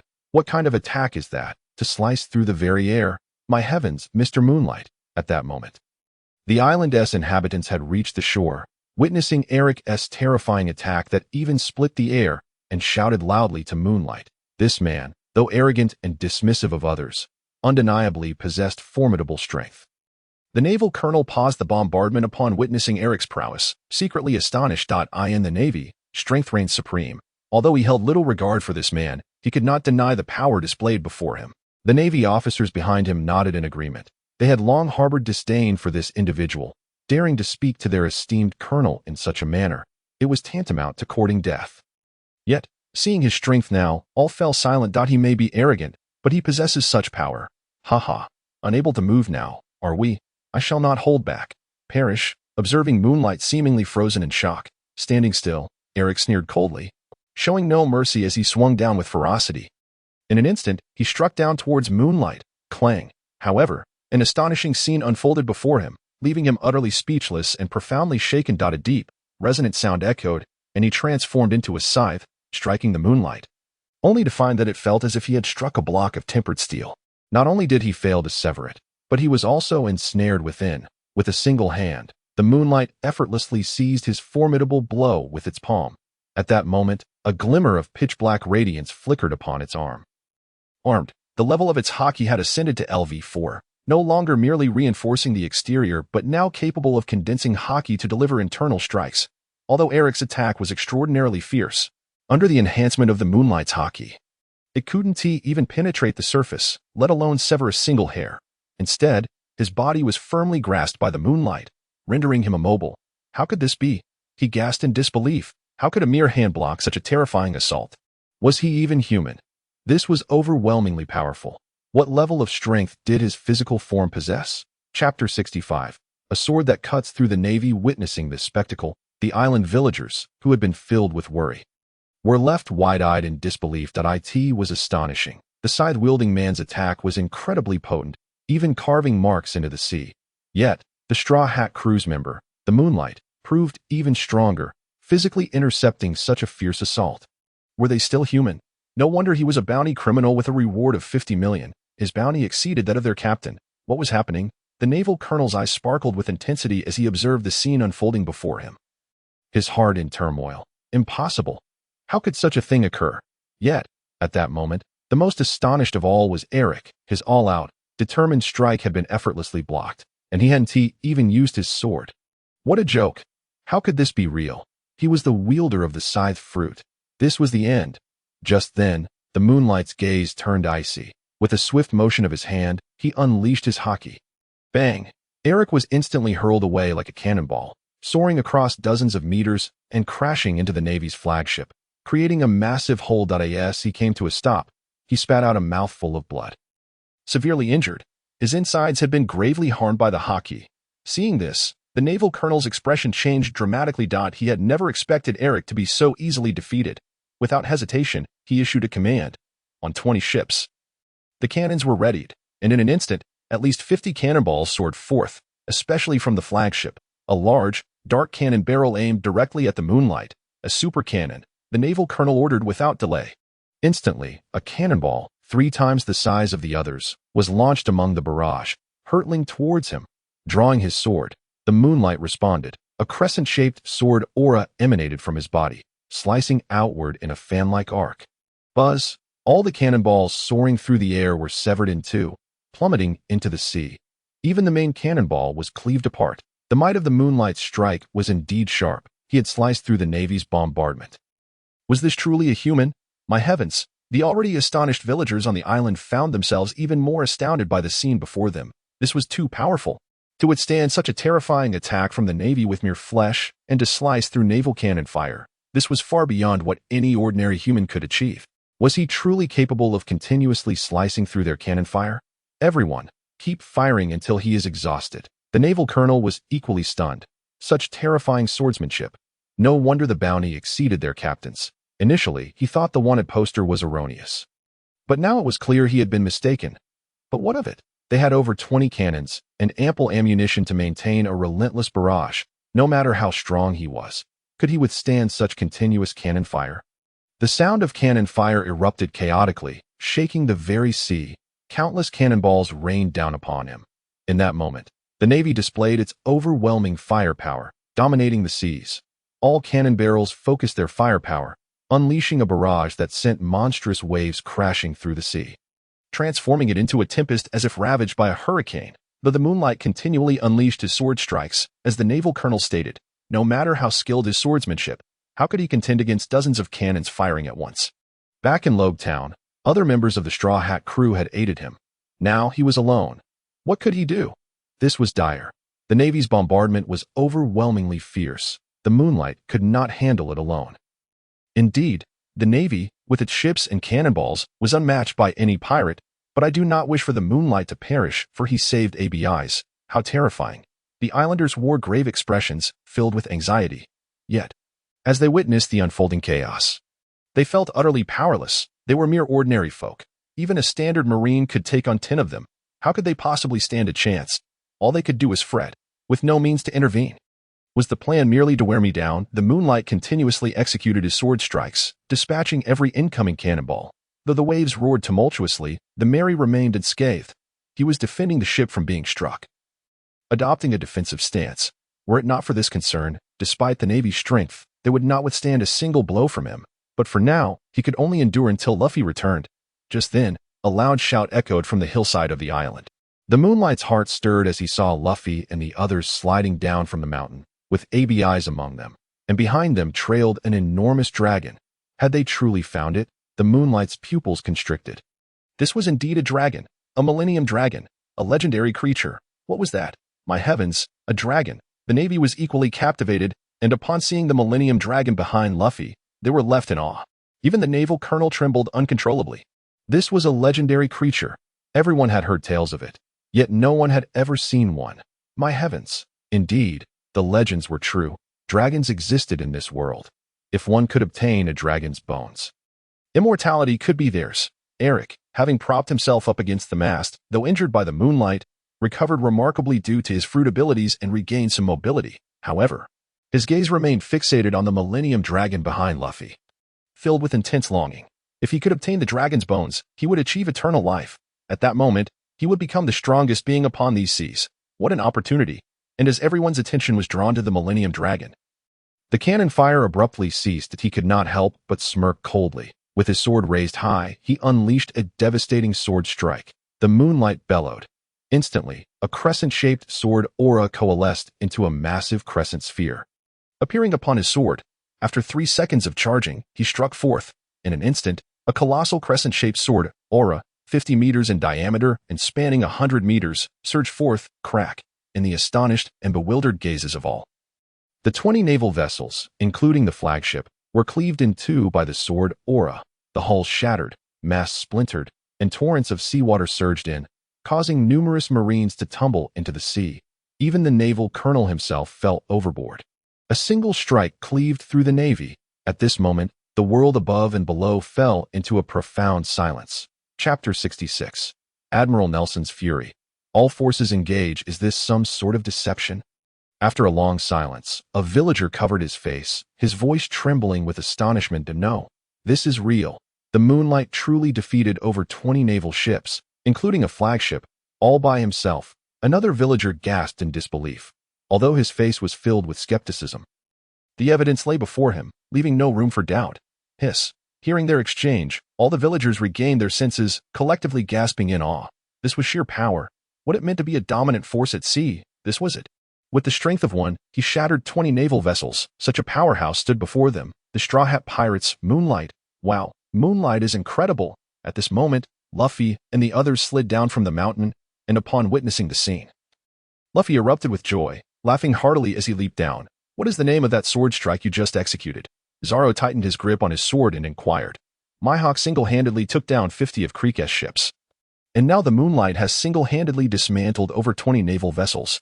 Yet those pirates, how could they possibly compare to the well-trained navy, especially that scythe-headed one, who possesses the powers of a devil fruit?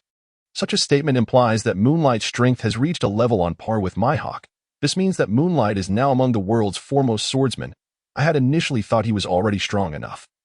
But it seems I underestimated him. His potential is like an abyss, endlessly profound. The cigarette Sanji was holding dropped in shock at this spectacle, narrowly missing Dragon, who was promptly burned. Sanji hastily lit another one, muttering, I've always believed you, Luffy, and you are not normal humans. You are monsters. But it appears now that Moonlight is the true monster among monsters. He single-handedly defeated over 20 warships of the Navy with a single sword strike. Usopp's eyes bulged in disbelief, his expression one of sheer astonishment. The outside world is now proclaiming Moonlight as our vice-captain, and given his displayed prowess, I have no objections to his position, although Nami was equally astonished. She couldn't help but smile. The stronger Moonlight became, the stronger they all would be. This human swordsman is truly formidable. He is, after all, an underling of Admiral Nelson, ABI's whispered, her eyes glimmering with shock. Colonel, our ship has been severely damaged. Only a few emergency vessels remain. This swordsman is utterly terrifying. Thankfully, he targeted our ship. Otherwise, we would have suffered grave casualties. I have never encountered such a formidable swordsman before. Colonel, what shall we do? Retreat. At this moment, the Navy was thrown into disarray. Faced with such an unexpected turn of events, who wouldn't be alarmed? At least half of the crew had fallen into the sea, while the other half scrambled to rescue those stranded on the half-sunken vessels. Several aides approached the colonel, their faces marked by fear. Retreat. Quick retreat. The colonel commanded without hesitation. What a joke. In the face of such a terrifying enemy, what else would you do but retreat? Wait for death. If he strikes again, there will be no escape. Whoosh. Just then, someone was quicker than them. It was Eric, who snatched a small boat and dashed away like an arrow. That scoundrel only boasts about his prowess. Look at him now, fleeing faster than anyone. The Navy colonel sneered coldly. Luffy, Zoro, everyone. Moonlight called out as he spotted the group sliding down the mountain, a smile spreading across his face. They had indeed found the 1,000-year dragon and uncovered Abi's secret. However, just as he greeted them, Luffy leapt directly off the mountain, heading straight for him. Moonlight was taken aback and attempted to dodge, but it was too late. Luffy's speed was remarkable, and with the elasticity of rubber. His descent was nearly as swift as a cannonball. He had called out too late. The impact was undeniable. Crack. Suddenly, a human-shaped crater appeared on the deck. Hey, where is everyone? Luffy climbed out of the crater, looking around in confusion. Where did Moonlight go? Gazing into the pit, everyone was left speechless. Is this really our captain? Hey, Luffy. Moonlight held off over 20 Navy ships, protecting the Mary without a scratch, and you come crashing in and damage our ship. Ussop exclaimed as he helped Moonlight out of the hole, pointing at the large dent. All right, everyone is here, so let's set sail, Luffy declared enthusiastically as he jumped to the bow of the ship. Did you hear what I said? Usopp's eyes brimmed with tears. You'll get used to it. You'll get used to it, Zoro reassured him, patting Usopp's shoulder.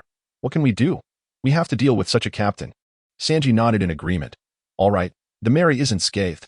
Everyone, let us set off. Nami smiled, directing everyone to bind Dragon at the back of the ship, with ABI's leading the way. They bid farewell to the villagers and sailed in the direction indicated by her. ABI's, a user of the Whispering Fruit, could converse with animals. Although Dragon was quite aged and his memory was fading, he could still recall crucial details at critical moments. Before long, they arrived at a small island. Is this really Dragon Island? The group exclaimed in excitement. At the Navy base, Eric and the colonel returned in disarray, instantly igniting a frenzy. What? The colonel was actually defeated by the Straw Hat crew. That was over 20 ships and more than 40 cannons. The Straw Hats are this formidable. The Navy personnel were astonished, acknowledging the Straw Hat's strength. The Straw Hats are not to be underestimated. The news spread rapidly among the Navy. The Straw Hats, you dare to obstruct me? I shall not let you off lightly. In the center of the hall, Admiral Nelson stood up in fury upon hearing the reports from the Navy Colonel and Eric. His massive frame made the entire hall tremble. Nelson turned to Eric, incredulous. You mean to say you couldn't even match them? He found it hard to believe. He was well aware of Eric's strength. And yet there existed someone capable of challenging him. In a one-on-one match, I would fare well, but the Straw Hats are far more terrifying than rumored. I fell into their trap. Eric replied that he certainly wouldn't admit to being defeated by a single person. Especially not that he had failed to even withstand 3 of their strikes. Indeed, Admiral, we completely underestimated the Straw Hats, the Navy Colonel added, equally reluctant to admit that over 20 ships had been bested by one individual. Otherwise, that record would be enough to condemn him 100 times over. Very well, the Straw Hats have dared to thwart my grand scheme. I shall annihilate you. Relay my orders. The entire fleet is to set sail. And I will eradicate them at sea. Chapter 67. The strongest power of the East Sea. The Colonel was utterly shaken. A full-scale mobilization was an event that hadn't occurred in many years. The last time was when the Pirate King Roger was still alive, and now it was happening again. Whether it was the Click pirate crew, claiming to be the rulers of the East Sea, or Arlong's evil dragon pirate crew, while they roamed freely, they were merely paper tigers in the face of Admiral Nelson. Now, to mobilize the entire fleet against the Straw Hats would surely set the entire East Sea ablaze. This was indeed the strongest power of the East Sea. You have failed to complete your mission. After the Navy Colonel left, only Eric and Nelson remained in the room. Nelson's eyes gleamed with cold light as he regarded Eric. Although I did not fulfill my task, I did encounter the 1,000-year dragon, Eric stated calmly, showing no fear in front of Nelson. What? Nelson's breath hitched, his eyes flashing with ecstasy. Is this true? A living 1,000-year dragon? Indeed, but it appears to be nearing death. However, as long as I can acquire the vital dragon bones from its body, I will achieve immortality. Eric nodded, a hint of greed flickering in his eyes as he spoke of immortality. Immortality, who wouldn't desire such a thing? All right, let us depart. Nelson agreed, eager to act without delay. What Straw Hats? What Eric? Anyone who dares to obstruct my quest for longevity shall meet their demise. Is this truly the place where the 1,000-year dragon resides? It certainly doesn't appear to be. At this moment, Luffy and his crew stepped onto the island, arriving at a dilapidated ruin, accidentally tumbling into an underground palace, observing the murals adorning the palace walls, which bore no trace of the 1,000-year dragon. Nami couldn't help but question, is this the dragon's island? Perhaps Dragon is simply getting old, thus his memory is failing. ABI's awkwardly glanced at Dragon and replied, memory failing? Growing old. So, we are merely wandering aimlessly? Upon hearing this, everyone turned their eyes toward ABI's. ABI's suddenly felt uncomfortable, fidgeting. Not necessarily. While this place may not be Dragon Island, it is undoubtedly related to it. Look at this mural. Does it not resemble Naval Ship Island? Just then, Moonlight pointed at a mural. Although it was somewhat faded due to the passage of time, upon closer inspection, it was indeed identical to Naval Ship Island. Is that really Naval Ship Island? The group exclaimed in surprise upon closer examination.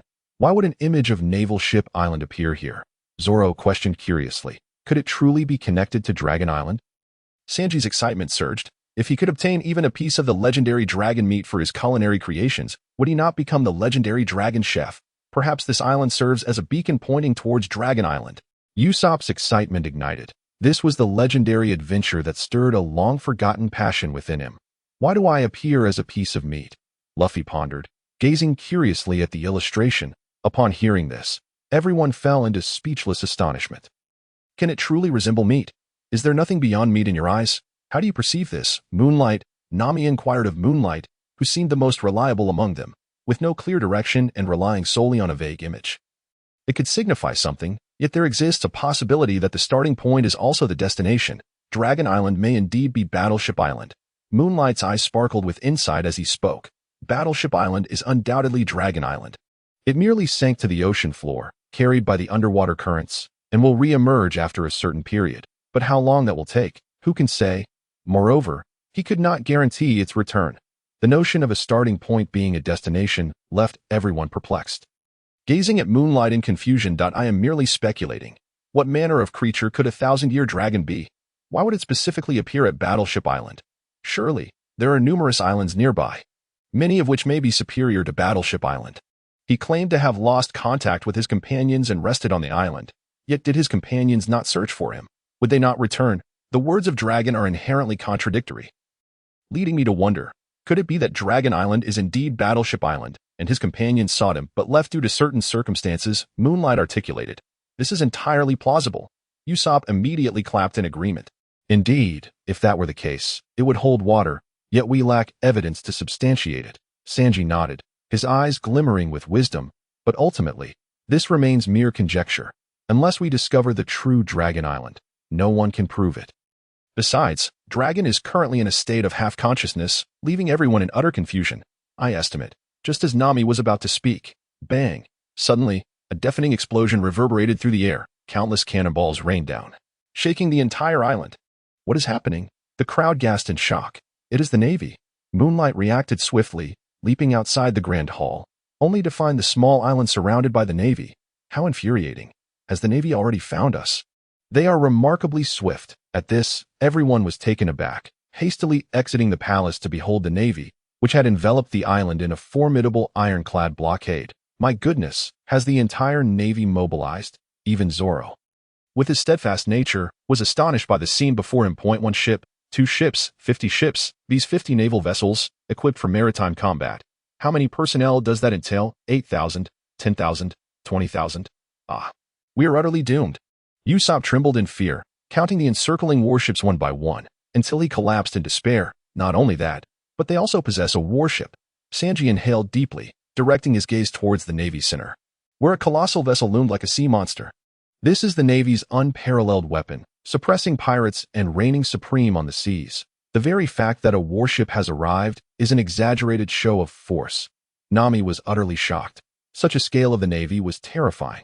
It is Admiral Nelson. In his pursuit of Dragon, to fulfill his ambition of eternal life, he has mobilized every naval force. What we face now is the true might that dominates the East Sea.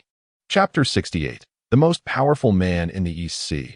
ABIs exclaimed in horror, her eyes filled with despair. Admiral Nelson's full-scale assault, 50 warships, and a single warship. This assembly is nothing short of terrifying.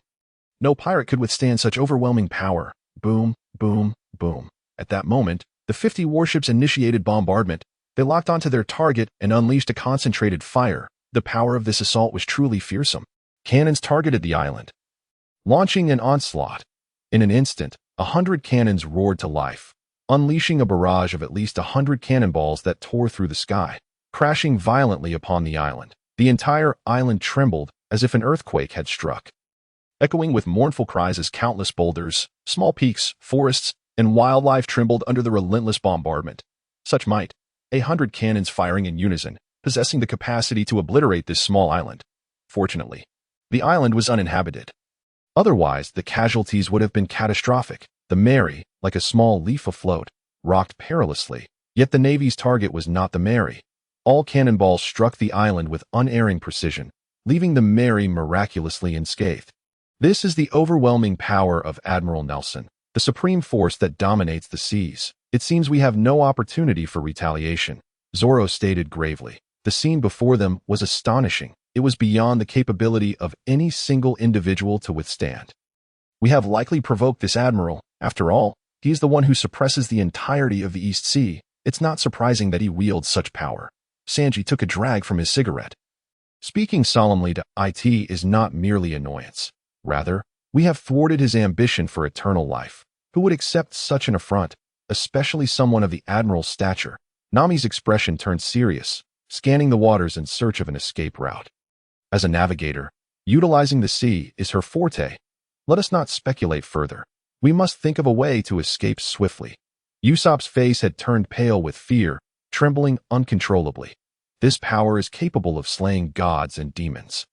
How terrifying. If Zoro, who is so unrestrained, is fearful, what hope do I have? It is futile. Abandon all hope. What Nelson desires, he will achieve. No one can stand in his way, for he is the Navy's admiral, Nelson, the mightiest man in the East Sea. ABI spoke each word with heavy finality, utterly despairing.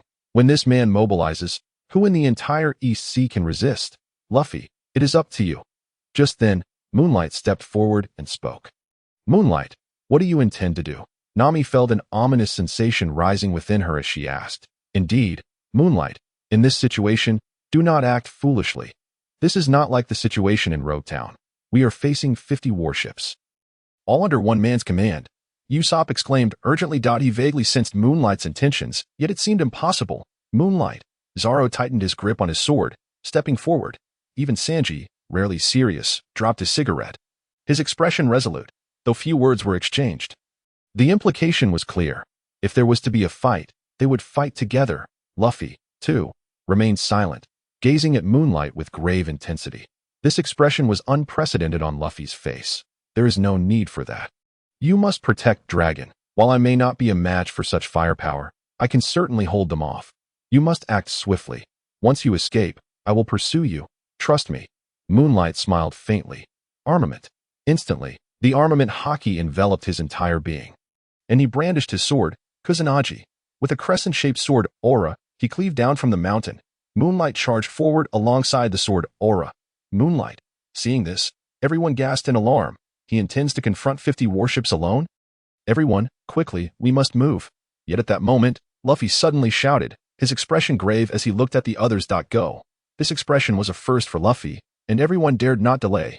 They followed Moonlight's lead, drawing the full attention of the Navy's firepower as they hastily descended the mountain with Dragon.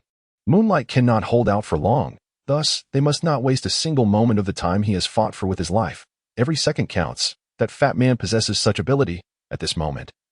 Eric stood aside, watching the scene where under Nelson's command, the entire fleet concentrated their fire, 100 cannons firing in unison, and he felt a sense of shock. Pirates abound, roaming the seas, especially in the era of great voyages following Roger's death. They emerge like rain. Yet why has no pirate ever been able to confront the Navy head-on? Even the legendary 4 emperors have faltered. He had always been puzzled until now it became clear.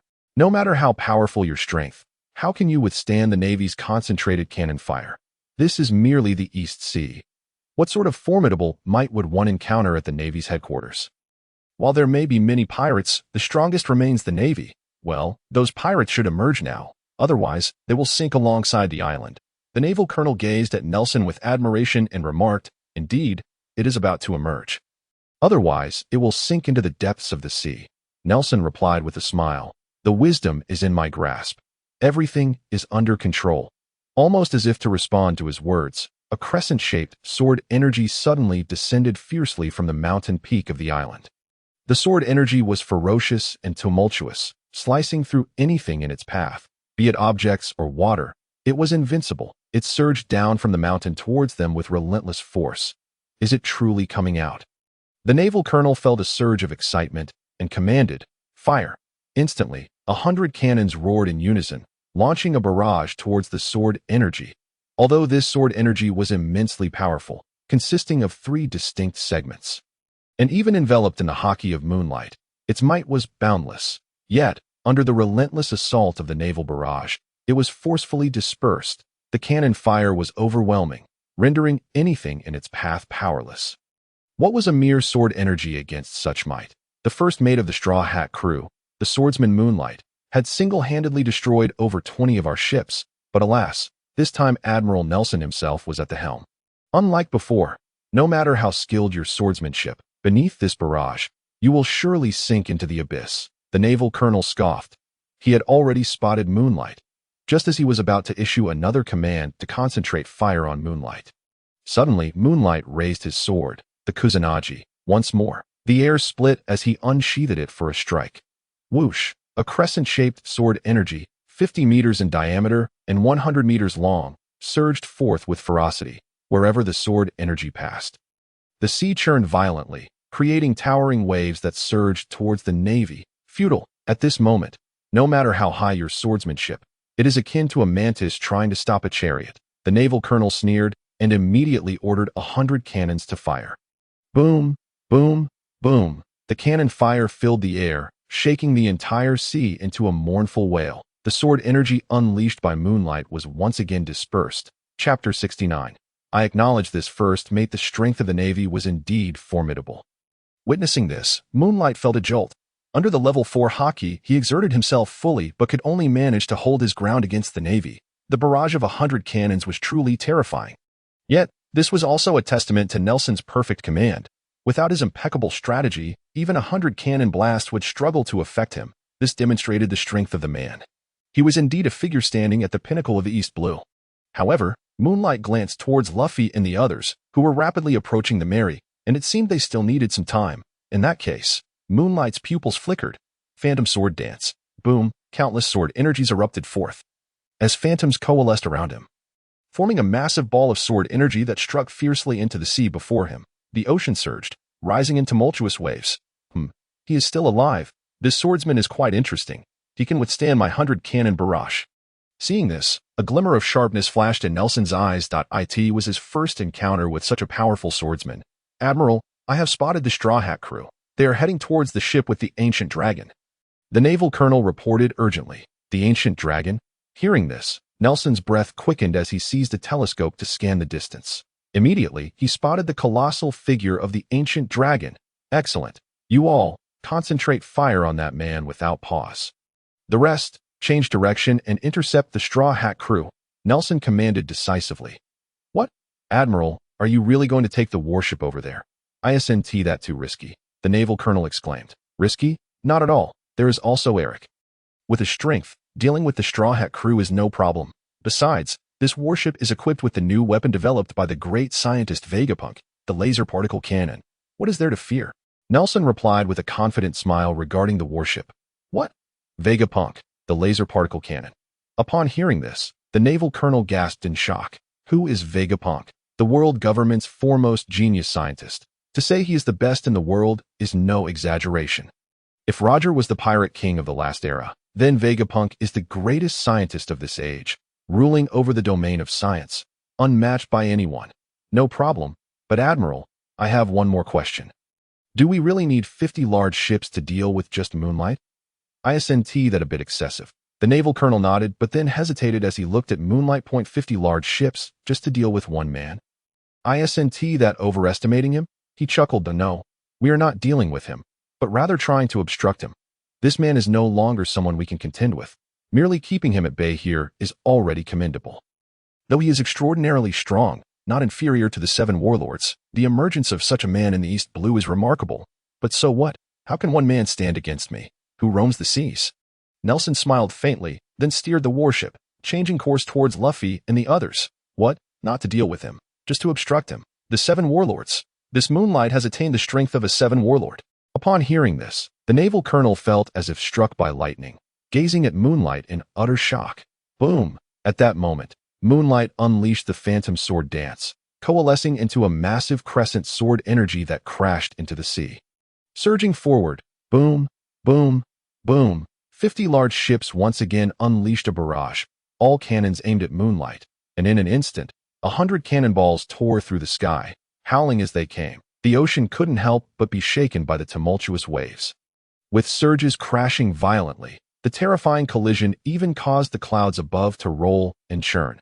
After the barrage, the naval colonel, seeing Moonlight standing unharmed in place, ready to strike again, suddenly comprehended the admiral's words. The 100 cannon barrage was merely to obstruct Moonlight. It could not truly contend with this man, for he had already attained the strength of a 7 warlord. Without this 100 cannon barrage in this formation, they simply could not hope to confront him. With just himself, he could take on the entire navy. At first, he couldn't believe such a figure could exist in the East Blue, but now he believed. For such a person stood right before him. Their 100 cannon barrage had only managed to block Moonlight's slashing attack, nothing more. Realizing this, he dared not be complacent and hurriedly commanded the navy to continue the 100 cannon barrage, relentlessly bombarding down. Boom, boom, boom. The sea roared and surged. The waters surrounding Moonlight and the 50 large ships were completely engulfed in terrifying waves. Damn it, this firepower is too intense. I can do nothing to them. Yet they cannot do anything to me. Moonlight felt a sense of helplessness. Truly, Admiral Nelson, this concentrated fire of 100 cannons is overwhelming, trapping him in place, unable to advance an inch out of course. Even with this, it was still insufficient to contend with him. However, blocking his movements was entirely feasible. He could not break through. Naturally, he could retreat, But if he did, the Mary would be left to endure this 100-cannon barrage. The Mary would be reduced to wreckage in an instant, and Luffy and the others would suffer significant damage. Therefore, he could not retreat. Watching as Nelson steered the warship away, he could only place his faith in Luffy and the others. To sail upon this ocean, one cannot do so alone. No matter how strong his swordsmanship, how invincible he seemed, reaching the destination alone was utterly impossible. My goodness, was that truly Moonlight? He single-handedly withstood 50 naval ships? At that moment, the earth-shattering roar of the 100 cannons caught the attention of Luffy and the others. They were utterly astonished. They knew Moonlight was powerful, but to this extent, it was simply beyond belief. Those were 50 naval ships, equivalent to a medium-sized naval base. In that case, could it be said that Moonlight single-handedly equaled a naval base? Ussop was the first to express his astonishment. Not only is he a master swordsman, but he also cares deeply for us. He does this to protect us. His title of first mate is well-deserved. Sanji took a deep drag from his cigarette, gazing at Moonlight, and at that moment, he fully acknowledged him. I too acknowledge this first mate. Zoro nodded. Despite his usual rebellious nature, he too nodded in agreement. Such a formidable individual, wherever he goes, is a figure of prominence. He could easily have pursued greater ambitions.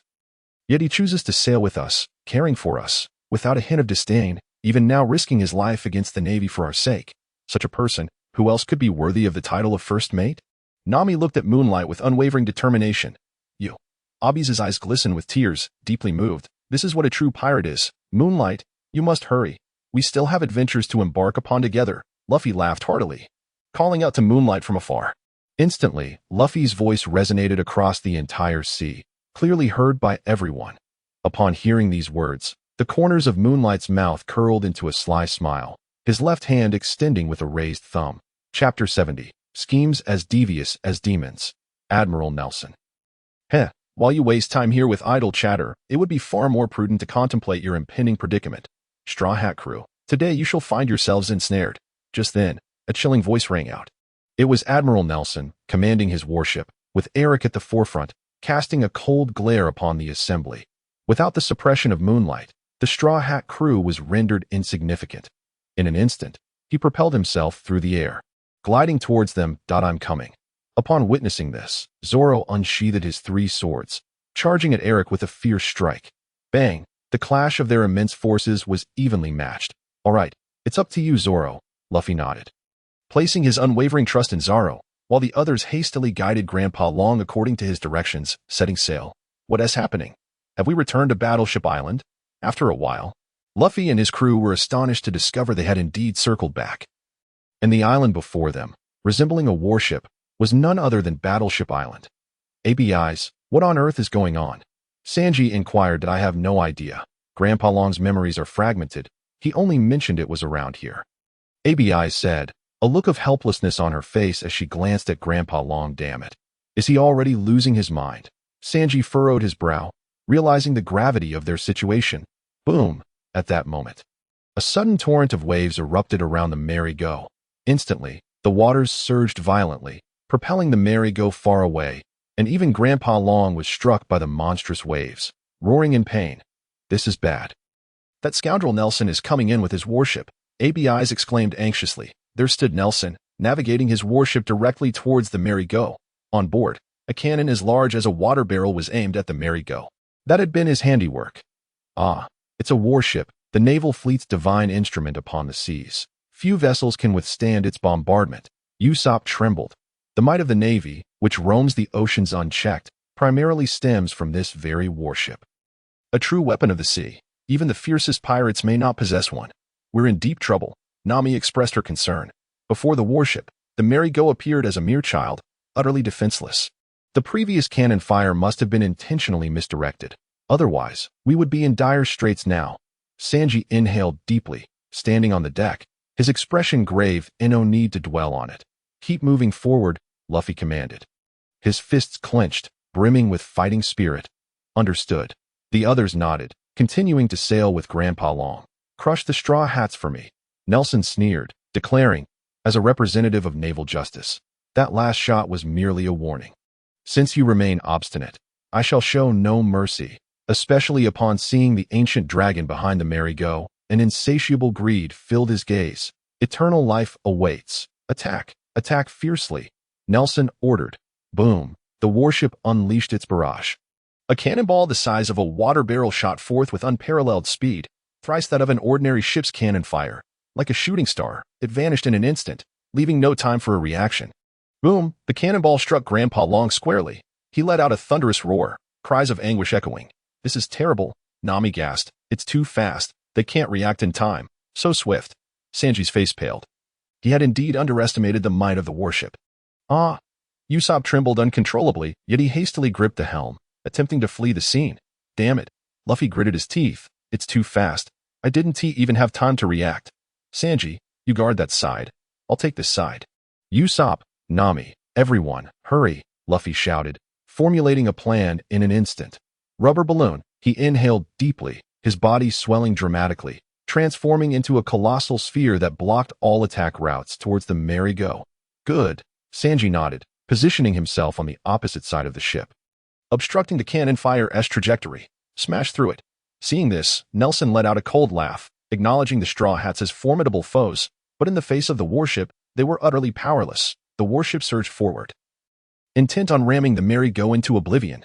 Damn it, that guy is actually charging straight at us. Upon witnessing this scene, Luffy's expression darkened. The enemy was simply too cunning, a master strategist. It was that Luffy lacked strength, but rather that all their efforts were futile, as if the opponent knew them intimately. Every time they devised a plan, the enemy was already a step ahead. This feeling was unbearable. Was this the true power of Admiral Nelson? They were completely at his mercy. Sanji exhaled a plume of smoke, sighing. He had realized that their meager tricks had been thoroughly analyzed by the enemy, who anticipated their every move, rendering their strength useless. They were being toyed with at will. Such a person was truly terrifying. Ussop gasped in astonishment. He had always been the one with the most ideas among them, yet before Nelson, he felt utterly insignificant. Ussop, turn the helm 45 degrees to the left. The warship is about to collide, Nami shouted, skillfully navigating through the currents as she called out to Ussop. Ussop promptly obeyed. All right. Ussop followed her command without hesitation. It's over for you, Eric sneered. Though that fatso Nelson may lack personal abilities, he is indeed the Admiral of the East Sea, as cunning as a fox, and no matter how formidable you are. Without a ship in these waters, you are merely a turtle in a jar. Damn it, Zoro exclaimed urgently. Yet he found himself unable to overcome Eric's formidable prowess at that moment. Undoubtedly, the warship was a rarity within the naval headquarters. A supreme instrument of navigation upon the seas, its cannon fire was immensely powerful. Truly, Nelson was deserving of his title, and Luffy and his crew were entirely at his mercy. Moonlight felt anxious as well. Yet he found himself immobilized, unable to move an inch. The naval cannonballs appeared to be inexhaustible, relentlessly bombarding him, leaving him no respite whatsoever. Is this person even human? After enduring such a barrage, he seems unfazed. The naval colonel was equally astonished. Their continuous fire had not ceased for a single second, and despite the time that passed, Moonlight displayed no signs of fatigue, still brimming with vitality. Such a formidable individual left him in awe. However, upon witnessing Nelson steering his warship towards the merry-go, he couldn't help but smile. Truly worthy of Admiral Nelson. Marvelous. The Straw Hat crew is doomed. Long live Admiral. Chapter 71. The Doldrums. Observing this scene, all the Navy personnel erupted in victorious cheers. The Straw Hat crew was finished. No matter how powerful they were, they would have to kneel before the warship. This is bad. There is no time left. Nami exclaimed in alarm. Even with the fastest speed, they could not outrun the warship. Before such a colossal entity, the merry-go quivered like a frightened kitten. I'll do it. Sanji had already resolved to perish alongside the enemy. If they destroyed his ship, he would claim the warship as compensation. Rubber balloon. Luffy inhaled forcefully, causing his body to swell as he lay across the ship, intending to use his rubber elasticity to halt the warship. Yet the impact of the warship was immense, especially with Nelson having prepared for this moment. The explosive force unleashed upon striking the water could easily sink a small island. Bang! Luffy was instantly compressed, crushed, and squeezed. Luffy! Ussop cried out. Hey! Sanji's gaze sharpened, ready to spring into action. Though Luffy was a rubber man, he had limits. If this continued, he might very well be burst. Hey, Nelson, you big bad guy, we're right here. Come and chase us. Just then, ABI's voice rang out, revealing that she had taken Grandpa Long away from the merry-go, drifting alone upon the sea. They're targeting me. Everyone, I can't keep holding you back. ABIs declared resolutely, a dragon in tow, drifting away on the currents. ABIs, upon witnessing the scene, Nami could not help but cry out in desperation. Yet, ABIs continued to drift further away. This is bad. The Thousand-Year Dragon. Eric, who was engaged in battle with Zoro, noticed the Thousand-Year Dragon floating away and immediately abandoned his fight to commandeer a speedboat in hot pursuit. His singular focus was the Thousand-Year Dragon. Everything else was inconsequential. The elixir of immortality. Nelson's pupils dilated as he disregarded the Straw Hat crew, swiftly issuing orders to pursue the Thousand-Year Dragon. Yes, sir. The military command was unyielding, and the crew did not dare to delay, promptly altering their course towards the Thousand-Year Dragon. Even the 50 large vessels engaged in battle with the Moonlight swiftly redirected their course to chase after the Thousand-Year Dragon. Nothing could compare to the allure of immortality. Their target was ABIs. Quickly, protect ABIs. ABIs. Zoro and Sanji regrouped, spotting the departing ABIs, and quickly exclaimed, "Understood." Without needing further prompting, Ussop adjusted their course and hurriedly pursued. An awe-inspiring tableau unfolded upon the endless sea, with ABIs leading the Thousand-Year Dragon as she drifted away. While Eric, aboard a speedboat, surged forward with ferocity, and Admiral Nelson commanded a warship, followed by 50 colossal vessels, all moving in a grand procession, their speed surpassing even that of Eric, although the Mary was in hot pursuit. How could it possibly compete with a warship? However, Nami's navigational skills were remarkable. Though they could not surpass it, they kept pace. Had the situation devolved to such a state, Moonlight gazed at the unfolding scene. Surprised that ABIs had made such a decision in the end, he then executed the dragon's cleave. Merging with his sword, continuously maneuvering across the ocean, he moved with astonishing speed, rivaling that of the warships. However, his pupils suddenly contracted as he gazed into the distant waters. At the same moment, a naval colonel's face turned ashen as he shouted, "Everyone, halt immediately. Admiral, that is the doldrums." "What? The doldrums? This is bad. Stop at once." Upon hearing this, everyone was struck with alarm, hastily halting their progress. Even Nelson furrowed his brow, immediately stopping the warship. What a joke. A sea king of such monstrous proportions would easily obliterate even 10 warships in a single collision. The ruler of the ocean is none other than the sea kings. This is terrible. It's the doldrums. Nami's expression changed drastically. She certainly understood the implications of the doldrums. It was the graveyard of all navigators. What are the doldrums? Ussop, Sanji, Zoro, and Luffy inquired in unison. Even Eric, who had been so far ahead, furrowed his brow and slowed down. While he craved immortality, he was not foolish. Something horrifying was undoubtedly afoot. The so-called doldrums were areas devoid of wind and current, where everything remained still. Vessels sailing upon the sea relied on wind and ocean currents. Without these, they would remain motionless indefinitely. Particularly, Nami trembled as she elaborated.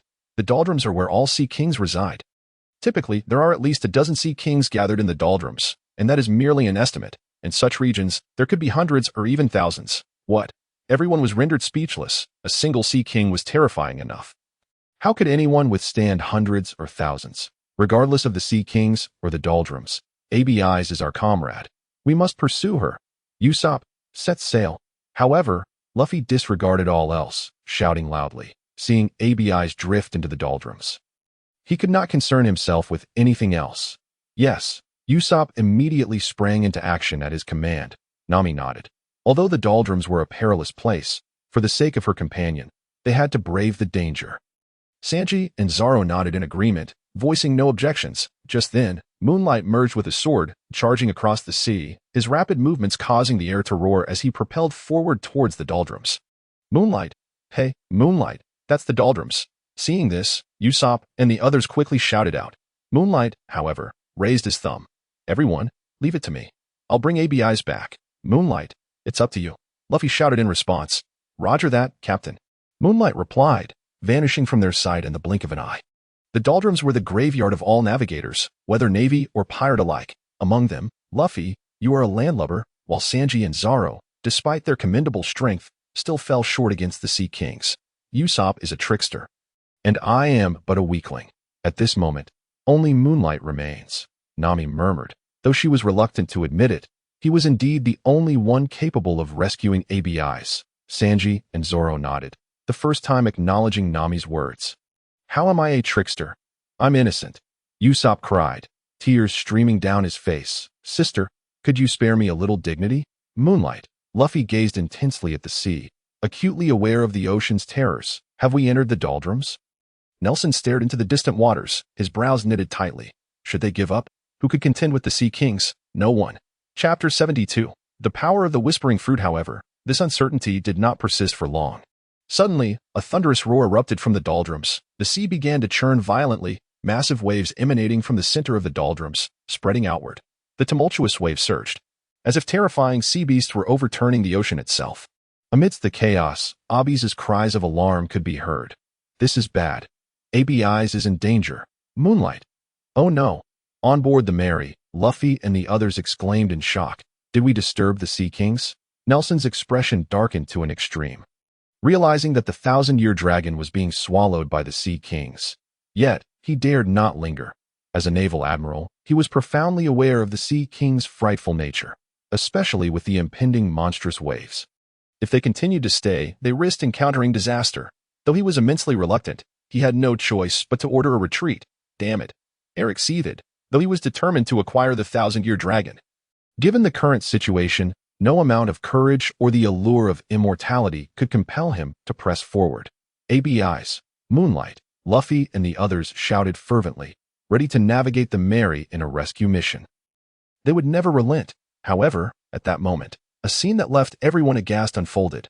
From within the doldrums, over a dozen colossal figures, towering more than 10 meters high, erupted forth from the doldrums, the sea roiling and roaring violently.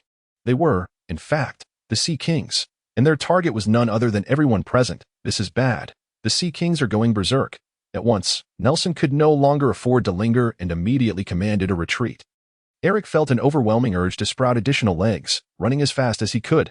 How enormous! Is this what a Sea King looks like? Nami and Ussop trembled, gazing at the towering creatures before them in sheer terror.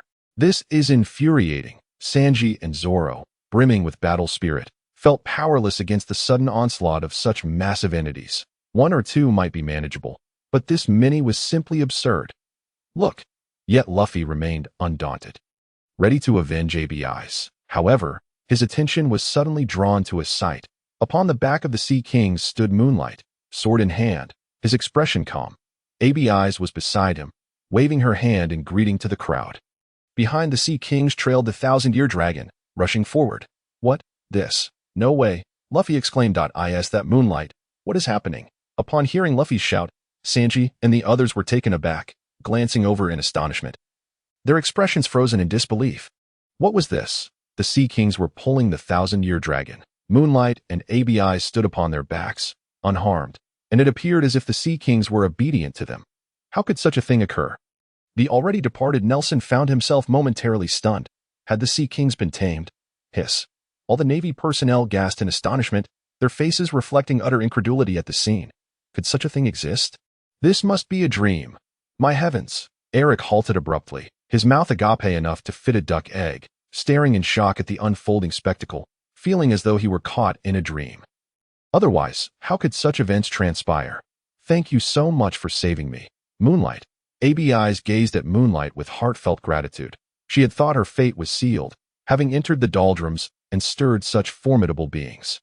She and the 1,000-year dragon were destined to become the Sea King's next meal. To my astonishment, the Moonlight poured in, and with a mere glance, all the fearsome Sea Kings trembled in terror, quaking like frightened fowl. Where then was the slightest semblance of dignity for the Sea Kings? Ultimately, the Moonlight facilitated her communication with them. She was the possessor of the Whispering Fruit, capable of delving into the innermost hearts of all creatures. And it was through this ability that she had come to know Lord Long. In her initial attempts, she discovered that the Sea Kings were indeed able to converse. From their exchanges, she felt a profound sense of their terrifying inner turmoil and their fear of the Moonlight. As she was struck with astonishment, she relayed their experiences to them, and to her surprise, the Sea Kings agreed to assist her. Overjoyed, she realized that these Sea Kings were truly benevolent. Thus, the present scene unfolded. "Is Lord Long already recalling everything?" the Moonlight inquired softly. "Yes, Lord Long has regained all his memories. Battleship Island is Dragon Island, and Dragon Island is Battleship Island." All bees nodded affirmatively, stimulated by such a revelation. Lord Long, too, recalled all his memories. Tell them to deal with the Navy. We shall take Lord Long and head for Dragon Island, commanded the Moonlight. Understood. Albies nodded and leaned upon one of the Sea Kings to communicate with them. Instantly, all the Sea Kings nodded in unison, roaring fiercely as they charged towards the Navy. What is happening? Why are the Sea Kings approaching us? What did that girl say to them? The Navy personnel were gripped by fear, their souls recoiling in terror. Those were the Sea Kings. Retreat. Turn back. Nelson commanded without hesitation. It was no jest. The allure of immortality was enticing, but if they were to perish now, everything would be lost. Thus, all the Navy personnel fled in haste. Albies, Moonlight, Luffy, and the others joyfully called out to the two, simultaneously pulling them onto the merry-go. What exactly transpired? Why did the Sea Kings all rush to attack the Navy? Ussop inquired, astonished. Not just him, but everyone aboard was filled with insatiable curiosity. Albies glanced at the Moonlight and provided a detailed explanation. Oh, that is how it is. Your ability has proven invaluable. Luffy nodded vigorously, comprehending the situation. Could it be that even the Sea Kings are terrified of this fellow? Sometimes I wonder if the Moonlight is the reincarnation of the Sea King sovereign. The others, including Sanji, looked at the Moonlight in astonishment, while Usopp's imagination ran wild, speculating about the Moonlight's true origins. Lord Long, we have arrived at Battleship Island, the Moonlight announced, directing her gaze towards Lord Long. At this moment, Lord Long had risen to his feet. Having regained his memories, he appeared revitalized, his wings unfurling as he roared into the skies. Instantly, the resonant dragon roars echoed across the sea. What is he doing? Luffy inquired. He says he has found Dragon Island. Right here, and he is also calling for his comrades. Albies translated, comrades. Could it be that this truly is Dragon Island, the companions of the Millennium Dragon? Chapter 73, setting forth on the Grand Line. Upon hearing this, Luffy and the others brimmed with anticipation. Dragon Island, a place of legend. Suddenly, from the distant horizon, a series of identical dragon roars resonated simultaneously. It seemed as though many dragons were responding. What is that sound? The group was struck with awe, turning their gaze towards the horizon. Usopp raised his binoculars, peering intently. Suddenly, he froze, as if struck by lightning, standing there speechless. What is that? Luffy and the others were drawn towards the scene, their eyes fixed on the horizon. Before long, numerous black dots appeared, rapidly approaching at an astonishing speed, transforming into a multitude of Millennium Dragons, dense and countless, numbering in the thousands. As Lord Long's mighty roar echoed, the dragons responded in kind. In an instant, the skies were filled with the thunderous roars of countless dragons, their resonant cries filling the surrounding seas for miles, even causing the ocean to churn violently. Is this the Millennium Dragon? So many of them. How can there be so many Millennium Dragons in the world? The Navy, engaged in a fierce battle with the Sea Kings, were left speechless by the magnificent sight. The elixir of immortality, Nelson gasped, recognizing that although the Sea Kings had proven formidable against even his warship, the appearance of so many Millennium Dragons felt akin to encountering numerous elixirs of life. Countless Millennium Dragons. Eric shared the same sentiment, captivated by the spectacle before him. He swiftly turned away from the pursuing Sea Kings. At this moment, the Sea Kings halted in astonishment, gazing skyward at the unfolding scene. Though they ruled the ocean, the Millennium Dragons were sovereigns of the skies. Two great rulers converged upon this expanse of sea. Yet the Millennium Dragons paid no heed to them. In unison, they roared, their voices resonating thunderously, causing the entire ocean to surge with tumultuous waves. Lord Long, too, was exhilarated, joining in the roars with fervor. Luffy and the others stood in awe, rendered speechless by the spectacle before them. Only Albies, with a face full of excitement, understood from the roars that they were conversing. Indeed, this was Dragon Island. At that moment, as if influenced by the roars of the Millennium Dragons, the waters surrounding Battleship Island suddenly stirred. As though a seismic event had occurred beneath the sea, the ocean erupted into a frenzy of waves, with Battleship Island at its center, as violent whirlpools emerged, swirling gracefully. In the midst of these whirlpools, islands shrouded in mist began to rise, transforming the 10-mile sea region into an awe-inspiring sight. The atmosphere was fresh, and a rainbow arched across the islands as the Millennium Dragons returned to their homeland. Alighting upon the islands, Lord Long soared high, revitalized as if reborn, lazily settling upon the familiar land, closing his eyes in bliss. Lord Long recounted that many years ago, Dragon Island would periodically sink beneath the sea. forcing them to leave their homeland and drift afar. Initially, he had departed with his companions, but alas, they had flown on without him midway, leaving him behind. Unbeknownst to him, that lingering separation had stretched for many years. He expressed his gratitude to them for allowing him to return to his homeland. Albies translated, her face beaming with joy as she gazed at Lord Long. Congratulations, Lord Long, Luffy and the others exclaimed in unison. Their faces lit with smiles. It must be due to the tectonic movements of the underwater volcanoes or the shifts in ocean currents. The ocean is ever tumultuous. Often, what appears calm on the surface belies the tumultuous currents below, with unknown changes occurring beneath. Surely, Dragon Island's emergence is due to some underwater phenomena, Nami marveled. Through naval analysis, a conclusion seemed to be drawn. Wow, Miss Nami, the wise one, shines brightly. Sanji was instantly smitten. Zoro remained silent, resting his hand on the ship's rail, captivated by the breathtaking scenery before him.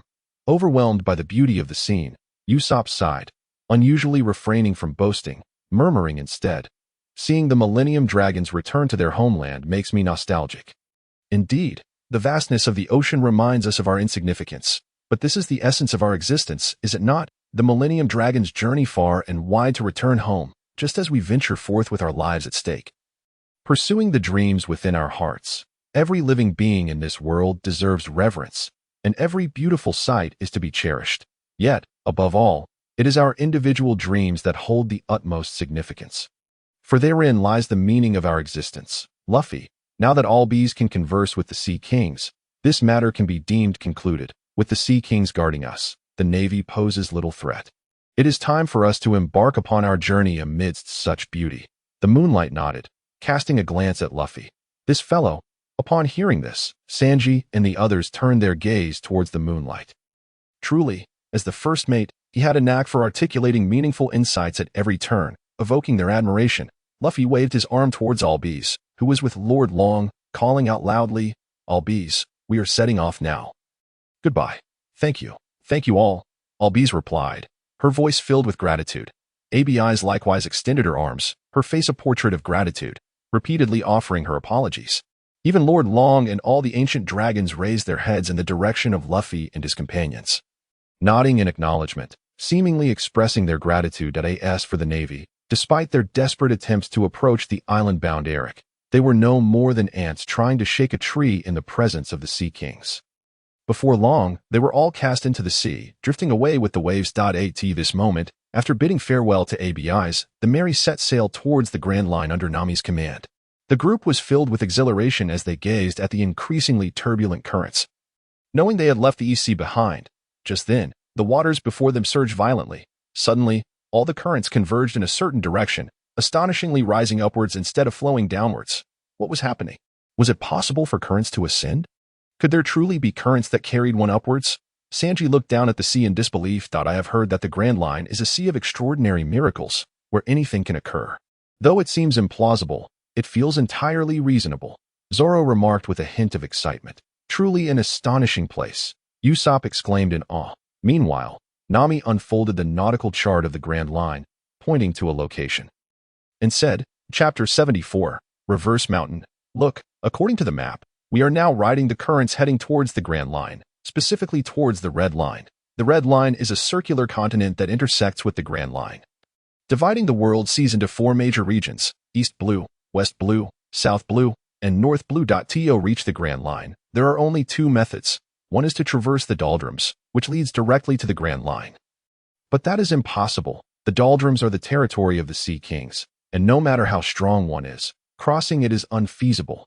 Thus, the only remaining option is to ride the currents of Reverse Mountain to enter the Grand Line. And now we have already embarked upon this current. Everyone, protect the Mary, stay vigilant of our surroundings, and prepare to enter the Grand Line," Nami declared. "The Grand Line? I have awaited this day for so long," Zoro exclaimed, his excitement palpable. "Me too. I set sail from the Old Man precisely for this."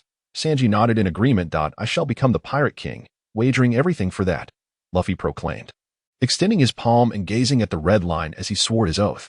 "I aspire to be the world's greatest navigator, to chart every sea." Nami smiled softly, placing her hand atop Luffy's. "I will find all blue," Sanji added. "Naturally, I aim to become the world's foremost swordsman, defeating Hawkeye and Moonlight." Zoro asserted with conviction. I shall become a brave warrior of the sea. Ussop eagerly chimed in. Lastly, Moonlight declared, I will uncover the One Piece and pursue the vanished history to discover the truth of this world.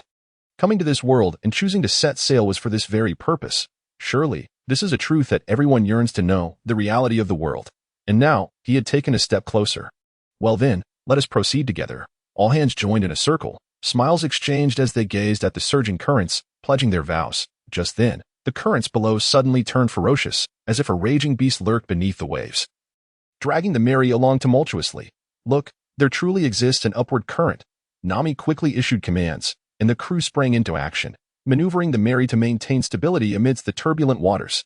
Ussop looked upwards, astonished.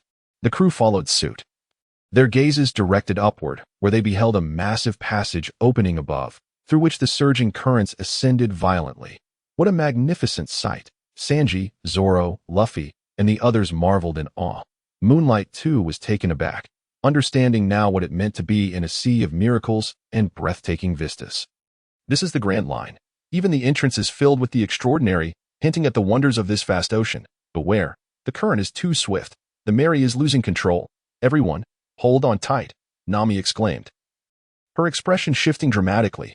The current speed is overwhelming. The Mary, in its path, is akin to a flimsy boat in a tempest, merely managing to stay afloat, but maintaining a steady course is impossible. Oh no. Everyone, there's a cave ahead. At this rate, the Mary will crash into it and be utterly destroyed. Ussop suddenly peered through his lens, pointing towards the cave entrance in the distance with alarm. What? At that moment, the Mary drew closer, and the crew saw the cave Ussop mentioned. If this continues, the Mary will surely collide with it. Darn it, the current is too fierce. We can't alter our course. Sanji rushed to the helm, but the ship was already completely out of control. Has the first challenge arrived so swiftly? Zoro's expression turned grave. Humph. Luffy huffed in anger. Anyone who dared to obstruct his voyage was unforgivable. He prepared to act. With his rubbery elasticity, he could not change the current, but altering the ship's direction was not beyond his capability.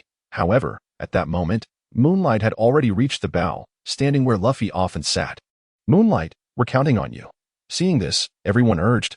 After their journey through the East Sea, the crew had developed immense trust in Moonlight. Moonlight gave a thumbs up, his arm enveloped in Haki, and began to swing, unleashing a flurry of sword energy that struck the bow with ferocity. Yet, these slashes did not disperse. Instead, they coalesced into a massive sphere of sword energy ahead, as the sword energy continued to concentrate.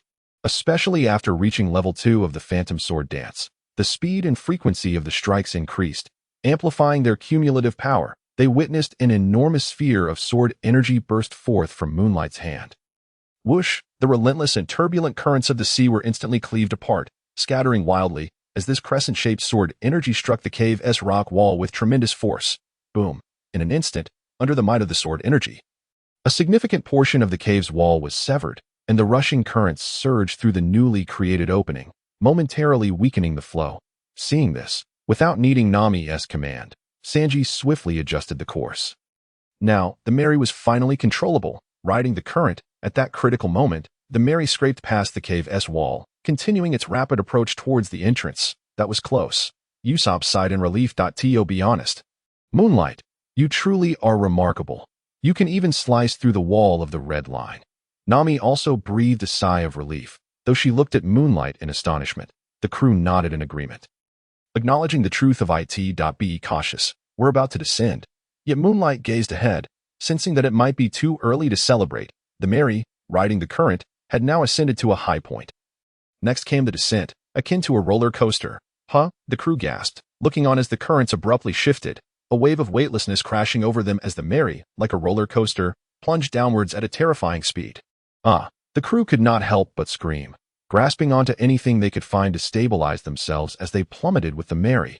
Luffy, look! At that moment, Moonlight stood at the bow, completely focused, amidst the roaring currents and the Mary's tumultuous ride. He remained steadfast, unaffected by the violent motions, and suddenly pointed towards a colossal opening ahead, exclaiming, "That is!" Not only Luffy but all the others turned to look, gasping in astonishment. What an enormous whale! Could there truly be a creature of such size in this world? Its mouth was so vast.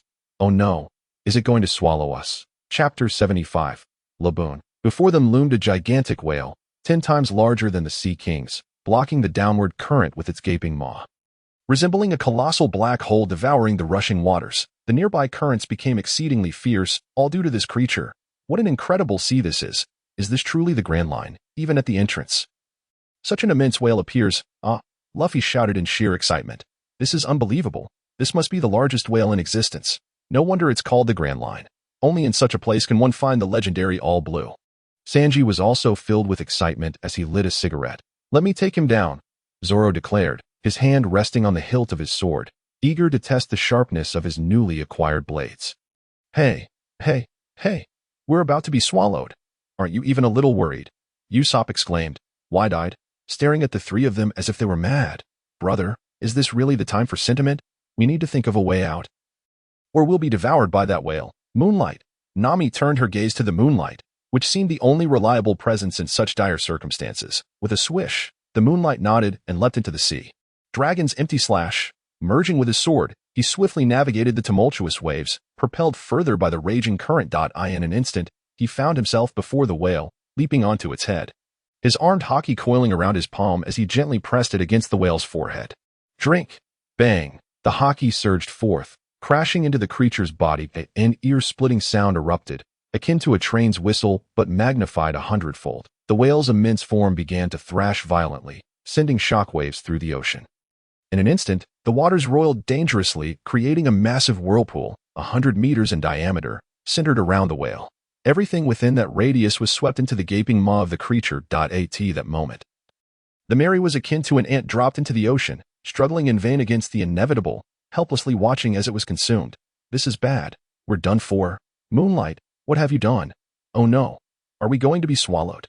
Luffy and the others glared at him in fury. It wasn't supposed to be this way, but as soon as Moonlight made his move, everything changed. Moonlight, look at what you've caused. Unless you kill it with one strike. How could such a massive whale thrash about without making a sound? I have no grudge against it. Why would I kill it? But since it's obstructing my path, I cannot let it go. Especially since it is Laboon. Moonlight chuckled softly. With his current strength, slaying Laboon with a single sword strike would be effortless, yet he could not bring himself to do it. If it were an enemy, he would act without hesitation, but without any animosity. That was simply out of the question. Subsequently, Moonlight was swept along with the Mary by the currents. Meanwhile, within the whale's body, on a small island, an elderly man dressed in flip-flops, shorts, and a short-sleeved shirt lounged comfortably in the sun, leaning back in a deck chair while leisurely flipping through a newspaper. Suddenly, the waters around the island began to churn violently. Even the sky above shook fiercely. Is it starting again? He set down his newspaper, observing the turbulent waters with a furrowed brow. This uproar was not unfamiliar to him. He had grown accustomed to it, so he remained unperturbed, continuing to relax. However, at that moment, 4 or 5 dark shapes plummeted from the sky, heading straight for him. The old man was taken aback as he saw those shapes were 4 or 5 peculiar individuals. Screaming as they fell from the sky, crash, his modest dwelling was instantly reduced to rubble. Thud, the newspaper slipped from his grasp and fell to the ground. Is this an island? Where are we? Am I still alive? Oh, and there's a strange old man on the island?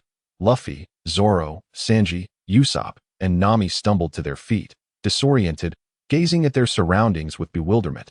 Luffy stared in astonishment at Kurikasu. Boom! Simultaneously, the Mary descended from the sky, crashing into the currents and sending up a massive splash. Mary, upon seeing the ship, the 5 couldn't help but feel joy. Just as they were about to approach, an old man stepped in front of them, blocking their path with a hostile expression. Kurikasu was in a foul mood. Anyone would be irked if their leisurely sunbathing was abruptly interrupted, especially since their arrival had wrecked his painstakingly constructed home. However, when he caught sight of Luffy's straw hat, his pupils constricted. A long-forgotten memory flooded back to him. Meanwhile, in a long corridor, Moonlight curiously surveyed his surroundings. Oh, this is the inside of Laboon's body. Indeed, it is riddled with injuries, Moonlight murmured. Generally, a whale's lifespan ranges from 50 to 60 years, with females living up to 90. The Grand Line, while filled with wonders, is not exempt from the inevitability of life and death. Laboon had been waiting for Brook for 50 years. Even if it were a female whale, it would be over half a century old and beginning to show signs of aging. Now, its body was indeed in a state of disrepair. Kurikasu, is he treating Laboon? Moonlight pondered. And what about Luffy and the others? Observing the tubes embedded in the flesh walls, he sighed. Suddenly, he recalled Luffy and the others. And his eyes flickered. Observation Haki. Instantly, a wave of Haki radiated from him, and images of life forces began to materialize in his mind. Indeed, they were unharmed, and had even encountered Kurakasu. Surely, given that straw hat, he wouldn't pose any threat to them. Good, as long as Luffy and the others are safe, I can rest easy, Moonlight murmured, preparing to seek them out when he suddenly sensed two unusual presences nearby. Miss Wednesday and Mr. Nine.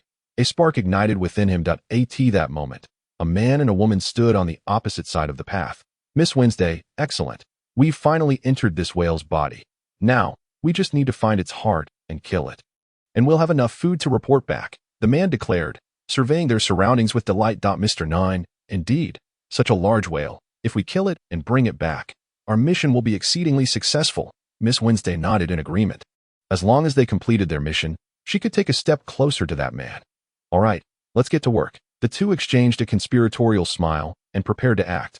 Hey, what are you planning to do? Just then, a cold voice cut through the air. The two froze, quickly turning to see a young man in black attire, sword slung over his back, standing before them. Who are you? Miss Wednesday demanded. It no matter who he is. Since he overheard our conversation, he can't be left alive. Chapter 76. The record pointer. Mr. Nine retorted coldly, brandishing two wooden sticks that he hurled toward Moonlight as he charged in. This was their secret mission. Now that they had been discovered, the only option was to silence him. It was unfortunate, but they could only blame their own bad luck. Miss Wednesday's eyes flickered with hesitation before she too lunged at Moonlight. With a flick of her finger, a white line shot out from her sleeve, rapidly spinning in her hand to form a whirling saw, aimed at Moonlight. Peacock saw. Are we going to fight? Moonlight replied with a faint smile, calmly walking towards the oncoming Mr. Nine, who wielded his wooden sticks. Die. Mr. Nine shouted, swinging his sticks down with immense force. Bang! However, as he drew near, Moonlight executed a kick, propelling himself backward like a cannonball. Not good. Seeing this, Miss Wednesday hurriedly retracted the peacock's saw and lunged forward, attempting to intercept the flying Mr. Nine, but just as she touched him, an indescribable force erupted. Instantly, she and Mr. Nine were sent flying together. Bang! A door burst open, leading to an expanse of ocean, and the two plummeted straight down. What? You're saying we're inside the whale? At that moment, Luffy and the others stared incredulously at Kurakasu. Having been overturned by the currents, they could no longer discern direction. And upon landing again, they found themselves here, completely astonished to learn they were inside a whale. This whale's name was Laboon, and the old man was Kurakasu, the former ship's doctor of the Pirate King. Residing inside Laboon to treat him. 50 years had passed in a flash. Laboon had transformed from a small whale into a massive creature. The reason it remained here was that it had been waiting for its long-lost companion. And it had been waiting for 50 years.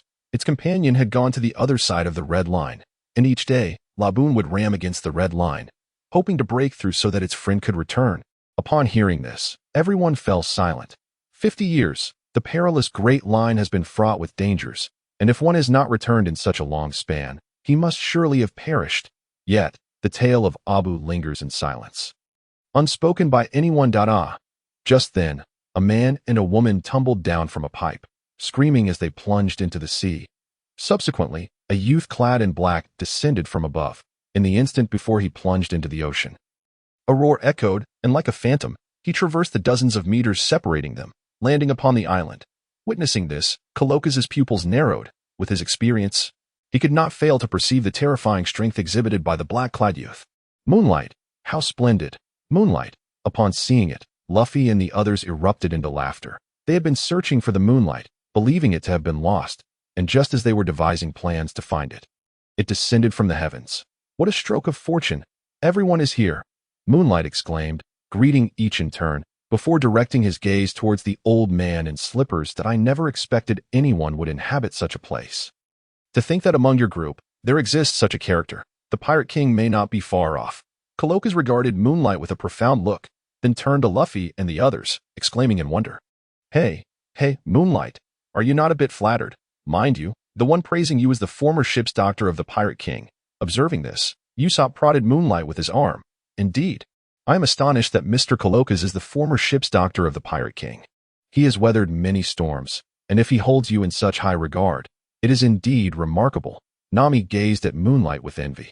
This is a person from the former Pirate King's ship.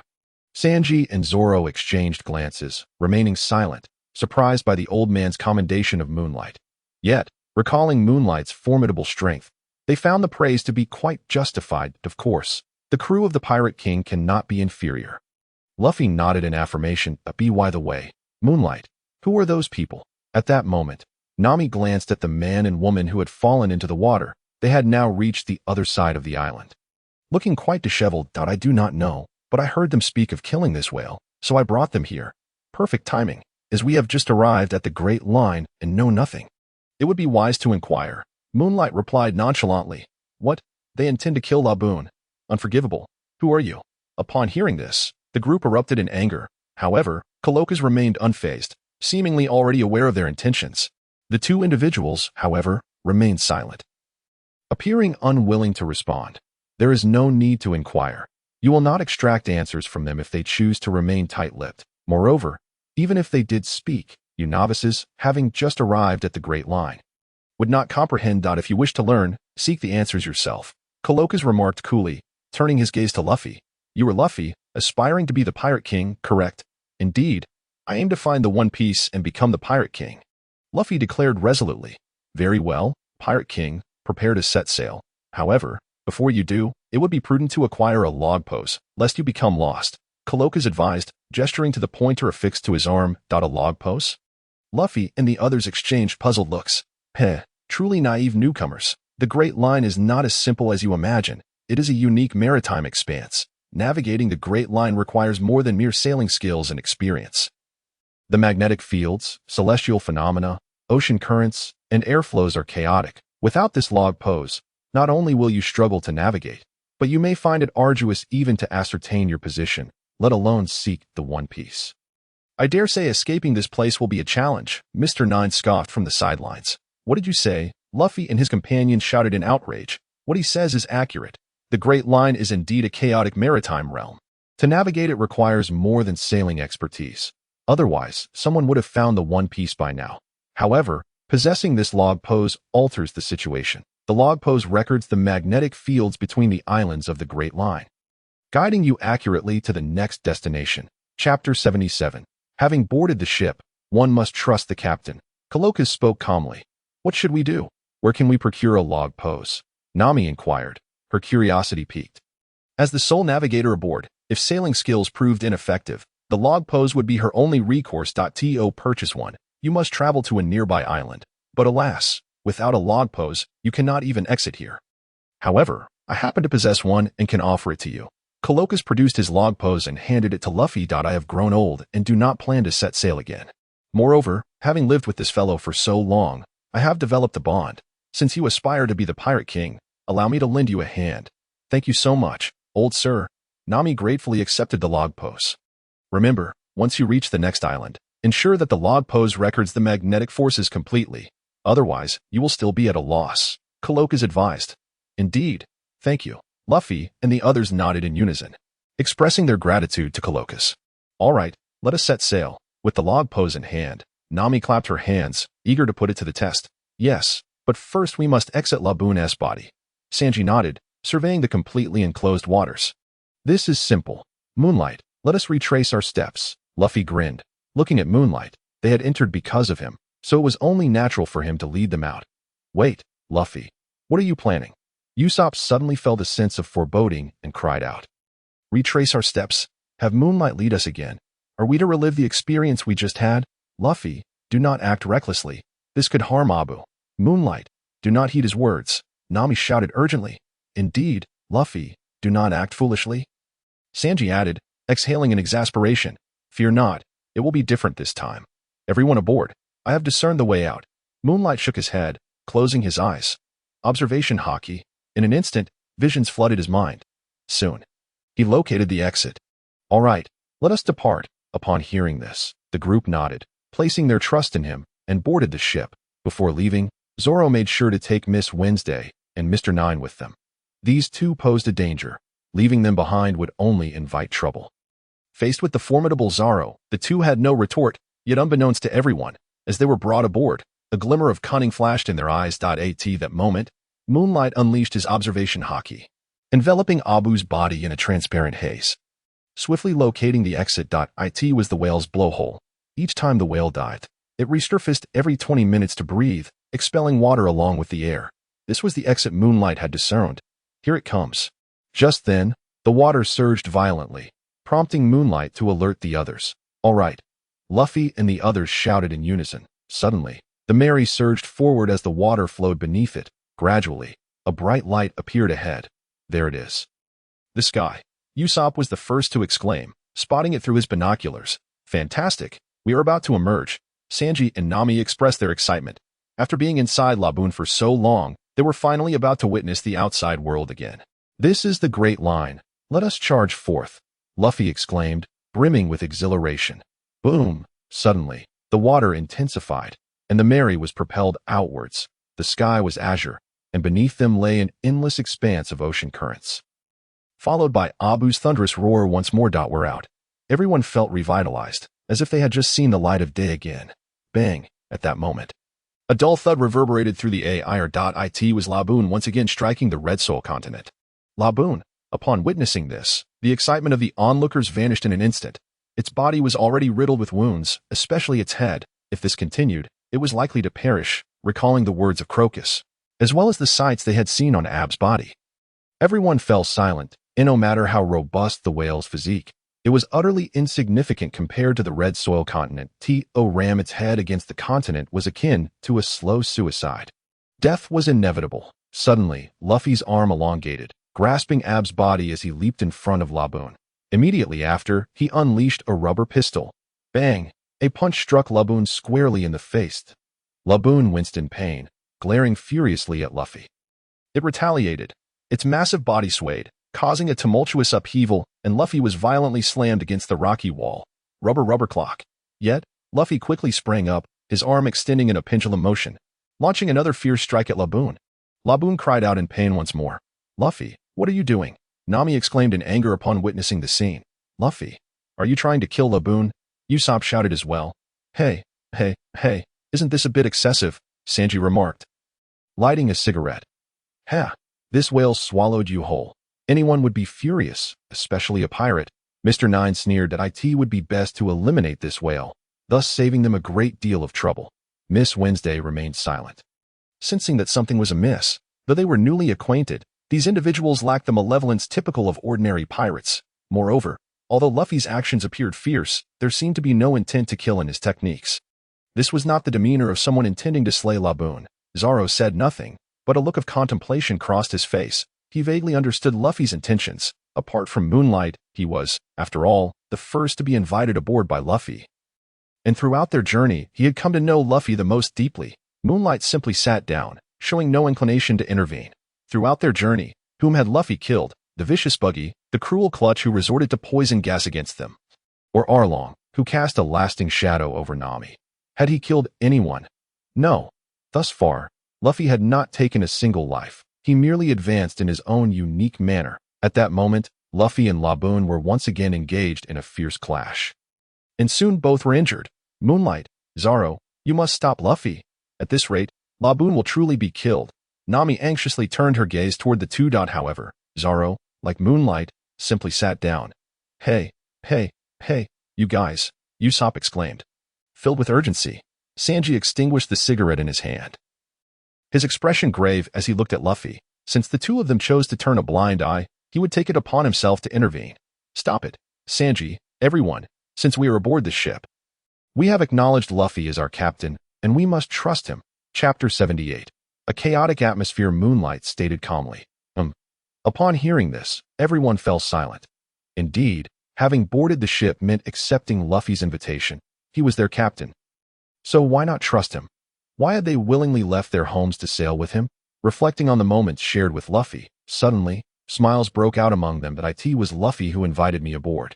My reason for setting sail was to become a great warrior of the sea. With that in mind, I trust my choice, and even more so, I trust the captain I have come to respect.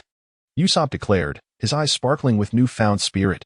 Although this guy saved me from Arlong and granted me my freedom, that was not the reason I boarded. The true reason was the belief that sailing with him would allow me to realize my own dreams.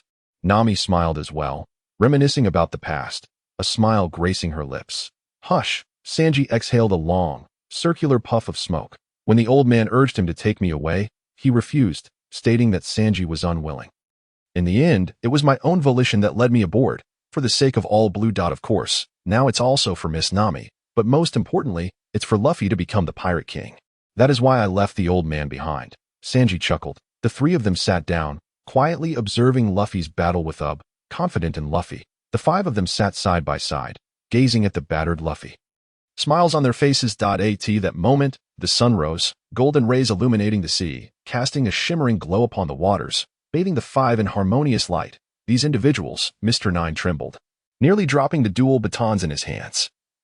He had never encountered such people before, especially this level of trust was something he, as an assassin, had never experienced. Are they truly pirates? Do such pirates exist in this world? Miss Wednesday stared blankly at the group. Having mingled among the workforce for so long, she was accustomed to the treachery and brutal killings among pirates. This was indeed her first encounter with such a pirate. Bang! At this moment, Luffy and Laboon collided once more. But this time, Luffy soared into the air and landed on a rocky outcrop, looking down at Laboon, and shouted, "Hey, listen carefully.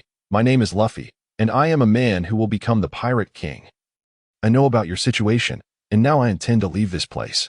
You have experienced my power, right? I will return with those you are waiting for, but before that, you must stay put here. Do you understand?" Instantly, Laboon froze, staring blankly at the man who had just fought him fiercely. Luffy. This guy. I see now. Haha. Upon hearing this, Nami and the others burst into laughter. Indeed, Luffy was still the same Luffy. Not disappointing anyone. Miss Wednesday and Mr. Nine widened their eyes in disbelief, staring at Luffy, something they had never anticipated. Big brother, after fighting for so long, was it just to show him how strong you are? Haha. At that moment, Crocus appeared from nowhere, looking at Luffy with a grin. Well, did you hear that? If so, remember me and this mark well. This is our pirate flag. Listen closely, I will return soon. When you see this pirate flag again, I will bring back those you are waiting for. Seeing Laboon calm down, Luffy picked up a brush and drew the straw hat pirate's flag on Laboon's cracked head. Laboon cried out again, but this time, it did not charge at the Red Soul continent. It was afraid of damaging this mark. Clearly, it had come to trust Luffy. All right, Moonlight, Zoro, Nami, Sanji, Ussop, we set sail. Luffy turned to the five. Yes, Captain. The five nodded, boarding the Mary and sailing away. Meanwhile, Miss Wednesday and Mr. Nine hurriedly followed onto the ship. Trust them, Laboon. I have a feeling they will succeed. Watching them depart, Crocus smiled at Laboon. Laboon nodded, an unprecedented calm washing over it, staring at Luffy and the others until they vanished from sight. Is this the Grand Line? It is truly beautiful. At this moment, Luffy and his crew had left Twin Cape, heading toward the next island indicated by the log pose, gazing at the boundless, unprecedented azure sea. Nami exclaimed excitedly, "Indeed, the Sea of the Grand Line is unlike any other." Ussop nodded enthusiastically, scanning the surroundings. Sanji was cooking, Zoro was sleeping, Luffy sat at the bow, and Moonlight practiced his sword techniques continuously. Miss Wednesday and Mr. Nine idly watched the sea from the cabin. The crew did not restrain them, yet in the vast ocean, there was no means of escape. Strange, what is that cloud? Nami, excitedly scanning the area, suddenly noticed a cloud flying toward them from the horizon. At first, she paid it no mind, but soon her expression turned to one of astonishment. No way, how is this possible? She was utterly shocked. But by then, the cloud had already approached. Suddenly, flakes of snow began to fall from the sky, and in the blink of an eye, a heavy snowfall transformed the vast sea into a world of ice and snow. It is snowing. Ussop looked at the snowflakes landing in his hand, puzzled. This can't be right. What month is it? How can it possibly be snowing? At that moment, Sanji emerged from the kitchen, carrying a plate. Upon witnessing the snowflakes drifting from the sky, he was taken aback. Wow, it's snowing, exclaimed Luffy, bursting with excitement, indifferent to the month, simply captivated by the novelty. Indeed, it was snowing. Was this the unpredictable weather of the Grand Line? Moonlight hesitated for a moment before resuming his sword practice. He needed to continue honing his skills. What an incredible sea, Nami sighed. However, as she looked up, another cloud floated by. Before long, it began to rain, accompanied by thunder and lightning.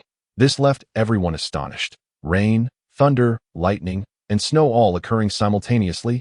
This weather was utterly chaotic. Haha, what's all this fuss about? This is just how the Grand Line is. Mr. Nine scoffed at their astonished expressions. Indeed, on this route, nothing is truly surprising. There's no need for concern. As long as we have this, we can navigate accurately to the next island, Miss Wednesday remarked, pointing to her log pose with a smile.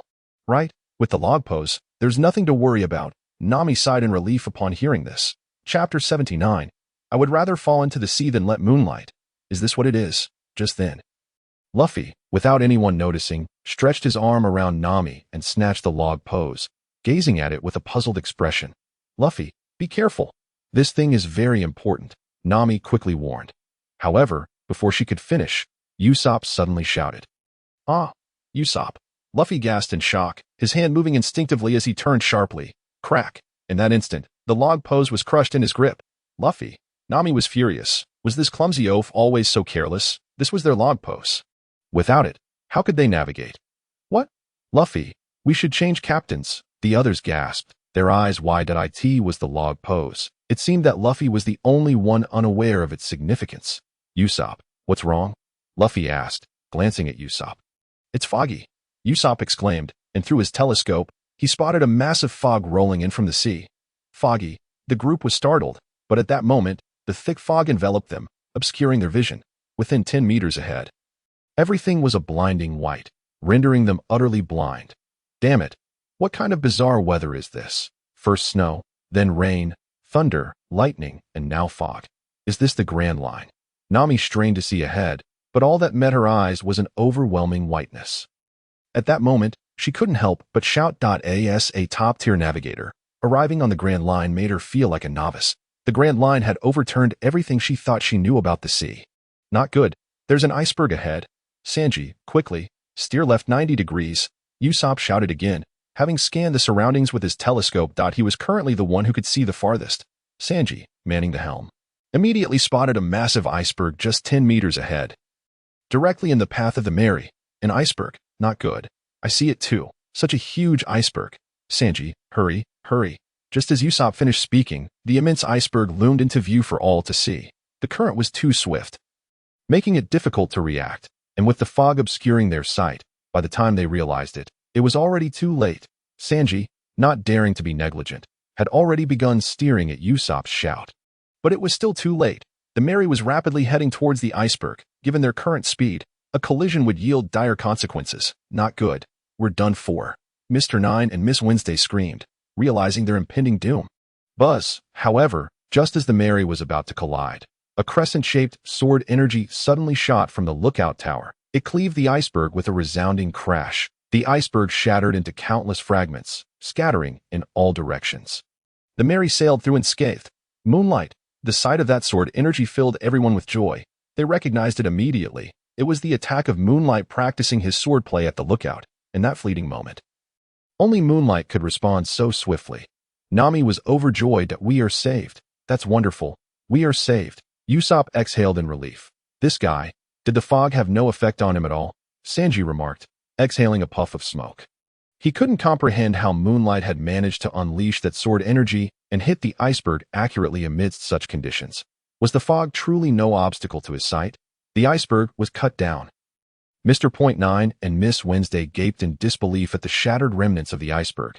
That man, he shattered it with a single stroke. This is an iceberg. Now I'll lead the way. Sanji, turn left 30 degrees. Moonlight declared as he leaped from the lookout to the bow of the ship. Enveloped in his observation Haki, although the fog was thick, the surroundings were vividly clear in his mind. Sanji was correct. The fog posed no hindrance to him. Good. Sanji nodded, following his command. After a while, the Mary safely emerged from the fog. Safe. The crew collectively sighed in relief. This Grand Line is truly terrifying. First snow, then rain. Thunder. And now thick fog that almost led us to crash into an iceberg. What could possibly come next? A storm, Usopp murmured, recalling their previous experiences with a shiver of dread. This was just the beginning. The Grand Line had already proven itself so fearsome. What would they face as they continued their journey? Whoosh. As if to answer his thoughts, fierce winds began to howl just as Usopp finished speaking. In an instant, a tempest raged, the sea roiling, and the Mary was tossed about violently. The crew struggled to maintain their balance, with Usopp and Nami being blown off their feet. tumbling toward the sea. Ussop, Miss Nami. Sanji gasped in alarm. Luffy, Zoro, Sanji, keep an eye on the ship. Moonlight leaped into the water, unleashing the dragon's breath technique, merging with his sword to become a fleeting shadow as he swiftly moved toward the two. In no time, he caught them. Good. Sanji sighed in relief, and the three quickly stabilized the Mary, while Zoro lowered the sails to prevent them from being blown away by the fierce winds. Moonlight, thank you so much. Ussop and Nami exclaimed, clutching him tightly, relieved they had avoided disaster. They thought they were done for. Hold on tight. The storm is fierce. We're pushing through. Moonlight nodded, refusing to board the ship, and facing the tempest. He unleashed the dragon's breath again, moving with wild abandon. Instantly, he transformed into a shadow, propelling Nami and Ussop forward against the storm. Hey, Moonlight, are you really going to charge through the storm like this? Put me down. I'd rather fall into the sea. Ussop wailed, tears streaming down his face. Thought he never anticipated Moonlight would save them in such a manner. Big brother, are you truly here to rescue us? Nami screamed in protest, charging into the storm. This guy is insane. How can a person withstand such a tempest? This is a natural disaster. They were utterly astonished by Moonlight's audacity. Miss Wednesday was left speechless. Witnessing Moonlight slice the iceberg had already shocked her, and now she was completely dumbfounded. This was the first time she saw someone actually run on the sea. He was charging headfirst into the storm without flinching. Would he be blown to the ends of the earth? Mr. Point Nine observed the increasingly furious winds, a cold smile creeping across his face. Moonlight ignored the chaos. His sword energy slicing through the air as he relentlessly advanced against the storm. No matter how fierce the winds roared and how tumultuous the sea became. He stood unwavering. In an instant, the storm dissipated, the skies cleared, and the sea returned to calm. With that, Moonlight leaped back onto the Mary, setting Nami and Ussop down. Finally over. Next time we fall into the sea. Let's hope Moonlight doesn't come to our rescue. Two individuals trembled, tears streaming down their faces. What had they just endured? Moonlight, if you wish to go mad, do so alone. Why must you drag us into your madness? Have we finally reached level 3? Chapter 80. The captain is full, yet the crew is starved. Upon hearing the voice of the system echoing in his mind, the dragon's void slash, after relentless practice, had finally attained level 3. The level 3 dragon's void slash now possessed a certain ability to suspend in mid-air. This meant it could maneuver at low altitudes, akin to the moonwalk. However, while the moonwalk temporarily halts in the air at a speed unmatched, the dragon's void slash executes swift slashes, creating a suspension in the air. Not only that, but the level 3 dragon's void slash, while in motion, intensified the friction with the air, transforming the piercing sounds into a more ferocious blade storm. When enveloped in domineering aura and armed, its power would increase exponentially. TCH, they saved you, and you're still ungrateful. Perhaps you should fall again, Sanji scoffed, glancing at Ussop, who was then promptly greeted by Sanji with a steaming cup of hot beverage. Beaming as he approached Nami. Miss Nami, have a cup of hot drink. Be mindful not to catch a chill. This fellow. Zoro couldn't help but roll his eyes at the scene. Thank you, Nami said, accepting the cup gratefully. Her gaze drifting around the turbulent skies, finally settling on the swirling sea currents, her expression growing grave. This is bad. After that jolt, we've likely veered off course. The currents here are too peculiar. I can no longer ascertain our direction. What? Ussop exclaimed in shock. Does that mean, like Uncle Kuroka's, we will be trapped in a loop, forever lost? Sanji and Zoro remained silent, instead looking towards Nami. Such a statement was indeed a grave concern. Nami nodded. Though she said nothing, her meaning was clear to all. A heavy feeling settled in their hearts. Would they drift aimlessly in the Grand Line forever, never reaching shore? Nami, you were the navigator, at that moment. Luffy earnestly questioned Nami. Isn't this all because you broke the log pose? Upon hearing this, Nami's fury ignited, and she kicked him across the deck in a fit of rage. Indeed, it is all your fault. How else would our log pose have broken? Perhaps we should consider changing the captain. Ussop, Sanji, and Zoro all chimed in vehemently. What on earth is this guy thinking? Is it not because of you that we find ourselves in this predicament? What a terrifying navigator. What a pitiful captain. Miss Wednesday and Mr. Nine were left dumbfounded. Such cruelty towards their captain. Hey, hand over your log pose. Just then, Moonlight suddenly appeared before Miss Wednesday, pointing at the log pose she wore on her arm. Both were instantly struck with fear, and Miss Wednesday hurriedly covered the log pose on her arm. This was the sole beacon for navigating the vast sea. If lost, where would they go in the vast ocean? Yet, upon seeing Moonlight's icy gaze, their hearts quaked with dread. What a terrifying gaze. Merely locking eyes sent shivers through their souls. Miss Wednesday dared not resist and obediently surrendered her log pose. Wow, Moonlight truly knows how to handle things. As Moonlight handed over the log pose, Nami carefully secured it on her arm, guarding it protectively, especially wary of Luffy. How could I have forgotten about those two? Ussop slapped his forehead, regretting not thinking of such a simple solution. Meanwhile, Sanji and Zoro watched Luffy, who had just regained his footing, with utmost vigilance, determined not to let this guy near the log pose. All right, I understand. Luffy waved his hand dismissively, taking a seat at the ship's bow.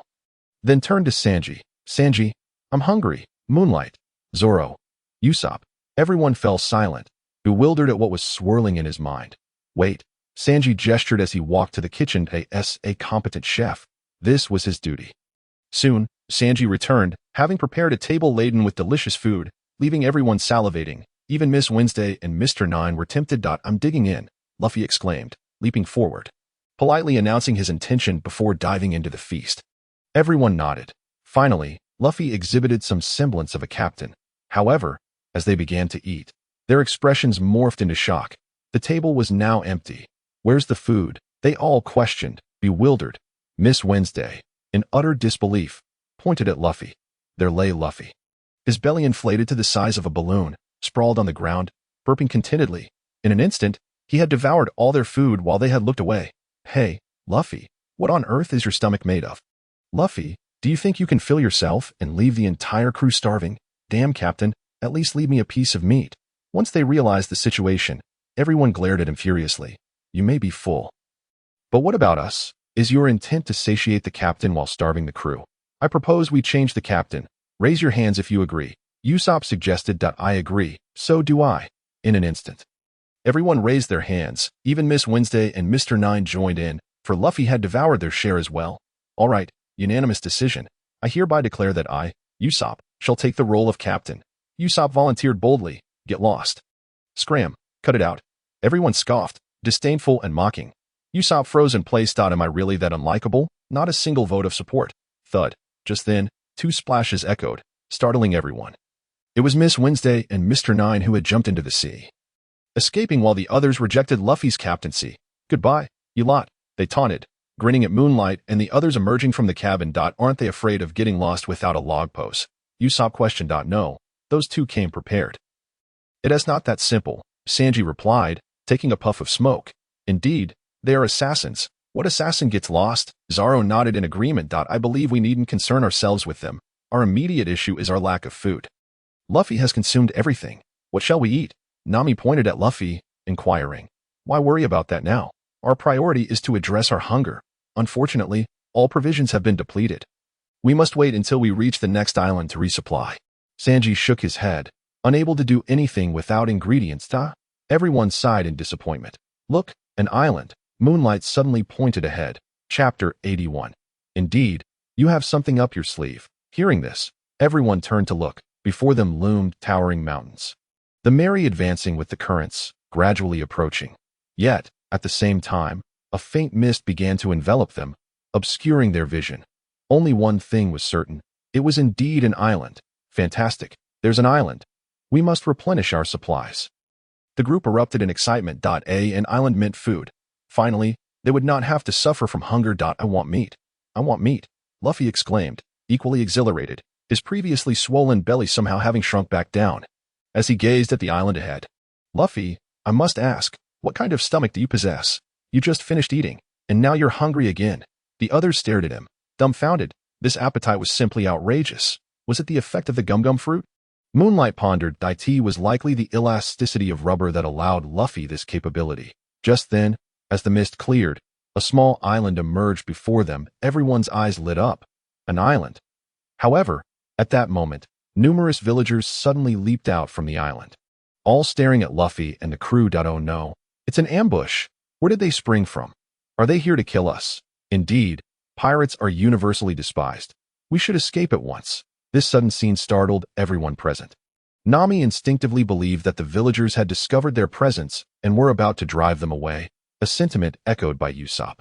Only Zoro, Sanji, Luffy, and Moonlight maintained their composure, seemingly unfazed. Welcome, welcome, esteemed pirates from afar. You have finally arrived, boomed a voice filled with exuberance. Ha ha ha, great pirates, come forth. Here, we have fine wine and exquisite cuisine, guaranteed to satisfy your appetites. Long live pirates, to the astonishment of all. The villagers erupted into cheers, waving their arms and welcoming Moonlight and his companions to the island. Nami was left dumbfounded, unable to comprehend the situation before her. Am I dreaming? Or have they made a mistake? Ussop pinched himself, realizing it was not a dream, but indeed a case of misunderstanding. But surely they can see our massive pirate flag. Don't they know what pirates are? Sanji exhaled a puff of smoke, the ring swirling in disbelief. Zoro remained silent. They are welcoming us, Luffy exclaimed, his eyes sparkling with excitement. Are we really here? Moonlight smiled faintly, pondering the rarity of such hospitality towards pirates. If it existed, it was surely not from ordinary folk. When circumstances deviate from the norm, there must be a catch. This is an immutable truth, especially here in the Grand Line. However, none of that matters now. I am quite famished and must first address my hunger. Luffy, ever eager, had already devoured his portion. Esteemed pirates from afar, I extend a warm welcome to you. I am Icolum, the mayor of this island. As the group disembarked, a middle-aged man dressed in formal attire, with an elongated face and peculiar curly hair, introduced himself with palpable enthusiasm. Greetings, Mayor. I am Luffy, and these are my companions, Luffy replied, shaking his hand. The vast ocean can be daunting. You must be quite hungry. Please, immerse yourselves in our hospitality. Icolum invited warmly, his face beaming with smiles. The villagers surrounding them were equally exuberant, making it impossible to refuse their kindness. Upon hearing the word hungry, Luffy could hardly contain his excitement. While Nami and the others, though feeling slightly uneasy, were compelled by their own hunger to proceed without hesitation. Under the mayor's guidance, they entered a lavish room filled with delectable food and drink, as well as beautiful maidens. Dear guests, this feast is prepared for you. Indulge to your heart's content. Icolum beamed, and without further prompting, Luffy lunged toward the bounty before him. Zoro's eyes glinted with excitement at the sight of alcohol, while Sanji was quickly drawn to a throng of lovely ladies, and Usopp soon followed suit. Lost in blissful revelry as the atmosphere lightened, Nami breathed a sigh of relief, sensing that perhaps there was nothing amiss after all. Moonlight also joined in, though his appetite was not quite as voracious as Luffy's. He too was eager to satisfy his hunger amidst the delightful company. The group celebrated joyously, drinking and playing until late into the night, their bellies full and spirits high. Eventually, they succumbed to sleep. Are they asleep? Icolum inquired of a nearby figure, Joy. Though a woman, Joy was robustly built, dwarfing the men around her. Indeed, they are sleeping, Joy affirmed. These gluttons have nearly consumed all our provisions. What manner of creatures are they? Why didn't we simply capture them upon arrival? As the villagers gathered around Icolum, confusion filled their faces, now devoid of the earlier warmth. Instead, they bore expressions of malice and intent. No longer were they the welcoming villagers. They were now aware that these individuals were pirates with a bounty of 30 million berries on their heads. Faced with the villagers' doubts, Icolum produced a wanted poster, pointing to Luffy's likeness that a pirate with a bounty of 30 million berries. Quite formidable indeed. Who would have thought their bounty to be so high? Someone mused. They hardly seem threatening.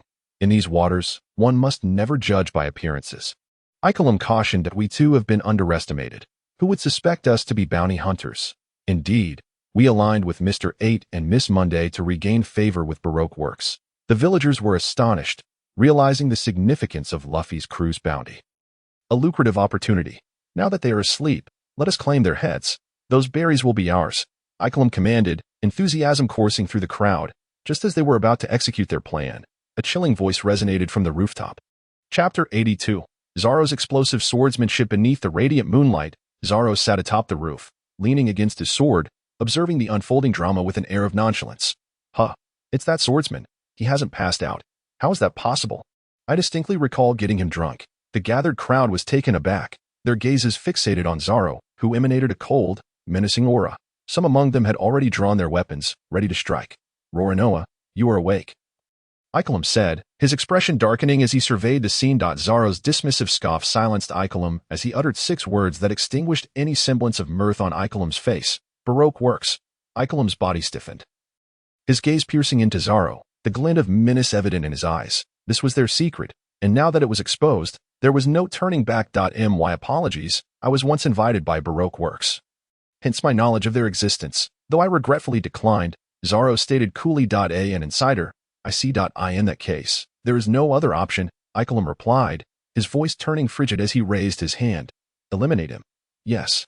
Instantly, the villagers lunged at Zoro, brandishing knives, swords, and clubs. Yet, Zoro was not the same man he once was. Daily training under Moonlight's tutelage had sharpened his skills to a new level. To him, their movements appeared as sluggish as snails. With a graceful leap, he descended from the roof, advancing toward the oncoming attackers without a hint of trepidation. Strangely, none of them could land a blow, and by the time he reached Ikelim, they had all lost sight of their target. Impossible. How could this happen? Miss Monday. Now. In that moment, Miss Monday launched her attack, seizing Zoro with her hand, her fingers glinting with silver light. A deadly strike. Boom. Zoro was thrust into the ground, causing the earth to crack around him. Such power. Is this really a woman's strength? Gasped the onlookers. Yet Zoro merely chuckled, lying on the ground unfazed, his expression one of mockery. How can this be? He is not dead. He is laughing. The crowd stared in disbelief, their eyes wide with astonishment. Brother, are you even human? To withstand such force and still find humor in it? A monster indeed. Miss Monday suddenly erupted with a thunderous roar, expressing her disdain for what she deemed inadequate strength. Throughout her life, she had never encountered anyone stronger than herself. With a fierce leap, she seized a massive tree, thick enough to be grasped by 3 men, and uprooted it with sheer force, hurling it towards Zoro with tremendous might. This tree, already weighing no less than 500 pounds, became a weapon of unimaginable weight, potentially exceeding 1,000 pounds in her grip. Should a human be struck by it, they would undoubtedly perish on the spot. The crowd gasped in astonishment, but what left them even more astounded was Zoro's effortless catch of the colossal projectile with one hand, followed by a casual flick that sent Miss Monday and the tree soaring through the air. A resounding crash echoed as a deep crater formed, leaving Miss Monday's fate uncertain. He has killed Miss Monday. Everyone, attack together. His fists cannot withstand our numbers. The onlookers, though shocked, gritted their teeth. For as bounty hunters accustomed to battling pirates, fear was not an option. If one man proved too formidable, surely a united front would turn the tide. Enough chatter. I just want to finish you all off and return to my slumber. Zoro glanced at the luminous moon above, stifling a yawn as if fatigue had set in, murmuring to himself. To the onrushing assailants, he appeared utterly indifferent. Die. Hearing this, the crowd erupted in fury, charging forward with blades and clubs, ready to strike. Yet, in that instant, a glimmer of brilliance flashed in Zoro's eyes. Under the moonlight, a radiant arc of his sword sliced through, and he instantly repositioned himself behind them. As he sheathed his blade, every attacker froze in place, blood erupting from their bodies as they collapsed to the ground. With a single stroke, Zoro had dispatched them all. You scoundrel! Ikarim felt the weight of the moment, and amidst his curly hair, a heavy machine gun emerged, his weapon. Without hesitation, he opened fire at Zoro. Boom! Boom! Boom! Explosions erupted around Zoro as smoke filled the air, but when the haze cleared, he had vanished. Where is he? Ikarim gasped, scanning his surroundings in disbelief. Right behind you. Zoro's voice rang out coolly from behind him. Ikarim stiffened, attempting to turn, but suddenly, blood erupted from his shoulder, revealing a deep gash, a sword wound inflicted before he even realized it. When had this occurred? Ikarim collapsed, bewildered. Well, now I can finally catch some sleep, Zoro said with a faint smile, wrapping up his work and preparing to rest. Just then, 2 figures charged towards him with astonishing speed. Hey, hey, hey. Do you not recognize the vast disparity in our strengths? Zoro remarked, growing impatient as he discerned their poorly concealed presence. Mr. Nine and Miss Wednesday rushed in, with Miss Wednesday riding a duck adorned with a green hat. How infuriating. Is the gap in our strength truly this immense? She gritted her teeth, feeling the overwhelming power of Zoro, who rendered them as helpless as toddlers in his presence. Mr. 8, observing Ikarim's fallen form, Miss Wednesday clenched her jaw and sprinted towards the room where Luffy and the others were, resorting to underhanded tactics since they could not prevail in battle. No. Zoro gasped in shock, dashing forward. Well done, Miss Wednesday. I won't let you be disturbed. Just then, Mr. 9 lunged at him, wielding twin batons. Chapter 83. You are not qualified to touch our captain. However, Zoro did not even glance back, slicing Mr. 9 away with a single strike before hastening towards Luffy's quarters. Yet, he was still too late. Miss Wednesday emerged, dragging Luffy along, a sharp long knife pressed against his throat. Upon seeing this, Zoro came to an abrupt halt. If she had used any other weapon to threaten Luffy, he would have remained unconcerned, but it was a knife. The very bane of Luffy. Put down your weapon. Miss Wednesday commanded coldly, fixing her gaze on Zoro. However, before she could finish her statement, an equally cold voice echoed in response. A gleaming sword, exuding an aura of frost, was leveled against her neck. The chilling presence made her hair stand on end. Moonlight stepped forward, gazing at her with an icy demeanor. "You are not worthy of threatening our captain." Moonlight's eyes were as sharp as steel, radiating an undeniable authority. "You?"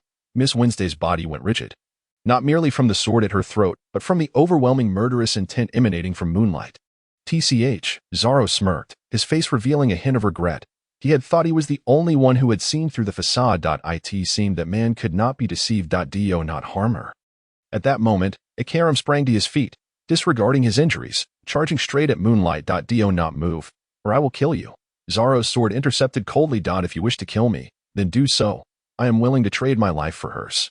Ikaram showed no fear, boldly advancing towards Moonlight despite Zoro's blade. Witnessing this, Zoro retracted his weapon, astonished. He had never encountered someone so reckless. "Ikaram, do not concern yourself with me. Flee now." Miss Wednesday cried out desperately. "They are too powerful. We are no match for them. Hurry." "No. Even if it costs me my life, I will not allow them to harm you," Ikaram declared resolutely, charging at Moonlight with the courage of one who embraces death. Such a poignant sentiment, yet Zoro felt no interest. Moonlight chuckled coldly, his pupils narrowing, preparing to act. Just then, from the night sky, a male and female voice echoed with mocking laughter. "So you are all here. It seems we need not lift a finger." A man clad in a brown long coat with curly hair and a woman in a beige skirt wielding a small yellow umbrella appeared before them. They strode forward under the moonlight, their gaze settling on Ikaram and Miss Wednesday, a chilling smile gracing their lips. "Don't know. It's Mr. Five and Miss Valentine." Upon seeing them, Ikaram's pupils contracted, a sense of foreboding swelling within him. "It's you two. You finally arrived. I trust you received our letter. Although we failed to complete our mission, we successfully lured them to this cactus island, so that counts as a success, right?" Mr. Nine stood, addressing the two with a smile. They were also agents of Baroque works, albeit higher-ranking ones. After fleeing the Mary, they returned here and, taking advantage of the festivities, reported back to their boss. Now that the two had arrived, it signified that their message had been received. "Of course, it has been completed, but the boss has assigned a new task," Miss Valentine said with a playful smile, turning her attention to Miss Wednesday, yet her words sent a chill down Mr. Nine's spine. "We are here to kill you, especially you, Miss Wednesday." "What?" Mr. Nine's jaw dropped in disbelief, as if he had misheard. "You." Ikaram's body trembled. Indeed, their cover had been blown. After all, they were dealing with that man, who could not be deceived by their petty tricks. "By what right do you intend to kill us? We have completed our mission," Miss Wednesday protested vehemently. "Nefertari Vivi, princess of the Alabasta kingdom, did you think you were well hidden? We knew you were an undercover agent from the moment you infiltrated Baroque works. We simply wanted to see what your intentions were, which is why we refrained from eliminating you. But now, Alabasta is about to fall into our grasp, and there is no longer any need to keep you alive." Mr. Point Five remarked nonchalantly, picking his nose. "You." Vivi's body shook violently, rendered helpless as if a child caught in a lie. "What nonsense are you spouting? She is Miss Wednesday," Ikaram shouted in protest at captain of the Alabasta Kingdom's guard. "Even now, your futile denials are meaningless. Your country is on the brink of becoming our possession. We have come here to kill you. Because of you, there is no longer any value in existence." Miss Valentine's Day chuckled, her eyes brimming with murderous intent. "Let's go." Without a moment's hesitation, Ikaram seized Vivi and turned to flee. Since their cover was blown, there was no need for further subterfuge. After all, their adversary was a high-ranking agent. Could they escape? Their hasty retreat only served to validate Mr. Five's claims, leaving Mr. Nine dumbfounded, while Zoro wore a look of astonishment, unable to fathom the sudden twist of fate. Observing this, Mr. Five smirked slightly, picking his nose before flicking it toward Ikaram and Vivi. Though the two moved with remarkable speed, they could not outpace that projectile. Instantly, the nose-picking landed before them. Boom. A thunderous explosion erupted, shaking the very ground beneath their feet and causing the surrounding walls to collapse. Ikaram and Vivi were thrown backward by the blast. Ikaram suffered severe injuries, while Vivi was drenched in blood. Both rendered powerless in an instant. Miss Wednesday, you. Witnessing this scene, Mr. Nine was consumed by rage.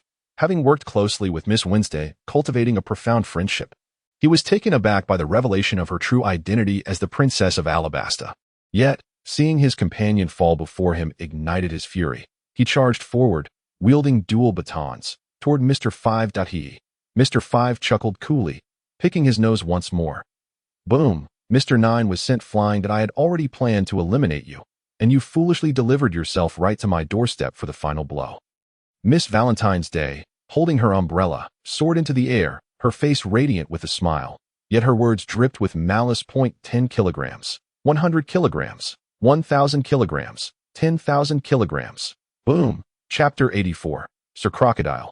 Miss Valentine's Day stood tall, a smile gracing her lips, while beneath her lay an immense pit. What tremendous force could cause such devastation? Mr. 9 had long since vanished from sight. Mr. 9. Vivi's expression turned anguished. He had fallen because of her. However, she was gravely injured and struggled to even stand. Run. Ikelam, despite his severe wounds, forced himself to rise, scooping up Vivi and sprinting away. No matter what, I cannot allow you to come to harm. It's futile. I am the bomb fruit user, capable of exploding anything on my person. Unless your speed surpasses mine, this attack will obliterate you. Mr. 5 sneered, picking his nose again and launching another projectile. Boom! The two were once more hurled through the air. This time, they could not rise again. Hee, I am the user of the float fruit, and now you shall experience the sensation of being crushed by 10,000 kilograms. Miss Valentine's Day ascended once more with her umbrella. 10 kilograms. Suddenly, her weight became insubstantial, but in the next moment, 100 kilograms, 1,000 kilograms, 10,000 kilograms. It came crashing down like a mountain, aiming directly at the two. 10,000 kilograms plummeting from above would crush even the mightiest.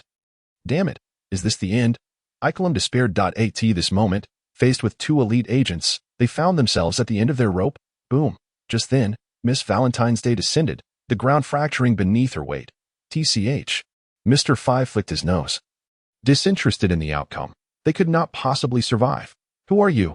However, at that moment, Miss Valentine's Day's astonished voice rang out. She watched as moonlight single-handedly caught the descending Miss Valentine's Day, the ground beneath them cracking like a spider's web. Yet Miss Valentine's Day could not push down any further, halted in her tracks. Moonlight looked up, his gaze sharp. Moonlight, the vice-captain of the Straw Hat Pirates, a pirate. Miss Valentine's Day retreated to Mr. 5's side, her eyes flashing. Pirates, step aside. We are not here for you. Mr. 5 replied coldly, though a flicker of shock crossed his features. That was a weight of 10,000 kilograms. How could he catch it with one hand? How strong is he? You. Ikelam was taken aback, seemingly not expecting Moonlight to intervene. Vivi, gasping for breath, was likewise stunned, casting a puzzled look at Moonlight. I have yet to settle matters with her. If you wish to kill, wait your turn. Moonlight spoke calmly. He, vice-captain of the Straw Hat Pirates. Do not speak to me in such a commanding tone. If you wish to wait, I am not your crew member. Why should I listen to you? Upon hearing this, Miss Valentine's Day burst into laughter. They were high-ranking agents of Baroque works, assassins, and someone dared to negotiate with them. What does your matter concern me? You say to wait, so we shall wait. Mr. 5 scoffed, flicking his nose, and directly took action. They were assassins. Their job was to eliminate targets, and any obstruction was to be eradicated. Is that so? Moonlight replied coldly, his pupils narrowing. A wave of pale blue malice condensed into a sphere, sweeping toward the two. Conqueror's Haki, and it was at the level of LV3. The two were momentarily stunned, then their bodies trembled violently, succumbing to weakness. Thud. Thud. They collapsed to their knees, staring in horror at Moonlight. What is happening? Damn it, what have you done to us? They felt their bodies tremble uncontrollably, unable to muster any strength as they gazed at Moonlight. Without even glancing at them, Moonlight unleashed a blade of air. Swish. The nose-picking was instantly sliced in half. He then turned to Zoro. Wake everyone up. Given the current situation, peaceful slumber is no longer an option. Understood. Zoro nodded, rousing everyone one by one. Even Luffy yawned and awoke. Moonlight, what is going on? What is happening? Where is Nami? Zoro queried, searching the room but finding no trace of Nami. Where could that woman be? I'm right here. Just then, Nami returned empty-handed, a look of regret on her face. What a pity. I thought there would be plenty of gold coins, but this group is truly impoverished. Zoro was left speechless. This woman had taken advantage of their moment of action to revert to her old ways. Moonlight, what is happening? Luffy, now fully awake, looked around, his expression serious as he inquired. Moonlight explained the series of events that had transpired. What? This is a gathering place for bounty hunters. Their earlier enthusiasm was all an act. Ussop gasped in shock. In a wonder, despite all his boasting, they merely echoed his words with admiration. He had thought they genuinely believed him. Baroque works. I can't believe we've already crossed paths with that organization upon arriving in the Grand Line. Sanji inhaled deeply, smoke curling around him, his brow furrowing. Yet, upon seeing Vivi's pitiful expression, his eyes lit up. Princess, hello, I am a prince. Allow me to protect your beauty. Zoro could only roll his eyes. This cook was far too thick-skinned. Please, save our princess. We beg of you. Ikelim, gasping for breath, turned to Luffy. Who are you? Who are they?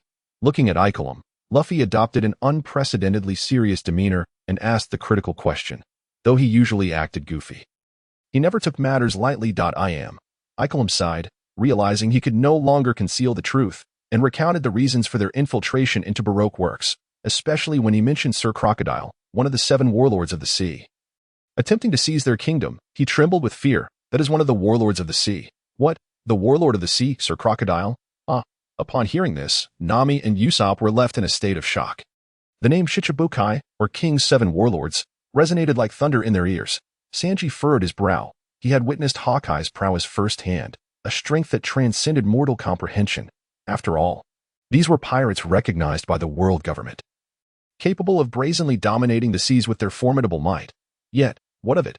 Luffy's face was a mask of fury, righteous indignation aflame within him. How dare they steal a nation's sovereignty and threaten a princess's life? What Shichibukai? What crocodile? I'll send you flying. Chapter 85. Miss All Sunday. Hey, Luffy, that's the Shichibukai we're talking about, a figure on par with Hawkeye. We are merely small-time pirates. How could we possibly contend with such a person? Ussop trembled at the thought. Such titans, just hearing their names instilled a sense of dread. The Shichibukai, recognized by the world government as 7 formidable pirates, were a daunting challenge for them at this stage. Sanji lit a cigarette, taking a deep drag. Is he as powerful as Hawkeye? Zoro, hand resting on the hilt of his sword, remained silent, but his eyes glimmered with intensity.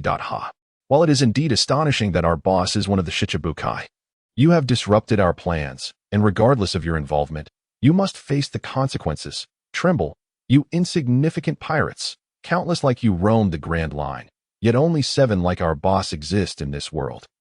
To provoke him is to court your own demise. Upon hearing this, Miss Valentine and Mr. 5 exchanged glances, their faces painted with astonishment. The members of Baroque Works had never seen their boss, the legendary Mr. Zero. He communicated tasks either through a transponder snail or via Miss All Sunday in person. This was their first encounter with such news, but they soon erupted in derisive laughter, viewing Luffy and his crew as nothing more than a farce. Before the might of the Shichibukai, what else could Luffy and his companions be but a joke? Nami shuddered, realizing the gravity of their predicament. Such powerful figures were indeed beyond their reach. The others echoed her sentiments, urging caution as they had just arrived in the Grand Line. Luffy, however, remained silent, his expression more solemn than ever. You needn't assist us. There is no reason to engage with someone of the Shichibukai's stature. Ikarim's face was etched with despair.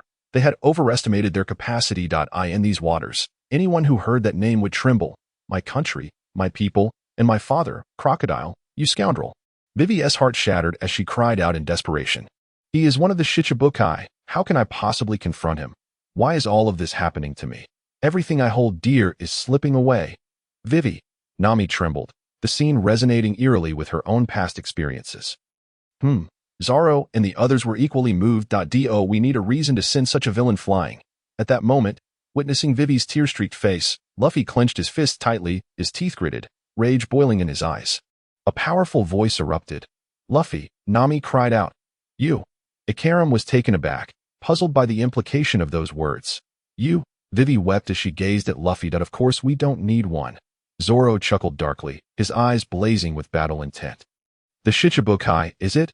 Excellent. Just the perfect sharpening stone for my blade. I cannot forgive anyone who brings sorrow to the lovely Miss Vivi. Sanji exhaled a puff of smoke, lowering his gaze, speaking somberly.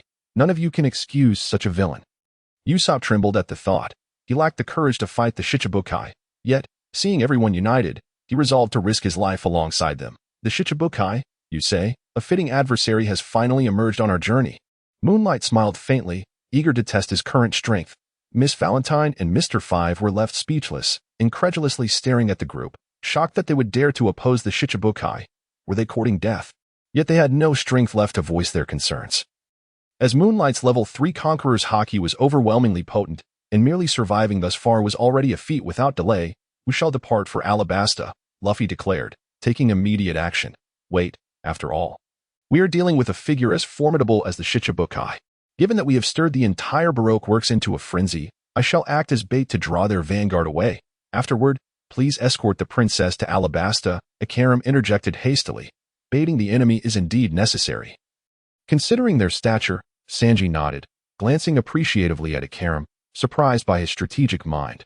Very well, that is feasible. We shall set off separately, Nami agreed, and thus it was decided. Luffy, though slightly perplexed, acquiesced, as everyone was in agreement.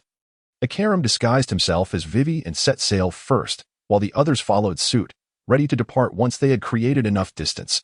Although this plan might not fool their enemies, it would be sufficient to mislead the members of Baroque works. Vivi, her face grave, bid farewell to Ikaram, then turned to the others, ready to speak. However, she was abruptly interrupted. Boom! A thunderous explosion erupted from the sea, and the ship Ikaram occupied was engulfed in a colossal inferno. Flames soaring over 100 meters into the air, illuminating their faces. What is happening? Uncle! Everyone was stunned, utterly unprepared for such a scene. Ikaram! Vivi screamed, they're coming after us so quickly. We must set sail, Nami commanded urgently. Perhaps Ikaram was still alive. Though the hope was slim, no one was willing to give up. However, just as the ship began to move, a melodious laughter rang out from the mast. Who is that? Upon hearing the laughter, everyone was immediately taken aback. Turning to look, there, under the moonlight, sat a stunning woman in a black dress, adorned with a black hat and long black boots, leisurely resting her chin on her hand as she surveyed them with amusement. Miss All Sunday, Vivi gasped, her hair standing on end as she trembled before the woman. How could she not recognize her? She was the only one in Baroque works who had met Mr. Zero, their boss. Was this truly Miss All Sunday? The others were equally astonished, turning their gaze towards the woman in black. From Vivi's words, they had gathered the significance of her presence. What brings you here? To kill me? Vivi asked, trembling as she faced Miss All Sunday. Of course, Miss All Sunday replied with a soft smile, prompting Zoro and the others to instinctively protect Vivi, recalling the lethal display they had just witnessed. Seeing this unfold, Miss All Sunday fell silent, her gaze shifting to Luffy's straw hat, contemplative, her hand subtly poised as if to strike. Suddenly, a long blade was thrust against her neck. A cold voice reverberated in her ear. Don't move. Miss All Sunday froze, realizing that Moonlight had stealthily appeared behind her. Moonlight? Luffy and the others gazed in astonishment at Moonlight. When had he made his move? Well, I shall remain still. That it is rather unfathomable that among you resides such a swordsman. Miss All Sunday spoke gravely, not daring to make a single move, acutely aware of the menacing aura emanating from Moonlight. Any slight misstep would surely lead to her demise by his blade. What is your name? Was it you who orchestrated that earlier incident? What is your purpose for being here? Moonlight inquired coolly. Nico, Robin. The incident that just occurred was orchestrated by me. My purpose for coming here is to observe you all, and to caution you that as you pass by a place known as the Little Garden, it is fraught with peril. I intend to provide you with an eternal pointer to circumvent it. Robin replied, producing a pointer from her person. Despite being addressed under the threat of a sword, her voice remained graceful, exuding an unspoken composure. Why do you wish to do this? What is your intention? Nami inquired, unable to contain her curiosity. As for the last question, do you know of the D-Clan? Yueguang waved his hand, silencing Nami. He was indifferent to this matter. What? How did you come to know of this? Upon hearing this, the previously unflappable Robin immediately tensed, casting a look of disbelief at Yueguang, seemingly astonished that he would utter such a question. This name is inscribed in the annals of lost history. Especially concerning her, how could this man possibly be aware? Luffy, I have no intention of killing her. No one shall lay a hand on her. I wish to recruit her. What do you think? Yueguang raised an eyebrow, sheathing his sword and turning to Luffy. What? Yueguang, are you out of your mind? What kind of jest is this? She is a high-ranking agent of Baroque works. Moreover, she is someone close to Mr. Zero. Huh, at this statement. Apart from Luffy and Zoro, everyone else wore expressions of disbelief, exclaiming in unison. This individual has never shown an inclination towards anyone. What is the background of this woman? Zoro, gazing at Robin, who resembled an enchanting night elf, fell into deep contemplation. Understanding Yueguang, it was clear that his words were not made lightly. All right, Luffy nodded enthusiastically in agreement. You actually agreed. The others looked at Luffy in astonishment. Luffy, Yueguang, and everyone. This woman is no good. She is a demon. Vivi clenched her teeth, staring at Robin as if she were a terrifying entity. A demon. The group fell silent, turning to Robin in unison. Hee hee, how amusing. A swordsman wishes to recruit me, yet does not inquire if I consent? Robin laughed, her curiosity piqued by Yueguang. Initially, she merely wanted to catch a glimpse of Luffy, intrigued by the descendant of the legendary D clan. However, her interest in Yueguang suddenly intensified. You will undoubtedly agree. Yueguang stood firm, exuding confidence. Under the moonlight, he appeared ethereal. The matters you are investigating, I am also delving into, yet I lack the capability to decipher them. However, to attain complete comprehension of those matters, it is impossible for you alone, but I can. Is that so? A glimmer of light flashed in Robin's eyes as she regarded Yueguang deeply, then leaped onto the back of a lethargic sea turtle. Mr. Swordsman, your proposition greatly intrigues me. When we meet again, I shall provide you with a satisfactory response. With that, the sea turtle disdainfully glanced at Luffy and the others before departing. Are we truly letting her go? She is Miss All Sunday. Vivi gritted her teeth, watching Robin leave. Yueguang, don't you think you should offer everyone an explanation as to why you wish to recruit such a person? Nami inquired, gazing at Yueguang. Indeed, Yueguang, while it is astonishing that you would take the initiative to recruit someone, this woman is far too dangerous, Ussop added. Though I am unclear on your intentions, she is the enemy of Vivi. A murderer who usurped her nation. Sanji cast a sidelong glance at Yueguang, speaking softly. Zoro remained silent, merely observing Yueguang pensively. An enemy? Perhaps she is not. Who can definitively say? You may not even be clear on who your true enemies are. Yueguang replied, looking towards Vivi with a calm demeanor. Yueguang, what do you mean by that? Nami and the others exclaimed in unison. Yet at that moment, Vivi fell silent. As Yueguang stated, who indeed are her enemies? Even if she were to slay Crocodile, would her desires truly be fulfilled? Is the state of affairs merely a result of Crocodile's actions? Could you elaborate on your reasoning? Zoro remained quiet, his gaze fixed on Yueguang. My purpose for venturing into the Grand Line, aside from seeking the One Piece, is primarily to unearth the truth of the world's history. Yueguang nodded. The truth of the world's history? The group looked at each other in confusion.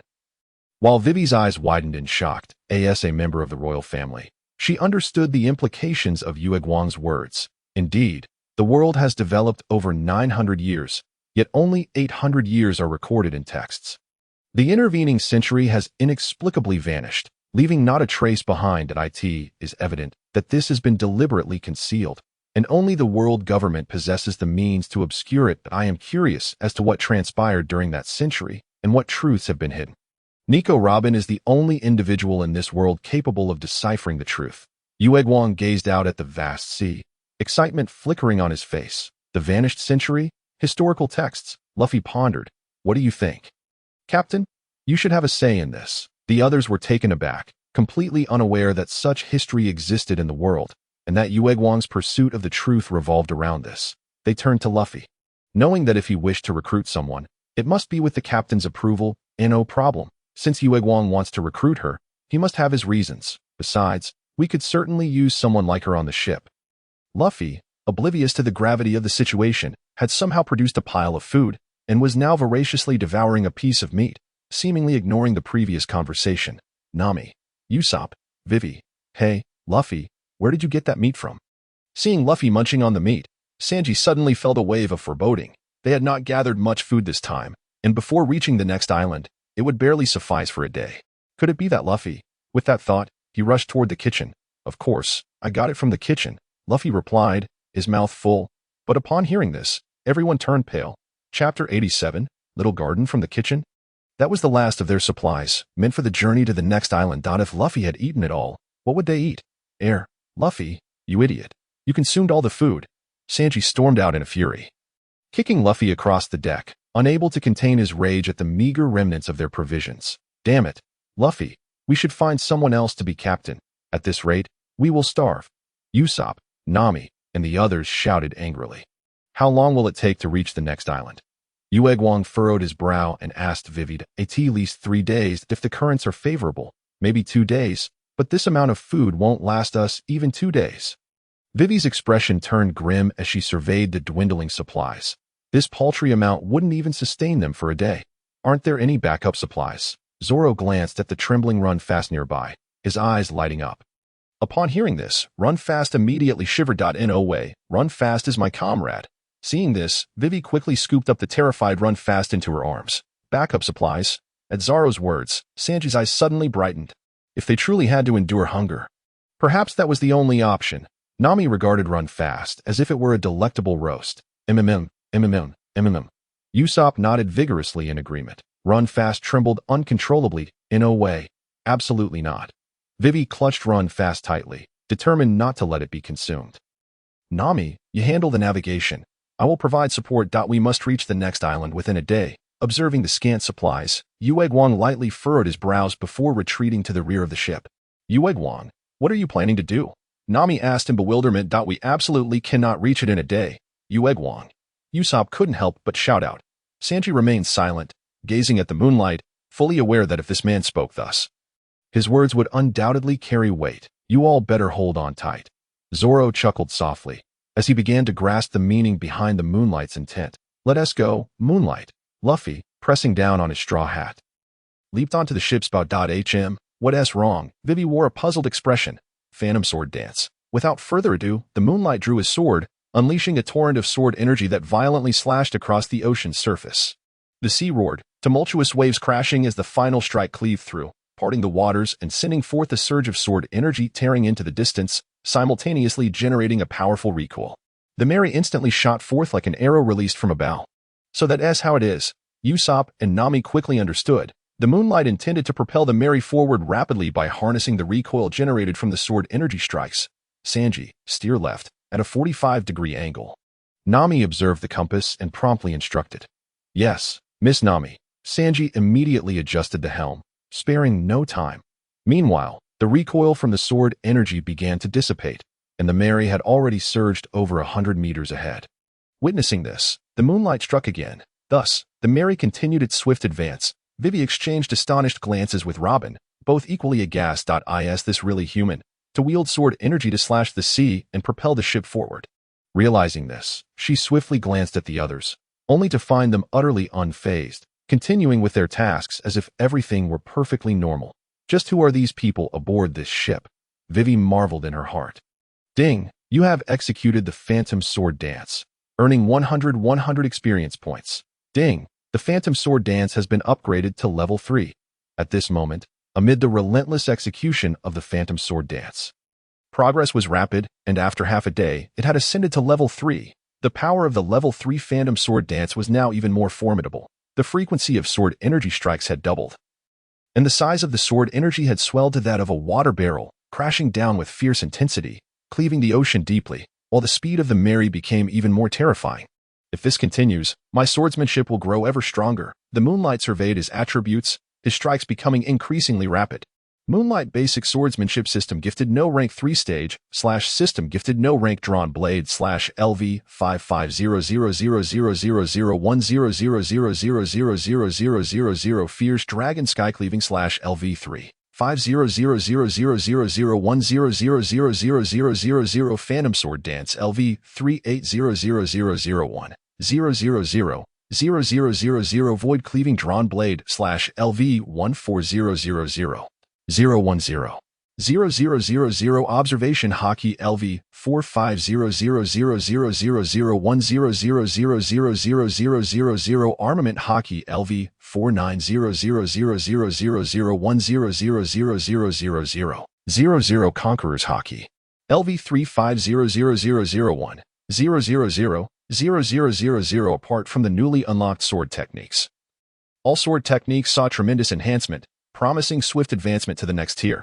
And so, the moonlight continued to strike from night until the afternoon of the next day, finally revealing a lush, vibrant island in the distance. The island was a deep green, with sprawling jungles teeming with life, and the temperature immediately felt warmer. We've arrived. That's the little garden. Ussop, peering through the telescope, was the first to shout in excitement. Wonderful, there's a forest on the island, which means there must be creatures. We can hunt to our heart's content. Sanji stretched his limbs, eager to engage. Zoro didn't speak. but his expression shifted, clearly in agreement. Meanwhile, Luffy's eyes sparkled with anticipation, practically wishing to extend his arms and rush to explore the island.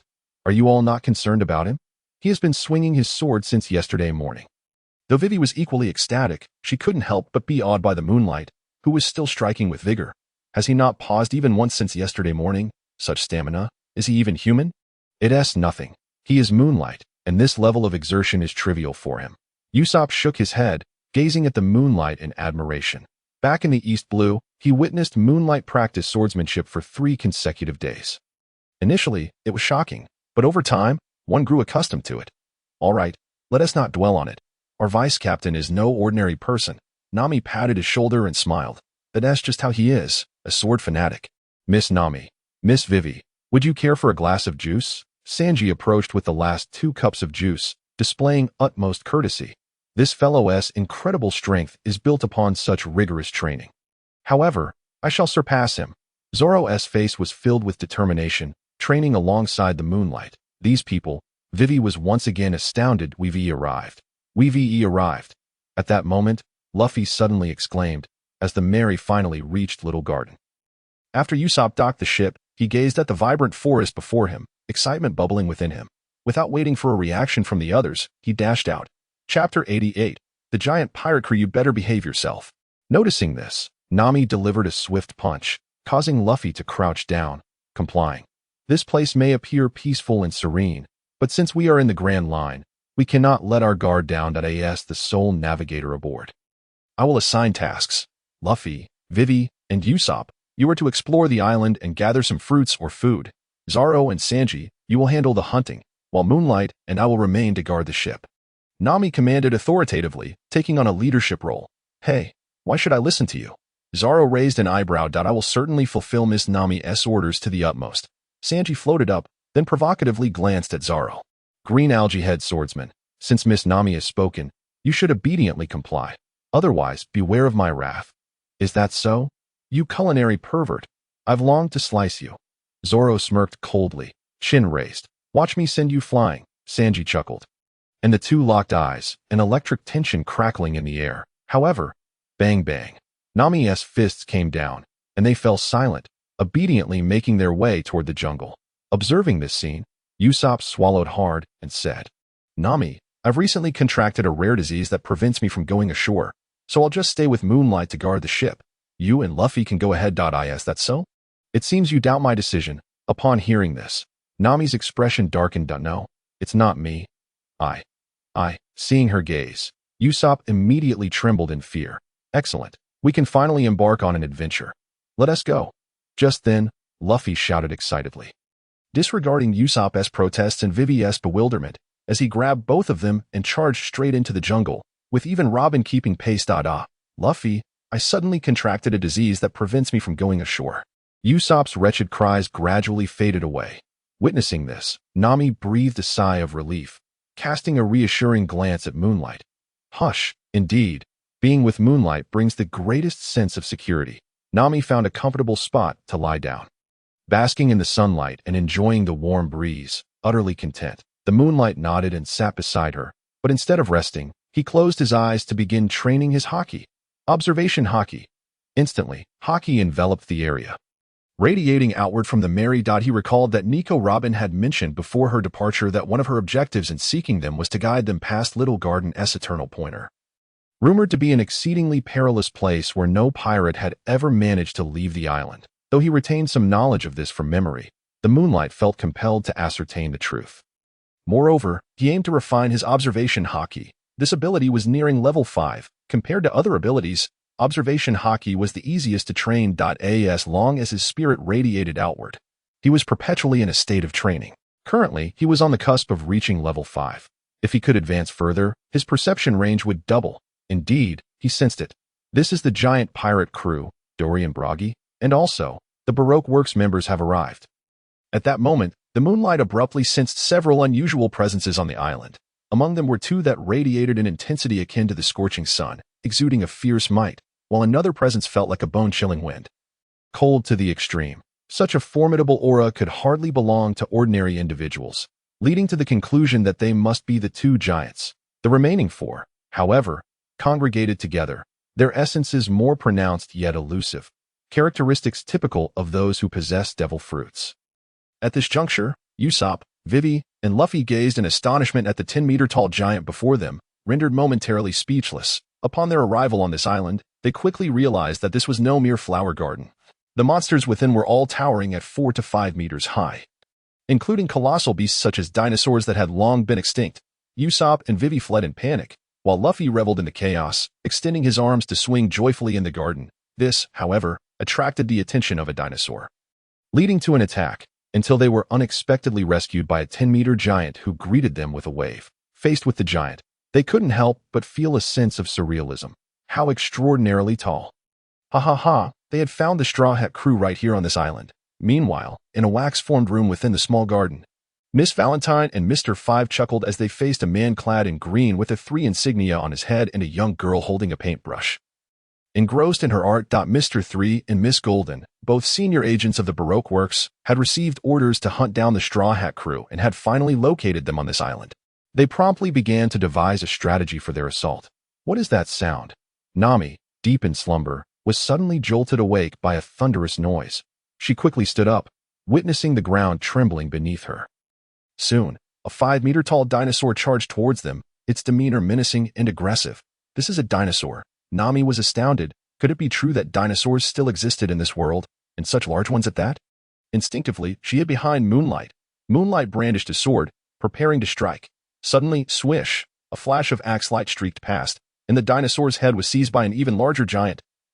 A greater giant. Nami trembled even more. Are you humans who have come to this island? Buggy chuckled, noticing Moonlight and Nami aboard the Mary, and lowered himself to inquire. Nami retreated repeatedly, while Moonlight maintained a calm demeanor and nodded. Indeed, who are you? My name is Buggy, one of the captains of the giant warrior pirates. Buggy sat down, speaking warmly. Perhaps it had been long since he conversed with anyone, as he quickly began to chat animatedly with Moonlight. Gradually, Nami's anxiety eased. The giant, despite his size, seemed neither unreasonable nor uncommunicative. Is it true? Have you been fighting for 100 years? At this, a spark of brilliance ignited in Moonlight's eyes. Truly, the leader of the giant warrior pirates was formidable. So this is the true meaning of the small garden, Nami exclaimed in realization. She had been puzzled as to why the island was called the small garden, but now it all made sense. Just as she was about to ask further, the entire island suddenly shook violently. What is happening? She gasped in shock. The volcano is erupting. Moonlight glanced towards the distant volcano spewing smoke. It is time. Buggy stood up, his expression grave, turning silently to leave. Chapter 89. Mr. 3, what is happening? Nami couldn't help but ask. It seems the time for their decisive battle has arrived. Nami, Luffy, and the others are in danger, and I am preparing to act. Moonlight also rose, a serious expression crossing his face. Under the influence of his observation Haki, he sensed many things. What? Luffy and the others are in danger from these two? Nami was taken aback, instinctively believing that these giants posed a threat to Luffy and his crew. No, it is another group. If all goes as expected, it should be the senior agents of Baroque Works pursuing us. There are 4 enemies, all likely to be users of devil fruits. Moonlight shook his head. They had sailed for a day and arrived at the small garden, and only Baroque Works possessed the capability to navigate around them and land on the island almost simultaneously while avoiding detection. Nami soon grasped the situation. 4 users of devil fruits. Moonlight, do you have confidence? Nami asked with concern. No problem, but you should stay on the ship. It is currently the safest place. Moonlight nodded, carefully sensing the direction before preparing to leave. Wait, Moonlight, I still feel safest by your side. Just then, Nami grasped Moonlight's arm. Since the senior agents of Baroque Works have arrived, there would be no safe place on the island. Comparatively, Moonlight provided her with a greater sense of security. Very well, let's go. Upon hearing this, Moonlight took Nami's hand, and the two proceeded onto the island. In the center of the island, Dory and Buggy clashed once more, their terrifying powers causing the entire island to tremble. Luffy, Ussop, and Vivi watched in awe, witnessing the battle of the giants. How astonishing it was. Ussop stood transfixed, murmuring as he observed the two combatants, his spirit profoundly shaken as if he had discovered what he had been searching for all along. The 73,468th battle concluded in a draw. After fighting for a considerable time, the two giants found themselves evenly matched once more. They sighed, disappointment etched across their faces. When would this battle ever conclude? Come, Let me treat you to a drink. Observing their disappointed expressions, Luffy excitedly produced some alcohol from the ship. All right, let us drink. Upon seeing the alcohol, the giant's eyes lit up. This island had everything, except for plentiful alcohol.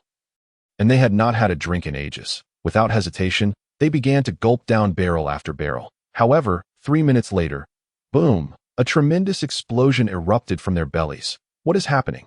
Luffy, Ussop, and Vivi were taken aback. Why would the giants' bellies explode? Those treacherous pirates have plotted against us. Buggy and Dory roared in fury. Having consumed the alcohol Luffy provided, their stomachs had explosively reacted. Was that not obvious? The two giants rushed toward Luffy with the intent to strike. That was our ship's alcohol. How could this happen? Ussop, Vivi, and Luffy wore grave expressions, utterly bewildered that such a calamity could occur. It was Timmy. I swear I know nothing. Luffy quickly explained, dodging while trying to clarify. There is no one else on this island but you. Who else could it be? The giants, enraged, continued to attack Luffy. It truly was Timmy, Luffy shouted, but the giants were deaf to his pleas. Attacking relentlessly. Though Luffy was strong, the two giants were even stronger. He was no match for them in a one-on-one confrontation, let alone against both. Soon, Luffy found himself at a disadvantage. It was Timmy. Luffy cried out, just as the giants' weapons descended upon him like a mountain. Should he be struck, it would mean certain death. Luffy, Luffy. Nami and Vivi called out in alarm, witnessing Luffy's resolute expression as he refused to dodge. Seemingly intent on proving his innocence, the treacherous pirates die. The giants, enraged, paid no heed to Luffy's plight. Just as it seemed Luffy would be struck down. Bang! Suddenly, a sword descended from the heavens, blocking the giant's strike. Moonlight, Ussop, and Vivi rejoiced. In this critical moment, Moonlight had finally arrived. Moonlight, do not interfere. This is my battle with them. Luffy declared solemnly. Think someone could withstand our strike. Buggy and Dory gazed in astonishment at the suddenly appearing Moonlight. It was the first time they encountered a swordsman capable of halting their blows. After all, their casual strikes could shatter mountains. I understand. But if someone is scheming from the shadows, plotting against our captain, as the first mate, it would be remiss of me not to act. Moonlight replied coolly, having already deduced the truth. Who is it? Who did this? Luffy's rage ignited. On this island, besides us, could there be others?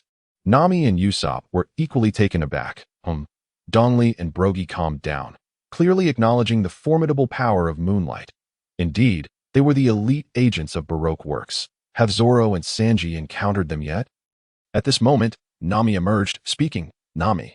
So it is true, the elite agents of Baroque works have come for our heads. Vivi's heart sank. They had indeed arrived. Moonlight nodded affirmatively, about to speak. Suddenly, a long stream of wax surged from the shadows, floating chaotically and enveloping everyone at their feet in an instant. The sudden ambush left no one with a chance to react. What is this? What is happening? Everyone was taken aback by the unexpected turn of events. Dongli and Buggy were equally astonished, struggling in vain against their bindings. It's wax. Just then, Mr. 3 appeared. A sinister grin plastered across his face as he regarded the crowd. I am the candle man who has consumed the melt fruit. You are all now ensnared by my wax. Following him, Mr. 5, Miss Valentine, and Miss Golden Week also stepped forth. Now, I shall avenge my previous humiliation. Miss Valentine sneered, her gaze scanning for Moonlight. However, she was suddenly shocked to discover that Moonlight was nowhere to be found among them. Where is Moonlight? Mr. 5 was equally taken aback. He quickly scrutinized the area and, indeed, the swordsman was missing. Huh? Mr. 3's expression stiffened. Could someone truly evade his waxy confinement? Over there. Miss Golden Week pointed in a direction, revealing Moonlight calmly observing them. Chapter 90. My wax is harder than steel. To have escaped Mr. 3's waxy shackles was no ordinary feat. Seeing Moonlight unscathed, Mr. 5 and Miss Valentine became serious, their expressions grave. This was indeed Mr. 3's assault. Quite interesting, but what of it? In the face of my melt fruit abilities, all your resistance is futile. My wax is tougher than steel. Mr. 3 was evidently surprised, seemingly not expecting anyone to evade his candle attack. However, he quickly regained his composure, sneering repeatedly. Candle shackles. Instantly, streams of candle wax surged towards Moonlight at an astonishing speed, covering a vast area. As Mr. 3 intentionally restricted all possible escape routes for Moonlight, such an assault was indeed seamless. Yet, Moonlight effortlessly shifted in place, evading capture without a single movement. The candle shackles could not ensnare him. No matter how dense the attack, it was ineffective. It was as if Moonlight could see through his assault. Consistently dodging. Meanwhile, a figure was forcibly dragged from the nearby bushes. It was Zoro. He had come to investigate the commotion but had yet to comprehend the situation when he was suddenly enveloped by the waxy river. And in an instant, he, like Luffy and the others, was transformed into a wax statue. The ranks of wax figures now included a swordsman. At this moment, apart from Moonlight and the elusive Sanji, the Straw Hat crew was utterly decimated. Cursed be this wretched thing. I can't shake it off. Zoro struggled repeatedly, but the wax was as sturdy as steel, impossible to escape. The more he fought, the faster he became waxified. In no time, half of his body had already turned into a wax figure. Moonlight, be careful. This wax is incredibly potent. Even the slightest contact could spell doom. Nami warned as she watched Moonlight evade with nonchalance. Moonlight, we are counting on you. Be vigilant. Ussop urged urgently. Their entire crew lay defeated. Moonlight was undoubtedly their only hope. Moonlight, I shall send these despicable fiends flying. Luffy bellowed. This swordsman's speed is remarkable. Everyone, together, create an opening for me. After several unsuccessful attacks, Mr. 3 decisively abandoned solo combat, calling to the three behind him. He commanded Mr. 5, Miss Valentine, and Miss Golden Week to join forces. If they could confine Moonlight's movements, he could bring an end to this. No one had ever escaped from his waxy grasp. All right, watch me blast him away. Mr. Point 5 nodded. Having encountered Moonlight's prowess before, he dared not act carelessly, picking his nose as he charged at Moonlight. Miss Valentine also nodded, launching into the air with her umbrella, targeting Moonlight as she plummeted downwards. Her weight suddenly increasing to 10,000 pounds, crashing towards him with fury. Miss Golden Week held her paintbrush, creating intricate designs on the ground. Although she was not a devil fruit user, she could manipulate emotions through her drawings. Moonlight, uncertain of what she was sketching, dared not stand upon it. With the three elite agents of Baroque works launching their attacks, Moonlight's escape routes were relentlessly constricted. Suddenly, seizing the opportunity, Mr. 3 unleashed the candle shackles once more. Aiming for Moonlight. Whoosh! The lengthy wax river spread across the entire space, seizing Moonlight, wrapping him in layers, sealing him completely. Moonlight. It was dire. There were too many of them, and he could not cope alone. The enemy's abilities were overwhelmingly powerful. It was over. Upon witnessing this, Nami and the others felt a chill. Even Moonlight had been captured, and they were utterly finished. Curse be this. How despicable to gang up on one.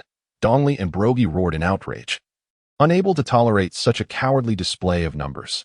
Yet they were trapped by the wax, and despite their injuries, no matter how much they struggled, they could not break free from the waxy shackles. As solid as steel. Well then, you can no longer escape. Mr. 5 sneered, gazing at the wax-encased Moonlight, digging in his nose, eager to avenge his past humiliation. Indeed.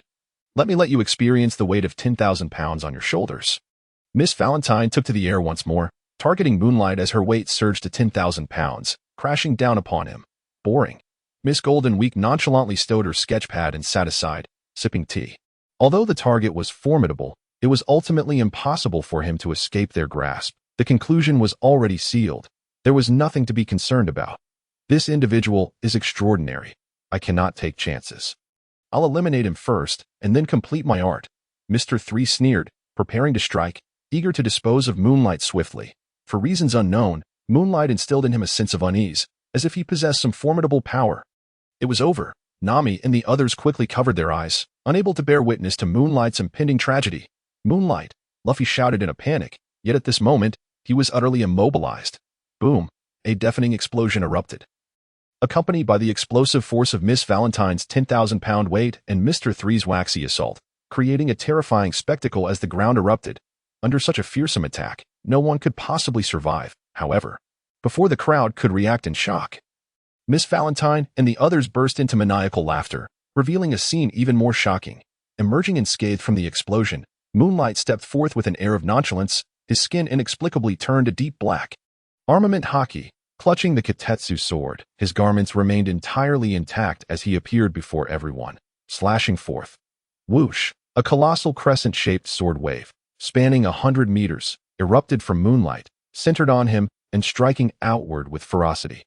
The sword wave surged forth, encompassing a vast area, even affecting Zoro and the others nearby. However, as the sword wave washed over them, it shattered the wax binding them, and they regained their freedom. Meanwhile, The 4 agents of Baroque Works were sent flying by a single strike. Mr. Point 3 swiftly erected a wall of wax to mitigate the impact of Moonlight's sword wave, but even so, he sustained injuries.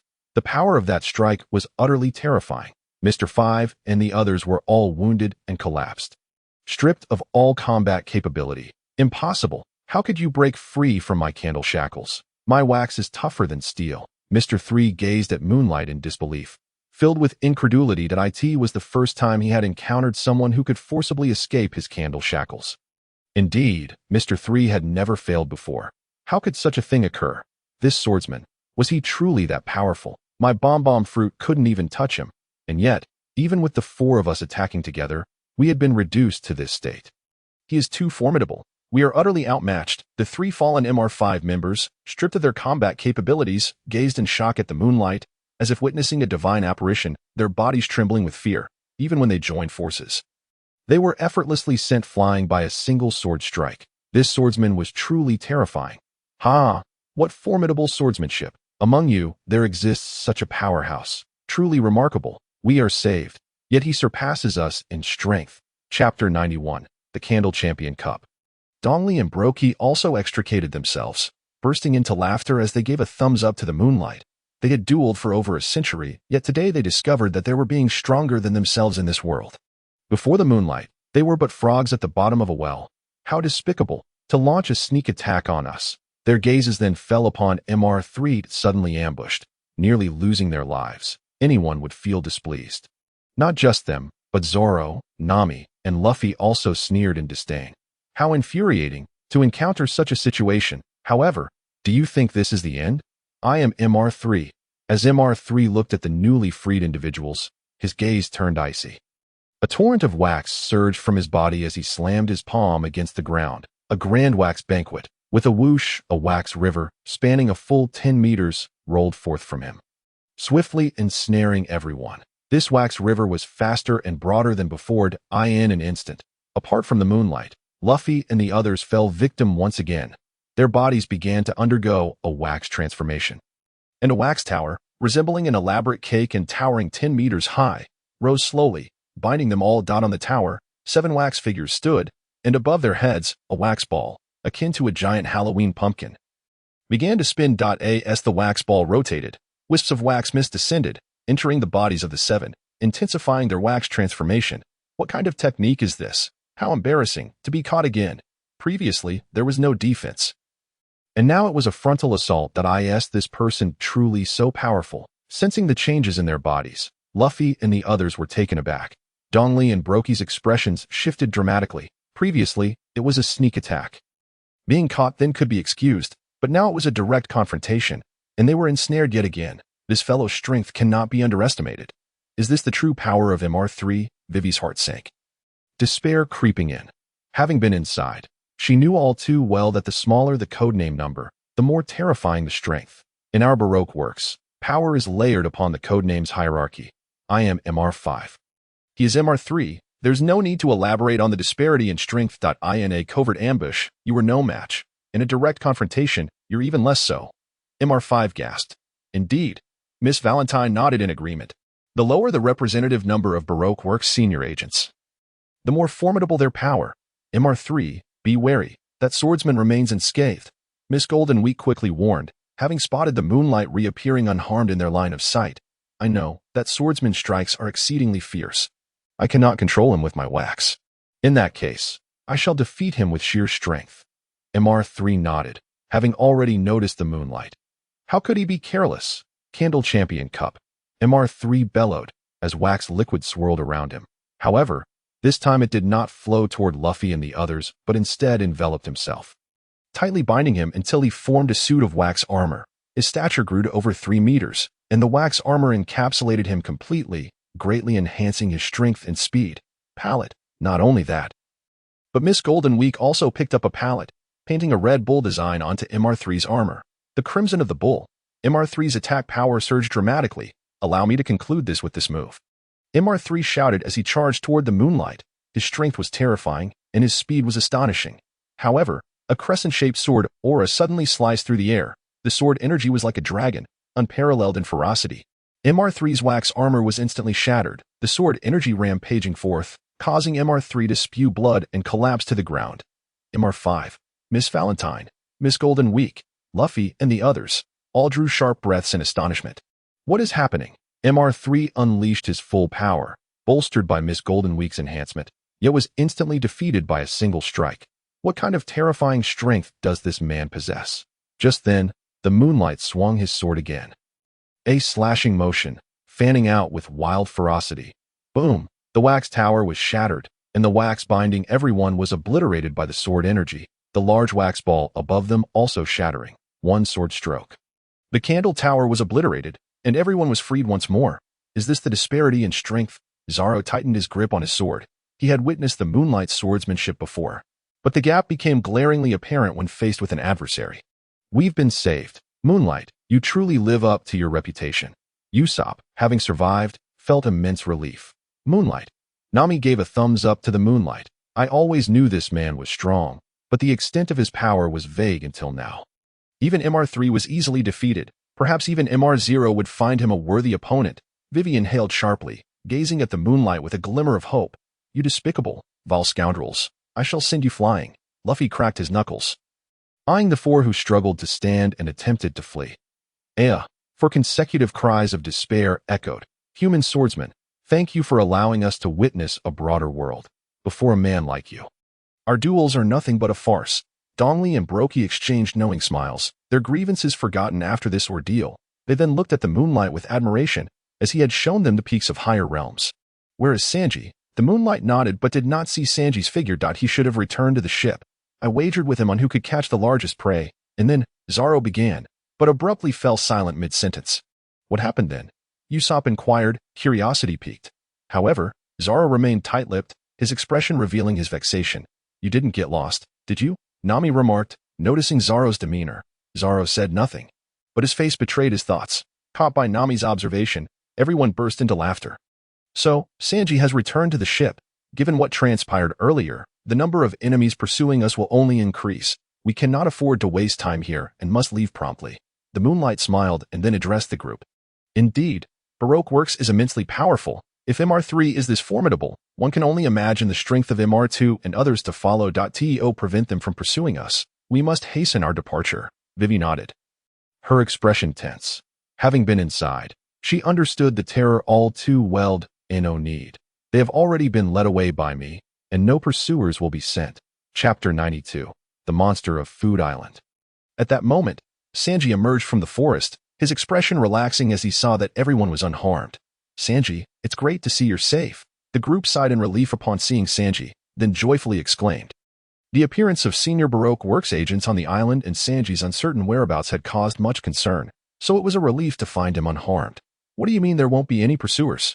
Nami asked, puzzled. Not just Nami, but the others also wore expressions of confusion, not understanding Sanji's words. I returned to the ship and noticed that Green Algae had tea come back. Moonlight and Miss Nami were also absent, which led me to suspect that something was amiss, so I came looking for them. In a corner of the forest, I discovered a wax-made room. Upon entering, I found a transponder snail, and shortly after, it rang. It turned out to be a call from someone named MR0. Sanji took a puff of smoke and said lightly, "What? MR0?" Upon hearing that code name, everyone gasped in shock. This was the true mastermind behind Baroque works. One of the 7 warlords of the sea, renowned alongside Dracula, Mihawk, Crocodile. This was a genuine heavyweight. Sanji actually received a call from him. What did he say? Vivi immediately felt a surge of anxiety. He inquired whether the Straw Hat crew had been dealt with, and naturally, I did not reveal my identity, assuring him that the situation had been resolved. He urged me to return promptly to report back. As everything on his end was already prepared for action, Sanji cast a glance at Vivi, not withholding the truth, and relayed the message verbatim, prepared to take action. Upon hearing this, Vivi's body trembled, and her complexion turned an ashen shade. Fortunately, Nami noticed and offered her support. Otherwise, she would have collapsed. If Mr. 3 is already this formidable, Mr. 0 must be even more terrifying. Ussop quivered. With just Mr. 3 nearly leading to our annihilation, if Mr. 0 intervenes, we may perish faster than ants. Regardless of whether it's Mr. 0 or Mr. 100, I'll send that despicable scoundrel flying.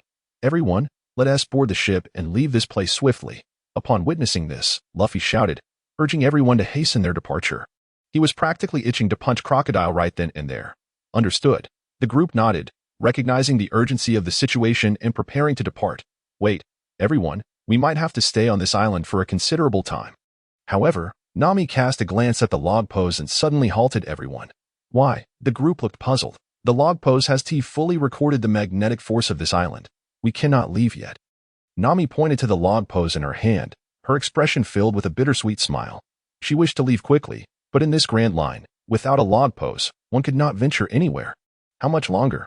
Luffy asked anxiously. At this pace, it could take a year, Nami replied, glancing at Vivi.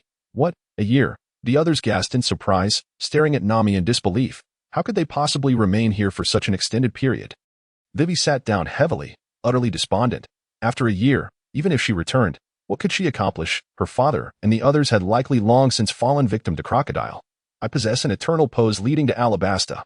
Just as the group was at a loss for words, Sanji suddenly produced a pointer from his pocket. This was sent by someone from Mr. Zero. It seems it will come in handy now. Sanji declared an eternal pose for Alabasta. Nami quickly took it, her face lighting up with joy. Sanji, you're truly reliable, Ussop exclaimed.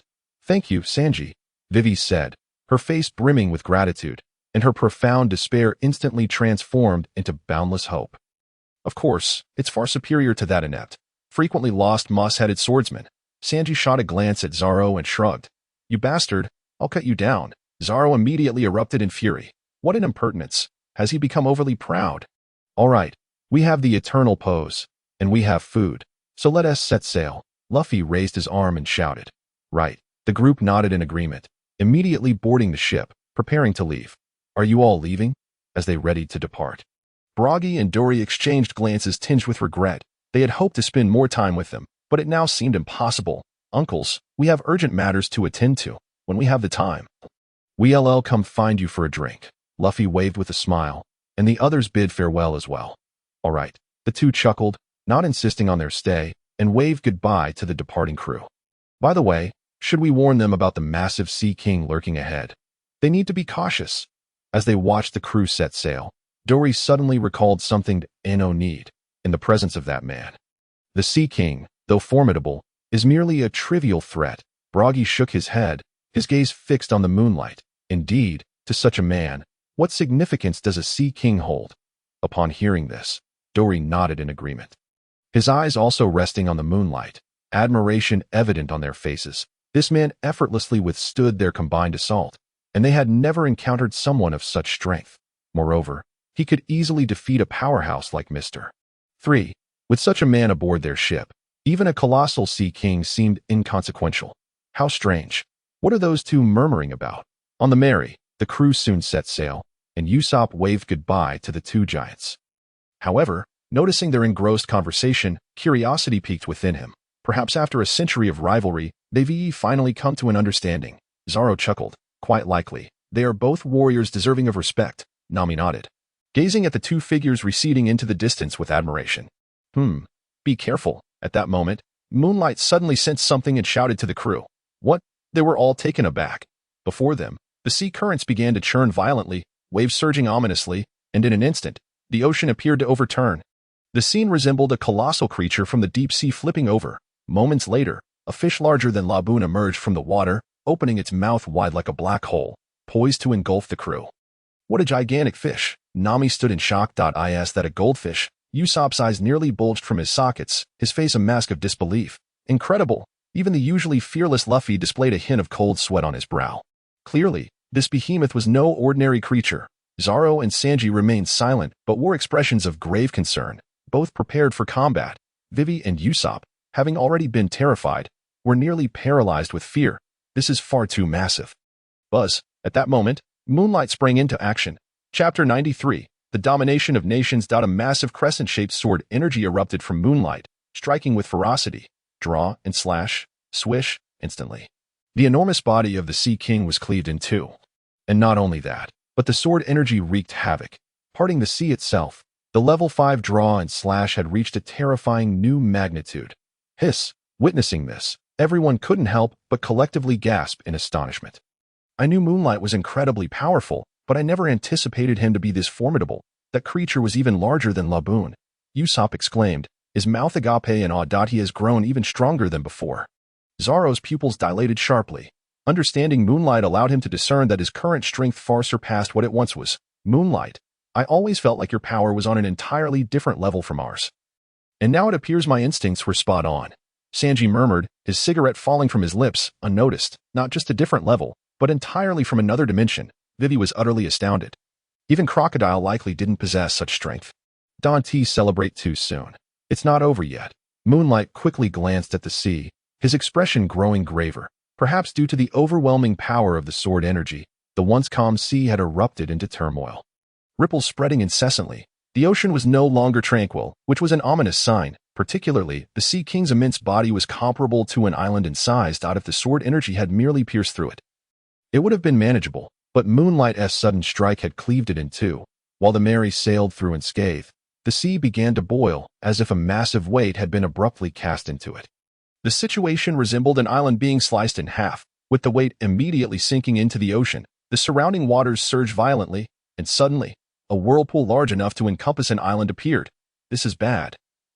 Moonlight, your strike was misguided. The sea is now in complete turmoil, and a super whirlpool is about to form. We may find ourselves trapped in it.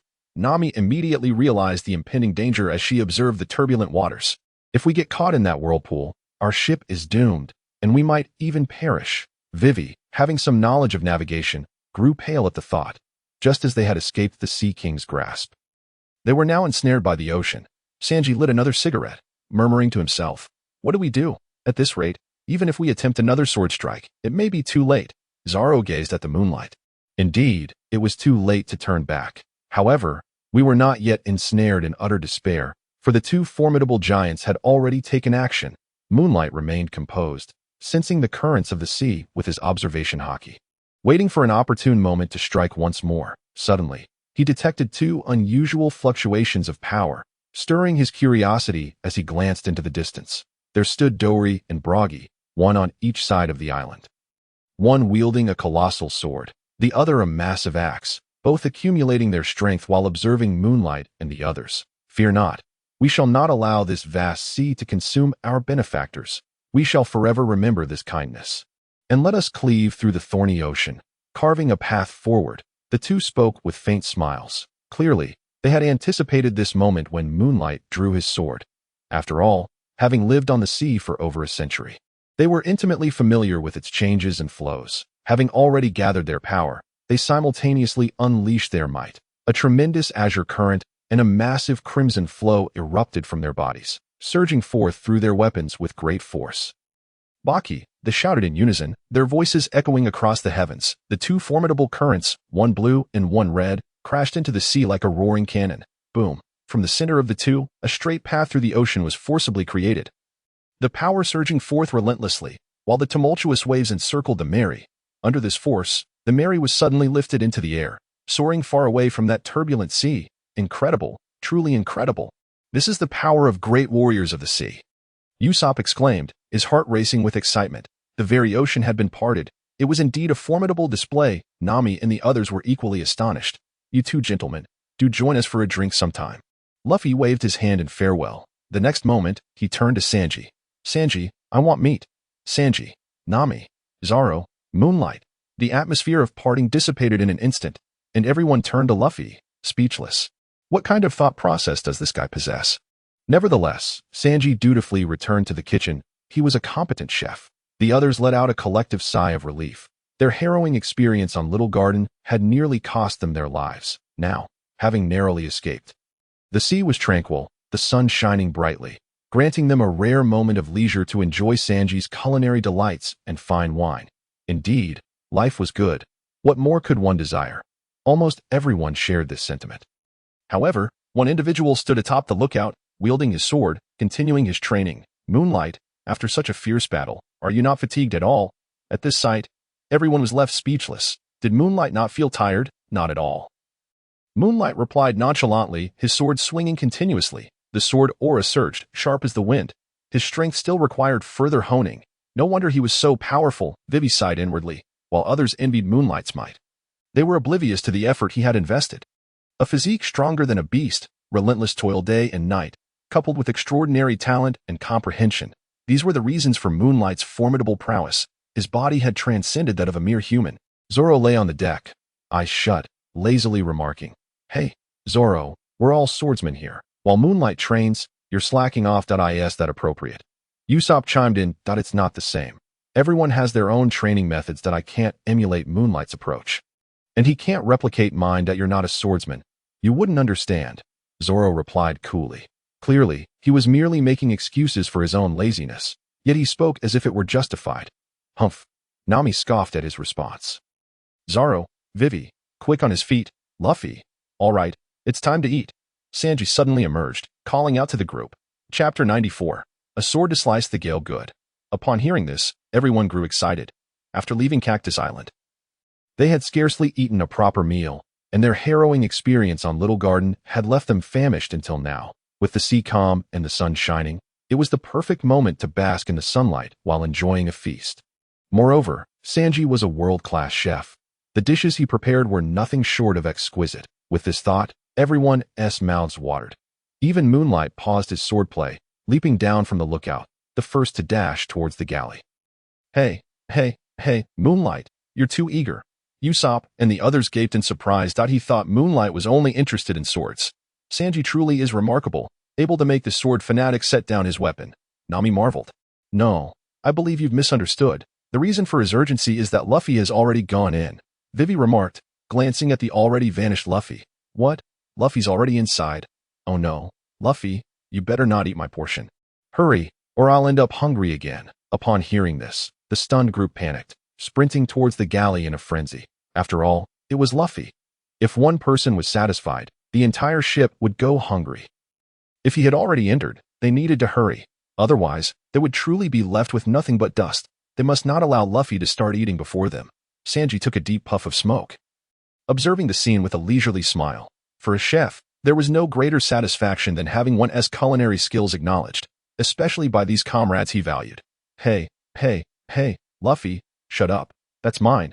Luffy's voice echoed from the galley, followed by a thunderous uproar. An hour later, the group was sated and sprawled on the deck, basking in the sun. How delightful.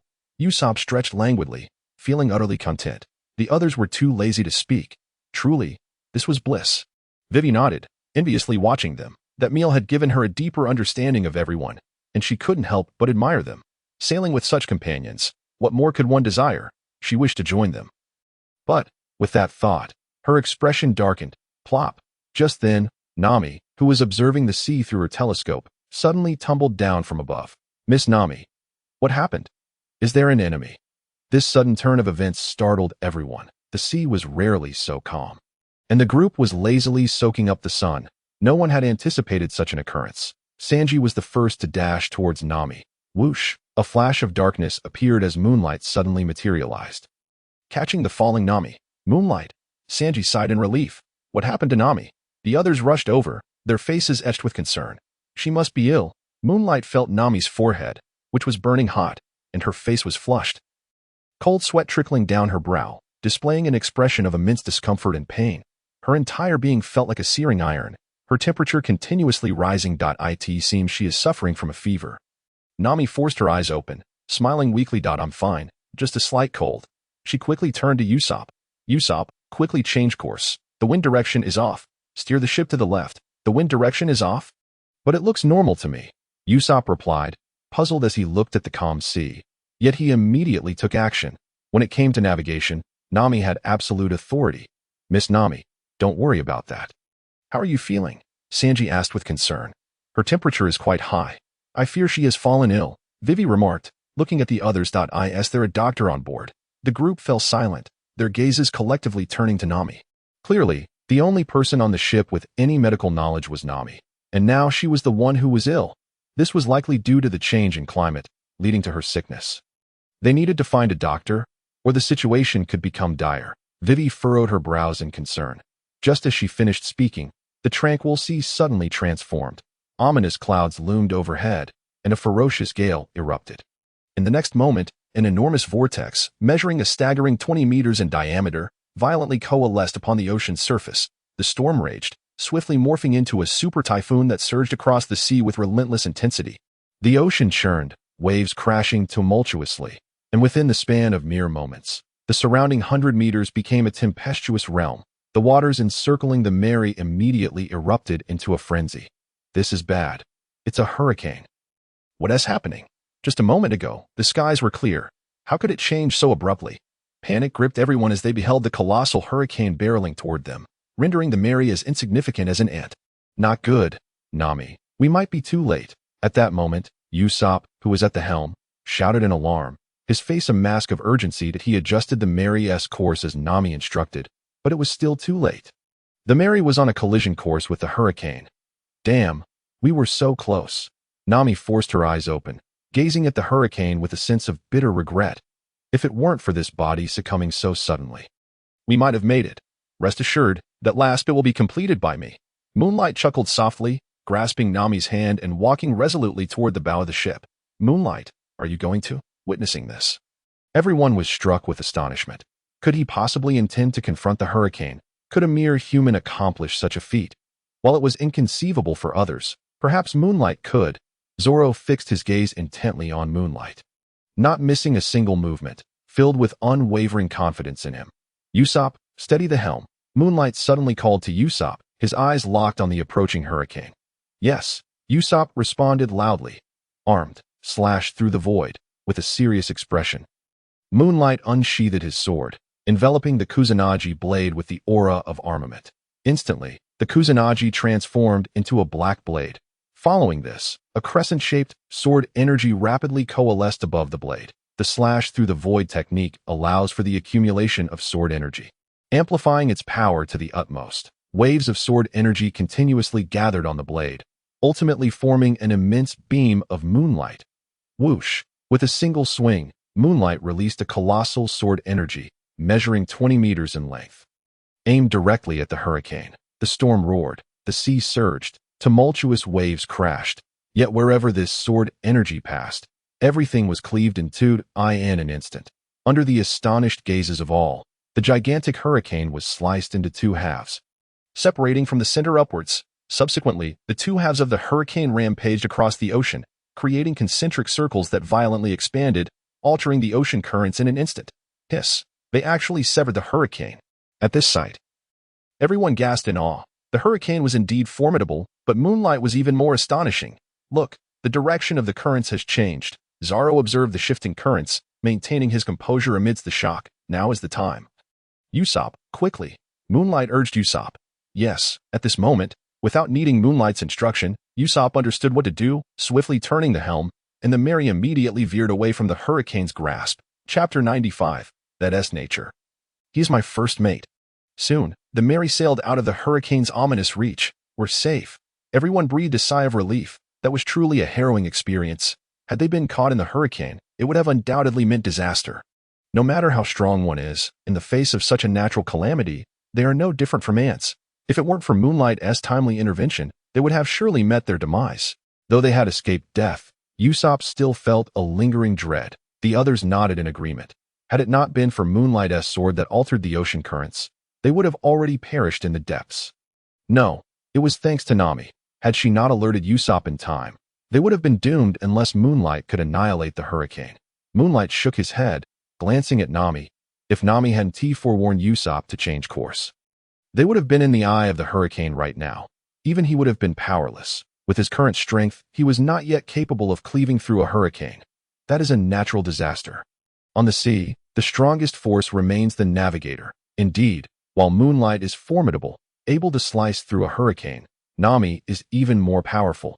She can predict the storm's arrival merely by sensing the wind's direction. I have never encountered such an extraordinary navigator, Vivi exclaimed in astonishment. This woman, despite her illness, can still perceive temperature changes with her body. It is truly remarkable. Nami remained silent, simply giving a thumbs up to the others, before elegantly fainting into Vivi's embrace. Nami. Seeing this, everyone gasped in alarm. We must take her to the cabin, Sanji urged hastily. The cabin. Nami's condition is dire. Her body temperature has exceeded human limits. And if this continues, she will face grave danger. We must find a doctor. Vivi measured her temperature briefly, her expression grave as she turned to the others. In that case, we must reach the next island as quickly as possible.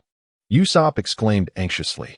Luffy made various silly gestures, trying to amuse Nami, but at this moment, she was nearly unconscious and unable to muster a smile. For Miss Nami's safety, this is the only course of action. Sanji nodded, recognizing the necessity. Vivi also agreed with a nod. No, we cannot linger. We must head straight to Alabasta. Time is of the essence. Vivi, I'm sorry for hiding something from you to spare you worry. Just then, Nami suddenly grasped Vivi's hand, producing a newspaper from her bosom. Vivi was momentarily stunned, taking the newspaper, but her expression abruptly changed, as if struck by lightning, leaving her frozen in shock. What's wrong? Sanji rushed forward, only to see an incredibly alarming headline on the newspaper. Alabasta in revolt. Has it escalated to such a critical point? Sanji's expression darkened immediately. Just a day prior, he had received a call from Mr. Zero, and now, a day later, it had reached this level. At this rate, it won't be long before all of Alabasta falls under Mr. Zero's control. No wonder Vivi looks like that. Ussop, Zoro, and Luffy exchanged astonished glances, their expressions grave as they regarded Vivi. This situation leaves no room for delay. But what about Nami's illness? The journey from here to Alabasta is long, and given Nami's current state, it is uncertain whether she can endure. However, Vivi, though she boarded midway, everyone has already regarded her as a companion. Luffy, everyone, time is of the essence. We must split into 2 teams. I will take Nami to seek medical help at a nearby island, while you all proceed to Alabasta, where we will reunite. At that moment, Moonlight spoke up suddenly. Moonlight. Instantly, everyone's gaze converged upon him. This is the only viable solution. Nami's condition cannot be delayed. Yet Alabasta is in turmoil. If we allow Nami's illness to hinder us, the consequences would be dire. We have the eternal pointer to Alabasta. We can follow the route without deviation. After reaching the nearby island with Nami, we will find a way to meet up with you. We will see you in Alabasta. Moonlight declared firmly, advancing toward Nami. Sanji, prepare 2 days' worth of rations for us. Split up for action. Are we really going to separate? Luffy. At these words, everyone fell silent. Though Moonlight's plan was the most suitable, they had been together since the East Blue. Now, the thought of parting ways brought a sense of reluctance, and they turned to Luffy. Although reluctant, there was no other choice. All right, Moonlight, you must ensure Nami returns safely. Otherwise, I will not forgive you, nor will I forgive myself. Luffy spoke in a low voice, lifting his head, his gaze resolute, emphasizing each word. Because you all are my most important companions. Everyone. Vivi suddenly covered her mouth, tears streaming down her face. All of this was for her. After all, she had merely boarded midway. They owed her nothing. Yet, everyone was willing to go to such lengths for her. In this vast ocean, how many individuals like this exist? Moonlight, you must protect Miss Nami. Otherwise, I will not forgive you. Sanji gazed at Moonlight, his expression serious. Moonlight, we have a pact. We must meet in Alabasta. Ussop wore a rare expression of seriousness. Hurry back. Zoro patted Moonlight's shoulder, brimming with trust. All right. Moonlight nodded earnestly, turning his gaze toward Nami. Nami, come. I shall carry you to receive treatment. With that, he hoisted Nami onto his back. Moonlight, I must trouble you once more. Nami appeared exceedingly weak. Everyone, we shall meet in Alabasta. Moonlight smiled, glancing at the others before leaping into the sea with Nami on his back. Dragon slash, swish, instantly. A crescent-shaped blade of energy coalesced into a radiant aura, enveloping both individuals. In the next moment, they soared into the air, swiftly ascending 10 meters above the ocean's surface. The sword's energy surged with unparalleled speed, slicing through the air, replacing the previous thunderous roars with formidable crescent gales. In the blink of an eye, the pair vanished from sight. It was evident that this fellow was formidable enough to traverse the sea, but now it seemed he could actually hover in midair. Initially, I felt a twinge of concern, given the vastness of the ocean, yet it appeared there was little to worry about. Zoro stared in astonishment, his jaw dropping in disbelief. Moonlight's prowess was the mightiest among us. Even combined, we were hardly his match. With him escorting Nami, I felt reassured. Ussop thumped his chest and declared loudly, though tears welled in his eyes. After all, it was the boundless sea. Having chosen to trust Moonlight, I resolved to do so wholeheartedly, especially since this man was the most reliable. Sanji exhaled a deep plume of smoke, his expression unusually grave. That's only natural. He is my first mate, Luffy exclaimed with a radiant smile, exuding confidence in Moonlight.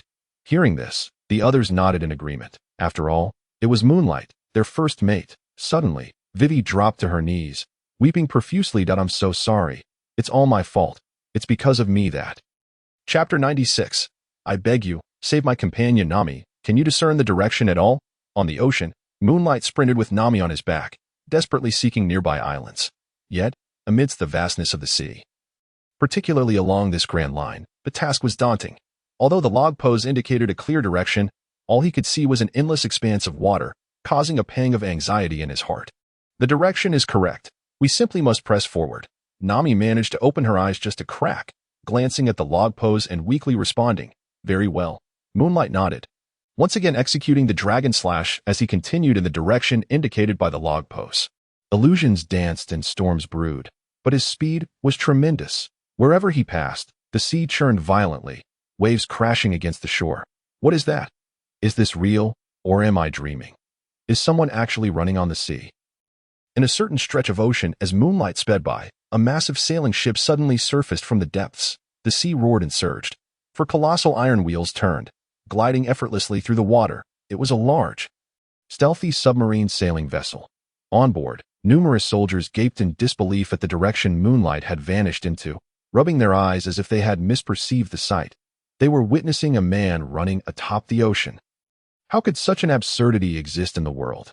No, they were not mistaken. Indeed, someone was sprinting across the sea while carrying a woman. At that moment, a peculiar man on the deck, armed with a bow and possessing long arms, his lips resembling waves, gazed at Moonlight's retreating form, his eyes glinting with astonishment. He was an archer, with vision sharper than most. In that instant, he saw everything clearly. Kingwald, we've spotted a man running on the sea. What should we do? Should we capture him? Next to him, a stout man with a bushy beard and a grotesque visage turned and hurriedly reported to a rather portly, unattractive man with a massive mouth and a cylindrical tin plate attached to his chin. "You two fools, what nonsense are you spouting? How could someone run on the ocean? Hide at once and wait for passing ships. I must acquire the eternal pointer to the magnetic drum kingdom." The tin plate man roared in fury, unable to believe such a thing was possible. Did he think this was a sea king? Immediately, he commanded his crew to submerge the ship. Yes, though perplexed, the two dared not question the king's orders and hastily complied. This group was none other than Wald and his crew, utilizing the unique submerged capabilities of the white iron ship to ambush passing vessels in search of the eternal pointer to the magnetic drum kingdom. Earlier, they had sensed unusual currents and believed a ship was approaching, but upon hearing this, they were filled with rage. The currents had seemed erratic. However, Moonlight, while moving swiftly, was simultaneously honing his Kinbunchika Haki, hoping to perceive something. Soon, he sensed unusual fluctuations in the waters he had departed from. However, he had no time to turn back and continued to advance forward. Thus, they persisted for 2 full days and nights as Nami's illness progressed. It was now the 3rd day, and her condition grew increasingly dire. The Moonlight followed the direction indicated by the log pose in the vast ocean. Who could tell where the next island lay? Moreover, the critical issue was that during these 3 days, Moonlight had been tirelessly practicing his swordsmanship. Now, burdened with carrying someone, even his formidable stamina was nearing its limit. If he did not find an island soon, he feared he would perish in the sea alongside Nami. "Damn, is my body reaching its limit?" Moonlight murmured, feeling his physique grow increasingly heavy. At that moment, the system's voice rang out. "Ding! Dragon Slash has upgraded to level 4. Ding! Kinbunchika Haki has upgraded to level 5. After 2 days and nights of relentless movement, both Dragon Slash and Kinbunchika Haki had leveled up. Instantly, his speed increased, and the storms he generated grew even more formidable, resembling small hurricanes. Furthermore, the perception range of Kinbunchika Haki doubled, now capable of encompassing an island the size of a small garden, with clarity enhanced. "There, I see it." With his level 5 Kinbunchika Haki, Moonlight spotted an island 10 miles ahead, bustling with people.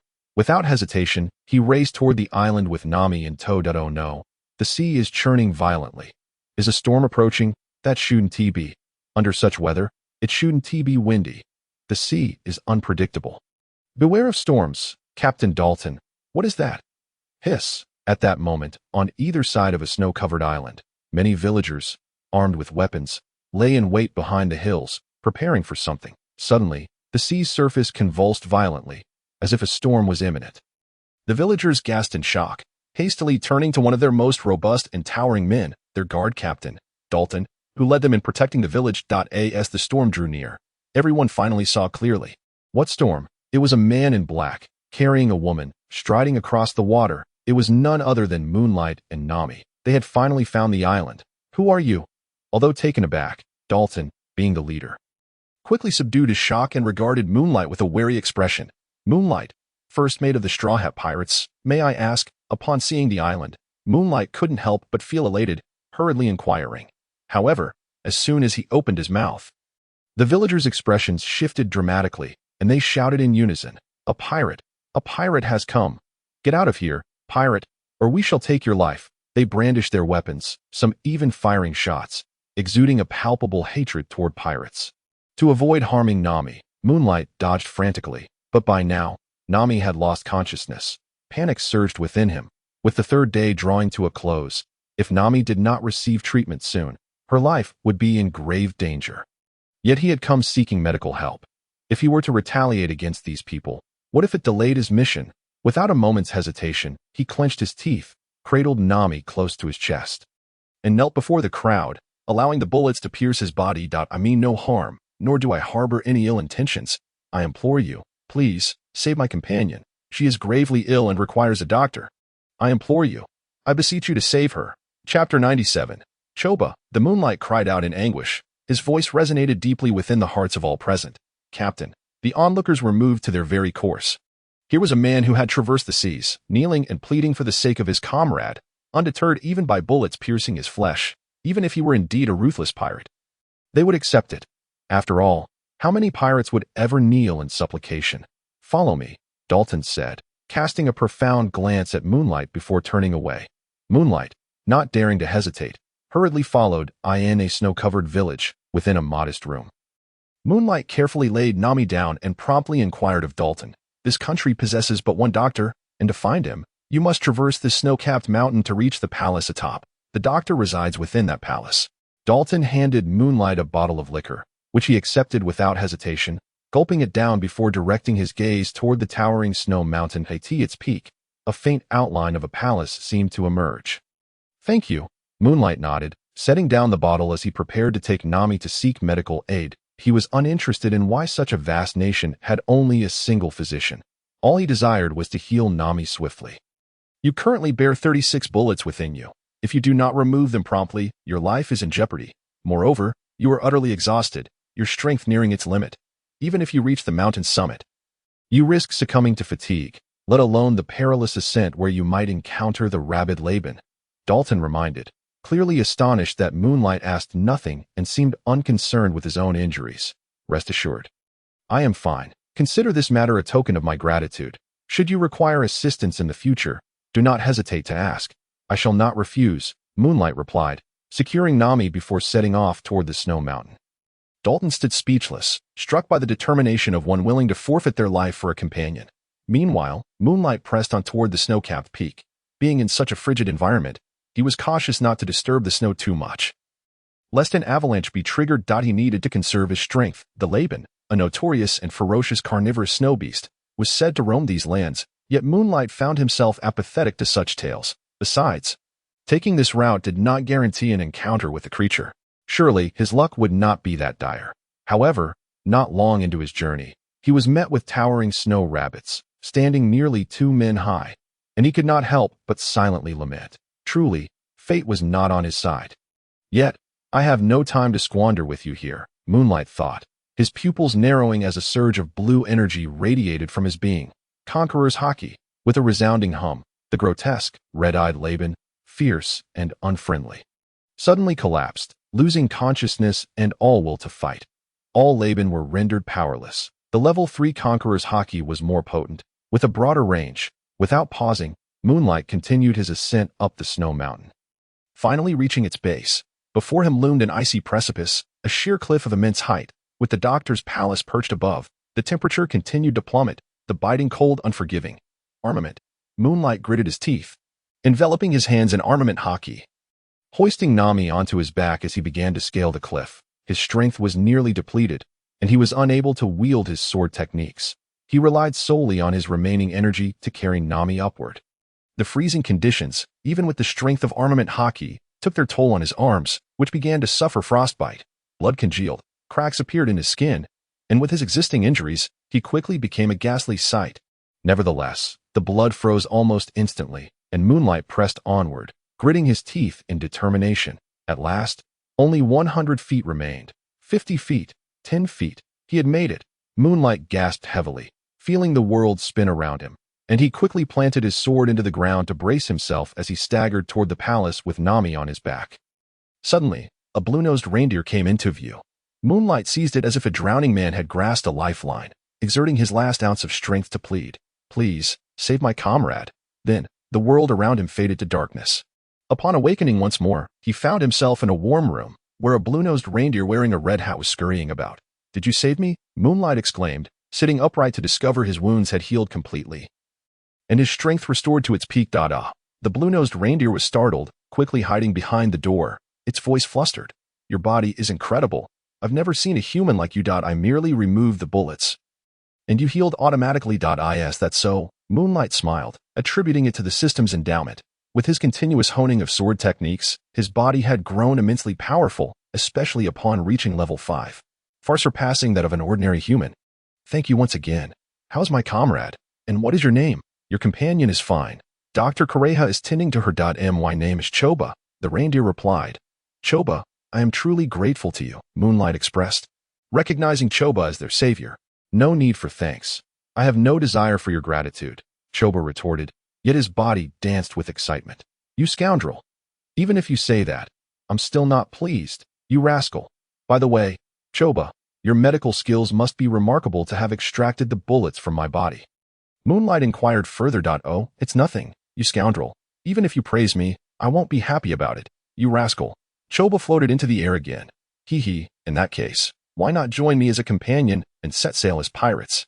Moonlight suggested with a grin. "Companion? Pirates?"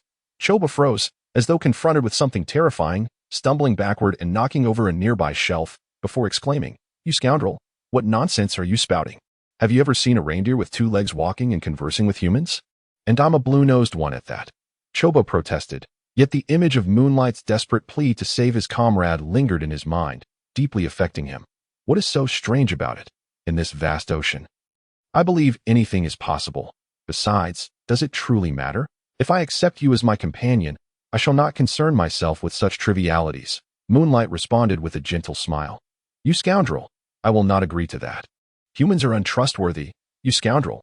Yet upon hearing this, Choba dashed out in tears. Chapter 98, An Avalanche. "The child has been injured, but if you wish to take her, then do so." At that moment, as Moonlight prepared to pursue, a voice resounded to golden-haired woman, possessing an extraordinarily perfect figure yet marred by wrinkles, strode in, sitting assertively in a chair, one hand adjusting her sunglasses while the other indulged in drink.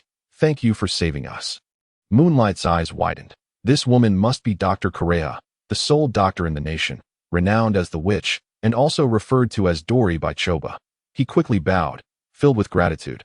From Choba, he had already learned that Nami was safe. You misunderstand. That young girl was indeed saved by me. While no one saved you, nor did you require it. Your physique is too formidable. Bullets cannot penetrate your muscles, and they are automatically repelled. This is the most powerful body I have ever encountered. Dr. Kureha remarked, glancing at Moonlight, her tone nonchalant, yet her eyes betrayed her astonishment. Having lived for 150 years, she had witnessed countless storms, yet she had never seen a body as powerful as Moonlight's. Not even aboard that ship had she encountered such strength.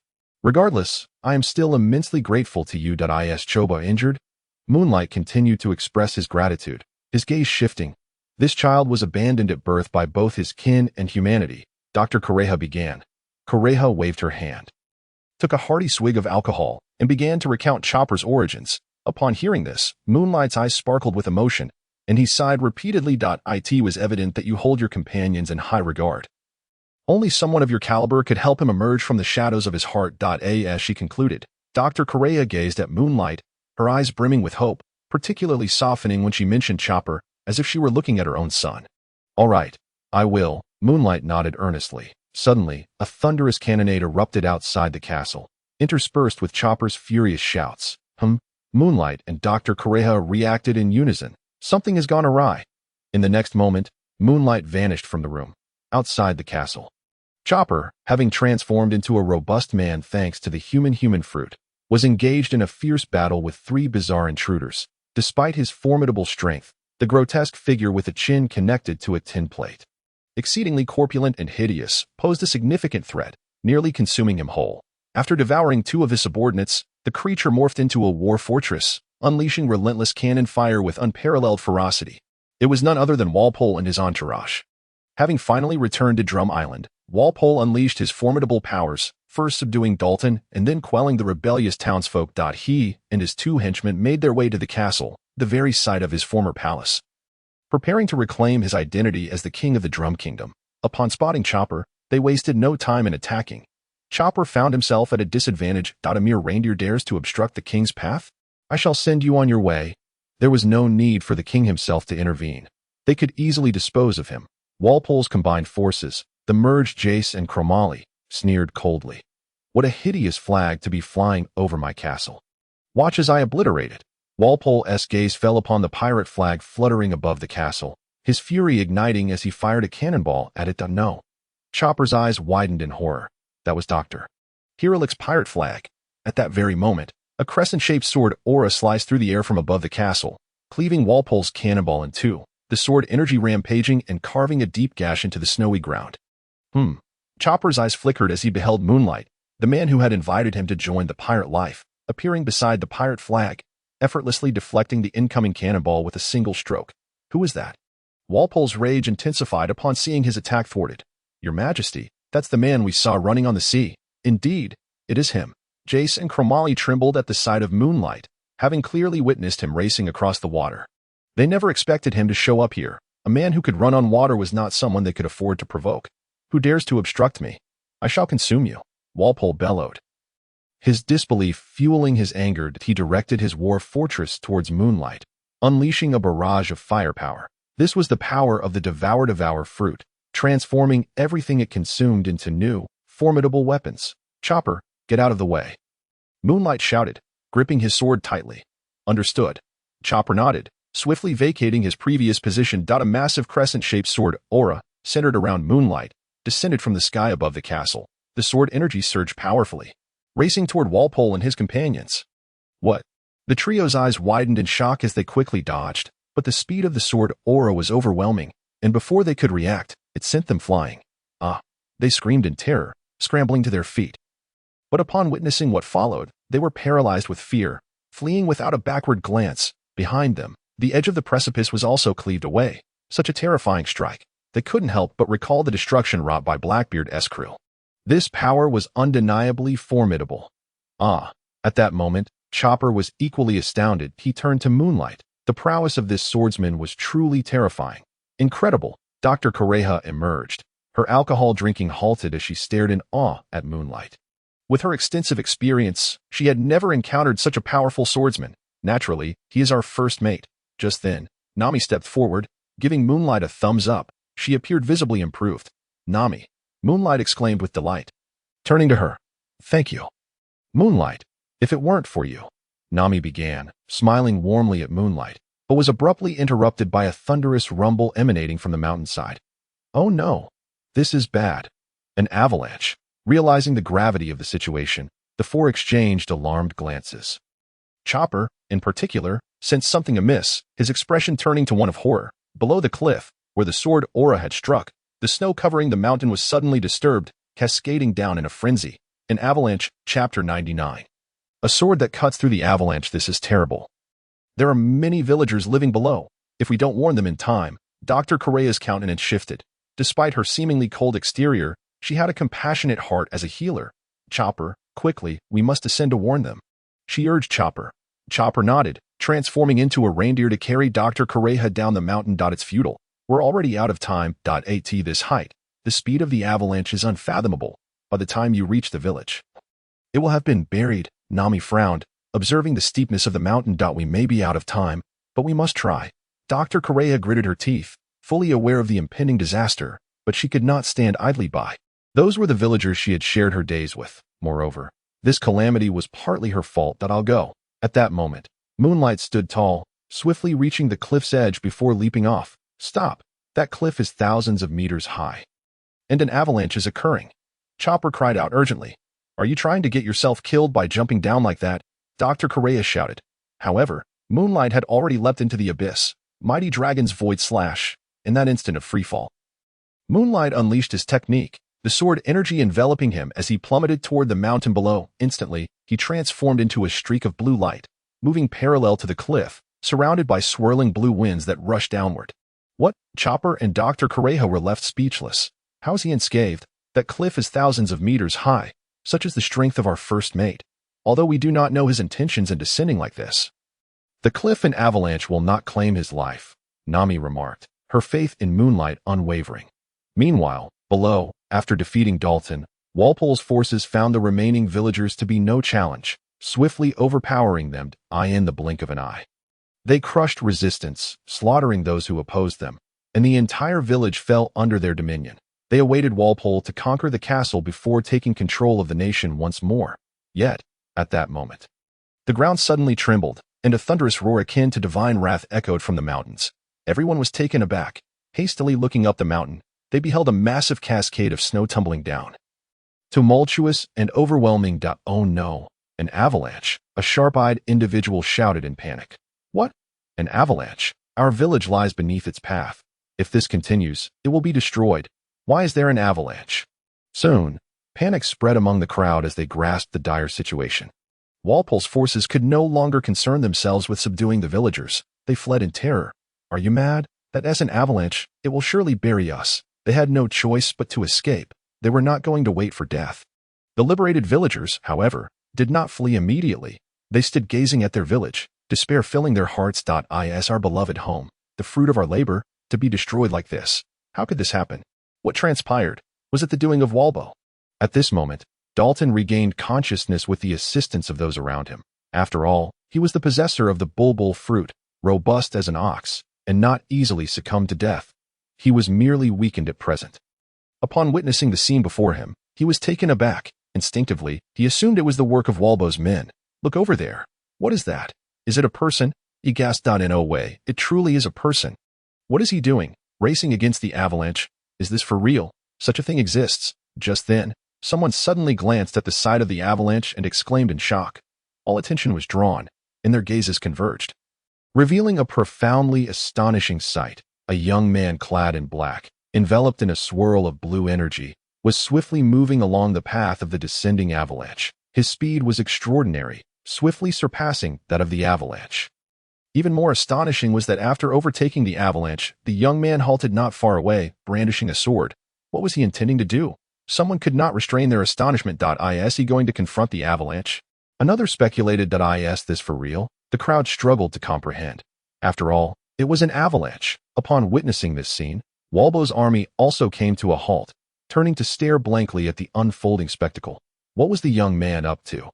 Was he truly going to resist the avalanche? Meanwhile, Nami and Dr. Correa, seated on a sled, glided down the mountain and caught sight of this scene. Their expressions a mixture of astonishment and uncertainty. Nami might have guessed.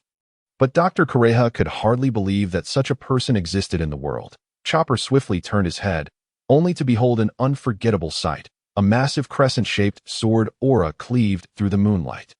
The sword aura, vast as a dragon, was unparalleled in might, cutting through everything in its path.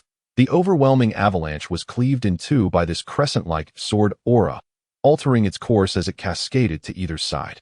Simultaneously, a corridor hundreds of meters long was opened, leading directly to the cliff's edge. Although the avalanche remained formidable, it had deviated from its original trajectory. While some houses were still engulfed, the majority of the villagers were now safe. Is this a dream? The avalanche has been halted by someone. Is this real? The villagers were left in shock, their eyes wide as they gazed at the scene. A profound silence enveloped them at this moment. No one cheered for their preserved homes. Instead, every gaze was fixed upon that black-clad figure, disbelief etched on their faces. Is this for real? Who is that young man in black? He single-handedly stopped the avalanche? This must be a dream. Walpole's army witnessed this scene as well, their expressions frozen in astonishment, rooted to the spot, to block an avalanche with one's own strength. Was this even humanly possible? This individual truly halted the avalanche. Dr. Correa gasped, her face a mask of shock as she gazed at the moonlight. Incredible. Truly incredible. Is this what pirates are capable of? Chopper abruptly halted, staring in awe, his face filled with longing. Moonlight. You have once again astonished us. What else in this world can you not accomplish? Nami murmured. Even though she had prepared herself, Moonlight continued to surpass her understanding time and again, with a sigh of relief after accomplishing all this. Moonlight transformed his sword strike into a blue shadow that landed before Dalton. Dalton inhaled deeply, looking at Moonlight.is at you. Chapter 100, Chopper's Dream, scanning the entire island. Dalton was certain that apart from the newly arrived Moonlight, no one possessed the ability to cleave through an avalanche with a single sword strike. Even Blackbeard and his crew, who had brought ruin to their nation, could not achieve such a feat. They displayed overwhelming power, yet they were still far from the prowess of the Moonlight before him. Apologies, some events transpired on the mountain. Your king, Walbo, came with his 2 subordinates to stir up trouble, and I inadvertently sent them flying with a single sword strike, which unfortunately triggered the avalanche.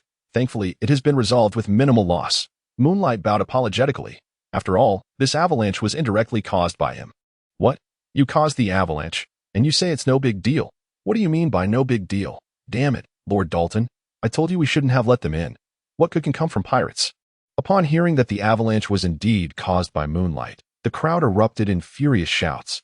Although it turned out to be a false alarm, some houses had collapsed, resulting in significant losses. They were about to confront Moonlight for an explanation when, upon hearing that Moonlight had sent Walbo and his crew flying, they all froze in place, followed by exclamations of astonishment.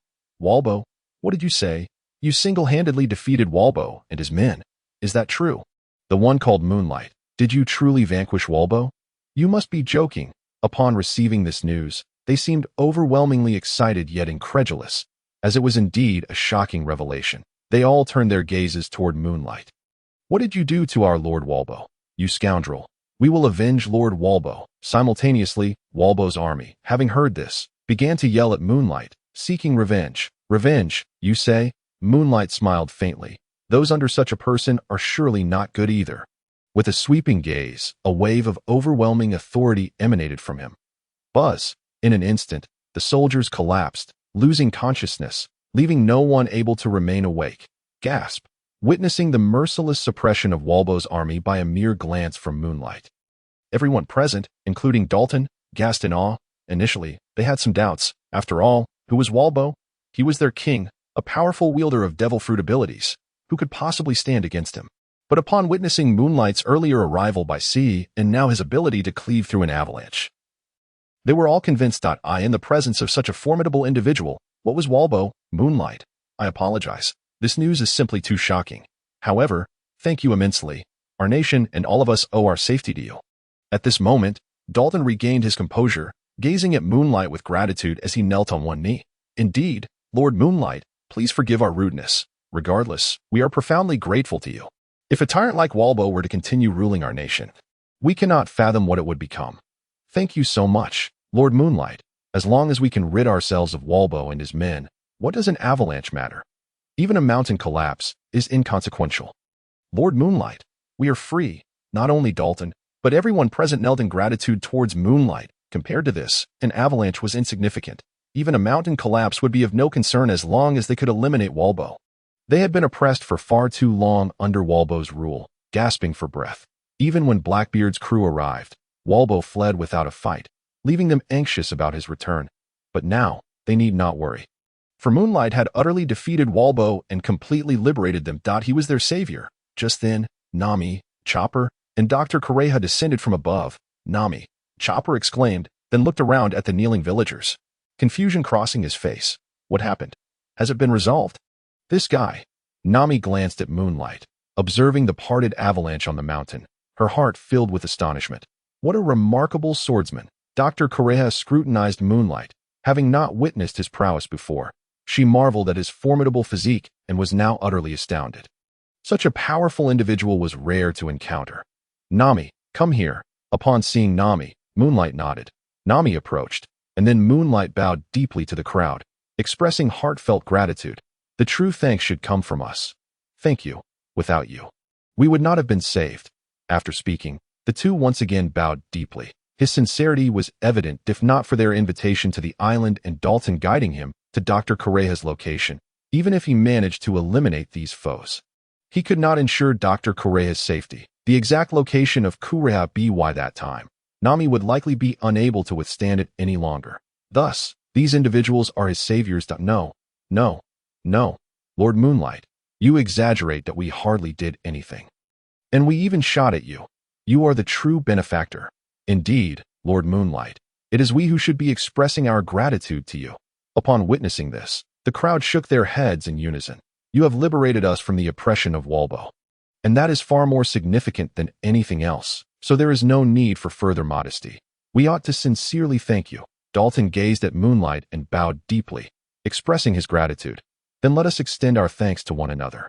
It seems we have formed a bond under fire. Nami, we have lingered here for quite some time and have no idea how Luffy and the others are faring. Let us prepare to set sail immediately.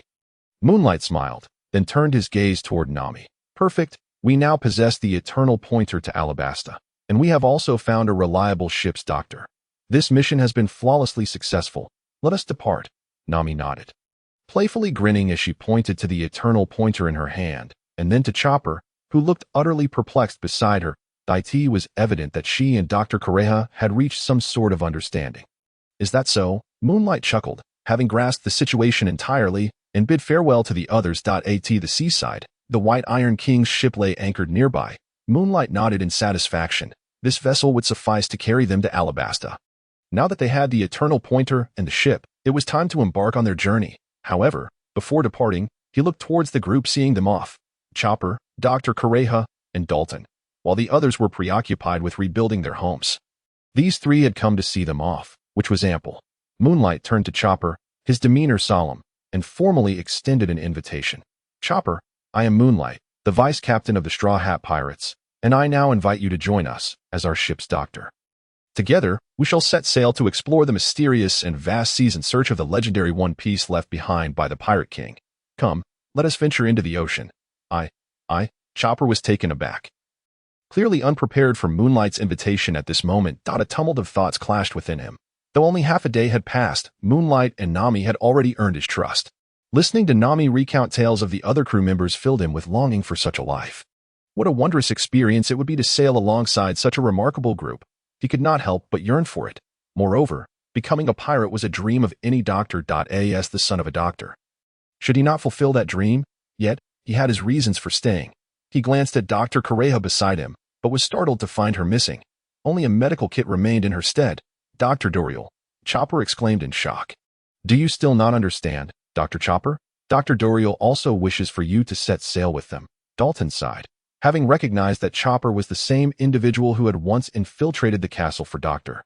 Hiralik. What, hasn't she always refused? Chopper stood frozen, recalling how he had once broached the subject with Dr. Dorial, only to be met with immediate rejection. She had even threatened him. Had it not been for the sudden avalanche, he might have faced her wrath. But why was it different now? Dr. Chopper, do you not comprehend? Dr. Dorial hopes for your departure precisely because she cares for you so deeply, having spent so long together. Do you not grasp her temperament? Her reluctance and fury stem from the fact that you are her dearly cherished son. How could she bear to let you go? Yet she cannot prevent you. As a man, you must set sail and embark on your journey. Go forth, sail the seas, and realize your dreams. That is where you truly belong, Dalton murmured. Dr. Dorial. Upon hearing this, Chopper was momentarily stunned, tears streaming down his face as memories of their shared moments flooded back. Yet, though he was a reindeer with dreams, holding steadfast to his aspirations. Though the thought of parting was painful, the sails of his dreams had already been raised. No one could now deter him from setting sail. He knelt on the ground, deeply bowing in the direction of the mountain's peak, took a deep breath, and with all his might shouted, Dr. Dorial, thank you for your care all these years. I am setting sail now. I want to see the vast ocean and fulfill the dreams of a doctor. Thank you, Dr. Dorial. As he shouted the last words, Chopper was in tears, but his expression was resolute as he turned abruptly and leaped onto the White Iron King's ship. A man must live with determination. Moonlight, Nami, let us go. Chopper looked at Moonlight and Nami with a steadfast demeanor. Very well, welcome aboard, Chopper. The two nodded and hoisted anchor. Immediately, the White Iron King's ship began to move. Bang! Just then, a thunderous cannon fire erupted from the mountaintop, followed by a shower of pink snow descending from above. resembling falling cherry blossoms. It was breathtaking, the crimson snow, akin to sakura petals. Does such a phenomenon truly exist? It is a miracle indeed, so beautiful, utterly enchanting. As this scene unfolded, the entire island erupted in excitement. Dr. Doriel, seeing this, Chopper trembled all over, weeping once more. Heh, foolish son. At that moment, Dr. Kureha appeared beside Dalton, watching Chopper as he gradually drifted away. Uncharacteristically sober, she merely gazed on, tears welling in her eyes as she softly murmured, Chapter 101, Nyan of the Sea. White Iron King's ship. Although it was a surprise attack sailing vessel, under the operation of Moonlight and his companions, it was transformed into an ordinary sailing ship navigating the seas. However, its 4 massive iron wheels rolled swiftly across the water. Nami stood at the bow, observing the recorded pointer while monitoring the currents and weather. Chopper was at the helm. Moonlight tirelessly practiced his swordsmanship. Moonlight, aside from you and Nami, are there others on our ship? Are they easy to get along with? Chopper inquired curiously. Being on his first voyage, he was filled with curiosity, especially about the other members of the Straw Hat crew. However, Moonlight paid him no mind as he focused on his training, while Nami slyly smiled and replied, Of course, they will surely welcome you warmly. There is one who, like you, has consumed a devil fruit and is a rubber man. He is our captain and leads our voyage. He will absolutely adore you. Although he is rather unreliable and often stirs up trouble with his odd antics. There's also a con artist who always claims to have a terminal illness that prevents him from stepping onto the island. Yet here he is, very much alive. You should treat him when you meet. Additionally, there's a curly-haired chef and a swordsman, both of whom are incredibly skilled, and there's even a princess. Wow, everyone sounds so interesting. Chopper's eyes widen with excitement. Once we reach Alabasta, you will get to meet them. Nami smiled. I can't wait to see everyone. They must be as impressive as Moonlight. Chopper nodded, pointing at Moonlight, who was still practicing his sword. This Moonlight is the strongest on our ship. No one can match his strength. However, everyone has their strengths.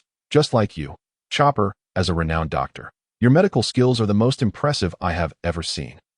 And Moonlight cannot compete with you. With you aboard, we need not fear illness anymore. Nami paused for a moment, then chuckled. Is that so? Haha. Even if you call me a renowned doctor, it won't make me happy. Chopper's demeanor instantly lifted.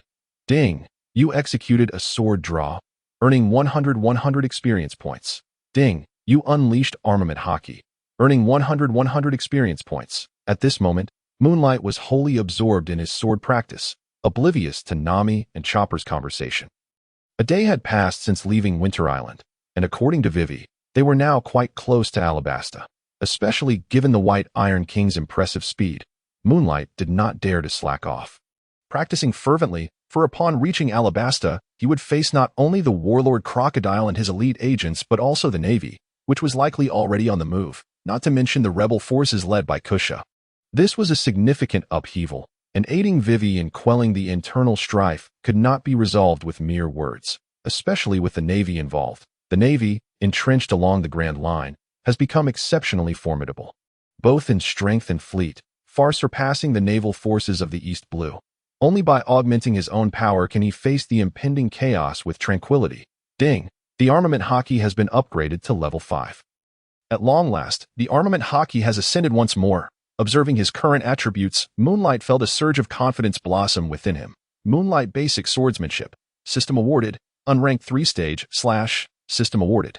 Unranked draw / LV 5500001000000000 Dragon Breaks the Void / LV 4500000010000000 Phantom Sword Dance LV 380001000000 Void Draw / LV 19000100000 Observation Haki LV 5500000010000000 Armament Haki LV 51000010000000 Conqueror's Haki LV 3 500001000000 Aside from the Conqueror's Haki, both Observation Haki and Armament Haki have reached level 5, a level of prowess that is truly formidable.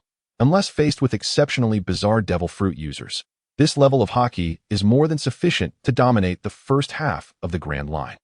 In terms of swordsmanship, apart from the newly comprehended Void Draw Slash, the other three techniques have attained new heights, particularly the Draw Slash, which is nearing level 6 at level 6. The sword, the wielder, and the Haki become inseparably intertwined, ultimately merging into a singular entity, forging the Black Blade. A swordsman possessing such skill would stride through the world with unparalleled dominance, a mere glance enough to shatter the resolve of the faint-hearted, instilling dread even in the mightiest of foes. This is the realm of Mihawk, the Black Blade. How one longs for it. Moonlight smiled gently at this moment. The coastline emerged ahead, a bustling town faintly visible upon it. Have we arrived?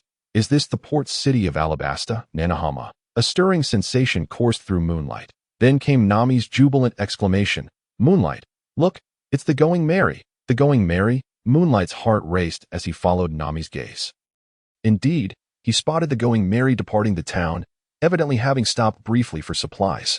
Yet, the situation seemed rather dire. From all directions, pursuers were closing in, including Smoker and his crew of Marines. Is that everyone? Chopper exclaimed excitedly, finally able to see other members of the Straw Hat crew. Moonlight, it seems Luffy and the others are in a bit of trouble. They appear to be fleeing from someone. At this moment, Nami also sensed the ominous turn of events. They seemed to be in a state of escape. Indeed, they are being hunted. Moonlight nodded, having already spotted Smoker. Without hesitation, he leaped into the sea. Moonlight jumped in.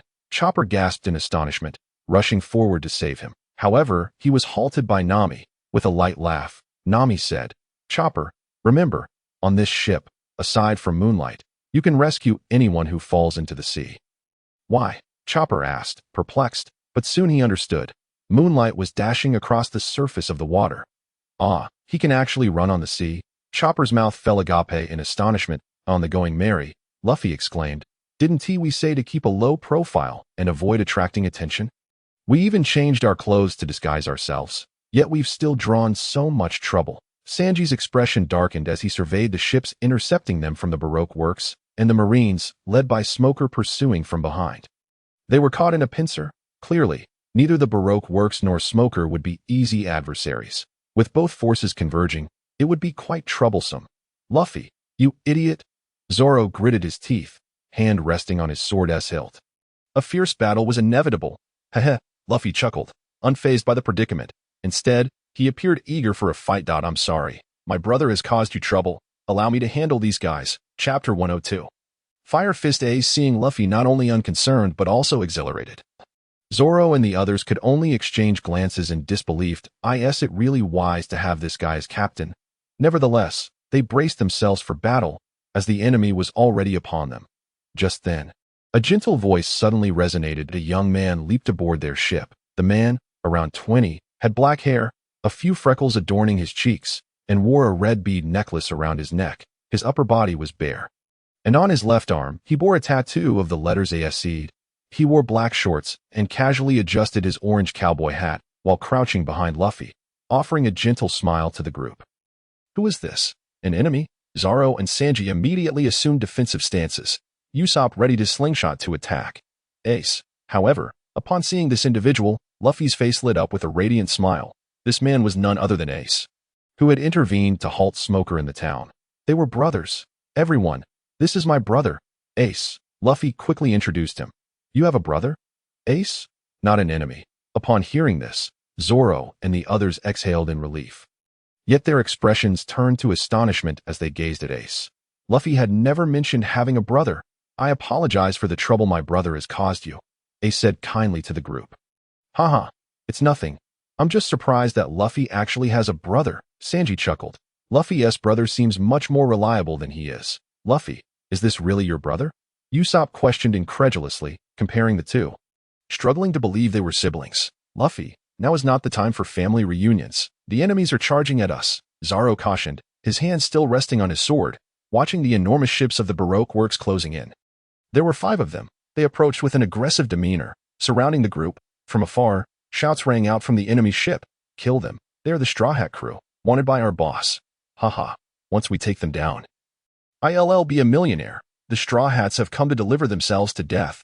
Upon hearing these words, The expressions of Sanji and the others turned grave. The enemies were formidable. Prepare for battle. Leave it to me, Ace replied with a gentle smile. Then, to the astonishment of everyone, he strode confidently toward the rapidly approaching ships of the Baroque works. He casually strolled, hands in his pockets, facing the 5 enormous sailboats without a hint of concern. Exuding an effortless charm. Luffy's brother. I wonder what incredible power he possesses. Surely, he must be stronger than Luffy. Everyone was intrigued. Luffy's strength was already remarkable. Thus, his brother must be even more formidable. That's only natural. Even in my normal state, I can't match him when using my rubber abilities. Luffy grinned, leaving everyone astonished. This moment, Ace soared into the air, his lower body engulfed in roaring flames, soaring above the 5 ships of the Baroque works. In the next instant, a colossal fire fist struck down. Fire fist! Ace shouted, and a massive flaming fist pierced through the 5 ships of the Baroque works. The enormous vessels split apart, reduced to splintered wood. As countless members of the Baroque works tumbled into the sea, floundering helplessly. How powerful! Zoro's eyes sparkled with admiration. Indeed, he was far stronger than Luffy. Sanji inhaled deeply, astonished. Were they truly brothers? Ussop, skeptical, wondered how 2 siblings could differ so greatly. One punch had obliterated 5 ships. Vivi was utterly astounded. Yet, the spectacle was far from over. Almost simultaneously, a massive crescent-shaped sword energy erupted from behind them, slashing through the air. The sword wave soared high, splitting the sea behind them in 2. They hurriedly turned around, only to behold Smoker's naval ship being cleaved in twain. Countless Marines were thrown into the water, and Smoker himself was in a state of disarray. Had it not been for Tashiji's timely intervention, he would have surely plunged into the SEAT that moment. A shadow clad in black, wielding a long sword, stood silently upon the surface of the ocean, gazing faintly at Smoker and his crew. Clearly, this was his handiwork. He had thwarted the pursuit of Smoker's group. It was Moonlight. It was indeed Moonlight. How splendid! Hey, has Moonlight arrived? Upon seeing this figure, Luffy and the others erupted into cheers. Who else could this be but Moonlight? At such a critical juncture, Moonlight had finally arrived. What a formidable swordsman! Ace felt his pupils constrict as he fixed his gaze upon Moonlight. He could sense an overwhelming sword intent emanating from him, surpassing even the famed swordsmen on their ship. How's everyone? Moonlight inquired with a gentle smile, casting a glance at Smoker and the others before darting towards the Going Merry. Luffy, Zoro, Sanji, Ussop, Vivi, are you all well? Simultaneously, Nami piloted the white iron ship closer, observing everyone from a distance, and shouted excitedly, "It's Nami! How wonderful! Nami is finally all right." Seeing her, everyone was filled with elation. At last, the Straw Hat crew had gathered. Damn it. It's that swordsman again. Smoker glared at Moonlight with resentment. Once confronted with such power, he couldn't help but feel powerless. To think he could sever our ship with a single stroke. His swordsmanship is likely on par with Mihawk's.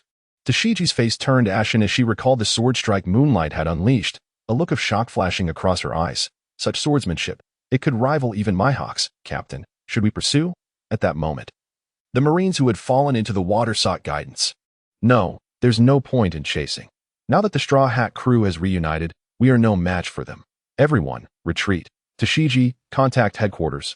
I require reinforcements. Smoker waved his hand dismissively. Just Moonlight alone was overwhelmingly powerful, not to mention the other members. This was no longer a battle he could handle. Is everyone all right?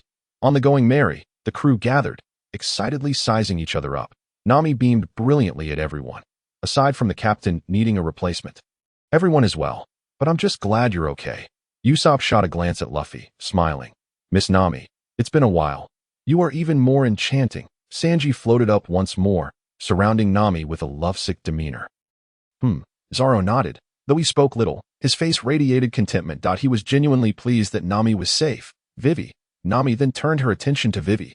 Vivi covered her mouth as tears streamed down her face, rushing into Nami's embrace. Nami, it's all right. We are partners, aren't we? Nami gently stroked Vivi's back, offering comfort. Yes, we are partners, Vivi nodded emphatically. Seeing this, the others exchanged smiles, and even Ace couldn't help but display a sense of relief in his eyes. His brother had found a group of companions worthy of entrusting his life to. Is that a raccoon? Suddenly, Luffy spotted Chopper hiding behind Moonlight. Chapter 103, The Straw Hat Crew's Welcome for Their Newcomer, a Raccoon? Upon hearing this, everyone turned their gazes, only to see Chopper peeking curiously from behind Moonlight. A raccoon? It really is a raccoon. The crew gasped in astonishment. I am not a raccoon. I am a reindeer. Look, I have antlers. Chopper exclaimed indignantly, leaping out and pointing at his antlers, shouting loudly. Ah, the raccoon can talk. No, he's standing on 2 legs. A monster. However, Chopper's explanation only served to astonish Luffy and the others even more. Moonlight, didn't you say they would be easy to get along with? Why do they all think I'm a monster? Chopper clutched Moonlight's clothing, tears welling in his eyes, then turned to Nami. And Nami, you didn't say this when we were on the White Iron ship. Don't worry, I'll give you a grand introduction. With that, Nami flashed a sly smile, then turned to Luffy and the others. Bang, bang, bang, bang. After 4 consecutive thuds, Luffy, Ussop, Sanji, and Zoro all bore bruised faces as they greeted Chopper. Hey, how are you? Listen up, everyone. Chopper is our friend whom Moonlight and I invited aboard on Winter Island. He is a great ship's doctor, and we owe him a lot from our time on Winter Island. Nami glared fiercely at the 4, pointing at Chopper as she began to introduce him. Upon hearing Nami declare him a great ship's doctor, Chopper's tears of sorrow transformed into joy, and he began to float with pride. Even if you call me a great doctor, I won't be pleased. However, halfway through his sentence, he suddenly felt the terrifying gaze of Nami and quickly shrank back behind Moonlight. So, that's how it is. In any case, Chopper has officially joined us as our ship's doctor.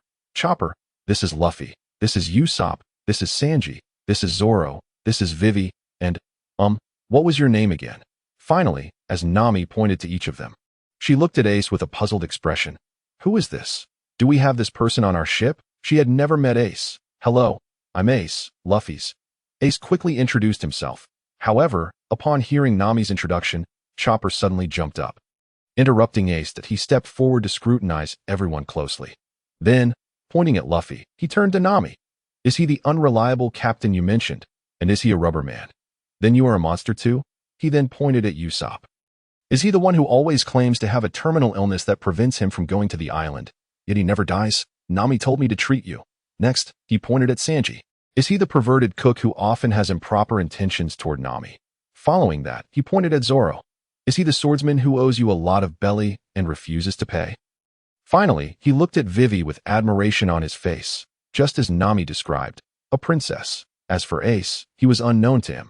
However, after Chopper pointed at each of them, he suddenly sensed an unsettling atmosphere and quickly turned to see Ussop, Sanji, and Zoro glaring at him fiercely. Never die. Perverted cook. Say that again. Who owes money and refuses to pay? Seeing this, Chopper felt a chill run down his spine, trembling as he began to retreat. Bang, bang, bang. Nami struck again, and after 3 muffled thuds, the 3 men had bruised faces and fell silent.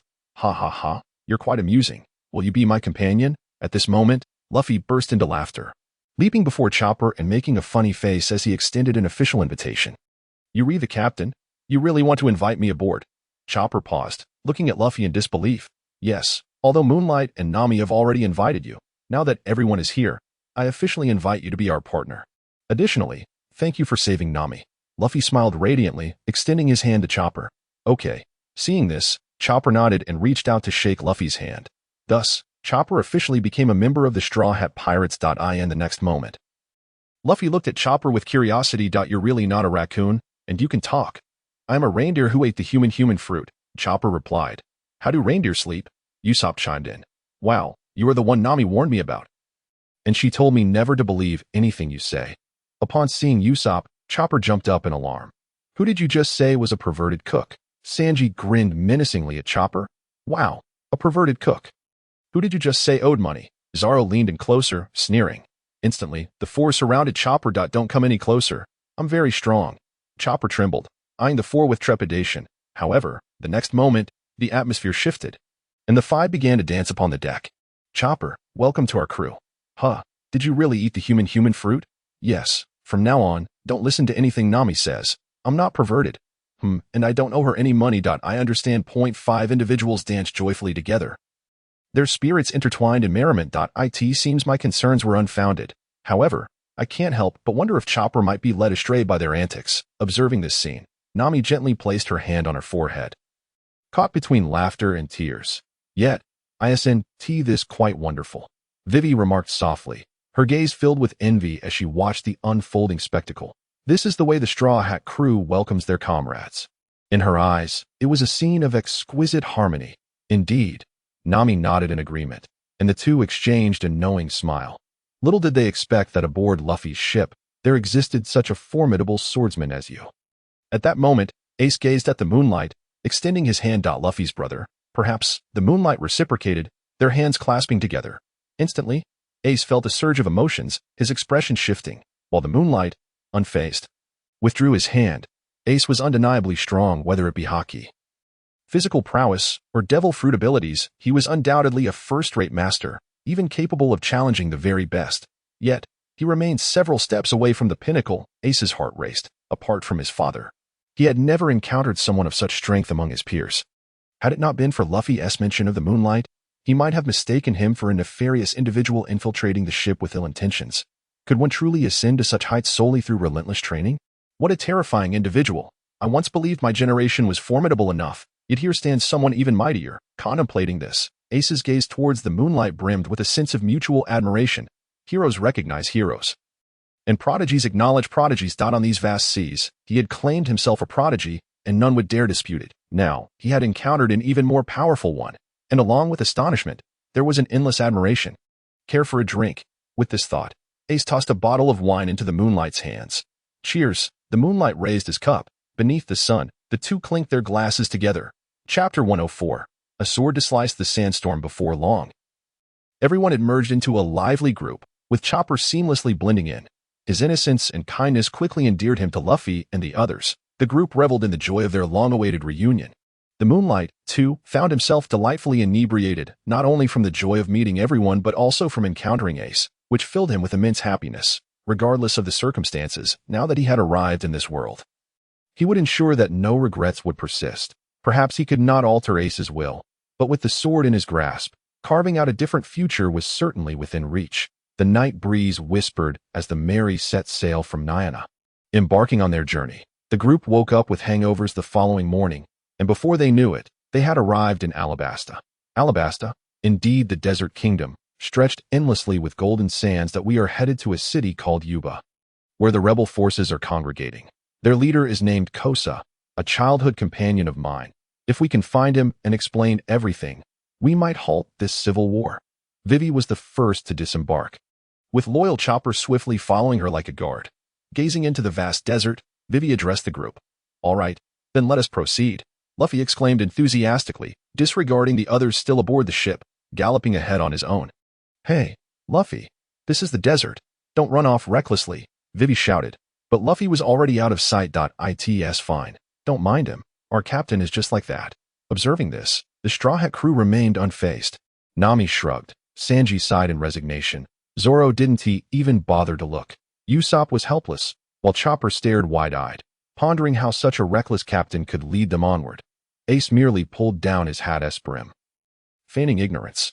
Rest assured, though Luffy may be impulsive, he is resolute in critical moments. He will surely find us. Vivi, let us be off. Nami patted Vivi on the shoulder with a smile.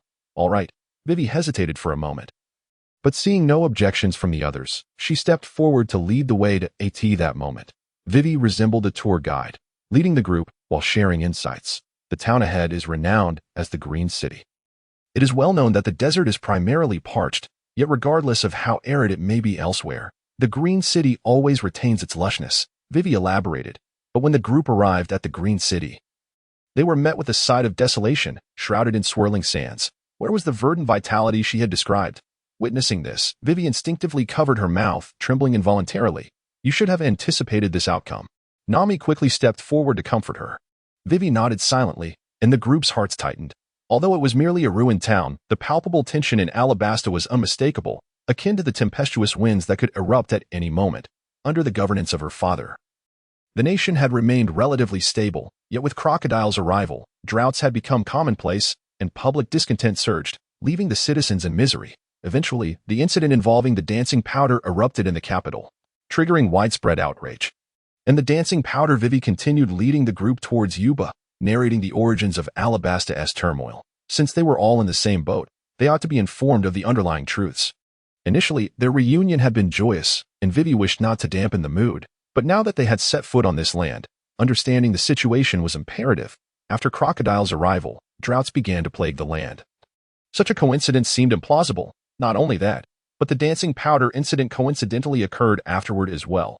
This was undoubtedly no mere coincidence. Unfortunately, everyone was deterred by his title as one of the 7 warlords of the sea and his formidable strength, leaving no one daring to question him, instead revering him as the guardian of the nation. Upon hearing this, the group grasped the entirety of the situation, their hearts tightening. Even outsiders like them could discern the abnormality. Yet the nation's citizens remained oblivious to the truth. Truly, the onlookers are often blind. Just then, a fierce wind arose, swirling sands danced wildly, and a sandstorm descended with ferocity. The desert weather is indeed capricious, shifting from scorching sun to tempestuous winds in an instant. "Oh no, a sandstorm is coming," Vivi exclaimed in shock. "Quickly, everyone, take cover in the sand pits, or we will be swept away." No sooner had she spoken than a colossal sand column, dozens of meters long, erupted before them, roaring and thrashing violently, rushing towards the group. It was, unmistakably, a sandstorm. The desert's weather truly is bizarre, as the sandstorm arrived without warning at that moment. Without needing Vivi's instruction, everyone sprang into action. Those who could dig began to excavate, while others sought refuge. Only the moonlight stood amidst the desert, eyes narrowed, fixated on the towering sand column. Something seems to stir within. "What's wrong, Moonlight?" Sanji inquired hastily. Moonlight, the others, having just hidden in the pit, peeked their heads out in confusion, gazing at him. Ace too turned his attention to the Moonlight, unsure of his intentions. "Luffy is in there." At that moment, the Moonlight finally spotted him, within the towering sand column. A man wearing a straw hat was being swept up, spinning frantically within the swirling mass. It was none other than Luffy. Upon hearing this, the group gasped in unison, their eyes darting to the sand column, where they could indeed see Luffy's silhouette. Yet the next moment, they were left speechless. Hey, didn't Luffy go off to find the town? How did he end up entangled in the sandstorm? Buzz. Just then, the Moonlight's sword sliced through the air with ferocity. In an instant, a colossal wave of sword energy comparable to the sandstorm surged forth. Boom. The sword energy was fierce and overwhelming, cleaving a deep trench into the soft desert ground. The trench extended endlessly as the sword energy sliced through the air, crashing into the sandstorm. What? Ace's pupils dilated at this sight. A sword that cleaves a sandstorm. Could the Moonlight's swordsmanship truly be so terrifying? Yet, glancing at the others, they appeared astonished but not particularly surprised, as if this were a commonplace occurrence. Suddenly, the towering sand column was cleaved in two, the wind and sand swirling chaotically. The storm did not dissipate. Yet its speed diminished, and its direction shifted. Meanwhile, Luffy plummeted from the sky at this height. Even if he survived, he would likely be gravely injured. At this moment, Ace was about to make his move. However, the Moonlight had already soared into the sky, and the dragon's descent was swiftly maneuvering through the low air, creating an ephemeral illusion, as it effortlessly caught Luffy, who had fallen from the sand pillar, and returned in a flash. Astonishingly, he ran through the air. Witnessing this, Ace abruptly straightened his posture, gazing at the Moonlight with sheer astonishment. This swordsman was terrifyingly formidable. At that moment, Luffy's eyes had turned into whirlpools. He was evidently dizzy from spinning with the sand pillar. Yet, he remained conscious and understood that it was the Moonlight that had rescued him. Weakly, he expressed his gratitude. "Moonlight, thank you for letting me stop. I feel so dizzy. I need to rest for a bit." Chapter 105. Danger comes in succession. Luffy, how did you end up in the sandstorm? The others asked, dumbfounded. "I don't really know. I had just left for a short while when I realized I had lost track of everyone. I retraced my steps and suddenly found a group of peculiar creatures surrounding our ship. After a scuffle, I won, and they pointed me away. Then, inexplicably, I was swept away by the sandstorm," Luffy recalled. A group of peculiar creatures. The others were taken aback. They looked like turtles but weren't exactly turtles. They insisted on fighting me but were quite adorable. Luffy nodded, describing them in detail. Kung Fu manatees.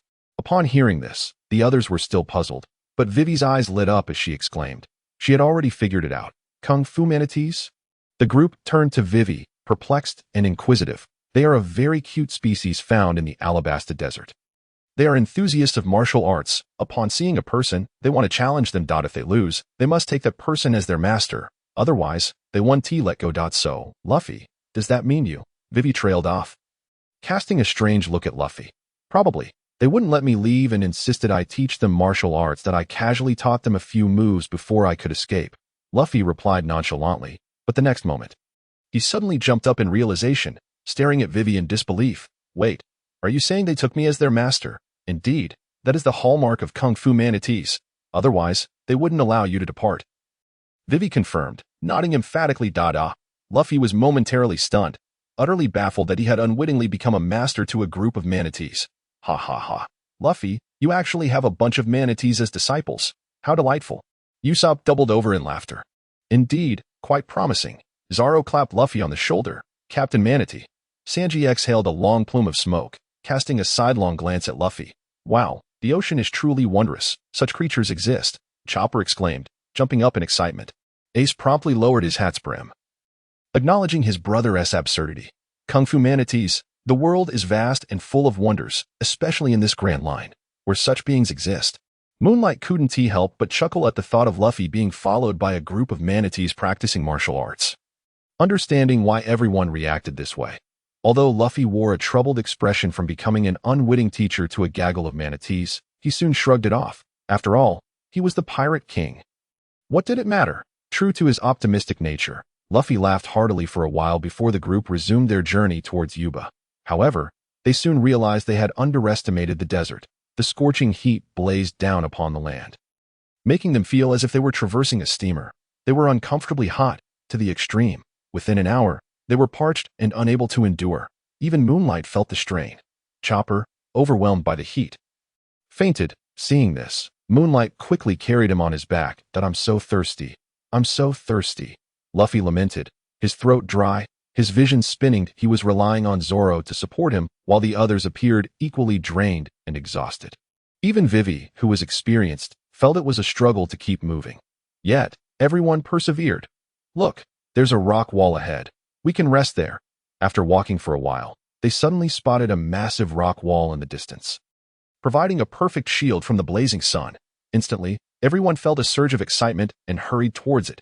However, one person was faster than the rest. Luffy. He seemed revitalized, bounding forward with vigor, dragging their belongings as he dashed towards the rock wall. Yet, the next moment, Luffy's furious shout echoed. You bastards, give me back my water. Hearing this, the others were alarmed and quickened their pace. Upon getting closer, they saw their belongings being carried off by a flock of birds, particularly their precious water, which was being greedily consumed. Luffy shouted in anger, sprinting after them, but the speed of the birds was astonishing. In an instant, both Luffy and the birds vanished into the desert. Oh no, it's the marching birds. Vivi immediately recognized the situation, her expression turning grave. Marching birds? The others were bewildered. The desert was far from tranquil. Apart from the scorching sun and extreme weather, countless desert beasts lurked. Marching birds were infamous for their deceitful tactics, often disguising themselves as stranded individuals to trick passers-by, stealing their belongings by exploiting their sympathy. They moved at incredible speeds, making it impossible for anyone in the desert to catch up. Our supplies, our water, have been taken from us. Vivi's face turned ashen. What? The group's expression soured as they realized the dire situation. Without water and food in the desert, they would be doomed. However, their troubles were far from over. Before long, the ground trembled violently. Suddenly, Luffy returned, bringing with him a large patch of lush green plants. Oh no, it's the desert man-eating plants. The marching birds and the man-eating plants always work in tandem. The birds trick travelers into losing their belongings, while the plants lie in wait in the sand to devour them. Before the group could gasp in shock, Vivi quickly covered her mouth. What? The others were instantly alarmed. This desert was truly fraught with peril. I'll handle this. Zoro unsheathed his sword. Though the desert man-eating plants were dangerous and densely populated, they were no match for Zoro. In a flurry of strikes, he severed them, leaving them to fall to the ground, and simultaneously, a peculiar camel tumbled down as well. Phew, we're saved, Luffy sighed in relief. However, the danger was far from over. Not long after Zoro dealt with the man-eating plants, the ground beneath the group once again shook violently, and quicksand began to swirl. In the next moment, a gigantic lizard, rivaling the Sea Kings, emerged from the quicksand, eyeing the group with its green tongue flicking, drool cascading from its mouth like a waterfall. It's a desert lizard. This is bad, Vivi exclaimed in alarm. They had only just entered the desert, and danger was already upon them. What a massive lizard. Ussop was already terrified, hiding behind Moonlight. Nami was equally astonished, while Chopper buried his head behind Moonlight, and Sanji lit a cigarette, his expression darkening. But if Luffy and Zoro weren't around, the burden of protecting their companions would fall on him. In the next moment, he exhaled a cloud of smoke. Leaping into action with a powerful kick, a series of anguished cries followed, and the lizard collapsed to the ground, successfully dispatched. The group exhaled in relief. Thankfully, Sanji was there. Vivi also felt a wave of relief, but then suddenly recalled something and was about to warn them when another gigantic lizard appeared before Ace, who was resting with his eyes closed. At that moment, Vivi's warning finally rang out. I forgot. The desert lizards always act in pairs. However, as soon as she finished speaking, Ace leaped into the maw of the desert lizard, before the others could react. A pillar of fire erupted from the giant lizard, and Ace soared out, leaving the enormous creature roasted. Only then did the ground settle slightly, and upon verifying there were no further threats, everyone breathed a sigh of relief. This desert was indeed terrifying. Ussop, still shaken, thought to himself how fortunate they were to have Luffy and the others. Had he been alone or any ordinary person, he would have perished in the desert by now. Indeed, it is fraught with danger, Nami echoed, her heart racing. Seeing this, Sanji's eyes sparkled as he quickly approached Nami, his demeanor obsequious. Miss Nami, rest assured, with your loyal servant here, I will ensure you suffer not a single harm. Upon hearing these words, Zoro wore a disdainful expression, while Luffy returned with a sense of exhaustion. The group, already lacking in vitality, felt even more fatigued after the recent entanglement. Fortunately, Ace had grilled some meat to share, providing a meager restoration of their energy. However, without water, they remained unable to move forward. How wonderful it would be if he knew where water could be found. Just then, Chopper suddenly pointed excitedly at a peculiar camel that had unexpectedly been saved nearby. Chapter 106. Luffy's heat madness isn't that the camel we rescued earlier. Upon hearing this, everyone's gaze turned toward the camel. Yet, the more they looked, the stranger it appeared. The camel bore no remarkable features, save for its oddly expressive eyes that glanced left and right, exuding a subtle sadness mixed with disdain. Could such a camel exist in this world? The group was left astonished. Chopper, didn't you eat the human fruit as a reindeer? Can you really converse with animals? Nami inquired, having always believed that Chopper could merely speak human language. Indeed, I can not only speak human, but also communicate with animals, Chopper affirmed with a nod. You are truly impressive, Chopper, Nami praised him. Hey, even if you say that, I won't be happy, Chopper retorted, floating up in indignation. He simply could not tolerate flattery, not even in the slightest. What a strange camel. Ussop mused as he approached to examine it. Yet the camel's expression of disdain intensified upon seeing him. What do you mean by that? Are you looking down on me? Usopp's anger flared instantly. How dare a camel underestimate him? The camel seemed almost sentient. Though it could not speak, its every expression conveyed a myriad of emotions through its eyes. Vivi stepped forward and remarked, while the camel, upon noticing her, immediately gazed at her with heart-shaped eyes, obediently pressing close to her side. Ussop was left speechless. This is not sentience. This creature is simply a lecher. Sanji grumbled. No, this fellow seems quite nice, Vivi replied with a smile. Seeing this, Nami also stepped forward to observe, causing the camel's eyes to squint with happiness. Indeed, all its expressions were conveyed through its gaze, and its long eyelashes were quite remarkable. Let us name you Lash, Nami declared with a laugh. Upon hearing this name, Lash affectionately nudged Nami, displaying a very pleased demeanor. Lash, that's a lovely name, Vivi said as she approached to pet Lash, who instantly radiated bliss, overwhelmed by the compliments from the two beautiful women. In his excitement, he even began to bleed from his nostrils. Lash is actually bleeding, Sanji exclaimed, gritting his teeth as he watched Lash, sandwiched between Vivi and Nami, occupying what he deemed his rightful place. If it weren't for Ussop holding him back, he would have dealt with the camel right then and there. Chopper, do you think this fellow can lead us to water? Is that true? Zoro asked, pointing at Lash. Yes, he claims to know where water is, Chopper nodded. Well then, you had better lead us to water, or I'll turn you into it. Zoro glared coldly at Lash. Yet, in the face of Zoro's threat, Lash paid no heed, blissfully lost in the attention of Nami and Vivi. This camel is truly infuriating, Zoro grumbled. Enough of this. I can't move any longer. Hurry and take me to find water, Luffy declared, determined to ride the camel. Having grown dizzily exhausted, I want to ride the camel too. Ussop hurriedly chimed in, and the two of them rushed forward to mount Lash. However, just then, Lash suddenly began to resist violently, refusing to allow the two to ride him. He says he only carries beautiful women and refuses to carry men. Chopper translated. As expected, I knew this was a lecherous camel, daring to take advantage of Miss Nami and Miss Vivi. Watch me take him down. Upon hearing this, Sanji exhaled a long plume of smoke, fuming with anger. How could he treat his savior in such a manner? Zoro also began to rub the hilt of his sword, a sinister smile creeping across his face. What a strange camel, only carrying beautiful women and not men. Ussop observed with bewilderment. I don't care. I want to ride the camel, Luffy persisted, disregarding the protests as he climbed onto Lash, who continued to resist fiercely. Seeing this, Sanji and the others began to deliver blows, leaving Lash bruised yet still refusing to yield. Standing defiantly between Nami and Vivi, he's got quite the spirit, Sanji remarked, lighting a cigarette. Maybe he hasn't learned his lesson yet. Zoro chuckled. A good beating should suffice. Ussop added with a sinister grin. Lash was left in a cold sweat from their words. All right, since you only wish to carry beautiful women, then Vivi and I will ride, and the rest of you can follow along. The most important thing now is to find water, right? Nami finally spoke up. Lash instantly looked at Nami with gratitude.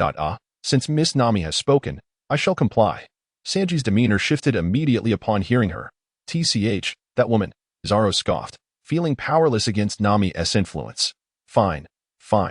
Left alone and considering that he might not be able to contend with Lash alone. Ussop reluctantly agreed. All right then, that's settled. Vivi, let's go. Nami beamed brightly, and together they mounted Lash, who gallantly marched into the desert. The others, left with no choice, followed behind. Luffy, meanwhile, had found a stick from somewhere and was crawling along it. Struggling to advance step by step, the group trailed behind Lash in search of water. However, the vast desert proved to be unbearably grueling. Even the moon seemed to frown, and without water, continuing onward appeared a daunting task. They must find water. I can't go on any longer. I need to ride the camel. Just then, Luffy tossed aside the stick and dashed toward Lash, utterly unable to continue. Oh no, Luffy's gone mad from the heat. Chopper exclaimed in alarm, recognizing Luffy's condition at a glance. We must stop him, or Lash will be in danger. He cried out to the others. Gone mad from the heat. That guy, Zoro, and the others quickly pursued. However, Lash, upon hearing Chopper's words and seeing Luffy rushing toward him, wasted no time and began to run away. In the desert, racing against a camel was no small feat, in the blink of an eye. Luffy and Lash vanished from sight. Oh no, we're in the desert. If we lose track of them, we're doomed. Ussop shouted in panic. Quick, after them. Sanji and the others exchanged glances before hastily giving chase. The moon nodded in agreement, activating its observation Haki to search. In the vast desert, once separated, reuniting would be akin to climbing the heavens. Moreover, with Nami and Vivi, two young ladies. If they encountered the desert lizard again, it could spell trouble. Thus, the group quickly departed, leaving behind a bewildered Ace. Ace gazed around, bewildered by the empty surroundings. Where is everyone? Where did they go? Being fire itself, he was unbothered by the heat. He observed the lively interaction among the group, filled with laughter and camaraderie, and felt a sense of comfort, thinking to himself that they were truly wonderful companions. However, just as he lost himself in that feeling, he suddenly found himself all alone. What the hell? Where is everyone? Chapter 107, The Desert Pirate Crew. Luffy. Ace's voice echoed throughout the desert, but the only response was the howling wind and swirling sands. Meanwhile, Luffy had taken off after Lash. Rapidly disappearing from the others' view, the group hastily pursued, but suddenly, bang, from the distant sand dunes came a dull thud, as if something had been toppled, and the sand began to shift rapidly. Then, to their astonishment, a pirate ship with a sunshade appeared before their eyes. A pirate ship. The group was incredulous. A pirate ship in the desert? Oh no, Vivi and Nami have been captured. Ussop extended his scope and immediately beheld on the ship Vivi and Nami bound to the mast, while Camel Eyelash was also tightly restrained, seemingly prepared for a gruesome fate. Luffy, on the other hand, was suspended from the mast above, which appeared to have been broken off, likely due to some forceful impact. Presumably Luffy's doing. Kidnapping? Vivi and the others? What about Luffy? Upon hearing this, everyone gasped in surprise and hastened towards the pirate ship. However, a figure darted ahead of them. It was Moonlight. Moonlight unleashed the dragon Mirage, soaring through the desert with astonishing speed, leaving them in the dust. How swift! The crowd exclaimed in awe. We are the sand pirates of Barabaru, and our creed is simple. In this desert, aside from humans, there is no living creature that cannot be consumed. At that moment, a towering, rugged man with sparse hair addressed Luffy. After speaking, he unfurled a small umbrella, shielding his thinning hair from the relentless sun. Is that so? I concur, Luffy replied, nodding vigorously, his thirst and hunger overwhelming him. Do you have any water? Bring it to me quickly. You are quite an interesting fellow. The giant chuckled heartily upon hearing Luffy's words. In this vast desert, encountering someone who shared their mindset was indeed a stroke of fate. The other sand pirates laughed in agreement, each raising their own umbrellas. They quickly provided Luffy with water. And after quenching his thirst, he gradually regained his composure. Upon spotting Vivi and Nami tied to the mast, he was taken aback. Huh, how did you end up here? And what about this colorful camel? You idiot, is this when you finally noticed? Both women were overwhelmed with tears. They had been bound right behind Luffy. Was he truly oblivious to their plight? Camel Eyelash also shed tears of regret. Lamenting, why do I associate with such a person? Aren't you here to rescue us? Nami inquired, rallying her spirits. Not at all. I merely came to find some water. If you want to eat it, then go ahead. Luffy replied earnestly, then turned his gaze to the tightly bound Eyelash. Vivi, Nami, Eyelash, sand pirates. Ha! However, at that moment, a chilling voice pierced the air. They turned to see Moonlight, having appeared atop the mast. His icy gaze sweeping over everyone on the ship. Instantly, the laughter of the sand pirates ceased, replaced by an oppressive silence. They felt as if a ferocious beast from the desert had locked onto them. An overwhelming aura of terror descended upon them. Had it not been for their years of surviving in the harsh desert, they might have collapsed in fear. The giant, being the leader, managed to turn around and caught sight of Moonlight. His expression one of cold indifference under the scorching sun. Despite the heat, he felt an inexplicable chill wash over him. Especially upon meeting Moonlight's sharp, sword-like eyes, he trembled and fell to the ground. Captain! Captain! The other sand pirates exclaimed in alarm, yet at that moment, they stood frozen, unable to move, only able to gasp in astonishment. Moonlight, are you here to rescue us? Nami exclaimed joyfully upon seeing him. Indeed. They haven't been disrespectful to you. Have they? And what about Eyelash? Moonlight nodded, his gaze lingering on the bound Eyelash. We're fine. Thank you, Moonlight. Nami replied with a bright smile. Vivi nodded in agreement. Eyelash, moved to tears, nodded heavily. Finally, someone remembered me. Uncle, what has happened to all of you? Luffy inquired curiously, but under Moonlight's imposing presence, especially with his currently manifested conqueror's Haki. Even without effort, his every action exerted a formidable mental pressure. Luffy and his companions, being accustomed to his presence, felt no discomfort. But the sand pirates were not so fortunate. The giant could only manage a bitter smile, unable to articulate a response. Moonlight, the uncles are not bad people. Luffy interjected, his understanding beginning to dawn upon him. Moonlight nodded, leaping into the air, severing the ropes binding Nami, Vivi, and Eyelash in one swift motion, his imposing demeanor retracting along with his sword. With a whoosh, it felt as if 1,000-pound weight had been lifted from the sand pirates' backs. And they all breathed a sigh of relief. They collapsed onto the ground, drenched in sweat, and when they looked up at Moonlight again, fear etched across their faces. This man was terrifying. Luffy, Moonlight, Nami, Vivi. Just then, Zoro and Sanji arrived. Initially on high alert upon spotting the sand pirates, but upon Luffy's explanation, they relaxed. I've heard tales of sand bandits in the desert, but I never imagined there would be sand pirates as well. Are they not akin to us pirates? After the misunderstanding was cleared, the giant's explanation left everyone dumbfounded. Truly, the world is vast and full of wonders, but how do their ships navigate without ocean currents in the desert? The group pondered. The sea has currents, and the sand has quicksand. We, the sand pirates, sail along the quicksand. Look how vast this desert is. How insignificant we are. To sail our ship here is a true freedom. The sand pirates couldn't help but express their longing upon hearing this. In this desert, the most liberated are indeed as sand pirates. The giant laughed heartily. Most liberated in this desert, you say? Luffy and his companions were moved. These sand pirates were worthy of respect. Moonlight nodded slightly in agreement. They sailed through the sands for the sake of freedom, just as one would on the open sea. The sea belongs to no one. However, now that the main mast is broken, our ship can no longer sail, and we are likely doomed to perish in this desert. The giant sorrowfully pointed to the mast that Luffy had broken. Oh dear, we are all destined to die here. The other sand pirates echoed his lament. Luffy, Nami, and the others turned to Luffy, the instigator of this calamity. This guy truly attracts trouble. Haha, I can help you find a piece of wood just like this one. Luffy exclaimed, appearing completely unfazed, laughing heartily.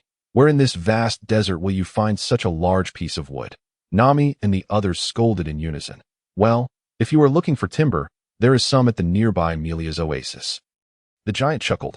Melia's Oasis? The group was taken aback, especially Luffy, who nodded with excitement. Great. I'll make a trip to Melia's Oasis and fetch a piece of wood. With that, Luffy prepared to take action. Wait, Luffy, do you know the way? And in this vast desert, even if you reach Melia's Oasis, how do you plan to bring the wood back? Nami urgently grabbed Luffy, questioning him. Don't worry. Use this. The giant grinned, signaling for 2 sand sleds to be lowered. Wow, so cool, Luffy exclaimed, leaping onto a sled and speeding away in an instant. But soon he returned, panting heavily, struggling with the sled. He had no idea how to operate it. So exhausting. Luffy panted, collapsing onto the ground. Luffy, don't waste your energy here. Ussop admonished. You're using the sled all wrong. Pull the sand. The giant laughed heartily, calling out to the ship. Suddenly, a woman in white descended gracefully from the ship, executing a perfect roll before landing smoothly before Vivi. Her eyes sharp and an umbrella unfurled above her. Let Lasha guide you. She knows this area well. The giant introduced. Lasha. The other sand pirates cheered excitedly. Clearly, she was quite popular among them. You are outsiders, so it's understandable that you can't use the sled, but you, on the other hand. Yet Lasha ignored them, her gaze fixed coldly on Vivi, as if recognizing something to do. All right, I can manage a bit, Vivi replied, her eyes flickering as she looked at Lasha, seemingly recalling something, before quickly averting her gaze and nodding. Let us go. Lasha promptly mounted the sand sledge. And the sand pirate who had similarly ascended behind him remarked, received. With a nod, Lasha raised the sand sail. However, Luffy and the others had already taken the lead. Shall we go? Noticing this, Lasha furrowed her brow and quickly gave chase. Rest assured, Lasha is our most formidable crew member and possesses extensive experience in the desert. She has previously ventured to the Melia's Oasis, so there will be no issues, the burly man reassured. Observing Nami and the others' worried expressions, that I'm not concerned about them. My worry lies solely with Luffy. If it were anyone else, I wouldn't mind, but having Luffy accompany them, will that truly be all right? Ussop expressed his anxiety. He had no trepidation regarding the others. His sole focus was Luffy. With this fellow around, could matters possibly proceed smoothly? The group nodded in agreement, sharing his sentiment. Ha! You lot are quite amusing. I assume everyone is hungry. Let us celebrate by slaying a camel. The burly man laughed once more, then pointed at the nearby eyelash and proposed. I concur. Sanji was the first to raise his hand in agreement. I have no objections, Zoro chimed in, while Ussop eagerly nodded as well. Except for Nami and Moonlight, everyone unanimously consented. Eyelash immediately burst into tears again. Nami shot a piercing glare at the burly man. He chuckled. I was merely jesting. With that, he waved his hand dismissively. Is that so? I hardly believe you were joking, Nami thought to herself, while Eyelash instinctively moved closer to Moonlight, seeking solace in his presence. Suddenly, a sand pirate leaped onto the lookout tower, peering into the distance with a telescope. After a brief observation, he shouted urgently. The group was startled and turned their gazes in unison in the vast expanse of the desert.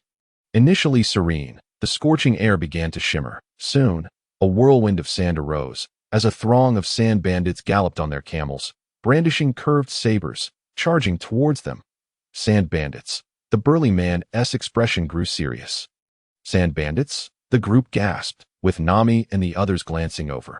Although surprised to encounter bandits in the desert, it was not entirely shocking. Encountering sand bandits in the desert was rather commonplace, wasn't it? Eager to engage, Zoro, having acquired a new sword, yearned for a chance to test its edge against these minions, especially with Moonlight by his side. Sanji, on the other hand, lit a cigarette, disdainfully gazing at the sand bandits. They were merely sand bandits. He held them in contempt. Ussop trembled, hiding behind Moonlight. He was but an ordinary person, far from a match for these bandits. Boys, prepare for battle, the burly man commanded, momentarily disregarding Usopp's fears. Instantly, the crew of sand pirates erupted into fervor, brandishing their blades and shouting, as cannons extended from the ship, aiming at the approaching bandits. Once within range, they would strike without hesitation. The sand pirates and bandits were sworn enemies, and such battles were far from infrequent. Ha ha ha, those damn sand bandits, prepare to learn that we, the sand pirates, reign supreme in this desert. A bandit leader, wielding a crescent-shaped sword, bellowed as he galloped atop a swift white camel, leading the charge with tremendous force. Indeed, sand pirates, Clear the desert. The band of bandits followed closely behind, shouting in unison. Their momentum was formidable. Impudent sand bandits, you lack the right to dominate the desert. It belongs to no one. Men, charge forth and let these bandits witness the might of the sand pirates, the burly man roared, issuing his command. Yes, the sand pirates prepared to leap down and engage in battle with the bandits. However, just then, a massive, black, hard sphere about half the size of the sand pirate ship suddenly rolled down from a distant sand dune. As it traveled, it left deep imprints in the sand, causing the very ground to tremble. A sandquake. Sensing the change, everyone turned pale simultaneously. A sandquake, akin to an earthquake in the desert, would drastically alter the landscape, burying countless individuals beneath the sands. This was a calamity, yet someone pointed at the enormous black sphere rolling down the hill. Shouting in terror, it's not a sandquake, it's the super dung of a dung beetle. What? Upon hearing this, the group was even more astonished than upon learning of the sandquake. They turned to see an enormous black desert dung beetle rolling its colossal feces down the dune. Akin to a falling boulder, shaking the ground as it descended, the swift bandit leader, charging ahead on his camel, had no time to react and was crushed into the sand beneath the immense dung. Chapter 109. Waterwell Village Dung Beetles Super Dung.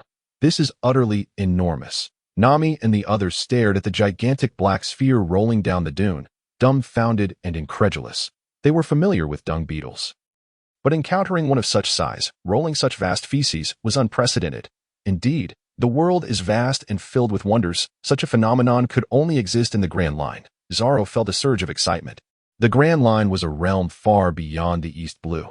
Since his departure, his perspective, understanding, and experiences had expanded immensely, as Mihawk had said. Open your eyes and behold the vastness of this world. You frog at the bottom of the well. It truly was hard to believe. Yet, the more extraordinary it was, the more it validated the legend of All Blue. Only such lands could give birth to miracles like All Blue. Sanji inhaled deeply, murmuring, although this scene is shocking, what I feel more is excitement and anticipation. This is truly deserving of the name Grand Line. I assent it. Stop marveling. Look, that super dung appears to be heading this way. This is bad. Nami, despite feeling exhilarated, quickly pointed at the enormous black sphere rolling towards them, her face turning pale. That an enormous dung beetle was acceptable, as they were in the Grand Line. The massive black sphere could also be tolerated, though it appeared formidable. However, it was dung. Have you ever seen such massive dung? The key was that it was rolling towards them, and it would crush them. Just the thought of it sent Nami into a frenzy. Captain, this is bad. The dung beetle's feces are coming. It looks like it's aiming right for us. The sand pirates aboard the ship shouted in despair. They were not particularly frightened. Rather, they marveled at the power of the black sphere. Wherever the sphere rolled, it swept all before it, crushing the menacing sand bandits into the ground without a hint of resistance. The enormous feces continued rolling toward the group, exuding an overwhelming might. It was clear that being struck would be disastrous. Indeed, in the desert, the dung of dung beetles was a formidable force. Countless lives had been lost beneath its weight over the years. The burly man grinned at the group, then leaped down, mustering all his strength to intercept the massive sphere. Boom! The man collided with the sphere, unleashing a tremendous force. He exerted every ounce of his strength, yet was unable to withstand it. Ultimately being pinned down, much like the sand bandit before him, the dung rolled inexorably toward the group. It's over. We're going to be crushed. Not just them, but perhaps the ship would be split in two. That Straw Hat Kid would be left with nothing. Even if he retrieved the timber, crewmates, flee at once. The sand pirates shouted in despair, urging Zoro and the others to escape. Santoryu. Just then, Zoro drew his sword, facing the colossal black sphere, and struck fiercely. Swish, swish, swish. After several strikes, the massive black sphere was cleaved into countless fragments, scattering towards the astonished crowd. Sanji executed flying kicks to deflect the debris, yet many still hurtled towards Nami and Ussop. Seeing this, the two remained calm, because Moonlight had drawn his sword. Boom! A robust crescent-shaped sword aura surged forth with a ferocity that was awe-inspiring, shattering all debris into countless particles that dissipated into the air. This formidable sword energy, enduring and relentless, cleaved through the distant sand layer with a single stroke, splitting it cleanly in two. Is this the disparity in strength? Zoro's pupils constricted in astonishment. The sheer might of a mere sword swing from this individual was staggering. Sanji's gaze narrowed. increasingly captivated by the brilliance of the moonlight. Nami and Ussop sighed in relief. It was clear that sheltering in the moonlight was their safest refuge at that moment.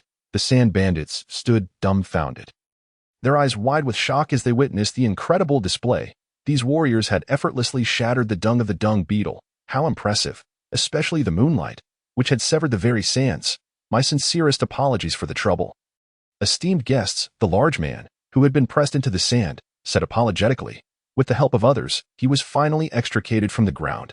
Meanwhile, the leader of the sand bandits, pulled from the sands by his subordinates, waved dismissively and retreated without a backward glance, his voice echoing menacingly. This time, I shall spare you, but next time, I shall take your life. With that, the sand bandit vanished from sight, as swiftly as a gust of wind. Upon witnessing this, the bandits collectively exhaled in relief. The sand bandits had finally fled. A short while later, Luffy and his companions returned, waving at the group from a distance. Luffy, Vivi, the crowd exclaimed joyfully. They had returned riding a sand sled. Bearing a massive piece of timber, it appeared they had succeeded. Uncle, you can continue your voyage now, Luffy called out to the large man. Indeed, I am truly grateful to you, the man replied with heartfelt thanks. The sand bandits also expressed their gratitude in unison. Luffy, in his usual generous manner, dismissed their thanks, suggesting that they simply treat him to some meat instead. Upon hearing this, Nami and the others exchanged glances. Realizing that these individuals seemed to have forgotten that it was Luffy who had broken the ship's mast in the first place, shouldn't providing a new one be a matter of course? Vivi smiled at the group, and as they departed, her demeanor shifted.